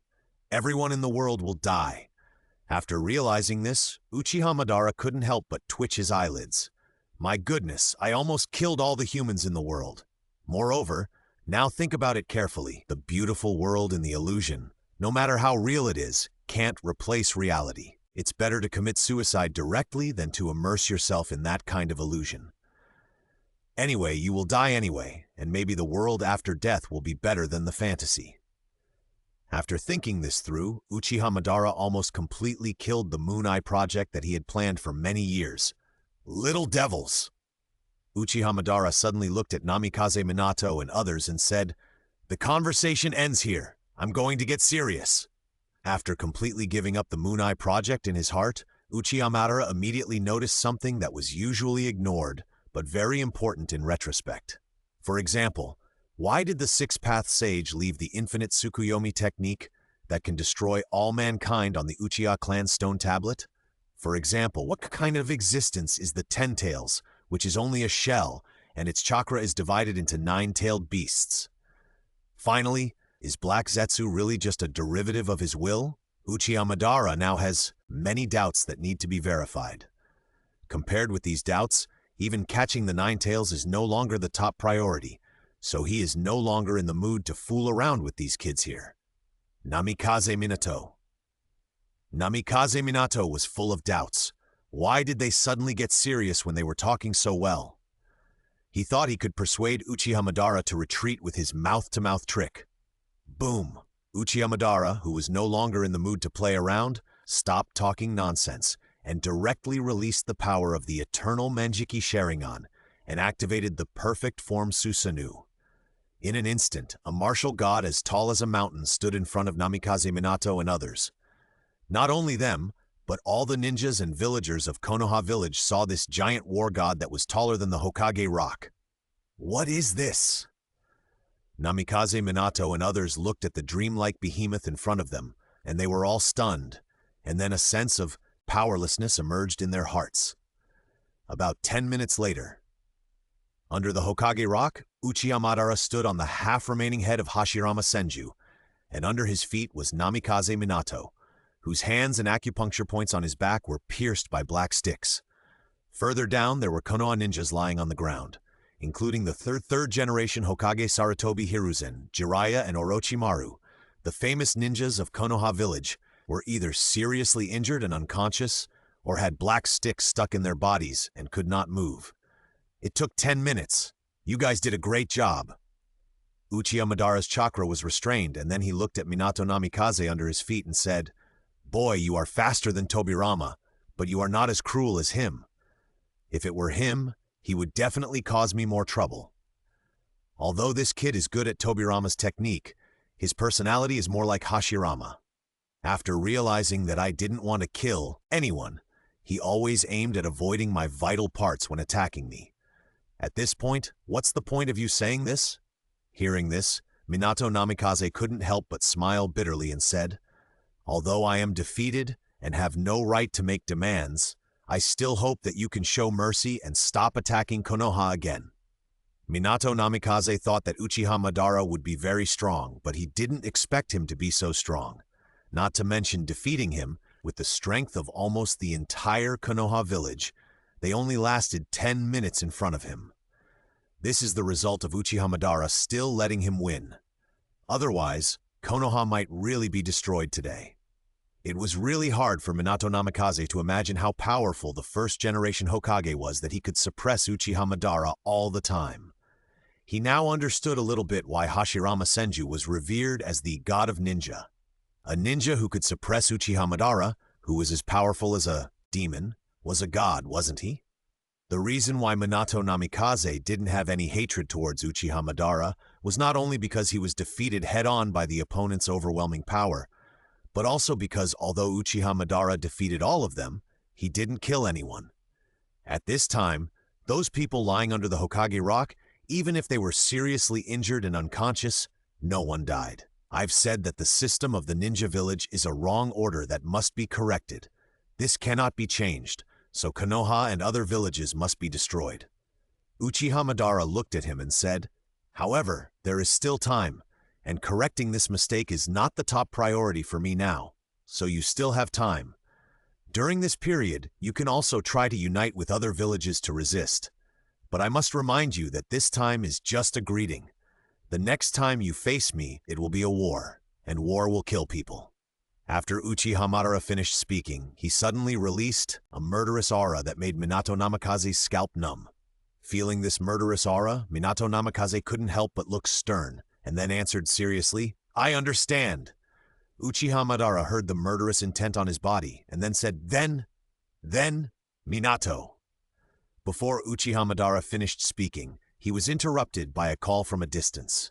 He turned his head and looked in the direction of the voice, only to see a girl with a full head of red hair rushing towards him with an angry face. Minato! A red-haired girl ninja rushed towards Uchiha Madara with an angry face. In the process, perhaps because she was too angry, her long red hair stood up like a cat with its fur blasted. Oh no! Namikaze Minato saw the furious girl rushing towards him and immediately showed a panic on his face and shouted at her, "Kukina, don't rush!" But it was too late. "Asshole, how dare you do this to my Minato?" Uzumaki Kushina had already rushed in front of Uchiha Madara, and her fist wrapped in red chakra was like an ignited fire of anger, fiercely smashing towards Uchiha Madara's face. This chakra, is it the Nine Tails? Uchiha Madara dodged her fist by leaning sideways and then said with a smile, "Although capturing the Nine Tails is no longer the top priority, if you come to the door yourself." With a flash of his figure, Uchiha Madara's figure instantly flashed behind Uzumaki Kushina, who wanted to rush over to rescue Namikaze Minato, and then he slashed with a knife. Bang! The latter fainted directly. Although Uchiha Madara had already denied the Moon Eye project in his heart, he only denied the result of releasing the infinite moon reading in the end. The steps of pursuing stronger power in the process will not be omitted, and in order to obtain the legendary power of the Six-Path Sage, collecting the nine-tailed beasts and reuniting the 10 tails is what must be done. Originally, after Uchiha Madara had a new plan, he planned to first find out how to go to other worlds from the system, and then it would not be too late to start collecting tailed beasts. But now that the Nine Tails Jinchuriki has come to him, he can't just pretend he didn't see it, right? Since he's here, he might as well take him away first. Seeing this, Minato Namikaze immediately shouted anxiously, "Senior, please don't hurt Kushina." Uchiha Madara glanced at him lightly, then picked up the unconscious Uzumaki Kushina and floated away directly from Konoha. After Uchiha Madara left, a short figure approached cautiously. This figure hid aside, and after repeatedly confirming that Uchiha Madara had really left, he came to Minato Namikaze's side in an instant. Kakashi? Minato Namikaze looked up and saw the left eye of the disciple who was helping him pull out the black stick from his body. His heart sank slightly and he asked, "Your eye?" "It was taken away by a guy who looks like a pitcher plant," Kakashi said as he pulled out the black stick from Minato Namikaze's body. Underground space. After Uchiha Madara brought the unconscious Uzumaki Kushina back here, he casually threw her to White Zetsu and asked, "Did you get Obito's eye back?" Mangekyo Sharingan is a rare item at any time, especially Uchiha Obito's eye, which is an even rarer space-based ability. Even though he had already got his eyes back, Uchiha Madara had a hunch that he might need the power of Uchiha Obito's eyes in the future, and the so-called eye power requires a complete pair of eyes to truly exert its power. So getting back Uchiha Obito's remaining eye from Kakashi is also a must. Before going to Konoha, Uchiha Madara had already instructed Zetsu to find a chance to get back Uchiha Obito's remaining eye. "It's back." White Zetsu nodded, then took out a bottle filled with nutrient solution, which contained Uchiha Obito's left eye that he and Black Zetsu had taken back from Kakashi. Uchiha Madara took the vial, took out the other eye, and put the two eyes together and put them away. White Zetsu saw Uzumaki Kushina brought back by Uchiha Madara and couldn't help asking, "Madara-sama, who does this woman know?" "She is the Jinchuriki of the Nine Tails." Uchiha Madara glanced at the unconscious Uzumaki Kushina and said, "With this hair color and chakra, it seems that she is a member of the Uzumaki clan, just like Mito." Looking at Uzumaki Kushina's appearance, Uchiha Madara suddenly thought of an ability unique to the Uzumaki clan. The Uzumaki clan is born with physical fitness and strength far beyond ordinary ninjas, as well as a huge amount of chakra and extremely tenacious vitality. In addition, the people of this clan also have very excellent chakra perception ability, and even this ability has derived an ability called Kagura Heart Eye. However, what Uchiha Madara cares about is not the Kagura Heart Eye of the Uzumaki clan, but the Kagura Heart Eye of the Uzumaki clan after they become Jinchuriki, which is strengthened by the chakra of the tailed beasts and derived from the evil thoughts perception ability. This ability can distinguish between enemies and friends by sensing the kindness and malice of others. In front of this ability, all malicious enemies have nowhere to hide. Thinking of this, Uchiha Madara glanced at Black Zetsu and thought, if this guy is really a product derived from my will, the Uzumaki clan Jinchuriki who has mastered the chakra of the tailed beast should be able to sense it. Thinking of this, Uchiha Madara plans to wait for Uzumaki Kushina to wake up and let her test what Black Zetsu is. However, before that, Uchiha Madara is going to enter the simulated world again. System, take me to the simulated world. Uchiha Madara said silently in his heart. The system responded immediately. Ding! System starts. Now start connecting to infinite dimensions, searching for matching dimensional worlds. Search completed. A total of 18,901 dimensional worlds have been successfully matched this time, and the connectable worlds are being screened. Screening completed. 394 dimensional worlds have been successfully connected this time. This is the second time the host has connected to a dimensional world. Does the host need to spend dimensional coins to distinguish the types of worlds? Is this still possible? Uchiha Madara was about to see what was going on when the system's prompt sounded again. It is detected that the host's current dimensional coin balance is insufficient. The system is now randomly matching the host with a dimensional world. Uchiha Madara. Matching is successful. This is the second time the host has connected to a dimensional world. Does the host need to spend dimensional coins to view the information of the connected dimensional world? It is detected that the host's current dimensional coin balance is insufficient. This step is omitted. Uchiha Madara. Connecting the host to the dimensional world. Connection successful. Does the host need to spend dimensional coins to carry his own talents into the simulated world? It is detected that the host's current dimensional coin balance is insufficient. It is impossible to carry any talents into the simulated world. This step is omitted. Does the host need to spend dimensional coins to choose a simulated world to enter the environment? It is detected that the host's current dimensional currency balance is insufficient, so this part is omitted. Because the host's dimensional currency balance is insufficient, a series of prompts are omitted here. The random matching dimensional world is successfully connected, and the countdown begins. 3, 2, 1. The host's second dimensional world simulation life begins. Just as people will decay, the country will one day be destroyed. Even the imperial capital that has been prosperous for thousands of years is nothing more than a corrupt hell on earth. Ghosts and monsters in human skin are rampant everywhere. If the heavens cannot punish evil, we will disappear in the darkness. All of us, the professional killer group. In the imperial capital, in the courtyard of a luxurious manor, Uchiha Madara's consciousness gradually recovered, but he found that he was actually in the state of a baby at this time, being held in someone's arms. This is really... Uchiha Madara was a little speechless.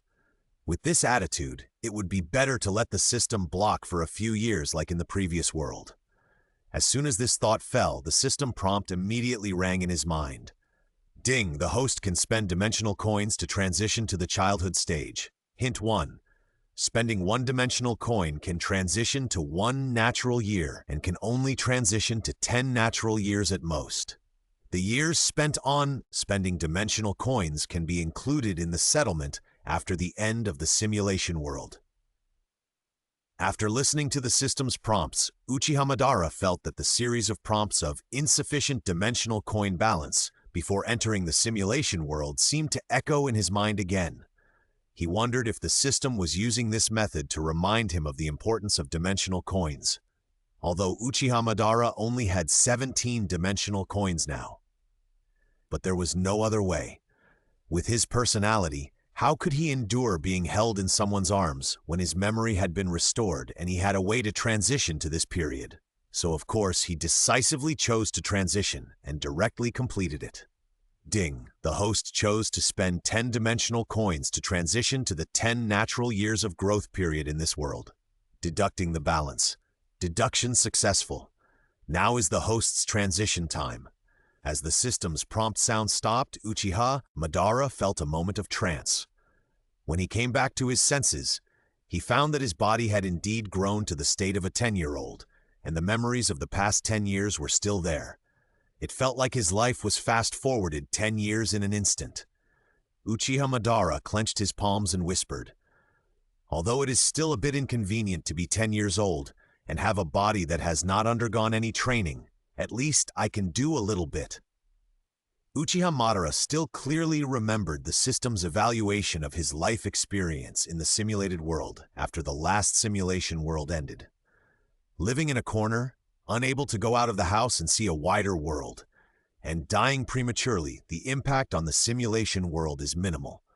Such evaluations are still fresh in Uchiha Madara's memory. Although the system did not explain the source of the last 17-dimensional coins, Uchiha Madara was almost certain that it should be related to his living in the simulated world for 17 years. In other words, the number of years lived in the simulated world is linked to the number of dimensional coins rewarded after the end. And according to the final summary of the last world system, if you want to get more dimensional coins after the end of the simulation world, in addition to living long, exploring the vastness of the simulation world, and doing things that have an important impact on the simulation world, should also be a necessary way to get more dimensional coins. Although Uchiha Madara had already realized the importance of dimensional coins when the simulation store opened, the experience of entering the simulation world this time made him pay more attention to the value of dimensional coins. Even in the future, when he can enter other worlds with his own body, dimensional coins will definitely play a huge role. Therefore, if he wants to get more dimensional coins, he can't live in a corner like in the last simulation world. In other words, in this simulation world, exploring the world and influencing the world will be what Uchiha Madara must do his best. Although his body in this world is just an ordinary person and he can't refine chakra, but there are creatures like evil ghosts in the last simulation world, and there should be some different things compared to this world. So he must first figure out these things before deciding what to do next. After thinking this through, Uchiha Madara began to digest the memories of the 10 years when this body was in transition. From his memories, Uchiha Madara learned that he was now in the capital of an empire that had lasted for 1,000 years. His identity in this simulated world was a fallen noble who had lived in the capital since childhood. His parents in this body died in the power struggle of the empire when he was just 1 month old, and even their surnames were taken away. The reason why this body and the remaining sister can still live in such a luxurious manner is entirely because of the protection of the empire's general, a good friend of this body before his death. But for this reason, this body has been confined in this manner since childhood and cannot go out easily. However, the sister of this body showed her talents in various aspects, such as physical and military after she became an adult and was appreciated by the general, and then she could come and go freely. A few years ago, she was recommended by the general and officially became an officer of the Imperial Guard. Recently, because he has accumulated enough merits in the Guard, he has been approved to lead the army alone. But if he wants to succeed, it seems that there is still an important factor missing. "Madara, you are here!" Suddenly, a soft body hugged Uchiha Madara from behind and said in his ear with a slightly wild voice, "Let me tell you something good. I finally succeeded in controlling the Imperial Lap tool, and I will soon become an official general of the Empire." This woman is Uchiha Madara's sister in this simulated world, named Najeta, because in memory the two grew up together in this manner. No, it should be said that Uchiha Madara's body was brought up by Najeta in this manner, so Uchiha Madara is not opposed to being held by her like this, or he has gotten used to it. However, due to Najeta's personality, in the growth history of Uchiha Madara's body, except for the lack of external information, the other experiences can be described as quite wonderful. No, for ordinary people, that kind of experience can no longer be described by the word wonderful. It can only be said that this body can be raised healthily to the age of 10, probably because of the protection of the system. Otherwise, it is likely to leave during the transition period. Fortunately, the memories of this body during the transition period are just some pictures to Uchiha Madara's consciousness, so he didn't care about them. However, there is no memory of the Imperial tool mentioned by Negeta in the memory of this body, but judging from Negeta's tone, the thing called Imperial tool should be unusual. This made Uchiha Madara interested in the so-called Imperial equipment. Imperial equipment? Uchiha Madara turned around, pulled away Nadezhda's hand that was hugging him from behind, and asked, "What is that? Is it powerful?" Of course, Nadezhda, whose hand was pulled away, wanted to hug Uchiha Madara again, but after hearing his question, she immediately stopped and said seriously, "The so-called Imperial equipment was developed and cast by the founding emperor of the empire 1,000 years ago, using the huge financial resources and power of the empire to maintain long-term rule. The 48 weapons with powerful power were developed and cast by the top craftsmen from all over the world, using the bodies of super dangerous species as materials, adding rare metals such as Ohari steel and a large number of long-lost secret techniques. Each Imperial equipment has extraordinary power and can no longer be copied. Once some of the Imperial equipment are successfully controlled, they can even immediately give people the powerful combat power of one person against an elite army of 10,000 people. One person's power against an elite army of 10,000 people? After listening to Nadezhda's words, Uchiha Madara also had a general impression of the so-called Tegu, and then asked, "So Nadezhda, what is the Tegu you control, and what kind of ability does it have?" Nadezhda heard this and immediately became excited, and immediately said excitedly, "The Tegu I successfully controlled is called Romantic Turret, also known as Pumpkin. It is a gun-shaped Tegu that can convert the user's spiritual energy into shock waves, and the power will increase according to the degree of crisis encountered by the user. It is a very powerful weapon. Although I have successfully controlled the Pumpkin, I can't bring it out now. After I officially become a general, the Pumpkin will officially become mine, and I will bring it to you to see it then." Okay. Uchiha Madara nodded. He was indeed quite interested in the so-called Tegu, and then asked, "You just said that there are only 48 Tegu in the Empire, and even in the world. With such a number, I think there must be some necessary conditions to use them, right?" "Of course." Nadezhda nodded and said, "Powerful weapons like the Tegu cannot be controlled by untrained people. Even for trained people, there are two necessary conditions to control weapons like the Tegu.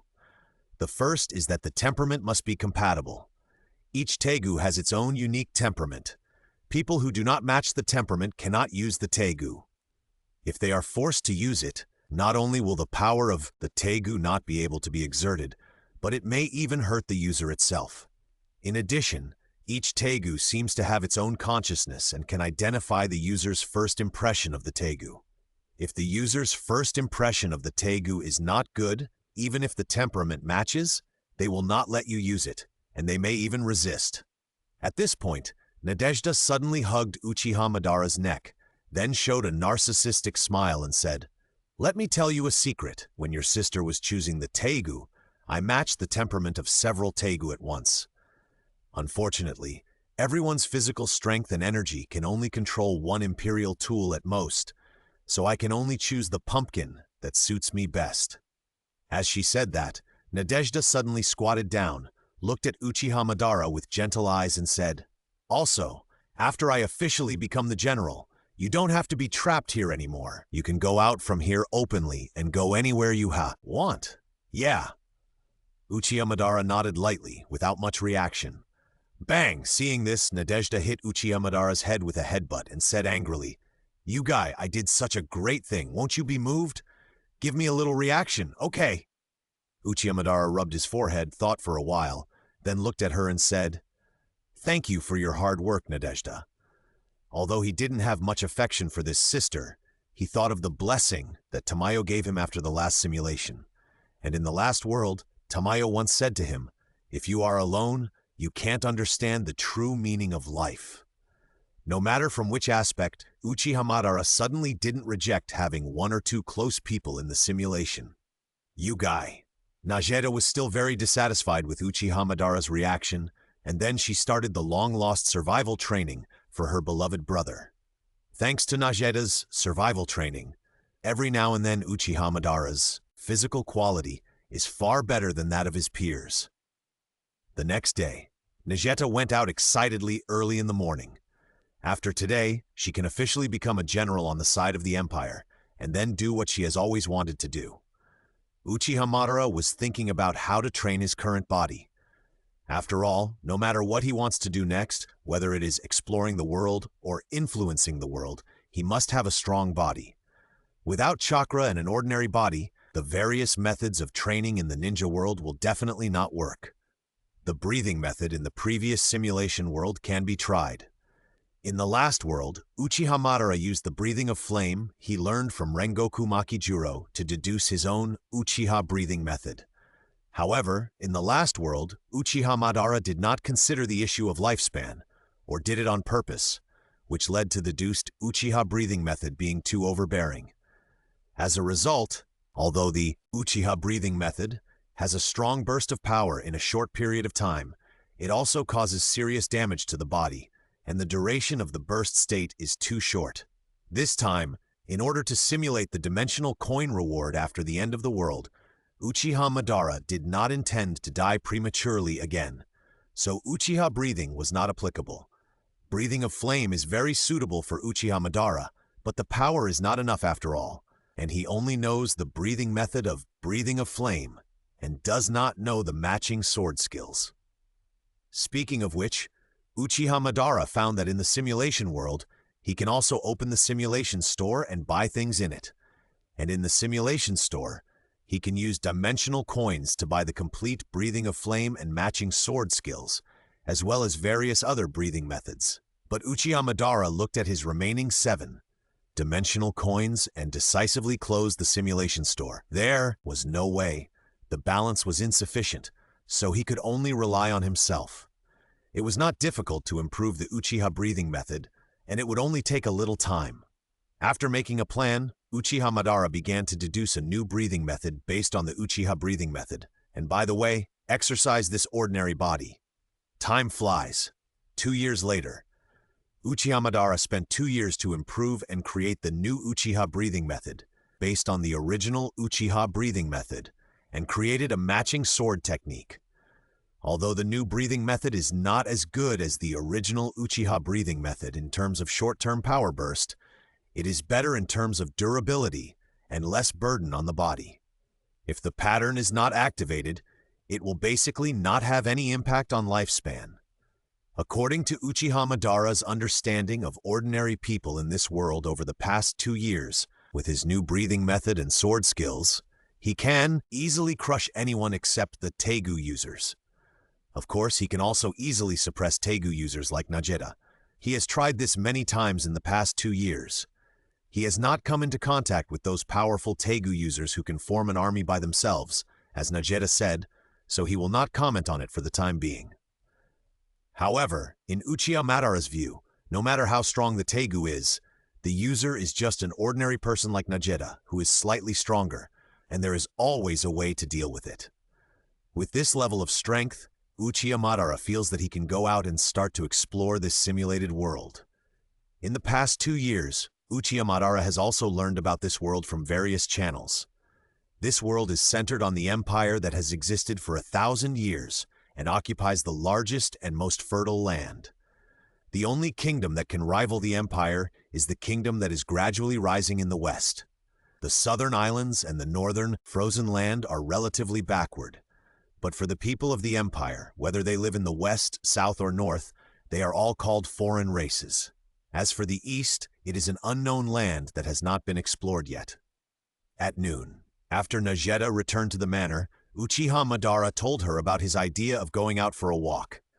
After listening to Uchiha Madara's idea, Nageta pondered for a while, then smiled and said, "It's good to go out for a walk. Now you don't need me to worry even if you go out alone." If it was in the past, Nageta would definitely oppose Uchiha Madara's idea. Since seeing Uchiha Madara's strength a year ago, Nageta began to instill in him the idea of loyalty to the Empire.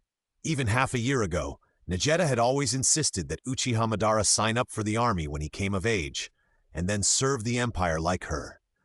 But since a few months ago, she has never said that again. Now Nageta has made up her mind to make that important decision, and even she herself doesn't know what the future will be like. Moreover, after she made the decision, she had been thinking of finding a reason to send Uchiha Madara away, but now she didn't even need to find a reason. As for whether Uchiha Madara would encounter danger if he traveled alone, although Uchiha Madara was only 12 years old, Nageta, who knew Uchiha Madara's strength, said that she was not worried at all because she had seen with her own eyes the shocking scene of Uchiha Madara killing a super dangerous species alone. Uchiha Madara's eyes flickered slightly when he heard Nageta's words, but he didn't ask anything. Although he hadn't been out much in the past 2 years, he had heard about the darkness hidden under the bright appearance of the imperial capital. Since Nageta became the general of the empire, her former enthusiasm has almost visibly diminished, and she has even shown some disillusionment recently. Uchiha Madara couldn't change anything about this. After all, this is not the ninja world, and he doesn't have the power to sweep the entire world by himself. Because there are things that must be done in this world, coupled with the limitations of ordinary people's bodies, Uchiha Madara forced himself to restrain his personality a lot. However, for this decadent empire that has entered its twilight years, Uchiha Madara also has some ideas. If personal force cannot conquer the world, then he will use his best strategy to overthrow this decadent empire. However, those ideas need to wait until he returns from exploring the world before they can be implemented. As for Nageta's safety, Uchiha Madara is not worried. After all, she is now a general of the empire, and there is a general behind her. As long as she does not rebel, there will be no problem with safety. The next day outside the imperial capital, although I know there is no need to worry about you, I still want to say that when you are outside, you must be careful about everything. Especially don't trust strangers easily. Nageta tidied Uchiha Madara's already neat clothes while mumbling a lot, and finally smiled brightly and said, "The last thing, don't write to me. I have too many things to do now, and I will definitely not receive it even if you write. Also, when you come back, remember to bring me a gift." Uchiha Madara listened to Nageta's mumbling quietly, and finally nodded gently, and then turned and left. Nageta stood there, quietly watching Uchiha Madara's figure gradually go away. When Uchiha Madara's figure completely disappeared from sight, a man in a cloak came to Nageta's side quietly. The man in the cloak stood beside Nageta and suddenly asked, "Your brother is only 12 years old. Are you really sure to let him travel alone?" "Hey, that's my brother, and although he is young, he is very strong." Nageta heard this and smiled proudly. "Now I am not his opponent, even with the imperial tool." "Oh?" The cloaked man heard this and immediately became interested. As a general of the empire, Nageta has outstanding military talent and undoubtedly has personal strength far beyond ordinary people, not to mention that she is also an imperial tool user. Even if the imperial tool used by Nageta is a long-range sniper type, its close combat should not be underestimated. It is no exaggeration to say that in a head-on battle, even a well-equipped 100-man army would not be Nadezhda's opponent. Such strength is not a match for her brother? The cloaked man thought for a while and asked, "Since he is so talented, why don't you take him with you?" "Shut up!" Before the cloaked man finished speaking, he was interrupted by Nadezhda in a deep voice, and then looked at him coldly and warned, "I plan to join you. It is my own decision. It has nothing to do with Madara. He has his own life and things he wants to do.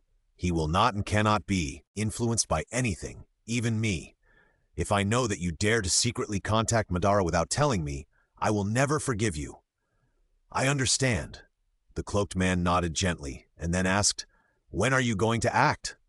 Nadezhda stared at him for a while and then replied, "Tomorrow." Time flies, and another 3 years have passed in a flash. In the east of the Empire, above the sea of clouds in the distant sky, a blue dragon-shaped super dangerous species, with a body size of hundreds of meters, is soaring above the clouds. Look carefully. Between the two horns on the head of this winding dragon, there is actually a human figure sitting cross-legged on it. This human figure is Uchiha Madara, who has spent 3 years exploring this world. And the giant super dangerous species under his butt was encountered when he was exploring the unknown land in the east of the Empire a year ago. As for why this proud dragon-shaped super dangerous species allows a tiny human like Uchiha Madara to sit on his head, it is a sad story for it. This blue dragon was originally a super dangerous species living above the clouds in the Eastern Sea. A year ago, when it met Uchiha Madara, the latter was fighting an equally huge snake-shaped super dangerous species, and that giant snake-shaped super dangerous species happened to be one of its recipes. After Uchiha Madara killed the super dangerous snake-shaped species, the dragon tried to snatch food from the tiger's mouth, but Uchiha Madara didn't tolerate it. Finally, after a series of friendly exchanges between the two sides, the dragon willingly put on the collar and became Uchiha Madara's temporary means of transportation. There was no other way, who made it unable to beat Uchiha Madara and also had its reverse scale taken away. It was not yet an adult, and its reverse scale would stop growing after being taken away. Only after it got its reverse scale back could it continue to grow. In order to get its reverse scale back, it could only follow Uchiha Madara as a means of transportation. Although the dragon has no wings, it can fly. With this convenient means of transportation, Uchiha Madara's world exploration journey has greatly accelerated the process. It took only 1 year to complete the remaining Western Kingdoms, Southern Islands, and Northern Frozen Land. At this time, Uchiha Madara was on his way back to the imperial capital after a long absence of 3 years. System: strengthen the physique. Uchiha Madara, who was sitting cross-legged on the dragon's head, silently chanted in his heart. Balance is being deducted. Deduction is successful. Now start strengthening the host's physique. As the system's prompt sound fell, Uchiha Madara only felt that countless strong currents suddenly surged in his body, and his whole body froze instantly, and then began to twitch uncontrollably. About a year and a half ago, Uchiha Madara had trained the quality of this body to the extreme. When he felt that his physique had been further improved through training, the system that had been silent for a long time suddenly jumped out and told him that he could spend dimensional coins to improve the physical quality of his body. Of course, this improvement is not without limit. As we all know, people are different, and their physical qualities are naturally different. Some people are born ordinary, while others are born with supernatural powers. So in terms of physique, the latter are mostly called geniuses. Uchiha Madara's body is undoubtedly an ordinary one in the simulated world, and this kind of ordinary body, even if it is trained to the extreme, the upper limit is definitely not as high as those so-called geniuses. The system told Uchiha Madara that as long as he spent dimensional coins, he could improve the quality of his current body to the limit that normal humans in this world can reach. In the past year and a half, Uchiha Madara has spent dimensional coins to strengthen his body 3 times, and each time he strengthened, he could clearly feel that his body strength had been greatly improved. But even after 3 times of strengthening, he still couldn't strengthen the quality of his body to the limit, which shows how poor the quality of his body is. Half an hour later, Uchiha Madara's body stopped twitching, and the feeling of being surging with strong currents in his body gradually subsided. This is the end of strengthening. At this time, Uchiha Madara heard the system's prompt sound in his mind again.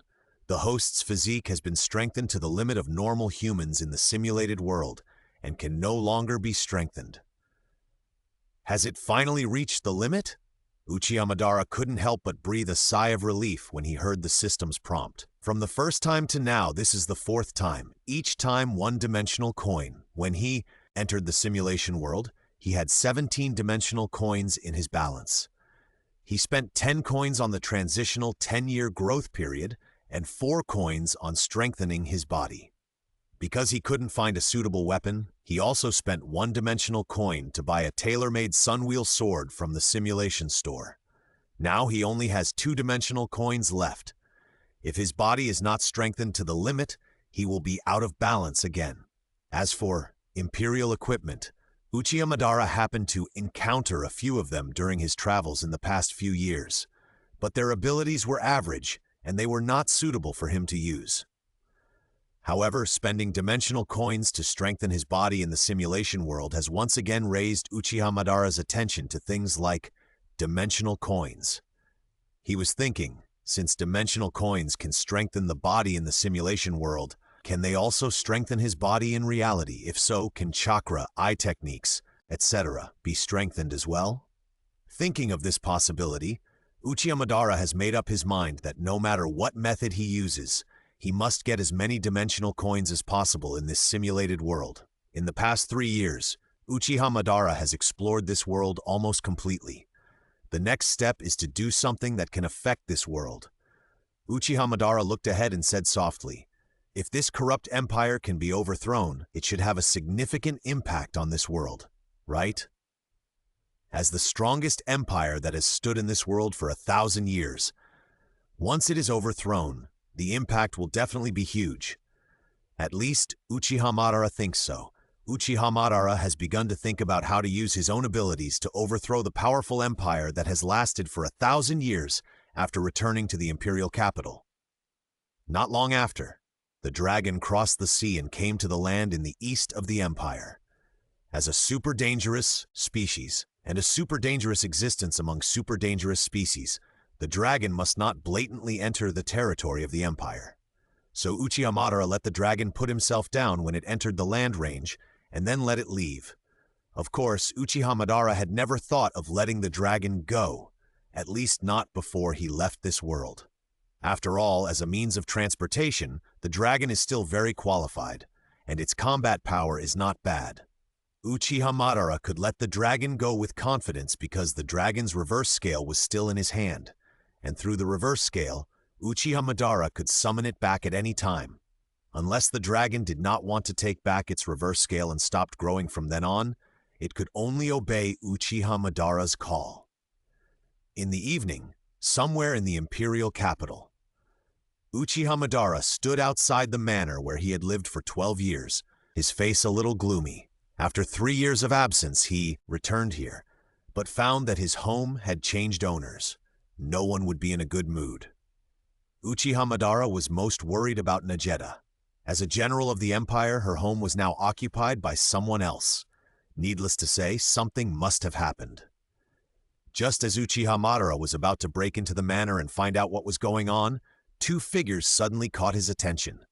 There were 2 women, one wearing a lavender dress, with purple hair hanging down behind her and purple-framed glasses on her face.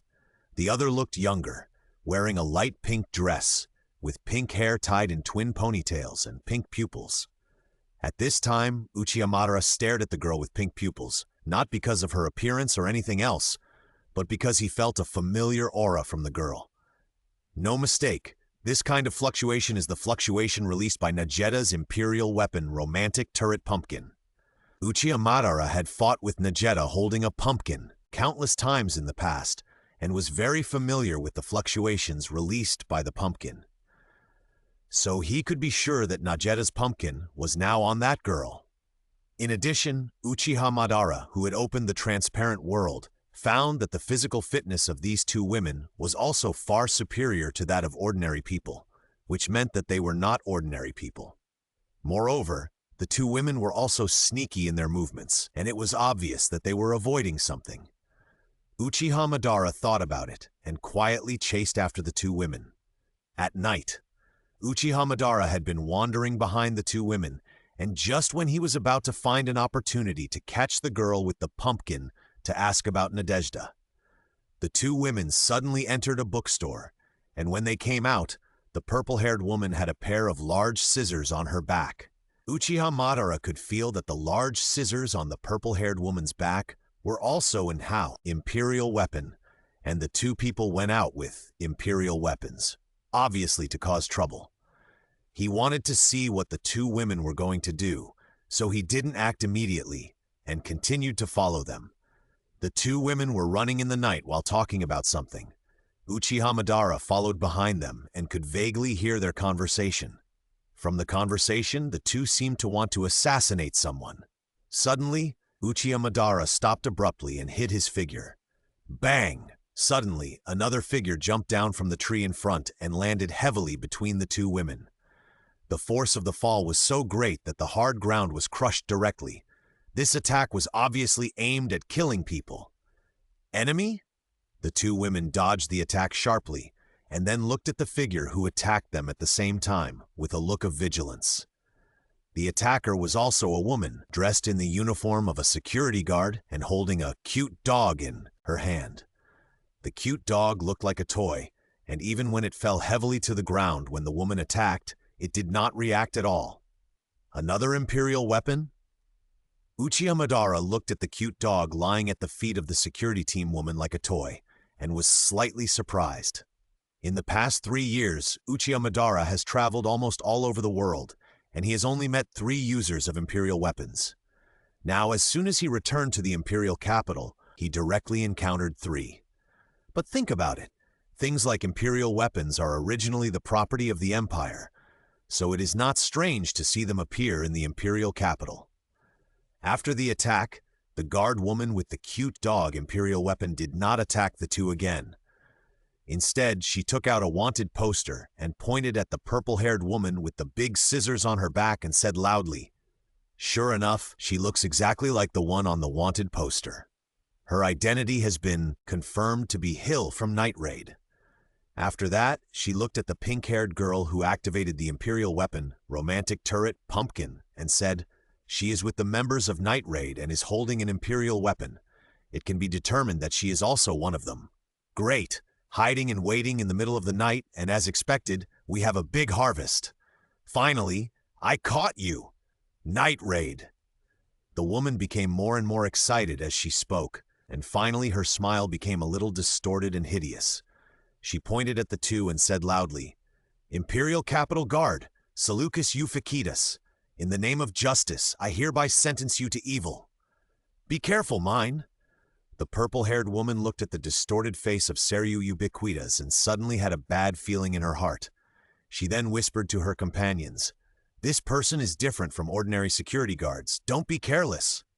"Hey, you can tell this kind of thing just by looking at..." The pink-haired girl named Mayan raised the pumpkin in her hand, pointed at the laughing woman opposite, and said, "The degree of danger of this woman has made the pumpkin excited and squeak. I'm going to strike first."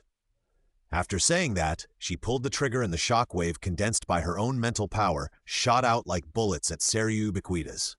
However, facing the continuous shooting of the pumpkin, Seryu Ubiquitas did not move at all. He just stood there with a disdainful sneer on his face. Chiwu! Just as the shockwave shot out by the pumpkin was about to hit her, the cute toy-like dog under her feet suddenly jumped up, and then its body instantly expanded into a muscular, fierce dog, blocking Seleucus Euphrasia like a wall, blocking all attacks. Seeing this, Hill said solemnly, "Main, that is indeed an imperial weapon." "It looks like it." Main raised the pumpkin and looked at the giant muscular mastiff standing in front of Seleucus Euphykidus. The damage caused by the shockwave shot by the pumpkin was recovering at a speed visible to the naked eye. She also said with a serious face, "And it is a difficult biological type. We are both imperial weapon users, and she has seen our true face. At this point, we can only fight to the death." Seleucus Euphykidus also pointed at the two people and said coldly, "Facing the villains of the Night Raid, you don't have to care about your life. Then I will execute you here in the name of justice. Turn the stick into a gun." Seleucus Euphykidus turned the sticks on his arms into 2 strange-shaped pistols and fired at the two people. Main and Hill scattered to the left and right, avoiding the strong attack, and then attacked Seleucus Euphykidus at the same time. The so-called imperial tools, no matter what type they are, have enormous power, and the degree is absolutely beyond the human body's ability to withstand. Therefore, if an imperial tool user fights with murderous, one of them will inevitably die. This is the iron rule of imperial tools. Imperial Capital Guard. Uchiha Madara, who was hiding on the side, watched the fight between the three women and had no intention of stepping forward to intervene. Although the girl holding the pumpkin and her companions were not good people, he had heard a lot about the darkness of the Imperial Capital Guard before he left 3 years ago. Moreover, fighting between Imperial tools users is rare, so Uchiha Madara has no plans to show up for the time being. Shao Kei, facing the attacks of Hill and Mine, Selu Euphictus did not panic and calmly gave orders to her Imperial tool, Magic Beast Transformation 100-Armed Giant. Woo! The muscular dog that received the order punched Mine back, then turned around and leaped, rushing towards Hill on the other side. The muscular dog turned into a ferocious, vicious dog, opened its mouth with bared teeth, and rushed towards Hill. Facing the attack of the vicious dog, Hill's eyes suddenly became indifferent. She stopped, made a forward posture, and opened the big scissors in her hand towards the vicious dog that was biting her. Crack! The slender figure crossed with the vicious dog, and the sharp blade directly cut the body of the vicious dog in half. Hill's imperial weapon is called All Things Cut in Two Ecstasy. The blade inside is said to be able to cut off everything in the world. I'm sorry. After Hill cut off the body of the vicious dog, he apologized in a subtle voice that only he could hear, and then waved his hand without looking back, handsomely shaking off the blood on the imperial weapon. Ha! Selu Ubiquitous, who was standing aside, saw that his imperial weapon was cut off. Not only did he not panic, but he sneered. Woo! The whimpering sound behind her made Hill's body stiffen. After turning around suddenly, she found that the severed body of the vicious dog had completely regenerated and was staring at her with a ferocious face. Oh no! Hill's face changed slightly. If she was attacked at this distance, she couldn't dodge. Bang! Just as the vicious dog was about to attack Hill, a strong shockwave came from behind and directly penetrated the vicious dog's body. Hill seized the opportunity and immediately dodged out of the attack range of the vicious dog. Hill, don't be careless. Main carried the pumpkin and said to Hill, there's an explanation in the document. To deal with biological imperial artifacts, if the core, hidden somewhere in their bodies, is not destroyed, they can regenerate infinitely. Sorry, I forgot for a moment. Hill apologized with a guilty look on his face, and then looked at the vicious dog that had recovered again and said solemnly, facing biological imperial artifacts, even if we have the advantage in numbers, it will be very troublesome. Arms! Selu Euphictus shouted in a deep voice, and the next moment, the two arms of the vicious dog beside her instantly changed their form, from dog claws to human arms. Those arms were not only huge, but also looked full of power. Selu Euphictus pointed at the two people and ordered, crush them! Ow-ho! The vicious dog flew out and instantly approached Hill and Mane. The huge arm clenched its fist and swung it quickly, and the fist shadows in the sky instantly enveloped the two people, making them unable to avoid it. Mane, stand behind me! Hill stepped forward and blocked in front of Mane, then held up the big scissors in his hands to block, and unexpectedly stopped the fierce attack of the vicious dog. All Things Cut in Two. Ecstasy is not only sharp, but its hard material can also be used as a protective gear to defend against attacks.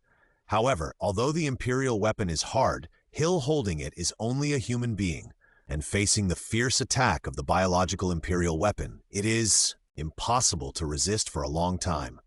This situation is a big crisis. Behind Hill, Mane raised the pumpkin in her hand and aimed it at the attacking vicious dog, and terrifying energy was brewing instantly. Hill, get out of the way! Mane shouted, and then pulled the trigger. Upon hearing this, the latter immediately dodged and escaped from the attack of the vicious dog, and then boom! The hot shockwave beam whizzed out from the muzzle of the pumpkin, and the terrifying firepower instantly destroyed the upper body of the vicious dog. But this attack did not hurt the core of the vicious dog, so it recovered quickly. Damn it! It was repaired so quickly even though half of its body was broken.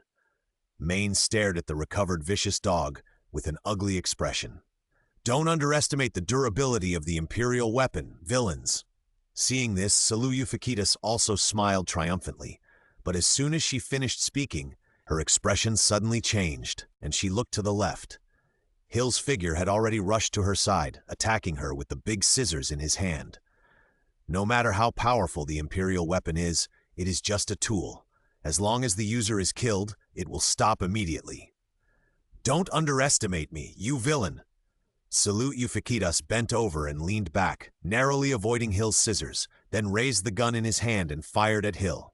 Hill nimbly avoided the bullets and rushed to salute Euphicletus. The sharp edge of sever all things in two in his hand flashed, and instantly cut off the latter's hands at the elbows. Abandoned his arms and avoided the fatal blow? Quite decisive. But the next strike will be, Hill thought, and was about to catch up and deliver a fatal blow. Unexpectedly, a new weapon actually emerged from the flesh and blood of Seleucidus's severed arm, and it was a gun. That's human body modification. Hill was surprised by Seleucidus's modified body, but his movements were not slow at all. Evildoers, justice will definitely win. Seleucidus smiled with a twisted smile, while firing his weapon at Hill. He turned around and yelled at the vicious dog that was dragged by mine. "Shinobi, it's time to use your special skills. Frenzy! Roar!" The vicious dog, who received the order, turned red all over, and then opened its mouth and emitted a strong sound wave. Frenzy is the secret skill of the Imperial weapon 100 Transformers Titan. After it is activated, both the strength and speed will increase dramatically, but the price is that you will be unable to move for several months. Hill and mine were hit by the sudden sound wave and subconsciously covered their ears. At this time, the vicious dog, whose strength and speed increased suddenly, seized the opportunity to attack, rushed to mine in an instant, and grabbed her in his hand. Mine. Seeing this, Hill wanted to rush over to rescue mine, but a gunshot was heard behind him. It turned out to be a powerful shot from the mouth of Seleucus Euphicletus, and it was a tranquilizer bullet. Although the bullet only hit Hill's arm, the anesthetic effect made her collapse to the ground. "Crush it, Shinobi!" After dealing with Hill, Seleucus Euphicletus roared with anger. After receiving the order, the vicious dog began to exert force on the palm holding mine. Shit! Mine, who was caught, felt bad instantly, and then felt her body being squeezed by a huge force. Just when mine and Hill were in despair, a red light like a flame came from nowhere and passed by the vicious dog like lightning. The next moment, the arm of the vicious dog holding mine's body broke at the shoulder and fell to the ground. Next to the arm, a figure stood upright with a knife. It was Uchiha Madara. Damn it, at this time, these villains actually have accomplices? Seeing this, the smile on Seleucus Euphicletus's face froze instantly, and then he looked at the figure that suddenly appeared and roared with a ferocious face. "But no matter how many evil people there are, I will definitely kill you all. Shinobi, execute him!" Roar! The vicious dog roared, and the severed arm regenerated instantly, and then opened its mouth and bit Uchiha Madara. "Don't get in the way, beast!" Uchiha Madara turned his head, looked at the vicious dog that was biting him with cold eyes, and then raised his hand and stabbed it. The scarlet blade instantly pierced the vicious dog's body, and also pierced the core in its body. The biological Imperial weapon, the 100-armed giant, can change its size, and the core will move with the change of size, but in the eyes of Uchiha Madara, who has opened the transparent world, no matter how its core moves, it cannot escape. As long as you see its core, the destruction will be no more than a single blow. Bang! The vicious dog, with its core pierced, was like a deflated balloon. Its huge body shrank, quickly and instantly turned back to its original cute dog form, then fell to the ground like a toy. Wow, so awesome. Mine broke free from the severed hand of the vicious dog, and was surprised to see Uchiha Madara easily destroying the 100-armed giant. Although I don't know who this person is, such a good opportunity.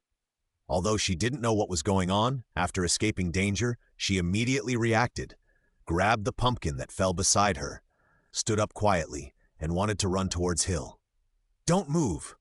A cold voice came from behind mine, causing her to pause, and then she turned back stiffly, just in time to meet Uchiha Madara's eyes. Uchiha Madara rescued mine not because he was kind-hearted, but because he still needed to ask her about Najida. If she wanted to escape like this, Uchiha Madara would cut off her legs without hesitation. Mayan seemed to have noticed Uchiha Madara's indifference and did not dare to make any move. "Shinobi? How could it be?"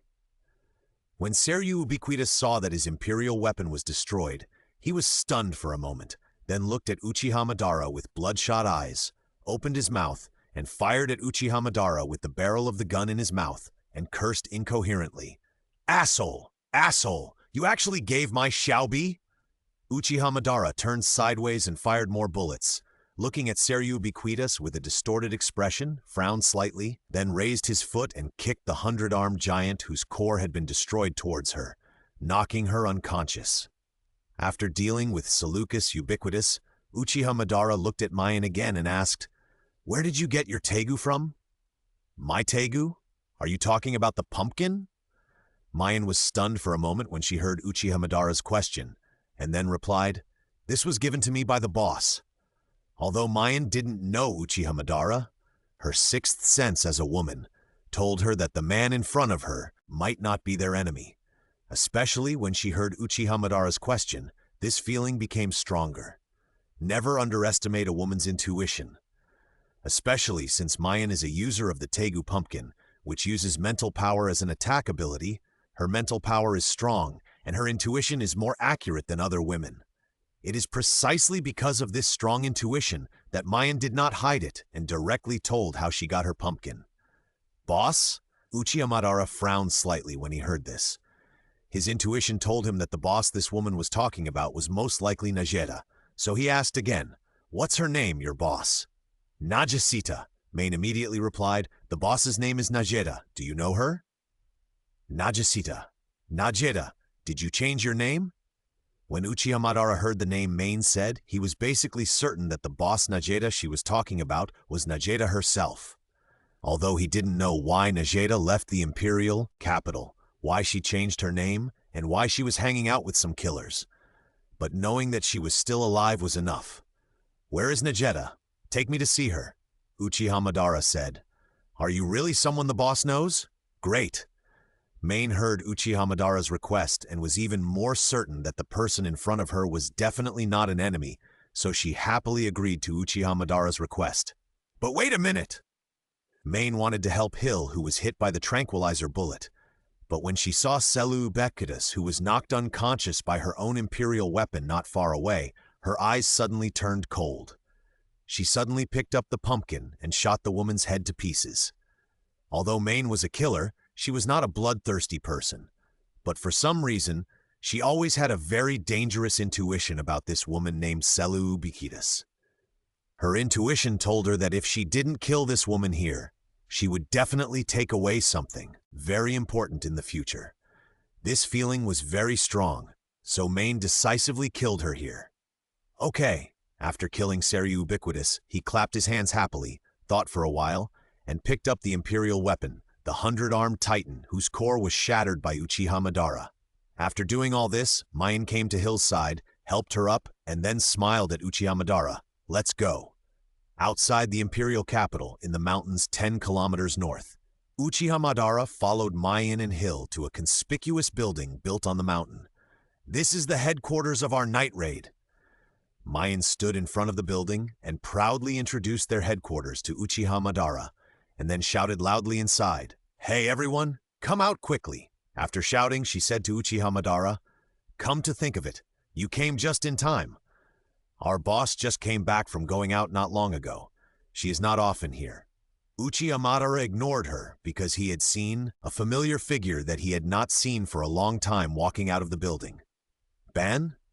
Nadezhda came out of the headquarters and saw Uchiha Madara standing with Main and Hill.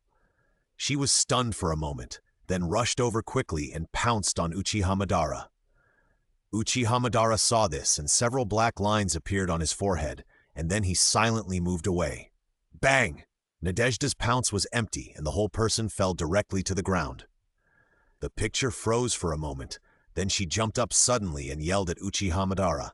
"You bastard, you are still so ruthless.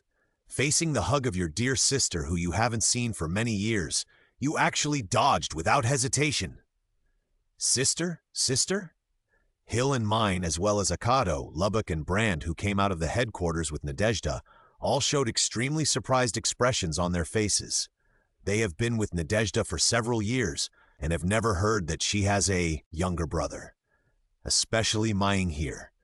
On the way here, they had been guessing what the relationship between Uchiha Madara and Najeda would be. They didn't expect them to be siblings. Moreover, they had seen Uchiha Madara kill the Imperial weapon, the 100-armed Titan, with one blow. The boss's younger brother was super strong. After knowing Uchiha Madara's identity, the members of the Night Raid looked at each other and left tacitly. Although they wanted to stay and see the unknown other side of the boss who was always aloof, they still left the space for the long-lost siblings. As we all know, sand sculptures are contagious, and aloofness is simply vulnerable to sand sculptures. After 3 years of separation, Nageta used all kinds of sand sculpture operations to keep asking Uchiha Madara all kinds of things, which almost broke his defense. Uchiha Madara that knew Nageta was using this method to avoid his questions, and this woman was overthinking. He didn't intend to ask about her experience at all, but his eyes never left Nageta's arms and eyes. So it only took you 3 years to travel around the world? Nageta looked at Uchiha Madara in surprise, then smiled maliciously, approached him and asked, "Well, I told you that you would bring me a gift when you come back, right? So, where is my gift?" Uchiha Madara glanced at her, then took off the package behind him and handed it to Nageta. "Hey, you really prepared it?" Nageta looked at the package handed over by Uchiha Madara in surprise, took it with surprise, and then opened it. There were 2 things in the package. One was a microphone. The other was 6 balls packed together. Both of them released unusual fluctuations. Is this an Imperial tool? Nageta was stunned when she saw the things in the package. Then she pounced on Uchiha Madara and hugged him, saying, "Thank you, I like these gifts very much." She picked up the 2 Imperial tools and kept flipping through them, with a smile on her face like a money grubber who saw treasure. The 2 Imperial tools that Uchiha Madara gave to Nadezhda are the Earth Roaring Heavy Pressure and Quick Pitch Renma Big Pitcher. Among them, the Earth Roaring Heavy Pressure is a microphone-type Imperial tool. The sound it emits can be transformed into ultrasound to crush the enemy. It was the trophy that Uchiha Madara got from a singer who tried to harm him when he was in the Western Kingdom. Quick Pitch Ranma Big Pitcher is a 6-ball Imperial tool. Each ball has different properties and needs to be thrown to activate. After being thrown, it will fly back. The 6 balls are Storm Jade, Explosion Jade, Flame Jade, Ice Jade, Lightning Jade, and Corrosion Jade. It was also the trophy that Uchiha Madara got from a perverted clown after he killed him in the Western Kingdom. Of course, 2 Imperial tools would not make Nadezhda show such an expression, but this is a gift from Uchiha Madara. "Nadeta!" Uchiha Madara spoke, his eyes fixed on her conspicuous mechanical arm and the right eye with the eye patch, and a cold light flashed in his eyes, and he asked, "Who did it?" Uchiha Madara's voice was very light, but the aura of anger and murderous intent released from his body instantly made the temperature around him drop by several degrees. Although Uchiha Madara didn't care what Nadeta had done in the past few years and didn't even plan to ask. But Nadeta's current appearance suddenly made Uchiha Madara's mind suddenly emerge with the scene he least wanted to recall. This. Nadeta originally wanted to say casually that it was just a small matter. But when the words came to her lips, she suddenly thought of something. Her eyes rolled, and then she made a tearful expression and said with a wronged face, "It was Esdeath. That bastard cut off my arm mercilessly, blinded my eyes, and even wanted to kill me. You don't know." After a series of complaints, Nageta came to Uchiha Madara and said pitifully, "Hey, Madara, you will avenge me, right? I am your only dear sister. You will definitely teach that bastard Esdeath a lesson and avenge me, right?" Among the people Nageta has met in her life, there are 2 strongest types. One is the strongest in terms of strength like Esdeath, and in her opinion, the strength of Esdeath is not the level that can be defeated by personal strength alone. That is the strongest who truly transcends ordinary people and makes people look up to him. And the other is the strongest in terms of senses. It was a feeling that you knew he was strong, but you just didn't know how strong he was, like an abyss with no bottom. A long time ago, about 4 or 5 years ago, Nageta discovered this feeling from Uchiha Madara when she was sparring with him. Now, after meeting again after 3 years, Nageta felt that this feeling from Uchiha Madara was even stronger. This was also the reason why Nageta suddenly changed her attitude. Because if nothing unexpected happened, they would soon have a conflict with Esdeath, and in Najeda's view, if there was anyone in the world who could defeat this woman, Esdeath, in a one-on-one situation, then that person must be Uchiha Madara. Esdeath? Uchiha Madara just nodded slightly when he heard what Najeda said, and then there was no follow-up. Hey! Najeda was very happy, because she knew that Uchiha Madara had remembered Esdeath. If he met her in the future, he would definitely kill that woman to avenge her. By the way, Madara, you are not a user of Tegu, right? Najeda suddenly looked at Uchiha Madara, pointed at the two Tegu on the table and asked, "Why don't you pick one? These Tegu should all react to you." Uchiha Madara glanced at the two Tegu on the table and said lightly, "It's in the way." The earth roars heavy pressure, and quick pitch Ranma big pitcher do react to Uchiha Madara. But these two Tegu are far less useful to Uchiha Madara than the Nichiren sword tailored by the system. Especially the microphone-type Tegu, the earth roars heavy pressure, which is simply a burden in hand. Is it inappropriate? Najeda looked at the two Imperial tools, pondered for a while, and said, "Ban, I'm going out in a few days. You can come with me. It's a good opportunity for you to understand what my dear sister is doing now, and maybe you can find an Imperial tool that suits you." Revolutionary Army? After listening to what Najeda was doing, Uchiha Madara finally fell into deep thought. It turned out that 3 years ago, as soon as he left, Najeda took her army to join the Revolutionary Army. It was at that time that Najeda's right hand and eyes were cut off and blinded by Esdeath, who came to chase her. So Najeda is now the boss of the killer group Night Raid, but secretly she is the general of the Revolutionary Army, wants to overthrow the rule of the Empire. However, what made Uchiha Madara fall into deep thought was not this, but what this so-called Revolutionary Army was doing. According to Najeda, the establishment of the Revolutionary Army was to overthrow the rule of the Empire. Isn't this what he wanted to do after returning from exploring the world? Although according to Najeda, the Revolutionary Army was an organization that had existed for a long time, and he had not yet figured out how to overthrow the Empire. But Uchiha Madara still felt that his ideas were colliding with each other, and he was a little unhappy. "Madara, I will send the Tegu you gave me to the headquarters of the Revolutionary Army." Najeda looked at Uchiha Madara and said seriously, "But in return, I will also help you get a Tegu that suits you from the Revolutionary Army. There are still a few Tegu with good abilities, but no one has mastered them yet. If it were you, you would definitely be recognized by those Tegu." Uchiha Madara had no objection to this, but just nodded slightly. Although he didn't care much about Tegu, after learning about the abilities of most Tegu, he had to admit that some Tegu did have abilities that interested him. For example, the map that records the countries of the world, especially within the Empire, has detailed data from products to addresses, and on the last page, there is also the World Book Rongorongo that predicts the super large-scale natural disasters that may occur in the future.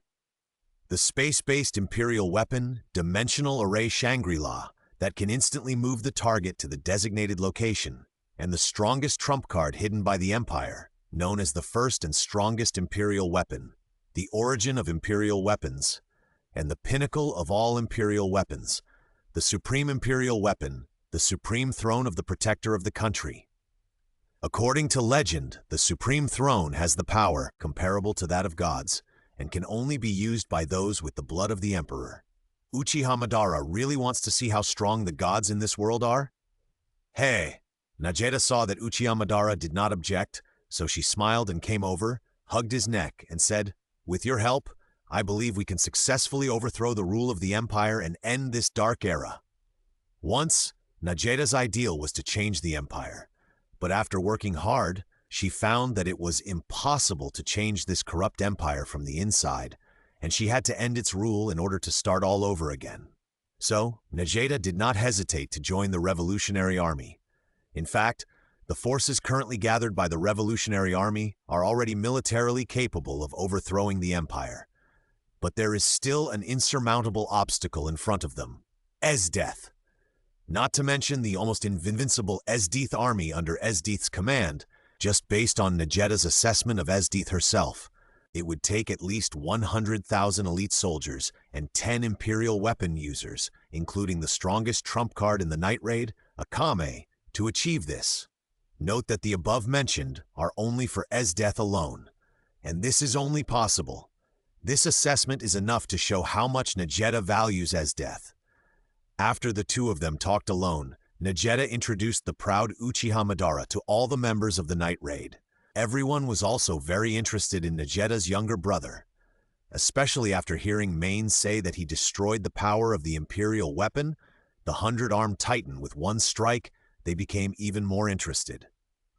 After the two sides got to know each other, Leon, who was originally the most unrestrained, was ready to challenge Uchiha Madara to a drinking contest, but was turned away. But she was so generous that she didn't care. She turned around and flirted with the new guy named Tatsumi. Uchiha Madara just got to know the people from the Night Raid and left. He was not interested in getting to know them. 3 days later, the headquarters of the Revolutionary Army. Under the leadership of Nadezhda, Uchiha Madara met the leader of the Revolutionary Army, who was a very dignified, ordinary person. He expressed his gratitude to Uchiha Madara for giving the Revolutionary Army the Imperial weapon. He also generously agreed to Nadezhda's request to choose a suitable Imperial weapon from the collection of the Revolutionary Army as a weapon. Here is the treasure house of the Revolutionary Army. Vegeta led Uchiha Madara into the treasure house of the Revolutionary Army, and then pulled him to the several Imperial artifacts placed in the most conspicuous position of the treasure house, and said, "These are the Imperial artifacts collected by the Revolutionary Army. See if there is any suitable one."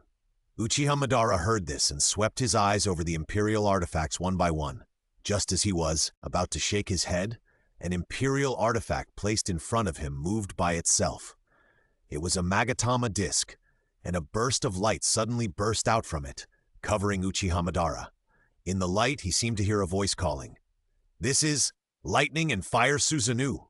Vegeta looked at the disc that flew up by itself and said in surprise, "I didn't expect this Imperial artifact to react so strongly to you, Madara, and it activated by itself. Susanoo?" Uchiha Madara frowned slightly when he heard the name. Although he didn't know what ability this Imperial artifact had, he could feel that this Imperial artifact was not very strong, and using it would not be of much help to him. However, Uchiha Madara was somewhat interested in the name Susanoo. It is rare for an Imperial tool to react to its user. Vegeta saw Uchiha Madara's expression and immediately introduced, "Lightning Bolt Susanoo is a biological Imperial tool. This thing is its core, although I don't know why. It has already reacted strongly to you. If you agree, this Imperial tool will be activated immediately." Biological Imperial tool? After listening to Vegeta's words, Uchiha Madara looked at the information on the table introducing this Imperial tool, pondered for a while, and finally chose to respond to the call of this Imperial tool. "Buzz!" With Uchiha Madara's response, the light on the core of Susanoo suddenly became brighter. In the light, it can be clearly seen that the core began to change its form, and finally turned into a blue-haired man with horns on his head. This man is the Imperial tool Lightning Bolt Susanoo, after it was activated. "Master!" After Susanoo woke up from the core, he knelt on one knee in front of Uchiha Madara. Imperial weapon, Lightning Bolt Susanoo. Originally a biological Imperial weapon made to protect important personnel, he has a meticulous personality, even close to the level of obsessive-compulsive disorder. Just as combat power must be able to protect inseparable, so hand-to-hand combat is very powerful, and housework skills are also very skilled. He can do everything from cleaning to washing, and he is good at more than 1,000 kinds of dishes. The hidden skill is Evil Soul Manifestation. After activation, he can absorb the life force of the Master through the Evil Soul Magatama on his chest to complete the Berserk, thereby exerting his power. However, this skill can only be used 3 times.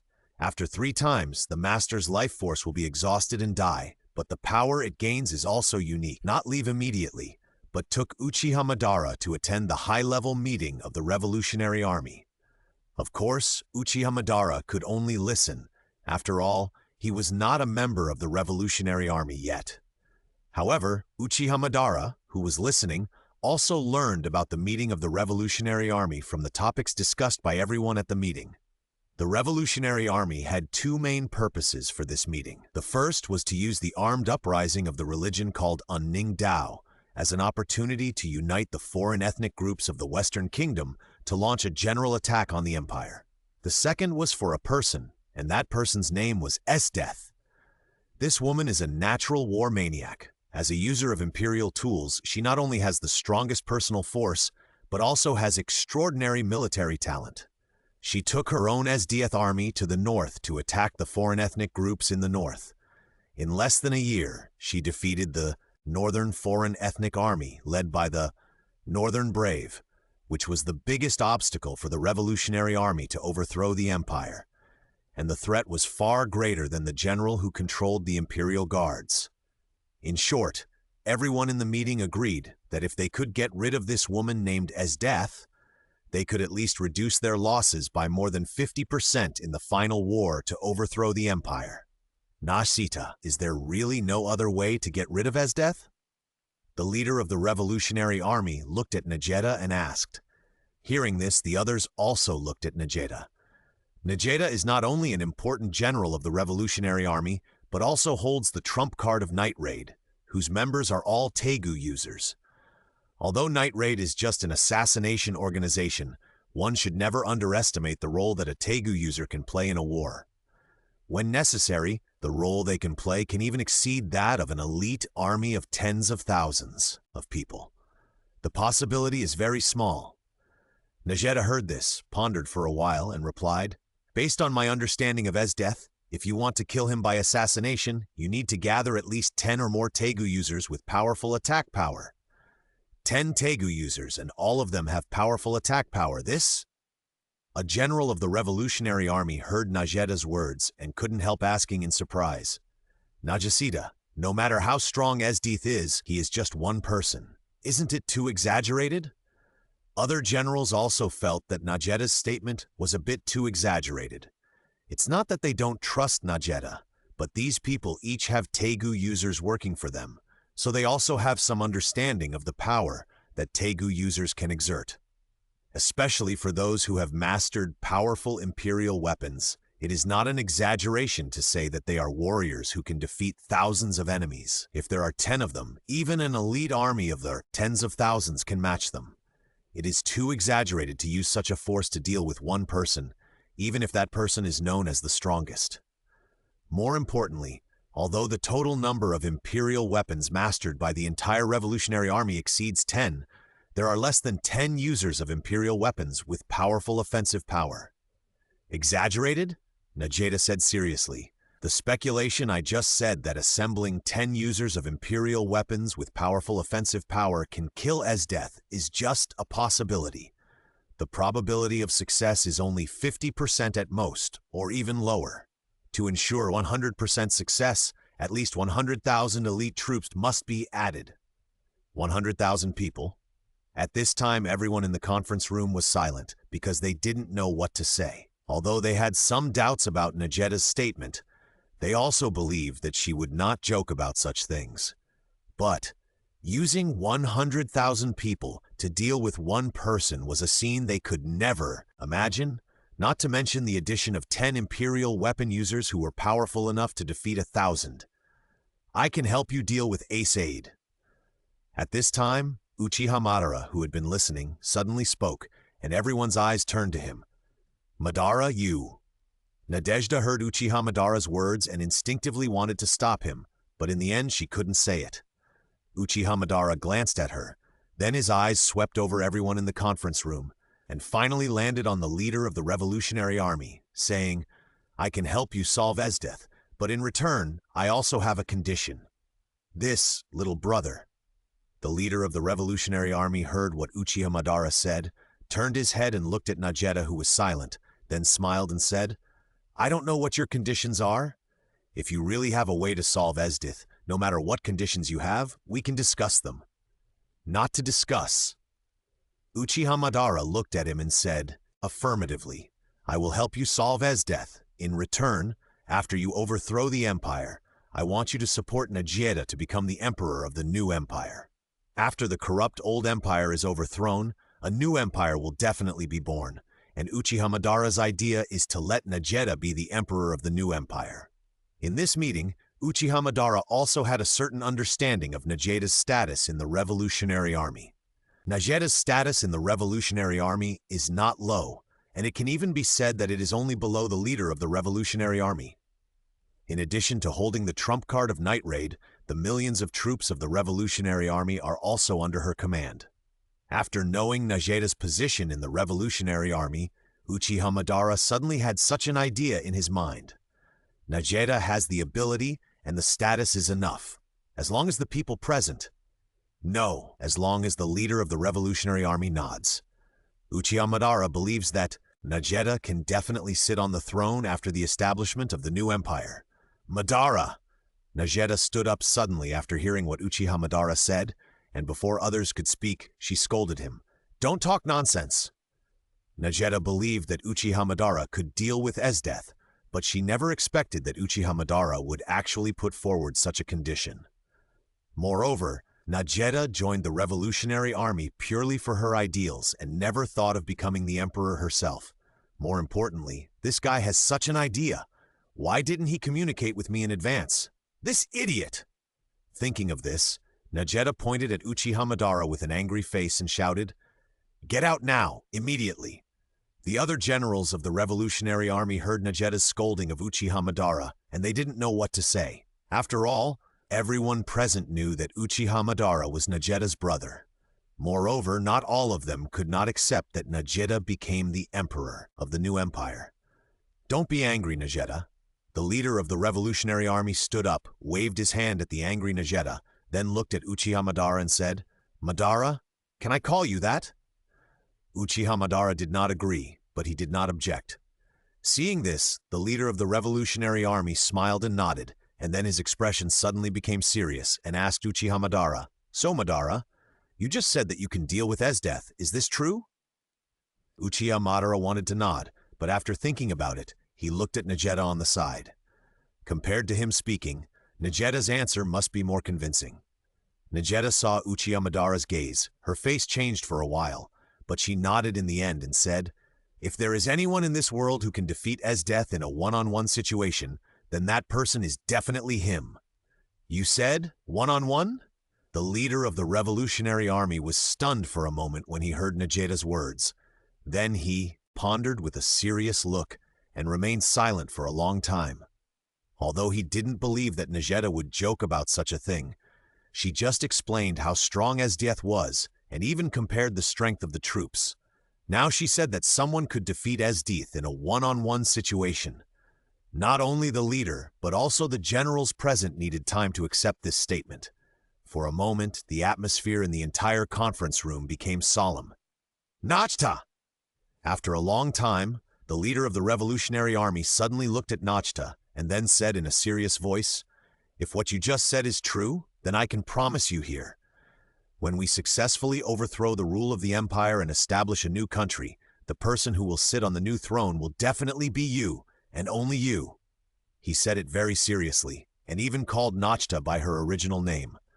"Leader, you can't." When the generals who used this leader heard this, they stood up anxiously. These people were all veterans who followed this leader to build the Revolutionary Army from only a few people to its current size. Although they also admired Nachta very much, no matter what they considered, they did not want the current leader to give up the throne.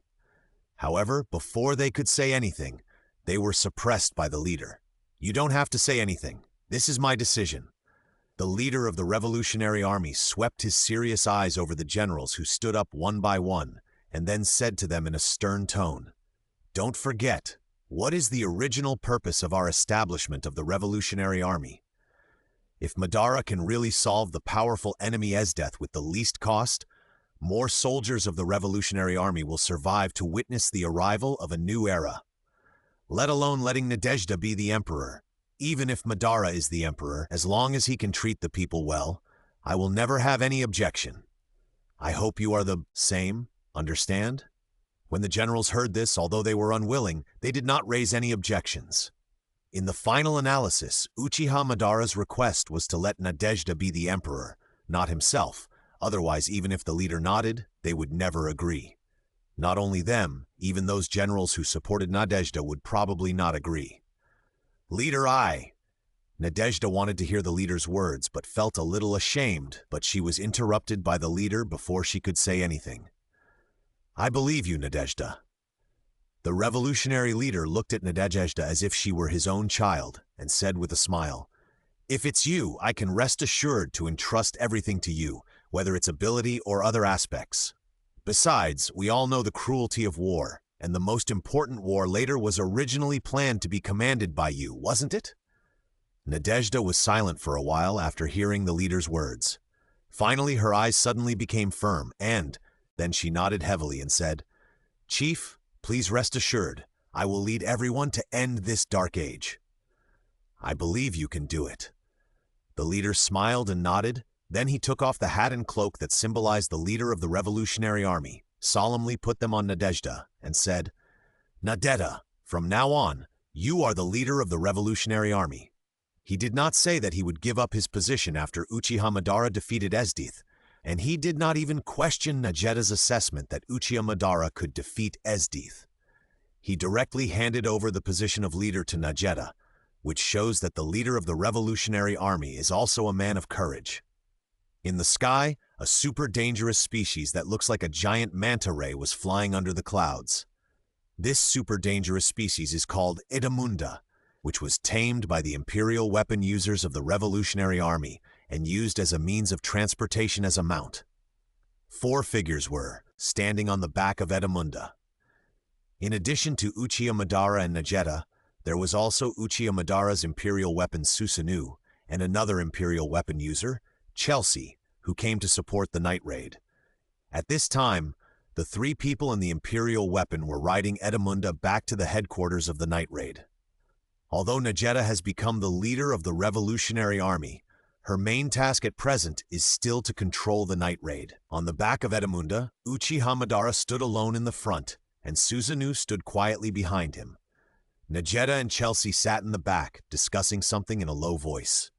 After a few whispers, Nadezhda turned her eyes to Uchiha Madara's back, and suddenly a smile appeared on her face as she remembered something. Although Nadezhda didn't know why Uchiha Madara wanted her to be the emperor of the new era, she didn't even ask why Uchiha Madara did this. Nadezhda only knew that this was the first time since she was a child that Uchiha Madara wanted her to do something, so no matter what the reason was, she would try her best to do it. This was the silent understanding between them, and it was also the reason why Nadezhda accepted to become the leader of the Revolutionary Army. Night Raid Headquarters. At this time, the members of Night Raid gathered together, and everyone had a sad look on their faces. Today, during the day, Brand and the newcomer Tatsumi went to the Grand Canal's Dragon Boat completion celebration to perform a mission, and encountered Esdeath's lackeys 3 Beast Warriors. The 3 members of the 3 Beast Warriors are all Imperial weapon users. Brand, who was also a user of Imperial equipment, encountered them on the Dragon ship and naturally had to fight to the death. The final result was that both sides were injured. Brand defeated 2 of the 3 Beast Warriors at the cost of his life, but he was also poisoned and could not continue to fight. In the end, he gave his Imperial equipment, Devil-Haunted Operation Armor, to Tatsumi, who successfully obtained the recognition of this Imperial equipment and defeated the last 3 Beast Warriors with it. But Brand died after this battle.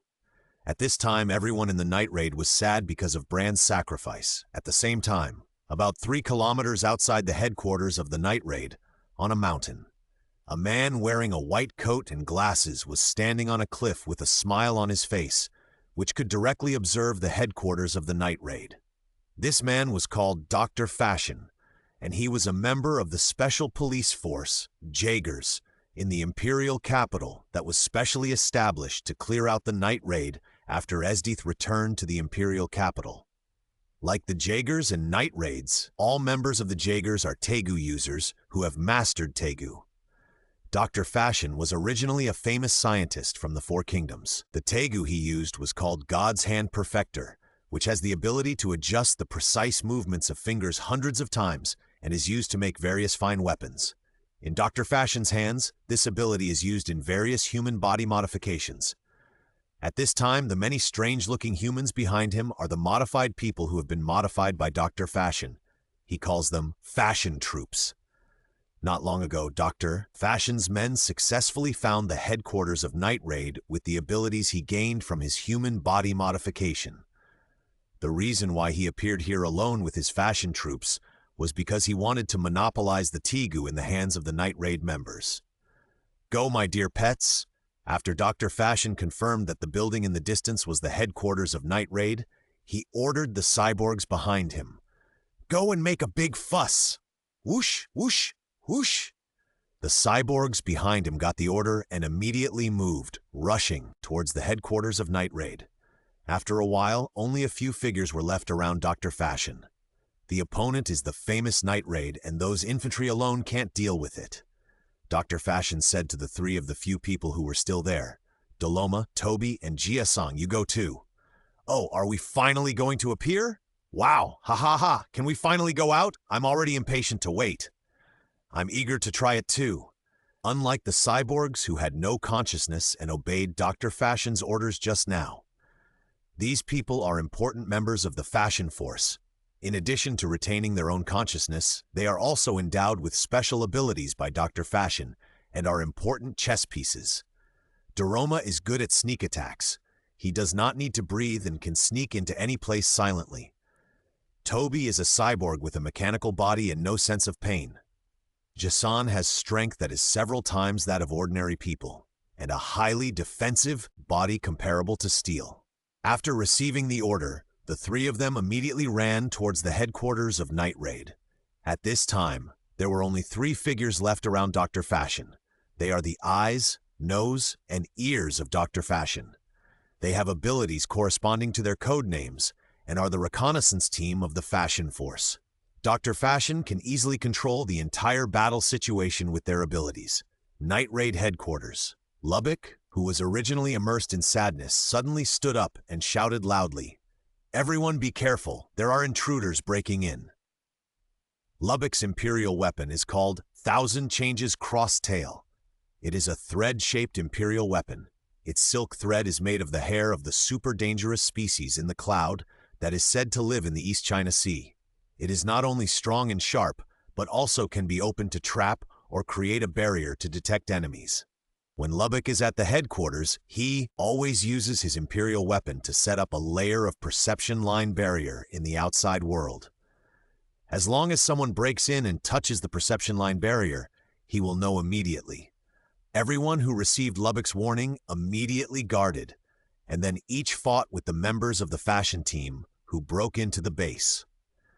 When facing these intruders, the members of the Night Raid who were in grief turned their grief into strength and poured it on these people. Even though the fashion team had more than 10 times their number and used despicable means such as poison gas, they were quickly killed by the Night Raid. It's worthy of being called Night Raid. These test subjects are really no match for them. Dr. Fashion, who was 3 kilometers away, also knew the results of the battle over there through his eyes, ears, and nose.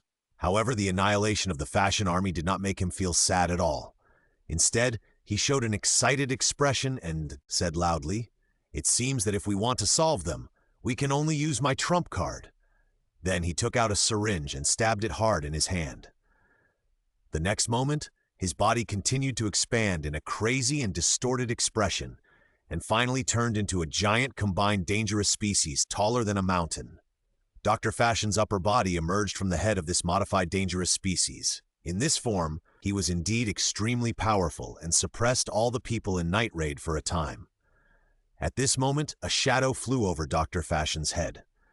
He looked up and saw a figure holding a stick-shaped weapon with a round iron block in the front section falling from the sky, and the weapon in his hand hit him hard. Who is it? Dr. Fashion controlled the arm of the giant combined dangerous species to resist.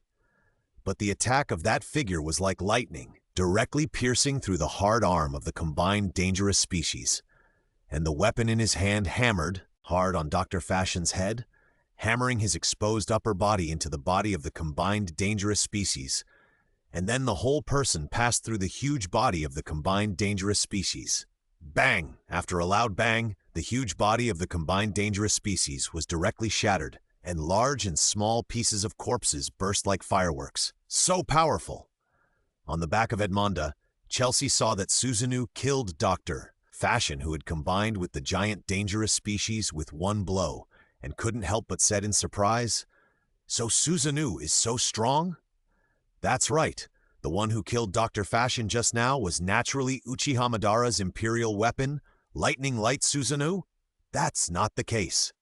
Nageta shook her head, looking at the back of Uchiha Madara standing in front of her, and a smile rose unconsciously at the corner of her mouth, and then she said proudly, "Although Susanoo is a biological imperial weapon, the upper limit of its power depends entirely on the user. If the user is weak, the power that Susanoo can exert is very limited. But if the user is very strong, the power that Susanoo can exert will far exceed the ordinary limit. Is that so?" Chelsea heard this, smiled softly, and then glanced at Uchiha Madara's back. As a user of imperial weapons on the side of the Revolutionary Army, Chelsea also heard about the process and reasons why Nageta suddenly inherited the position of leader of the Revolutionary Army. Although she didn't care about these, she was also very curious about Uchiha Madara, who was believed by Nageta to be the only one who could defeat Esdeath in a one-on-one situation. Below. The people in the night raid were still on guard when they saw Susanoo suddenly appear and kill Dr. Fashion. But when they saw Nadezhda and the others jumping off Edmonda's back, they all showed surprise, and then gathered towards Nadezhda one after another. "Boss!" Akato and the others were very happy to see Nadezhda return, but when they thought of Brand's sacrifice, they all showed a look of despair on their faces. "What's wrong?" Nadezhda noticed something when she saw the faces of Akaime and the others. After scanning the crowd and not finding Brand, she asked in a deep voice, "Brand? I'm sorry." The newcomer, Tatsumi, lowered his head and said with a face full of self-blame, "If I were stronger, my brother wouldn't." "What are you talking about?" Leone hugged Tatsumi's neck and interrupted him, then squeezed his head with his broad chest and laughed. "Whether it's Brand or us, from the moment we joined the night raid, we have clearly foreseen our fate. I say, you kid, don't you still have this awareness until now?" "Of course I do." Tatsumi heard Leone's words, suddenly raised his head, answered affirmatively, and then said with a firm look, "But I want everyone to survive. Then work hard to become stronger." Lubbock secretly glanced at Chelsea, who was standing next to Nadezhda, then put on a cool look and said, "With your current level, you are still far away." "Yes." Upon hearing this, Tatsumi nodded solemnly and said, "Starting tomorrow, I will practice harder." "Okay." Nadezhda took over the topic and said, "We'll talk about enlightenment later. Let's have a meeting first and introduce you to the new members." Nadezhda came back this time. In addition to dealing with Esdeath, she also had another mission, which was to secretly eliminate Pericles, the assistant to the leader of the Tranquility Path. Although that guy was the assistant to the leader of the Tranquility Path on the surface, he was actually a spy planted in the Tranquility Path by the minister, and his purpose was to secretly control the Tranquility Path and prevent their armed uprising.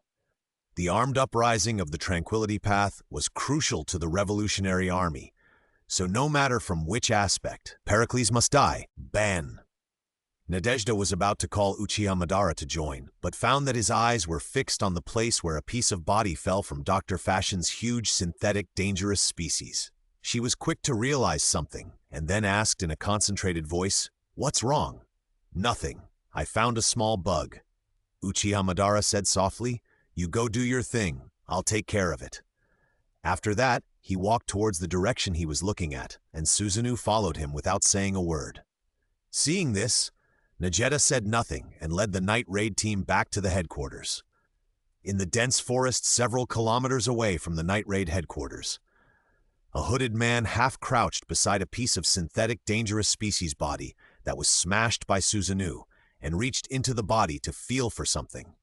Found it!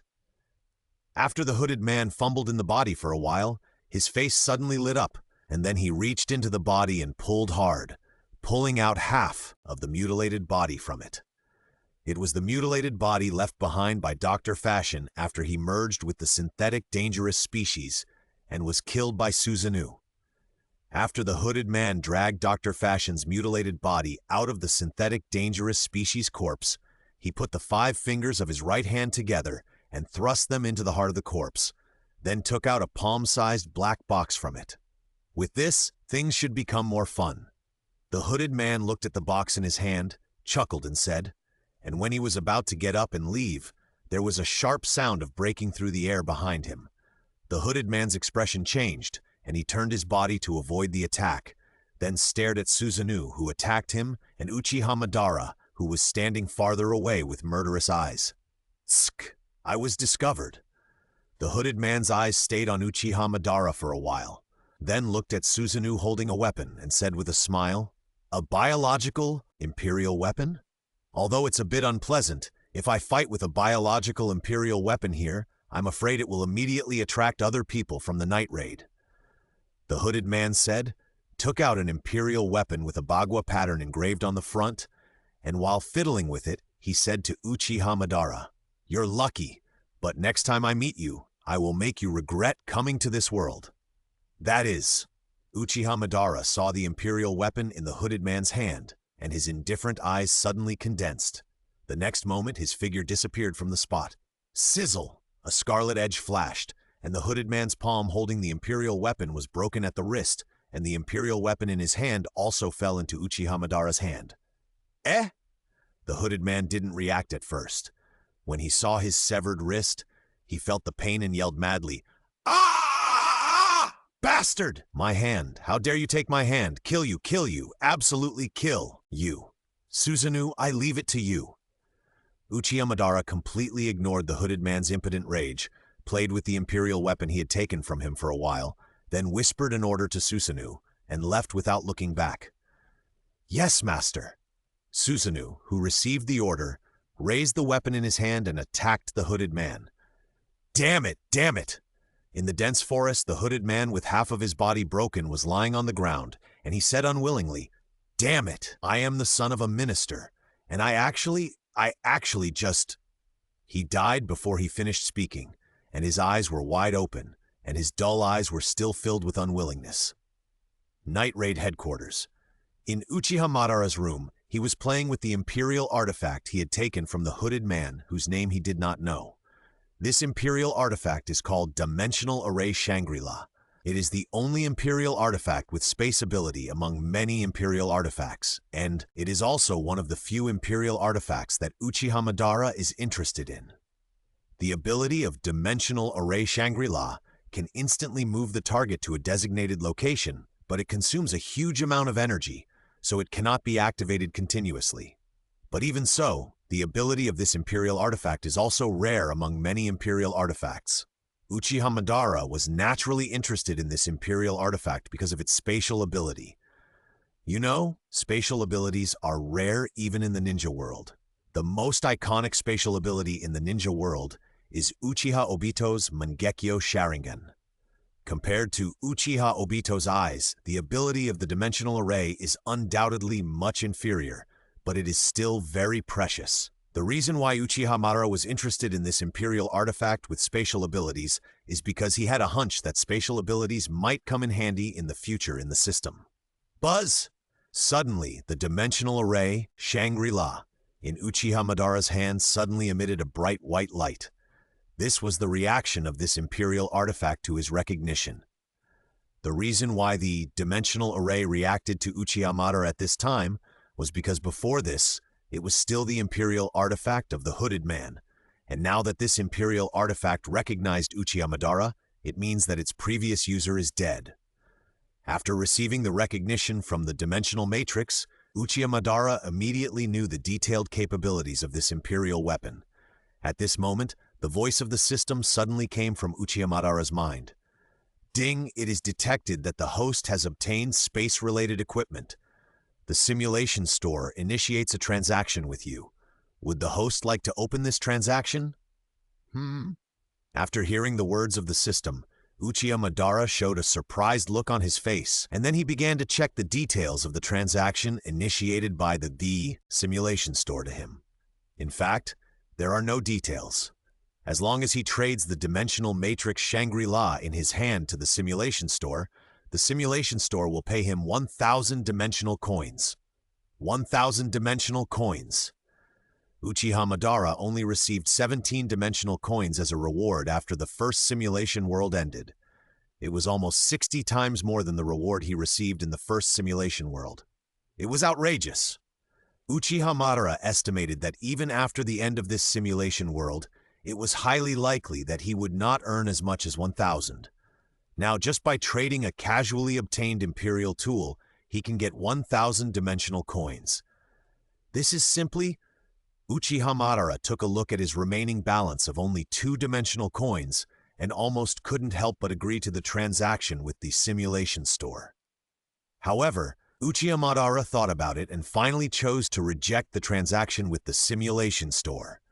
This time, Simulation Store took the initiative to initiate a transaction with him, which means that his previous premonition was correct. Space-related props must also be a scarce resource for the system, and the Simulation Store was willing to spend 1,000 dimensional coins to purchase it from him, which means that the value of this Imperial tool must be more than 1,000 dimensional coins. Even after he sold this dimensional square, it is not certain whether he can trade it back with dimensional coins in the future. However, there is another thing that makes Uchiha Madara a little confused. Uchiha Obito's eyes should also be considered as space-related equipment? But when he got those eyes in the ninja world, why didn't the system initiate a transaction with him? Or is it that the simulation store can only initiate a purchase transaction with him for things obtained in the simulation world? Suddenly, Uchiha Madara thought of a very serious problem. That is, he is now in a simulation world. Judging from the situation in the previous world, he cannot take anything away from the simulation world. After the simulation world ends, if he wants something, he has to spend dimension coins to exchange it from the simulation store. If this simulation world ends, it will be the same. Then he just refused the transaction from the simulation store. When his consciousness returns to his body, he will have to spend dimension coins to trade with the simulation store to get the dimensional square. After calculating both sides, isn't he losing a lot? Thinking of this, Uchiha Madara's face gradually became ugly. Fortunately, the system immediately gave him an explanation that reassured him. Ding, space equipment is special equipment. As long as the host clearly obtains ownership of the equipment in the simulation world, the equipment will definitely appear in the settlement reward after the simulation world ends. After hearing the system's explanation, Uchiha Madara finally felt relieved. Otherwise, because of a momentary negligence this time, he would have directly lost several thousand dimensional coins in total. Even he would be so upset. And now he knows the value of the dimension matrix. No matter what the final result of this simulation world is, the gains are enough to satisfy him. Unfortunately, according to Uchiha Madara's information, there seems to be no other Imperial Guvura with space-related abilities like the Dimension Matrix among the remaining Imperial Guvura.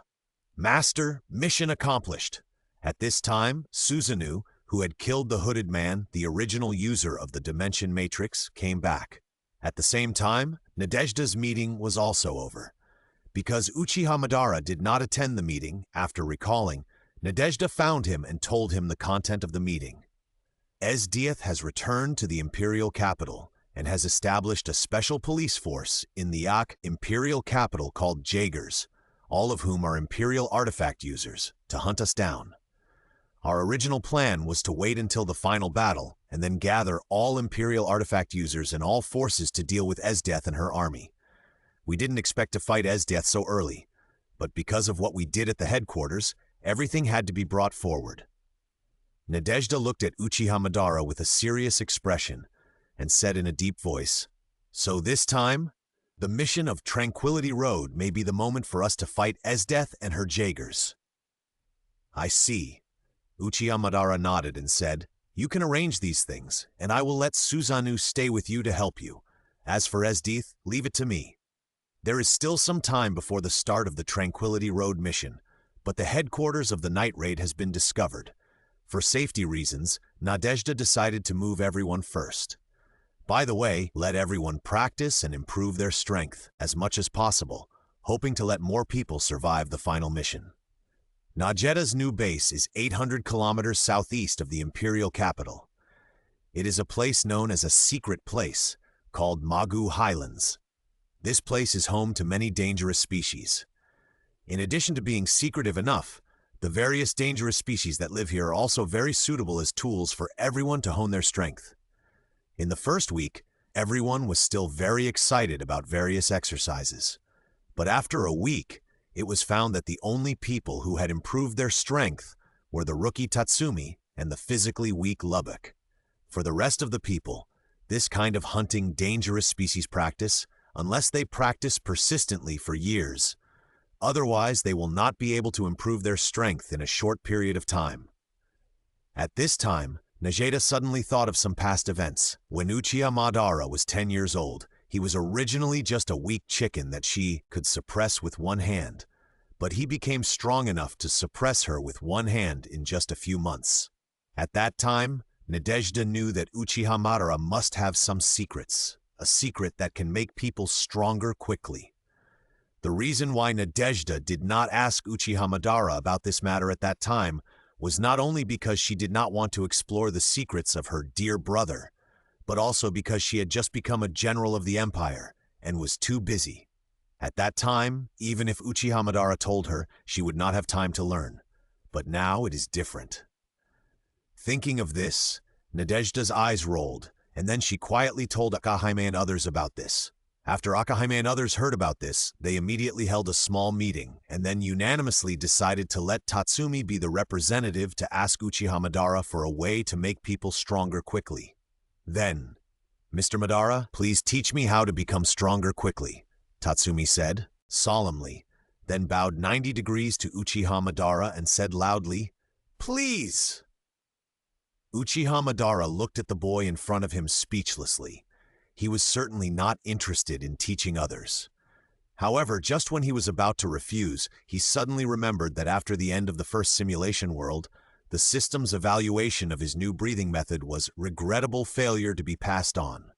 According to the meaning of that sentence, it should be understood that if he passed on his breathing method in this simulation world, then after the simulation of this world ended, it should be evaluated higher at the settlement. Thinking of this, Uchiha Madara decided to give it a try, and then, "Hoo! Ha! Ha!" on a mountain with very thin gaps somewhere in the Magu Highlands, including Najeda, all the Night Raid members, led by Susanoo, did various breathing and movements to exercise the lungs. Breathing training is not a very difficult way of practice. As long as someone teaches, even ordinary people can quickly get started. The members of the Night Raid are all experienced killers, and their physical fitness is far superior to that of ordinary people. Naturally, their qualifications are not comparable to ordinary people. Moreover, they already have a rich foundation in physical training. Under the meticulous and strict teaching of Susanoo, they quickly found their form. Although Uchiha Madara only gave them the new Uchiha breathing they developed themselves, this breathing method is not suitable for everyone. But after everyone practiced, they were blessed by the breathing method, and they could feel their strength growing every day. Although because of the relationship between the breathing method, the degree of each person's transformation is different. But this kind of practice process that allows people to clearly feel that they are getting stronger will undoubtedly make them more excited. Everyone is seizing the time to practice hard, hoping to make themselves stronger in this limited time. Not for themselves to survive, but to play a greater role and let more companions survive the next mission. Night. After a long-awaited rest time, everyone sat together around the campfire. "I never thought that just changing the way we breathe would improve our strength so much in such a short time," Leone said excitedly, holding a wine glass. Then she raised her powerful arms and said confidently, "I feel that if I continue to train like this, in a few years or so, I will be able to beat up that woman as death." No one agreed with her because everyone knew she was dreaming. However, 3 weeks of training did make everyone more confident about the next mission. "You guys are so boring." Leone saw that no one agreed with her, and she immediately showed an unhappy expression on her face. Then she glanced at Uchiha Madara, who was standing alone not far away, and her eyes turned. She quietly approached Nadezhda and asked in a low voice, "By the way, boss, can you tell us, how strong is Mr. Madara?" As the user of the Imperial weapon, King of Beasts Lion King, Leone's keen intuition is comparable to that of a beast, but she couldn't feel even a little breath from Uchiha Madara.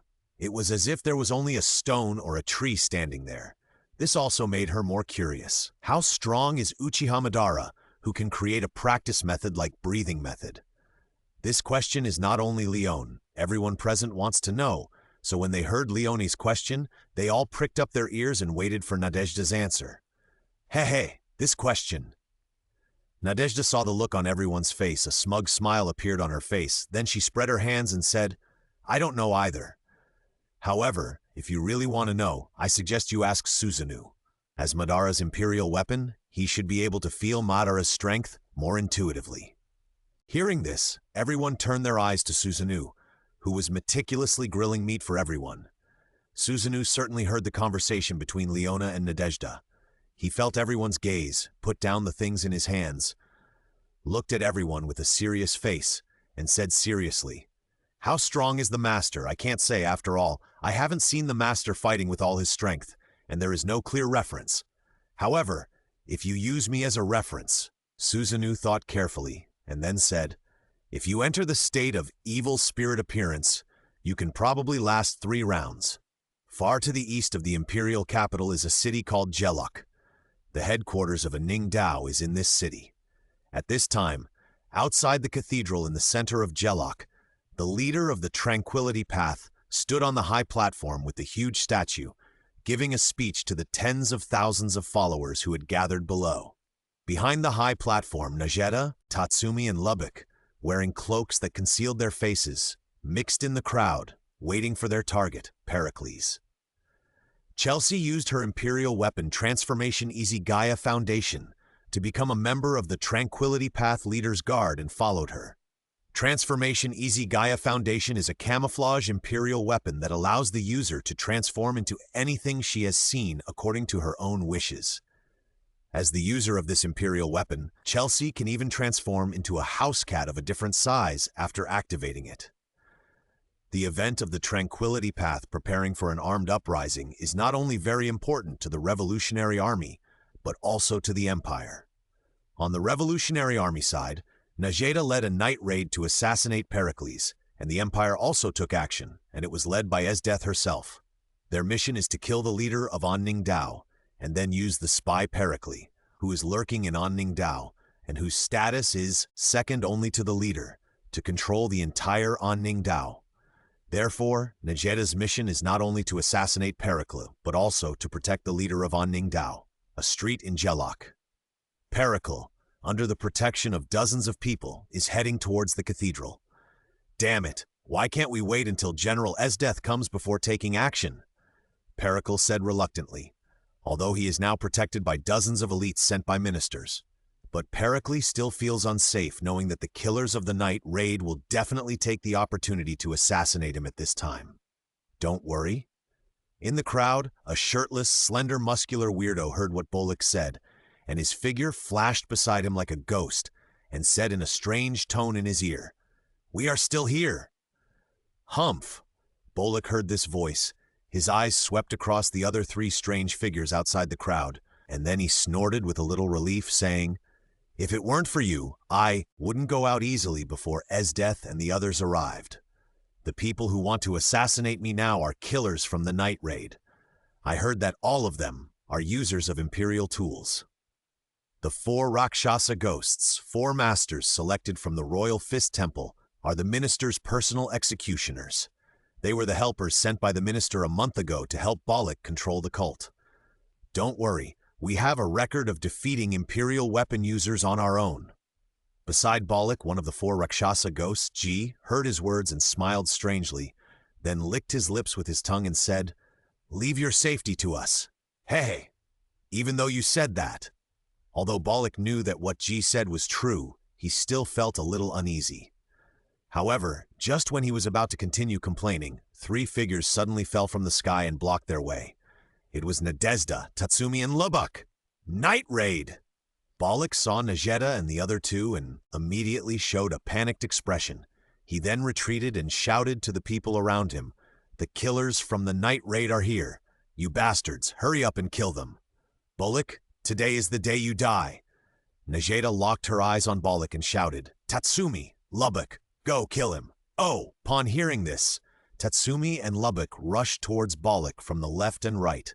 The two did not even activate their own imperial tools and killed all the dozens of bodyguards around Bollock in a few rounds. Waste, all waste!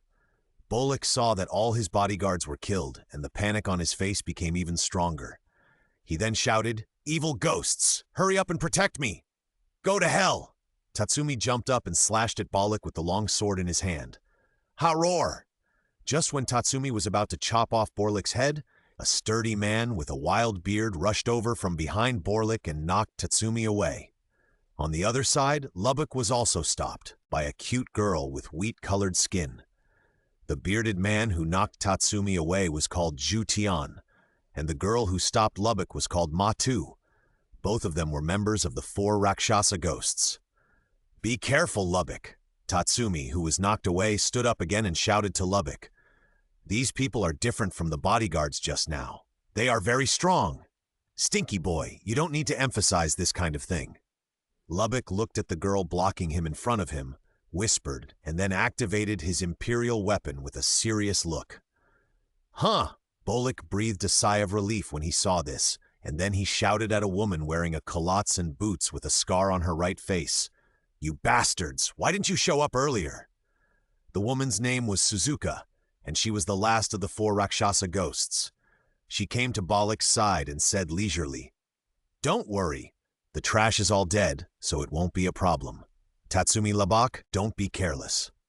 Najeta's eyes swept over Ju-Tian and Ma-Tu, and she immediately recognized their identities and then reminded them, "They are the 4 Rakshasa ghosts. Hey, the famous Night Raid actually knows us. It's an honor." Behind Najeta, another member of the 4 Rakshasa ghosts, G, who had appeared beside Bollock before, came behind Najeta at some point. He put the 5 fingers of his right hand together like a knife, placed them on the back of Najeta's neck, and said with a strange smile, "I just happen to know you, the leader of the Night Raid, the former general of the Empire, Najeta. You are an important criminal. Don't act rashly. The minister has explained that you must be captured alive." He licked his lips with his tongue and said with a strange smile, "If you move, I can't guarantee that you can survive intact." "Heh?" Najeta heard his words. Not only did not have any panic on her face, but she sneered. The next moment, a figure holding a stick-like weapon fell from the sky, and his figure fell at a lightning speed and then stepped heavily on the head of the person behind Najeta. Boom! The figure that fell from the sky landed accurately on the top of the head of G behind Najeta at a lightning speed and stepped directly into the ground with 1 foot. And G, who received this kick, the whole person and the ground were shattered, leaving only a pool of blood at the feet of the figure. "Hey!" Najeta smiled triumphantly, lit a cigarette without looking back, took a deep puff and said, "My brother won't agree to target me." The figure behind Najeta was naturally Uchiha Madara's imperial weapon, Susanoo. Although the biological imperial weapon cannot be used if it is too far away from its owner, even so, Susanoo's strength can still be said to be the combat power of Najeta's team at this time. "Go, Susanoo!" Najeta shook her hair, then pointed at the trembling Bollock and shouted, "Kill them in one go." A canyon dozens of kilometers east of the imperial capital. This is the only way to the city of Jelok, where the headquarters of a Ningdao is located.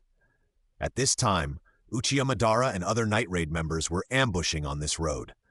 Well, although it was an ambush, Uchiha Madara swaggered with his arms folded and stood directly in the middle of the only way. Akame, Leon, and Hill originally wanted to ambush, but seeing Uchiha Madara's posture, they just stood behind him. This kind of ambush method was the first time for them. As for the real ambush, it was only Main who was crawling on the high ground in the distance. And their mission this time was naturally to snipe Esdeath and the Jaegers she led who came to support. Suddenly, a sound of horse hooves came from afar, which made Akame and the others look excited. "Here they come!" Not long after, several figures rode Machao's side and galloped over. It was Esdeath and the Jaegers. She led. Akame and the others discovered them, and they naturally discovered Uchiha Madara and the others. Next to Esdeath, a handsome young man saw Uchiha Madara and his men blocking the road ahead and shouted, "Boss, there are people ahead!" "I saw it," Esdeath laughed loudly and said, "I thought I would be ambushed, but I didn't expect that they would block the road in such a swagger. They are really arrogant, but isn't this just right?" Bew! At this time, a beam of light suddenly attacked from a distance, aiming directly at Esdeath. "Oh, there are still people ambushing." Esdeath dodged the attack of the beam by turning sideways, then turned to the handsome young man next to him and said, "Lan, the attack came from the high ground over there. Leave it to you." "Yes!" The handsome young man named Lan heard what Esdeath said, nodded solemnly, and then he loosened the reins in his hand, stood directly on the galloping horse, and then jumped. Lan jumped high from the horse's back, and the next moment, two huge wings suddenly grew from his back, and then he flew towards the high ground where Mayan was. The imperial weapon he used was called Mostima, 10,000 miles flying, which was a rare winged imperial weapon that allowed the user to fly. When attacking, the feathers on the wings would turn into arrows to shoot the enemy. "I'm going to attack!" Leon, who couldn't bear it any longer, also activated the imperial weapon directly, and then rushed towards the Jaegers who were galloping on their horses like a lioness. Leon was very fast and rushed to Esdeath and the others in a few breaths, then jumped high and scanned the people on horseback. Leon's eyes stayed on Esdeath, who was the leader for a moment, but soon moved away. Although she wanted to hit Esdeath first, just by looking at the woman, Leon keenly felt the danger she was in. Her intuition told her that if she attacked the woman, she would definitely die. "The guy with the mask, that's you." Finally, Leon's eyes fell on a guy wearing a gas mask and then dived down at him. "Are you targeting me?" The man that Leone targeted was called Polus. He was originally a soldier of the Imperial Incineration Corps. When Esdeath returned to the Imperial capital and formed the Jaegers, he was ordered to join them. The Imperial weapon he used was called Purgatory Summoning Rubigand, which was a flame-spraying Imperial weapon that could spray flames that could not be extinguished by water, and could also spray magma remotely. After Porus found that Leon had targeted him, he immediately grabbed the reins in his hand, and then activated his Imperial weapon, shooting a flame at Leon who was flying towards him. Leon's figure flipped in midair, avoiding the oncoming flames, and then looked at Boris angrily, saying, "It was a close call. I almost got burned." After that, she flew towards Boris again. Boris raised the Imperial weapon in his hand without saying a word and fought back coldly. "Hill, let's go too." Akahime called out to Hill beside her, and then rushed forward, aiming at a girl who looked very similar to her among the three remaining Jaegers. "Sister." The girl looked at Akahime rushing towards her. A smile curved at the corner of her mouth, then let go of the reins in her hand, jumped off the horse's back, and kicked Akahime. The girl's name is Kurohitomi, Akahime's biological sister, and the Imperial weapon she used is called March of the Dead, 8 Houses. March of the Dead Hachifu is a long sword-type Imperial weapon like the Murasame in Akahime's hand. It can control the people killed by this sword through curses. It can control up to 8 corpse puppets. The puppets will be controlled at will by the user of Hachifu, as in life, but they will become ordinary corpses after the ability is released. Akahime and Kurohime looked at each other for a while, and then they both drew their swords and started to fight. Hill, who followed Akahime, took a look at the two sisters who were fighting fiercely, and then aimed at the last person next to Esdeath. This person is named Will. He was originally affiliated with the Imperial Navy. The Imperial weapon he holds is Shura Incarnation Noble Chariot, which is an armor-type Imperial weapon developed based on Tatsumi's Imperial weapon, Devil Haunting Operation Armor. It has better performance than Devil Haunting, but it does not have the transparency ability of the Operation Armor, nor does it have the powerful explosive power and self-evolution ability of the Operation Armor. "Boss, I'll go first." Will glanced at the two sisters, Akame and Kurome, who were fighting each other, and immediately asked Esdeath for instructions. The latter nodded slightly, and then Will jumped off the horse and landed in front of Hill, who was staring at him. Originally, the entire Jaegers team, including Esdeath herself, had a total of 7 people. But among them, Selu Ubiquitous and Dr. Fashion had been killed one after another because they acted alone, so now there are only 5 people left. Although Uchiha Madara did not deliberately control the number of people, there were exactly 5 people coming, just one-on-one. "So, you are my opponent?" Esdeath pulled the reins and stopped in front of Uchiha Madara. She looked very cool in her military uniform. She scanned Uchiha Madara up and down with an extremely aggressive gaze. She thought for a while, then said with a smile, "He looks like a good man, but it's a pity that I met Tatsumi first. However, if the 3 of us can be together, it seems not bad." When Uchiha Madara heard what this woman said, a lot of question marks popped up in his mind.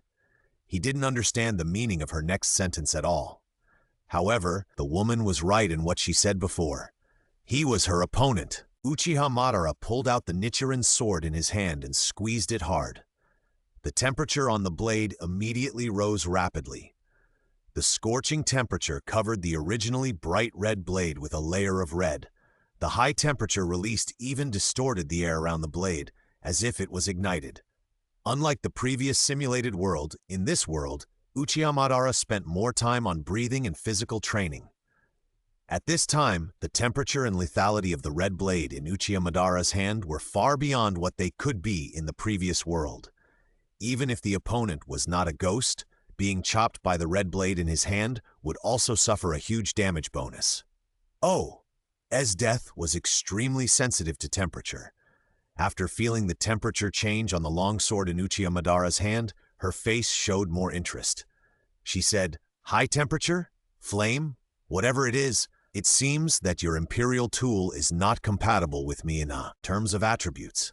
Then, let me see your strength." As she spoke, Esdeath raised her hand for a while, and the next moment a huge icicle instantly condensed above Uchiha Madara's head, and then smashed down at him fiercely. Clang!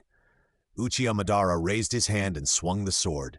The hot blade in his hand rubbed against the air and actually produced a substantial flame wrapped around the blade.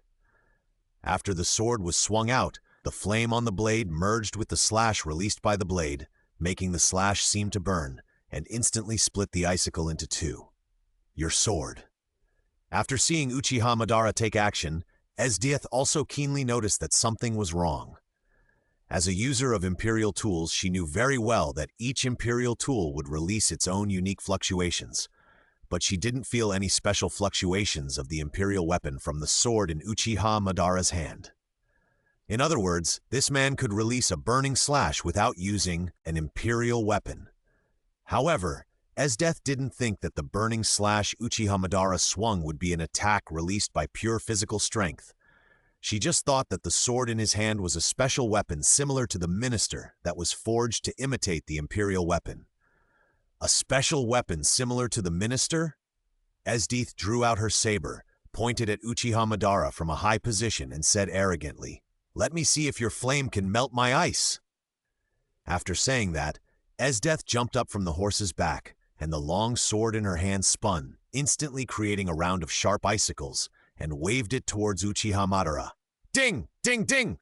Uchiha Madara raised his sword to block, easily blocking all the icicles, and the moment those icicles touched the blade in his hand, they were melted by the scorching temperature of the blade. Ha! At this time, Esdeath rushed over, shouting, and slashed down at Uchiha Madara with the long sword in his hand. Ding! Uchiha Madara raised his sword to block, then exerted force with his arm, and the blade swept out, and the huge force directly threw Esdeath away. Wonderful power! The blown Esdeath showed a look of surprise on her face. After landing, she kicked the ground and rushed back at a faster speed, laughing excitedly. "I like you more and more." Although Esdeath said so, the long sword in her hand became more and more sharp. Uchiha Madara silently faced Esdeath's attack, and then turned his wrist to swing away the blade that crossed with Esdeath, and then kicked her in the face. "If you want to fight, then fight. But this woman keeps chattering, too annoying." In Uchiha Madara's eyes, Esdeath, the so-called strongest, is just a piece of sand. He is not even interested in speaking, let alone talking nonsense. Esdeath obviously did not realize this. After avoiding Uchiha Madara's kick, she continued to ask, "Tell me your name, man." Uchiha Madara had no interest in talking nonsense with this woman. He swung a knife at her. This knife was different. The friction between the blade and the air actually ignited a huge fireball, which hit Esdeath. New Uchiha breathing Type 1 Great Fireball! Esdeath raised her hand and instantly created a huge and thick ice wall to block in front of her. Boom! The fireball hit the ice wall with a roar. The collision of fire and ice immediately produced a large amount of steam, blocking the vision. However, although the line of sight was blocked, Esdeath's figure was extremely clear in the eyes of Uchiha Madara, who had opened the transparent world. Uchiha Madara stepped on his feet, jumped high, and then swung his sword at Esdeath below, and this time he swung the sword with force, not with the blade, but with the blade. Whoosh! Roar! The blade swung violently, making a sound like the roar of a beast, and the hot temperature ignited the air like a burning fire dragon, roaring down towards Esdeath below. New Uchiha breathing Type 2 Dragon Fire. Esdeath, who was surrounded by steam, did not see Uchiha Madara's attack, but the roar of the beast from above made her alert instantly, and then she decisively released her ability.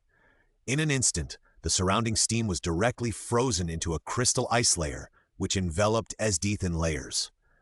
Boom! The roaring fire dragon hit the ice layer, instantly breaking half of the layers of ice. The heat released by me also quickly melted the remaining ice layers. Can it be done to this extent? When Esdeath saw the fire dragon, she showed surprise in her eyes, and then the cold temperature released from her body froze the melted ice layer again. Not only that, she raised her left hand, and the cold temperature released from her palm surged out. The coldness actually penetrated the ice layer and directly froze the fire dragon that was still in a stalemate with the ice layer. "Ha ha! So interesting!"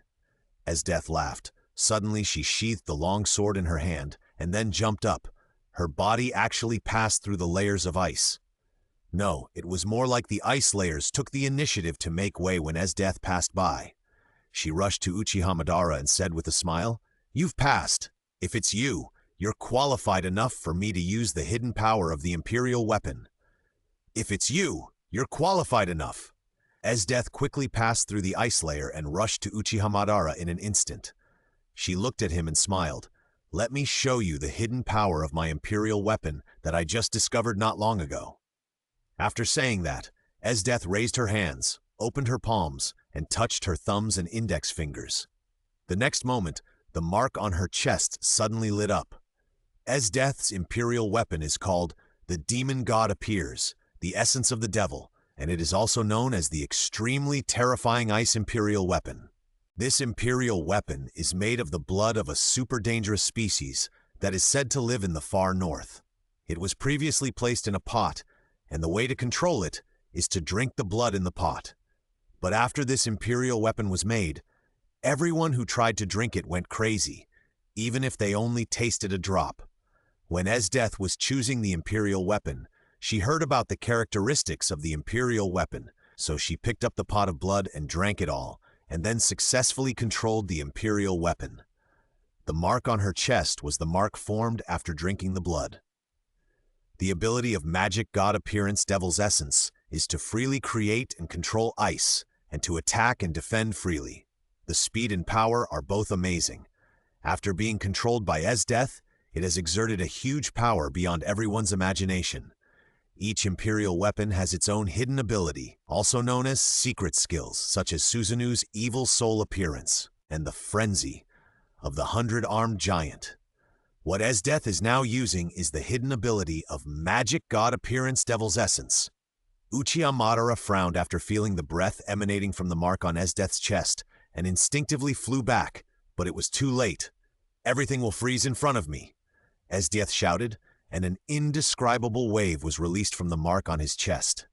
In an instant, everything within dozens of meters with her as the center was instantly frozen. "Mokobota, this is the hidden ability of my Imperial weapon, which can freeze all the time and space around me." Esdeath looked at the motionless Uchiha Madara, drew her sword and walked toward saying, "This move consumes a lot of energy. Even I can only use it once a day. This was originally a move I thought of to prevent Tatsumi from escaping from me. But now it seems that it is more meaningful to use this move to defeat a strong enemy like you." As she said, she raised the sword in her hand and stabbed Uchiha Madara's heart slowly. "I see. Freezing time and space? Maybe because of the transparent world, Uchiha Madara's body is now frozen by Esdeath's Mokobata, but his consciousness is not.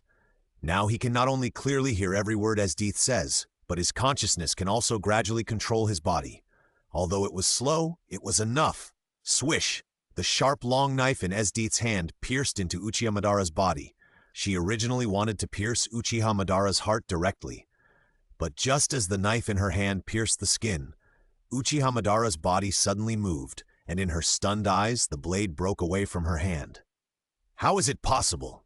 Esdeath looked at Uchiha Madara in surprise and asked in disbelief.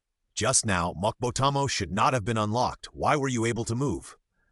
"Who knows? Maybe it's because your moves are still too immature." Uchiha Madara looked down at the wound on his chest, then looked at Esdeath and said, "It was really dangerous just now. I was almost killed by your hand. However, it is indeed unexpected that you can develop such a move. I admit you."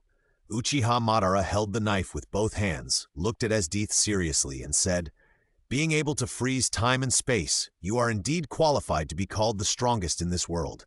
Then in return, let you see it, my full strength." Jelok, the Great Cathedral. With the help of Susanoo, Najeda and others quickly solved the 4 Rakshasa ghosts and Bolek. Without Bolek's obstruction, the date of the armed uprising of Anning Dao was also determined, and the time was 3 days later. On behalf of the Revolutionary Army, Najeda reached an agreement with the leader of the armed uprising. The Revolutionary Army would rise together in various parts of the country and then attack the imperial capital. After everything was settled, Najeda asked Chelsea to continue to stay by the side of the leader of the Anning Dao for protection, and then said to Tatsumi and others, "Let's go and support Akame and the others." Although Najeda was sure that Uchiha Madara could defeat Esdeath, that woman was known as the strongest after all, and she had Jaegers who were all Imperial artifact users. So when things here were resolved, Najeda immediately led people to support. And when she arrived with people, the battle here was over. The first to resolve the battle was Hill, whose Imperial artifact, All Things Severed in Ecstasy, was simply the nemesis of her opponent Will. The most commendable thing about Will's Imperial tool Shura Incarnation Noble Chariot is its defense and mobility, but the defense of this armor-type Imperial tool is so vulnerable to the soul crazy that claims to be able to cut off everything in the world. Especially when the gentleman-style Will saw that his opponent was a cute girl with glasses, he didn't plan to kill her at the beginning, and then he was directly killed. Although Hill has a confused personality and is a fool, he is very cold and decisive in the battle. He just said, "I'm sorry" to Will's body after the battle. The second person to end the battle was Leone. However, she was able to defeat the enemy second, not because of her own strength, but because Mine in the distance seized the opportunity to give her an assist that was enough to decide the outcome, and shot and destroyed Boris's Imperial tool. Hill and Leone wanted to help Akahime and Mine separately, but after seeing his companions being killed one after another, Heitong finally activated the ability of 8 rooms and released 8 difficult puppets. So the two of them decisively came to Akahime's side and joined the fight between the two sisters. In the end, Hill used a pair of scissors to cut off the 8 chambers in Kurohime's hand. And then Leone seized the opportunity and knocked Kurohime unconscious with a punch, ending the fight. Although Akahime said that she had the intention to kill her sister with her own hands, as companions, how could Hill and Leone not know her pain? Killing is definitely not allowed. Tie her up first and educate her well in the future. After dealing with Kurohime, Hill stayed to take care of the knocked-out Kurohime, while Akahime and Leone rushed to the place where Main was to provide support. As for the battlefield where Uchiha Madara and Esdeath were, even a strong person like Akahime just took a look and said that she couldn't even get close, let alone intervene. The winner of the battle between Esdeath and Uchiha Madara was of course Uchiha Madara.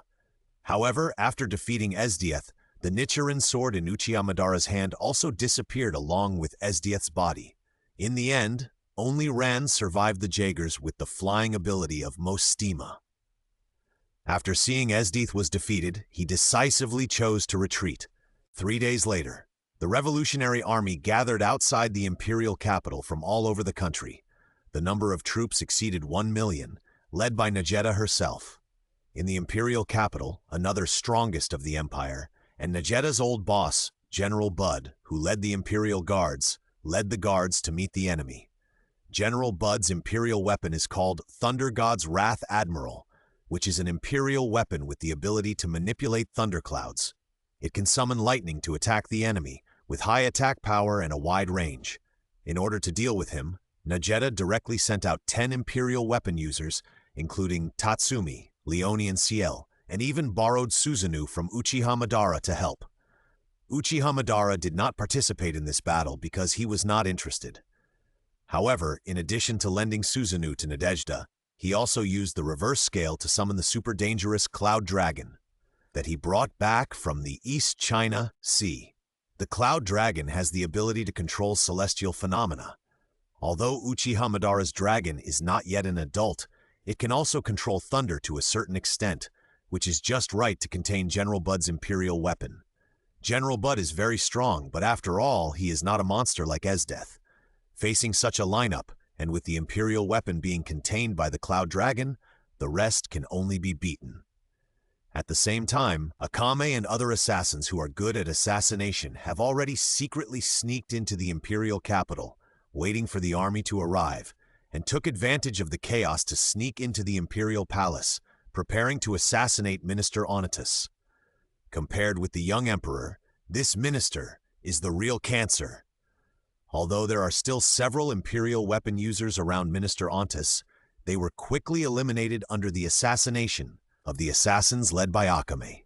After General Bud, the minister of the Onitas, was defeated, he wanted the young emperor to activate the strongest imperial weapon hidden in the imperial palace, the Supreme Throne of the Protectorate. The Supreme Throne of the Protectorate is known as the first and strongest imperial weapon. It is not only the origin of imperial weapons, but also the pinnacle of all imperial weapons. It has the power to destroy a city with one blow. What Esdieth and General Bud are not the real reliance of Minister Onitas. This imperial weapon is the last trump card of Minister Onitas, the trump card he believes can turn everything around. As a minister who holds all the power in the empire, doesn't he know that the revolutionary army from all over the country will gather in the imperial capital today? No, he knows it all, and even if he wants, he can stop it all. The reason why he didn't stop it is to let all these armies gather together, and then use the last trump card to solve them all at once. Knowing the power of the Supreme Throne of the Protectorate, he believes that this imperial weapon is fully capable of doing all this. Minister Onitas has been in charge of the empire for so many years. The reason why he did not become the emperor himself, in addition to General Bud's protection of the little emperor, is that only the emperor's bloodline can activate the National Guardian God Supreme Throne. However, just when Minister Onitas brought the little emperor to the place where the imperial weapon, National Guardian God Supreme Throne, was placed, and was about to let the little emperor enter the National Guardian God Supreme Throne to activate this imperial weapon, the little emperor who had always obeyed him did something that Minister Onitas did not expect. He used the scepter in his hand to pierce Minister Onitas' chest from behind, and then laughed triumphantly. It was a female voice. That's right, this little emperor was disguised by Chelsea using his imperial weapon, Gaia Foundation. If the imperial weapon, National Guardian God Supreme Throne, could not be successfully activated, there would be no suspense about the collapse of the empire. After General Bud was defeated, his guards only resisted for half a day before being defeated by the Revolutionary Army. With the occupation of the imperial capital by the Revolutionary Army, the war that overthrew the Millennium Empire came to an end. After the war, Nadezhda was also pushed onto the throne according to the agreement and became the first female emperor of the new empire. She originally wanted to persuade the captured General Bud to surrender. Nadezhda, who had been promoted by him, knew very well that this general was not bad, but just a little loyal. But General Bud firmly chose to die with the little emperor. As for Minister Onitus, his crimes were not enough to be cut into pieces, and he died miserably. With the death of the young emperor, it also announced that the empire that had stood for 1,000 years finally collapsed completely. In contrast, a new country was born on the ruins of the empire. Night Raid did not disband with the establishment of the new empire, but was handed over to Uchiha Madara by Nageta. This was a decision that Nageta made after careful consideration for a long time after becoming emperor. Nageta said, "The establishment of the new order is because the creators are all passionate people, so everything is developing in a prosperous direction in the early stage. Maybe after their generation dies, darkness will still grow, and it may not even wait until then." Nageta doesn't want to see this kind of thing. At least she doesn't want to see it while she is still alive, so the existence of Night Raid is necessary. Akahime and others originally decided that after the establishment of the new order, they would sail out to the sea together and go outside the empire. But in the face of Nageta's request, after listening to her words, they finally chose to stay and help her and continue to contribute their own strength to the new empire. Although Uchiha Madara was not interested in this, he couldn't stand Nageta's various entanglements. He pondered for a while, then agreed to Nageta's request. When he agreed to take over the Night Raid, the system suddenly told him that his impact on the simulated world exceeded 30%, and he could choose whether to return. As for how much more than 30%, the system did not say.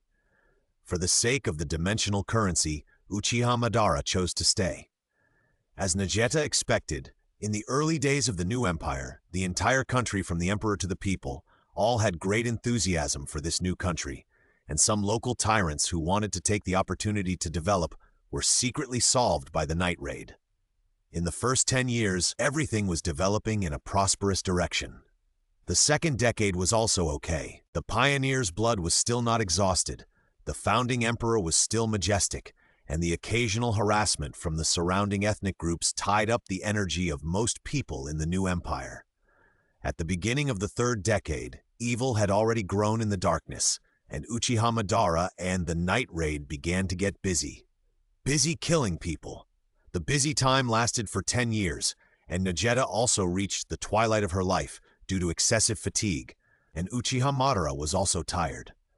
When Nageta was dying, Uchiha Madara stayed by her side and asked her a question. He asked Nageta, "Is there no way to make peace last forever?" When Nageta heard Uchiha Madara's question, she just smiled and pinched his face, saying, "I always thought you were wiser than me, but I didn't expect you to ask such a childish question." Nageta's answer was certainly not the answer Uchiha Madara wanted, and even her words were not an answer at all. Or for this question, Uchiha Madara already had his own answer in his heart, but he just didn't want to admit it. Today's chapter, 2-in-1, the number of words is not less.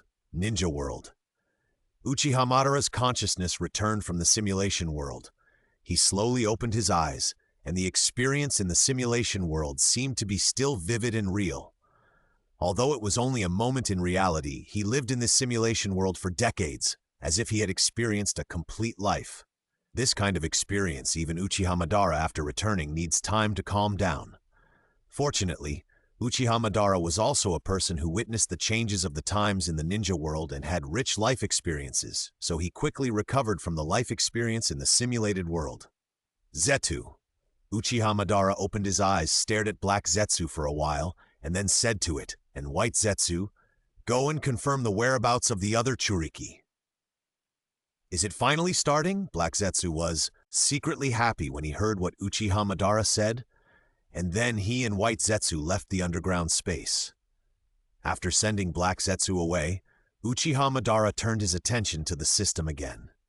In this simulated world, Uchiha Madara lived until he was over 50 years old, and chose to return after seeing off Nageta, who died of old age, although Uchiha Madara did not do anything that could affect the world in the following decades. But Uchiha Madara felt that the overthrow of the empire alone had an impact on the simulated world of at least 80%, or even more. Although the overthrow of the empire was not led by Uchiha Madara himself, He cleared the biggest obstacle for the Revolutionary Army. Uchiha Madara thought that the impact he had caused in the simulation world this time should be at least more than 50%. Therefore, he was looking forward to the settlement after the end of this simulation world. At this time, the system's voice also sounded. Ding, congratulations to the host for successfully experiencing the second simulation world. Now the simulation world journey is settled for the host. The host has lived in the simulation world for 55 years, experienced the changes of the times, and participated in them personally, which has caused a relatively important impact on the simulation world. World impact 33%. You brought the breathing method you created into the simulation world, opened up a new way of practice for the simulation world, and became a respected founder of the school.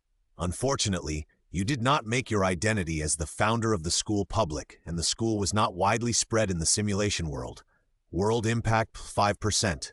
You dared to explore in the simulation world, and your footprints covered 85% of the area of the simulation world. World impact 8%. Congratulations to the host. This time you have caused a total impact of 46% in the simulation world. Summary. The host has made a relatively important world impact on the simulated world in this simulation, but you who dare to explore are still too cautious in the simulated world. The host should open up and participate in the transformation of the simulated world to a greater extent. Evaluation. B level. Uchiha Madara heard the system's summary and evaluation of his performance in this simulated world and suddenly felt like losing his temper. What does it mean to open up and participate in the transformation of the simulated world to a greater extent? Does he have to overthrow the empire himself? If he had known that overthrowing the empire would only have such a small impact on the world, he might as well have dragged Vegeta along, killed the ministers and saved the original empire, and maybe the impact would have been greater. Reward Settlement 1. The host has obtained a total of 2,530 dimensional coins, World Years X World Impact in this simulation. Note 1. Dimensional coins are the trading currency of the infinite dimensional world and can be traded between different dimensional worlds. The trading channel is not open yet. For the time being, only items that have been materialized in the simulated world can be traded. Note 2. The host's current way of obtaining dimensional coins is closely related to your experience in the simulated world and your influence on the simulated world. Please do not slack off on every experience in the simulated world. Reward Settlement 2. The host's influence on the simulated world exceeds 30% this time, and the right to use the Dimension Furnace is rewarded once, free.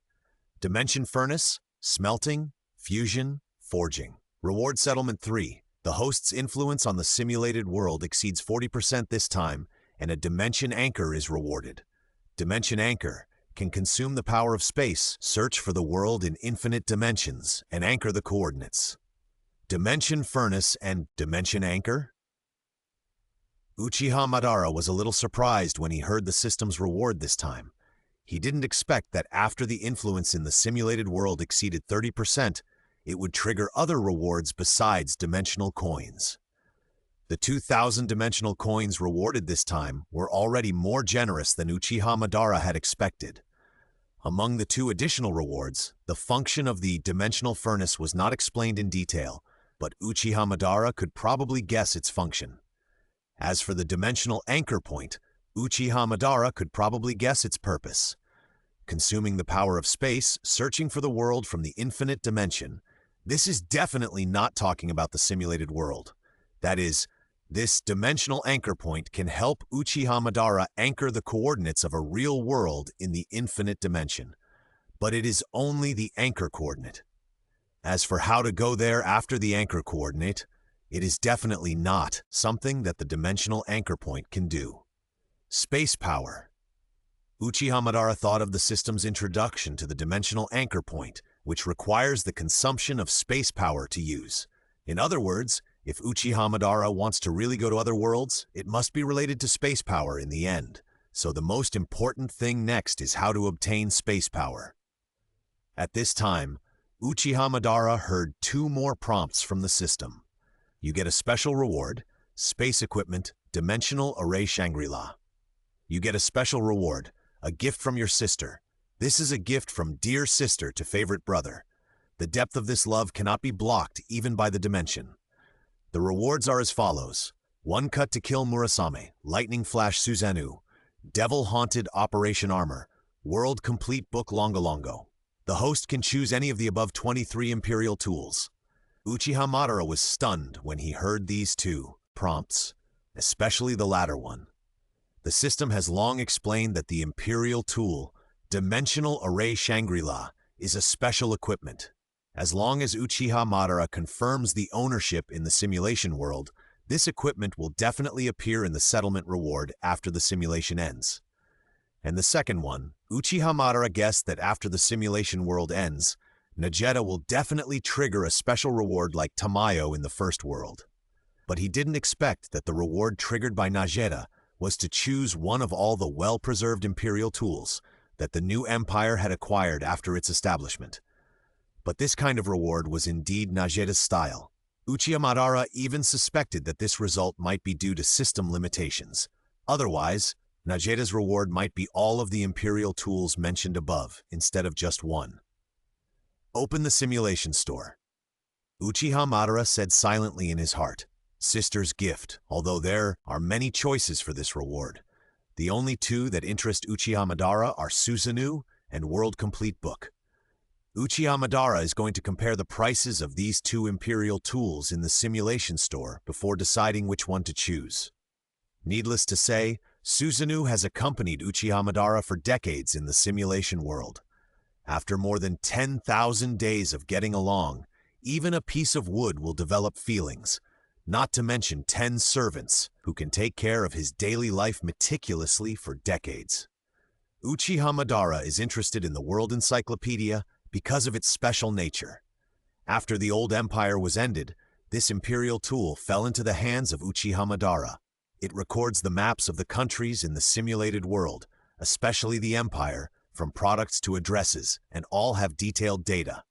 Even new things that appear in reality will be automatically recorded in this book. What is most concerning is that the last page of this book also records the prophecy of super large-scale natural disasters that may occur in the simulated world in the future. Uchiha Madara thought again. If he exchanged the World Encyclopedia in the ninja world, would this book be refreshed and the things recorded on it would be converted into data from the ninja world? If it can, then this book will be of great use to him. If the transaction prices of the two Imperial tools in the simulation store are not much different, it's okay. If the difference is too big, then the loss will be great if you choose with your eyes closed.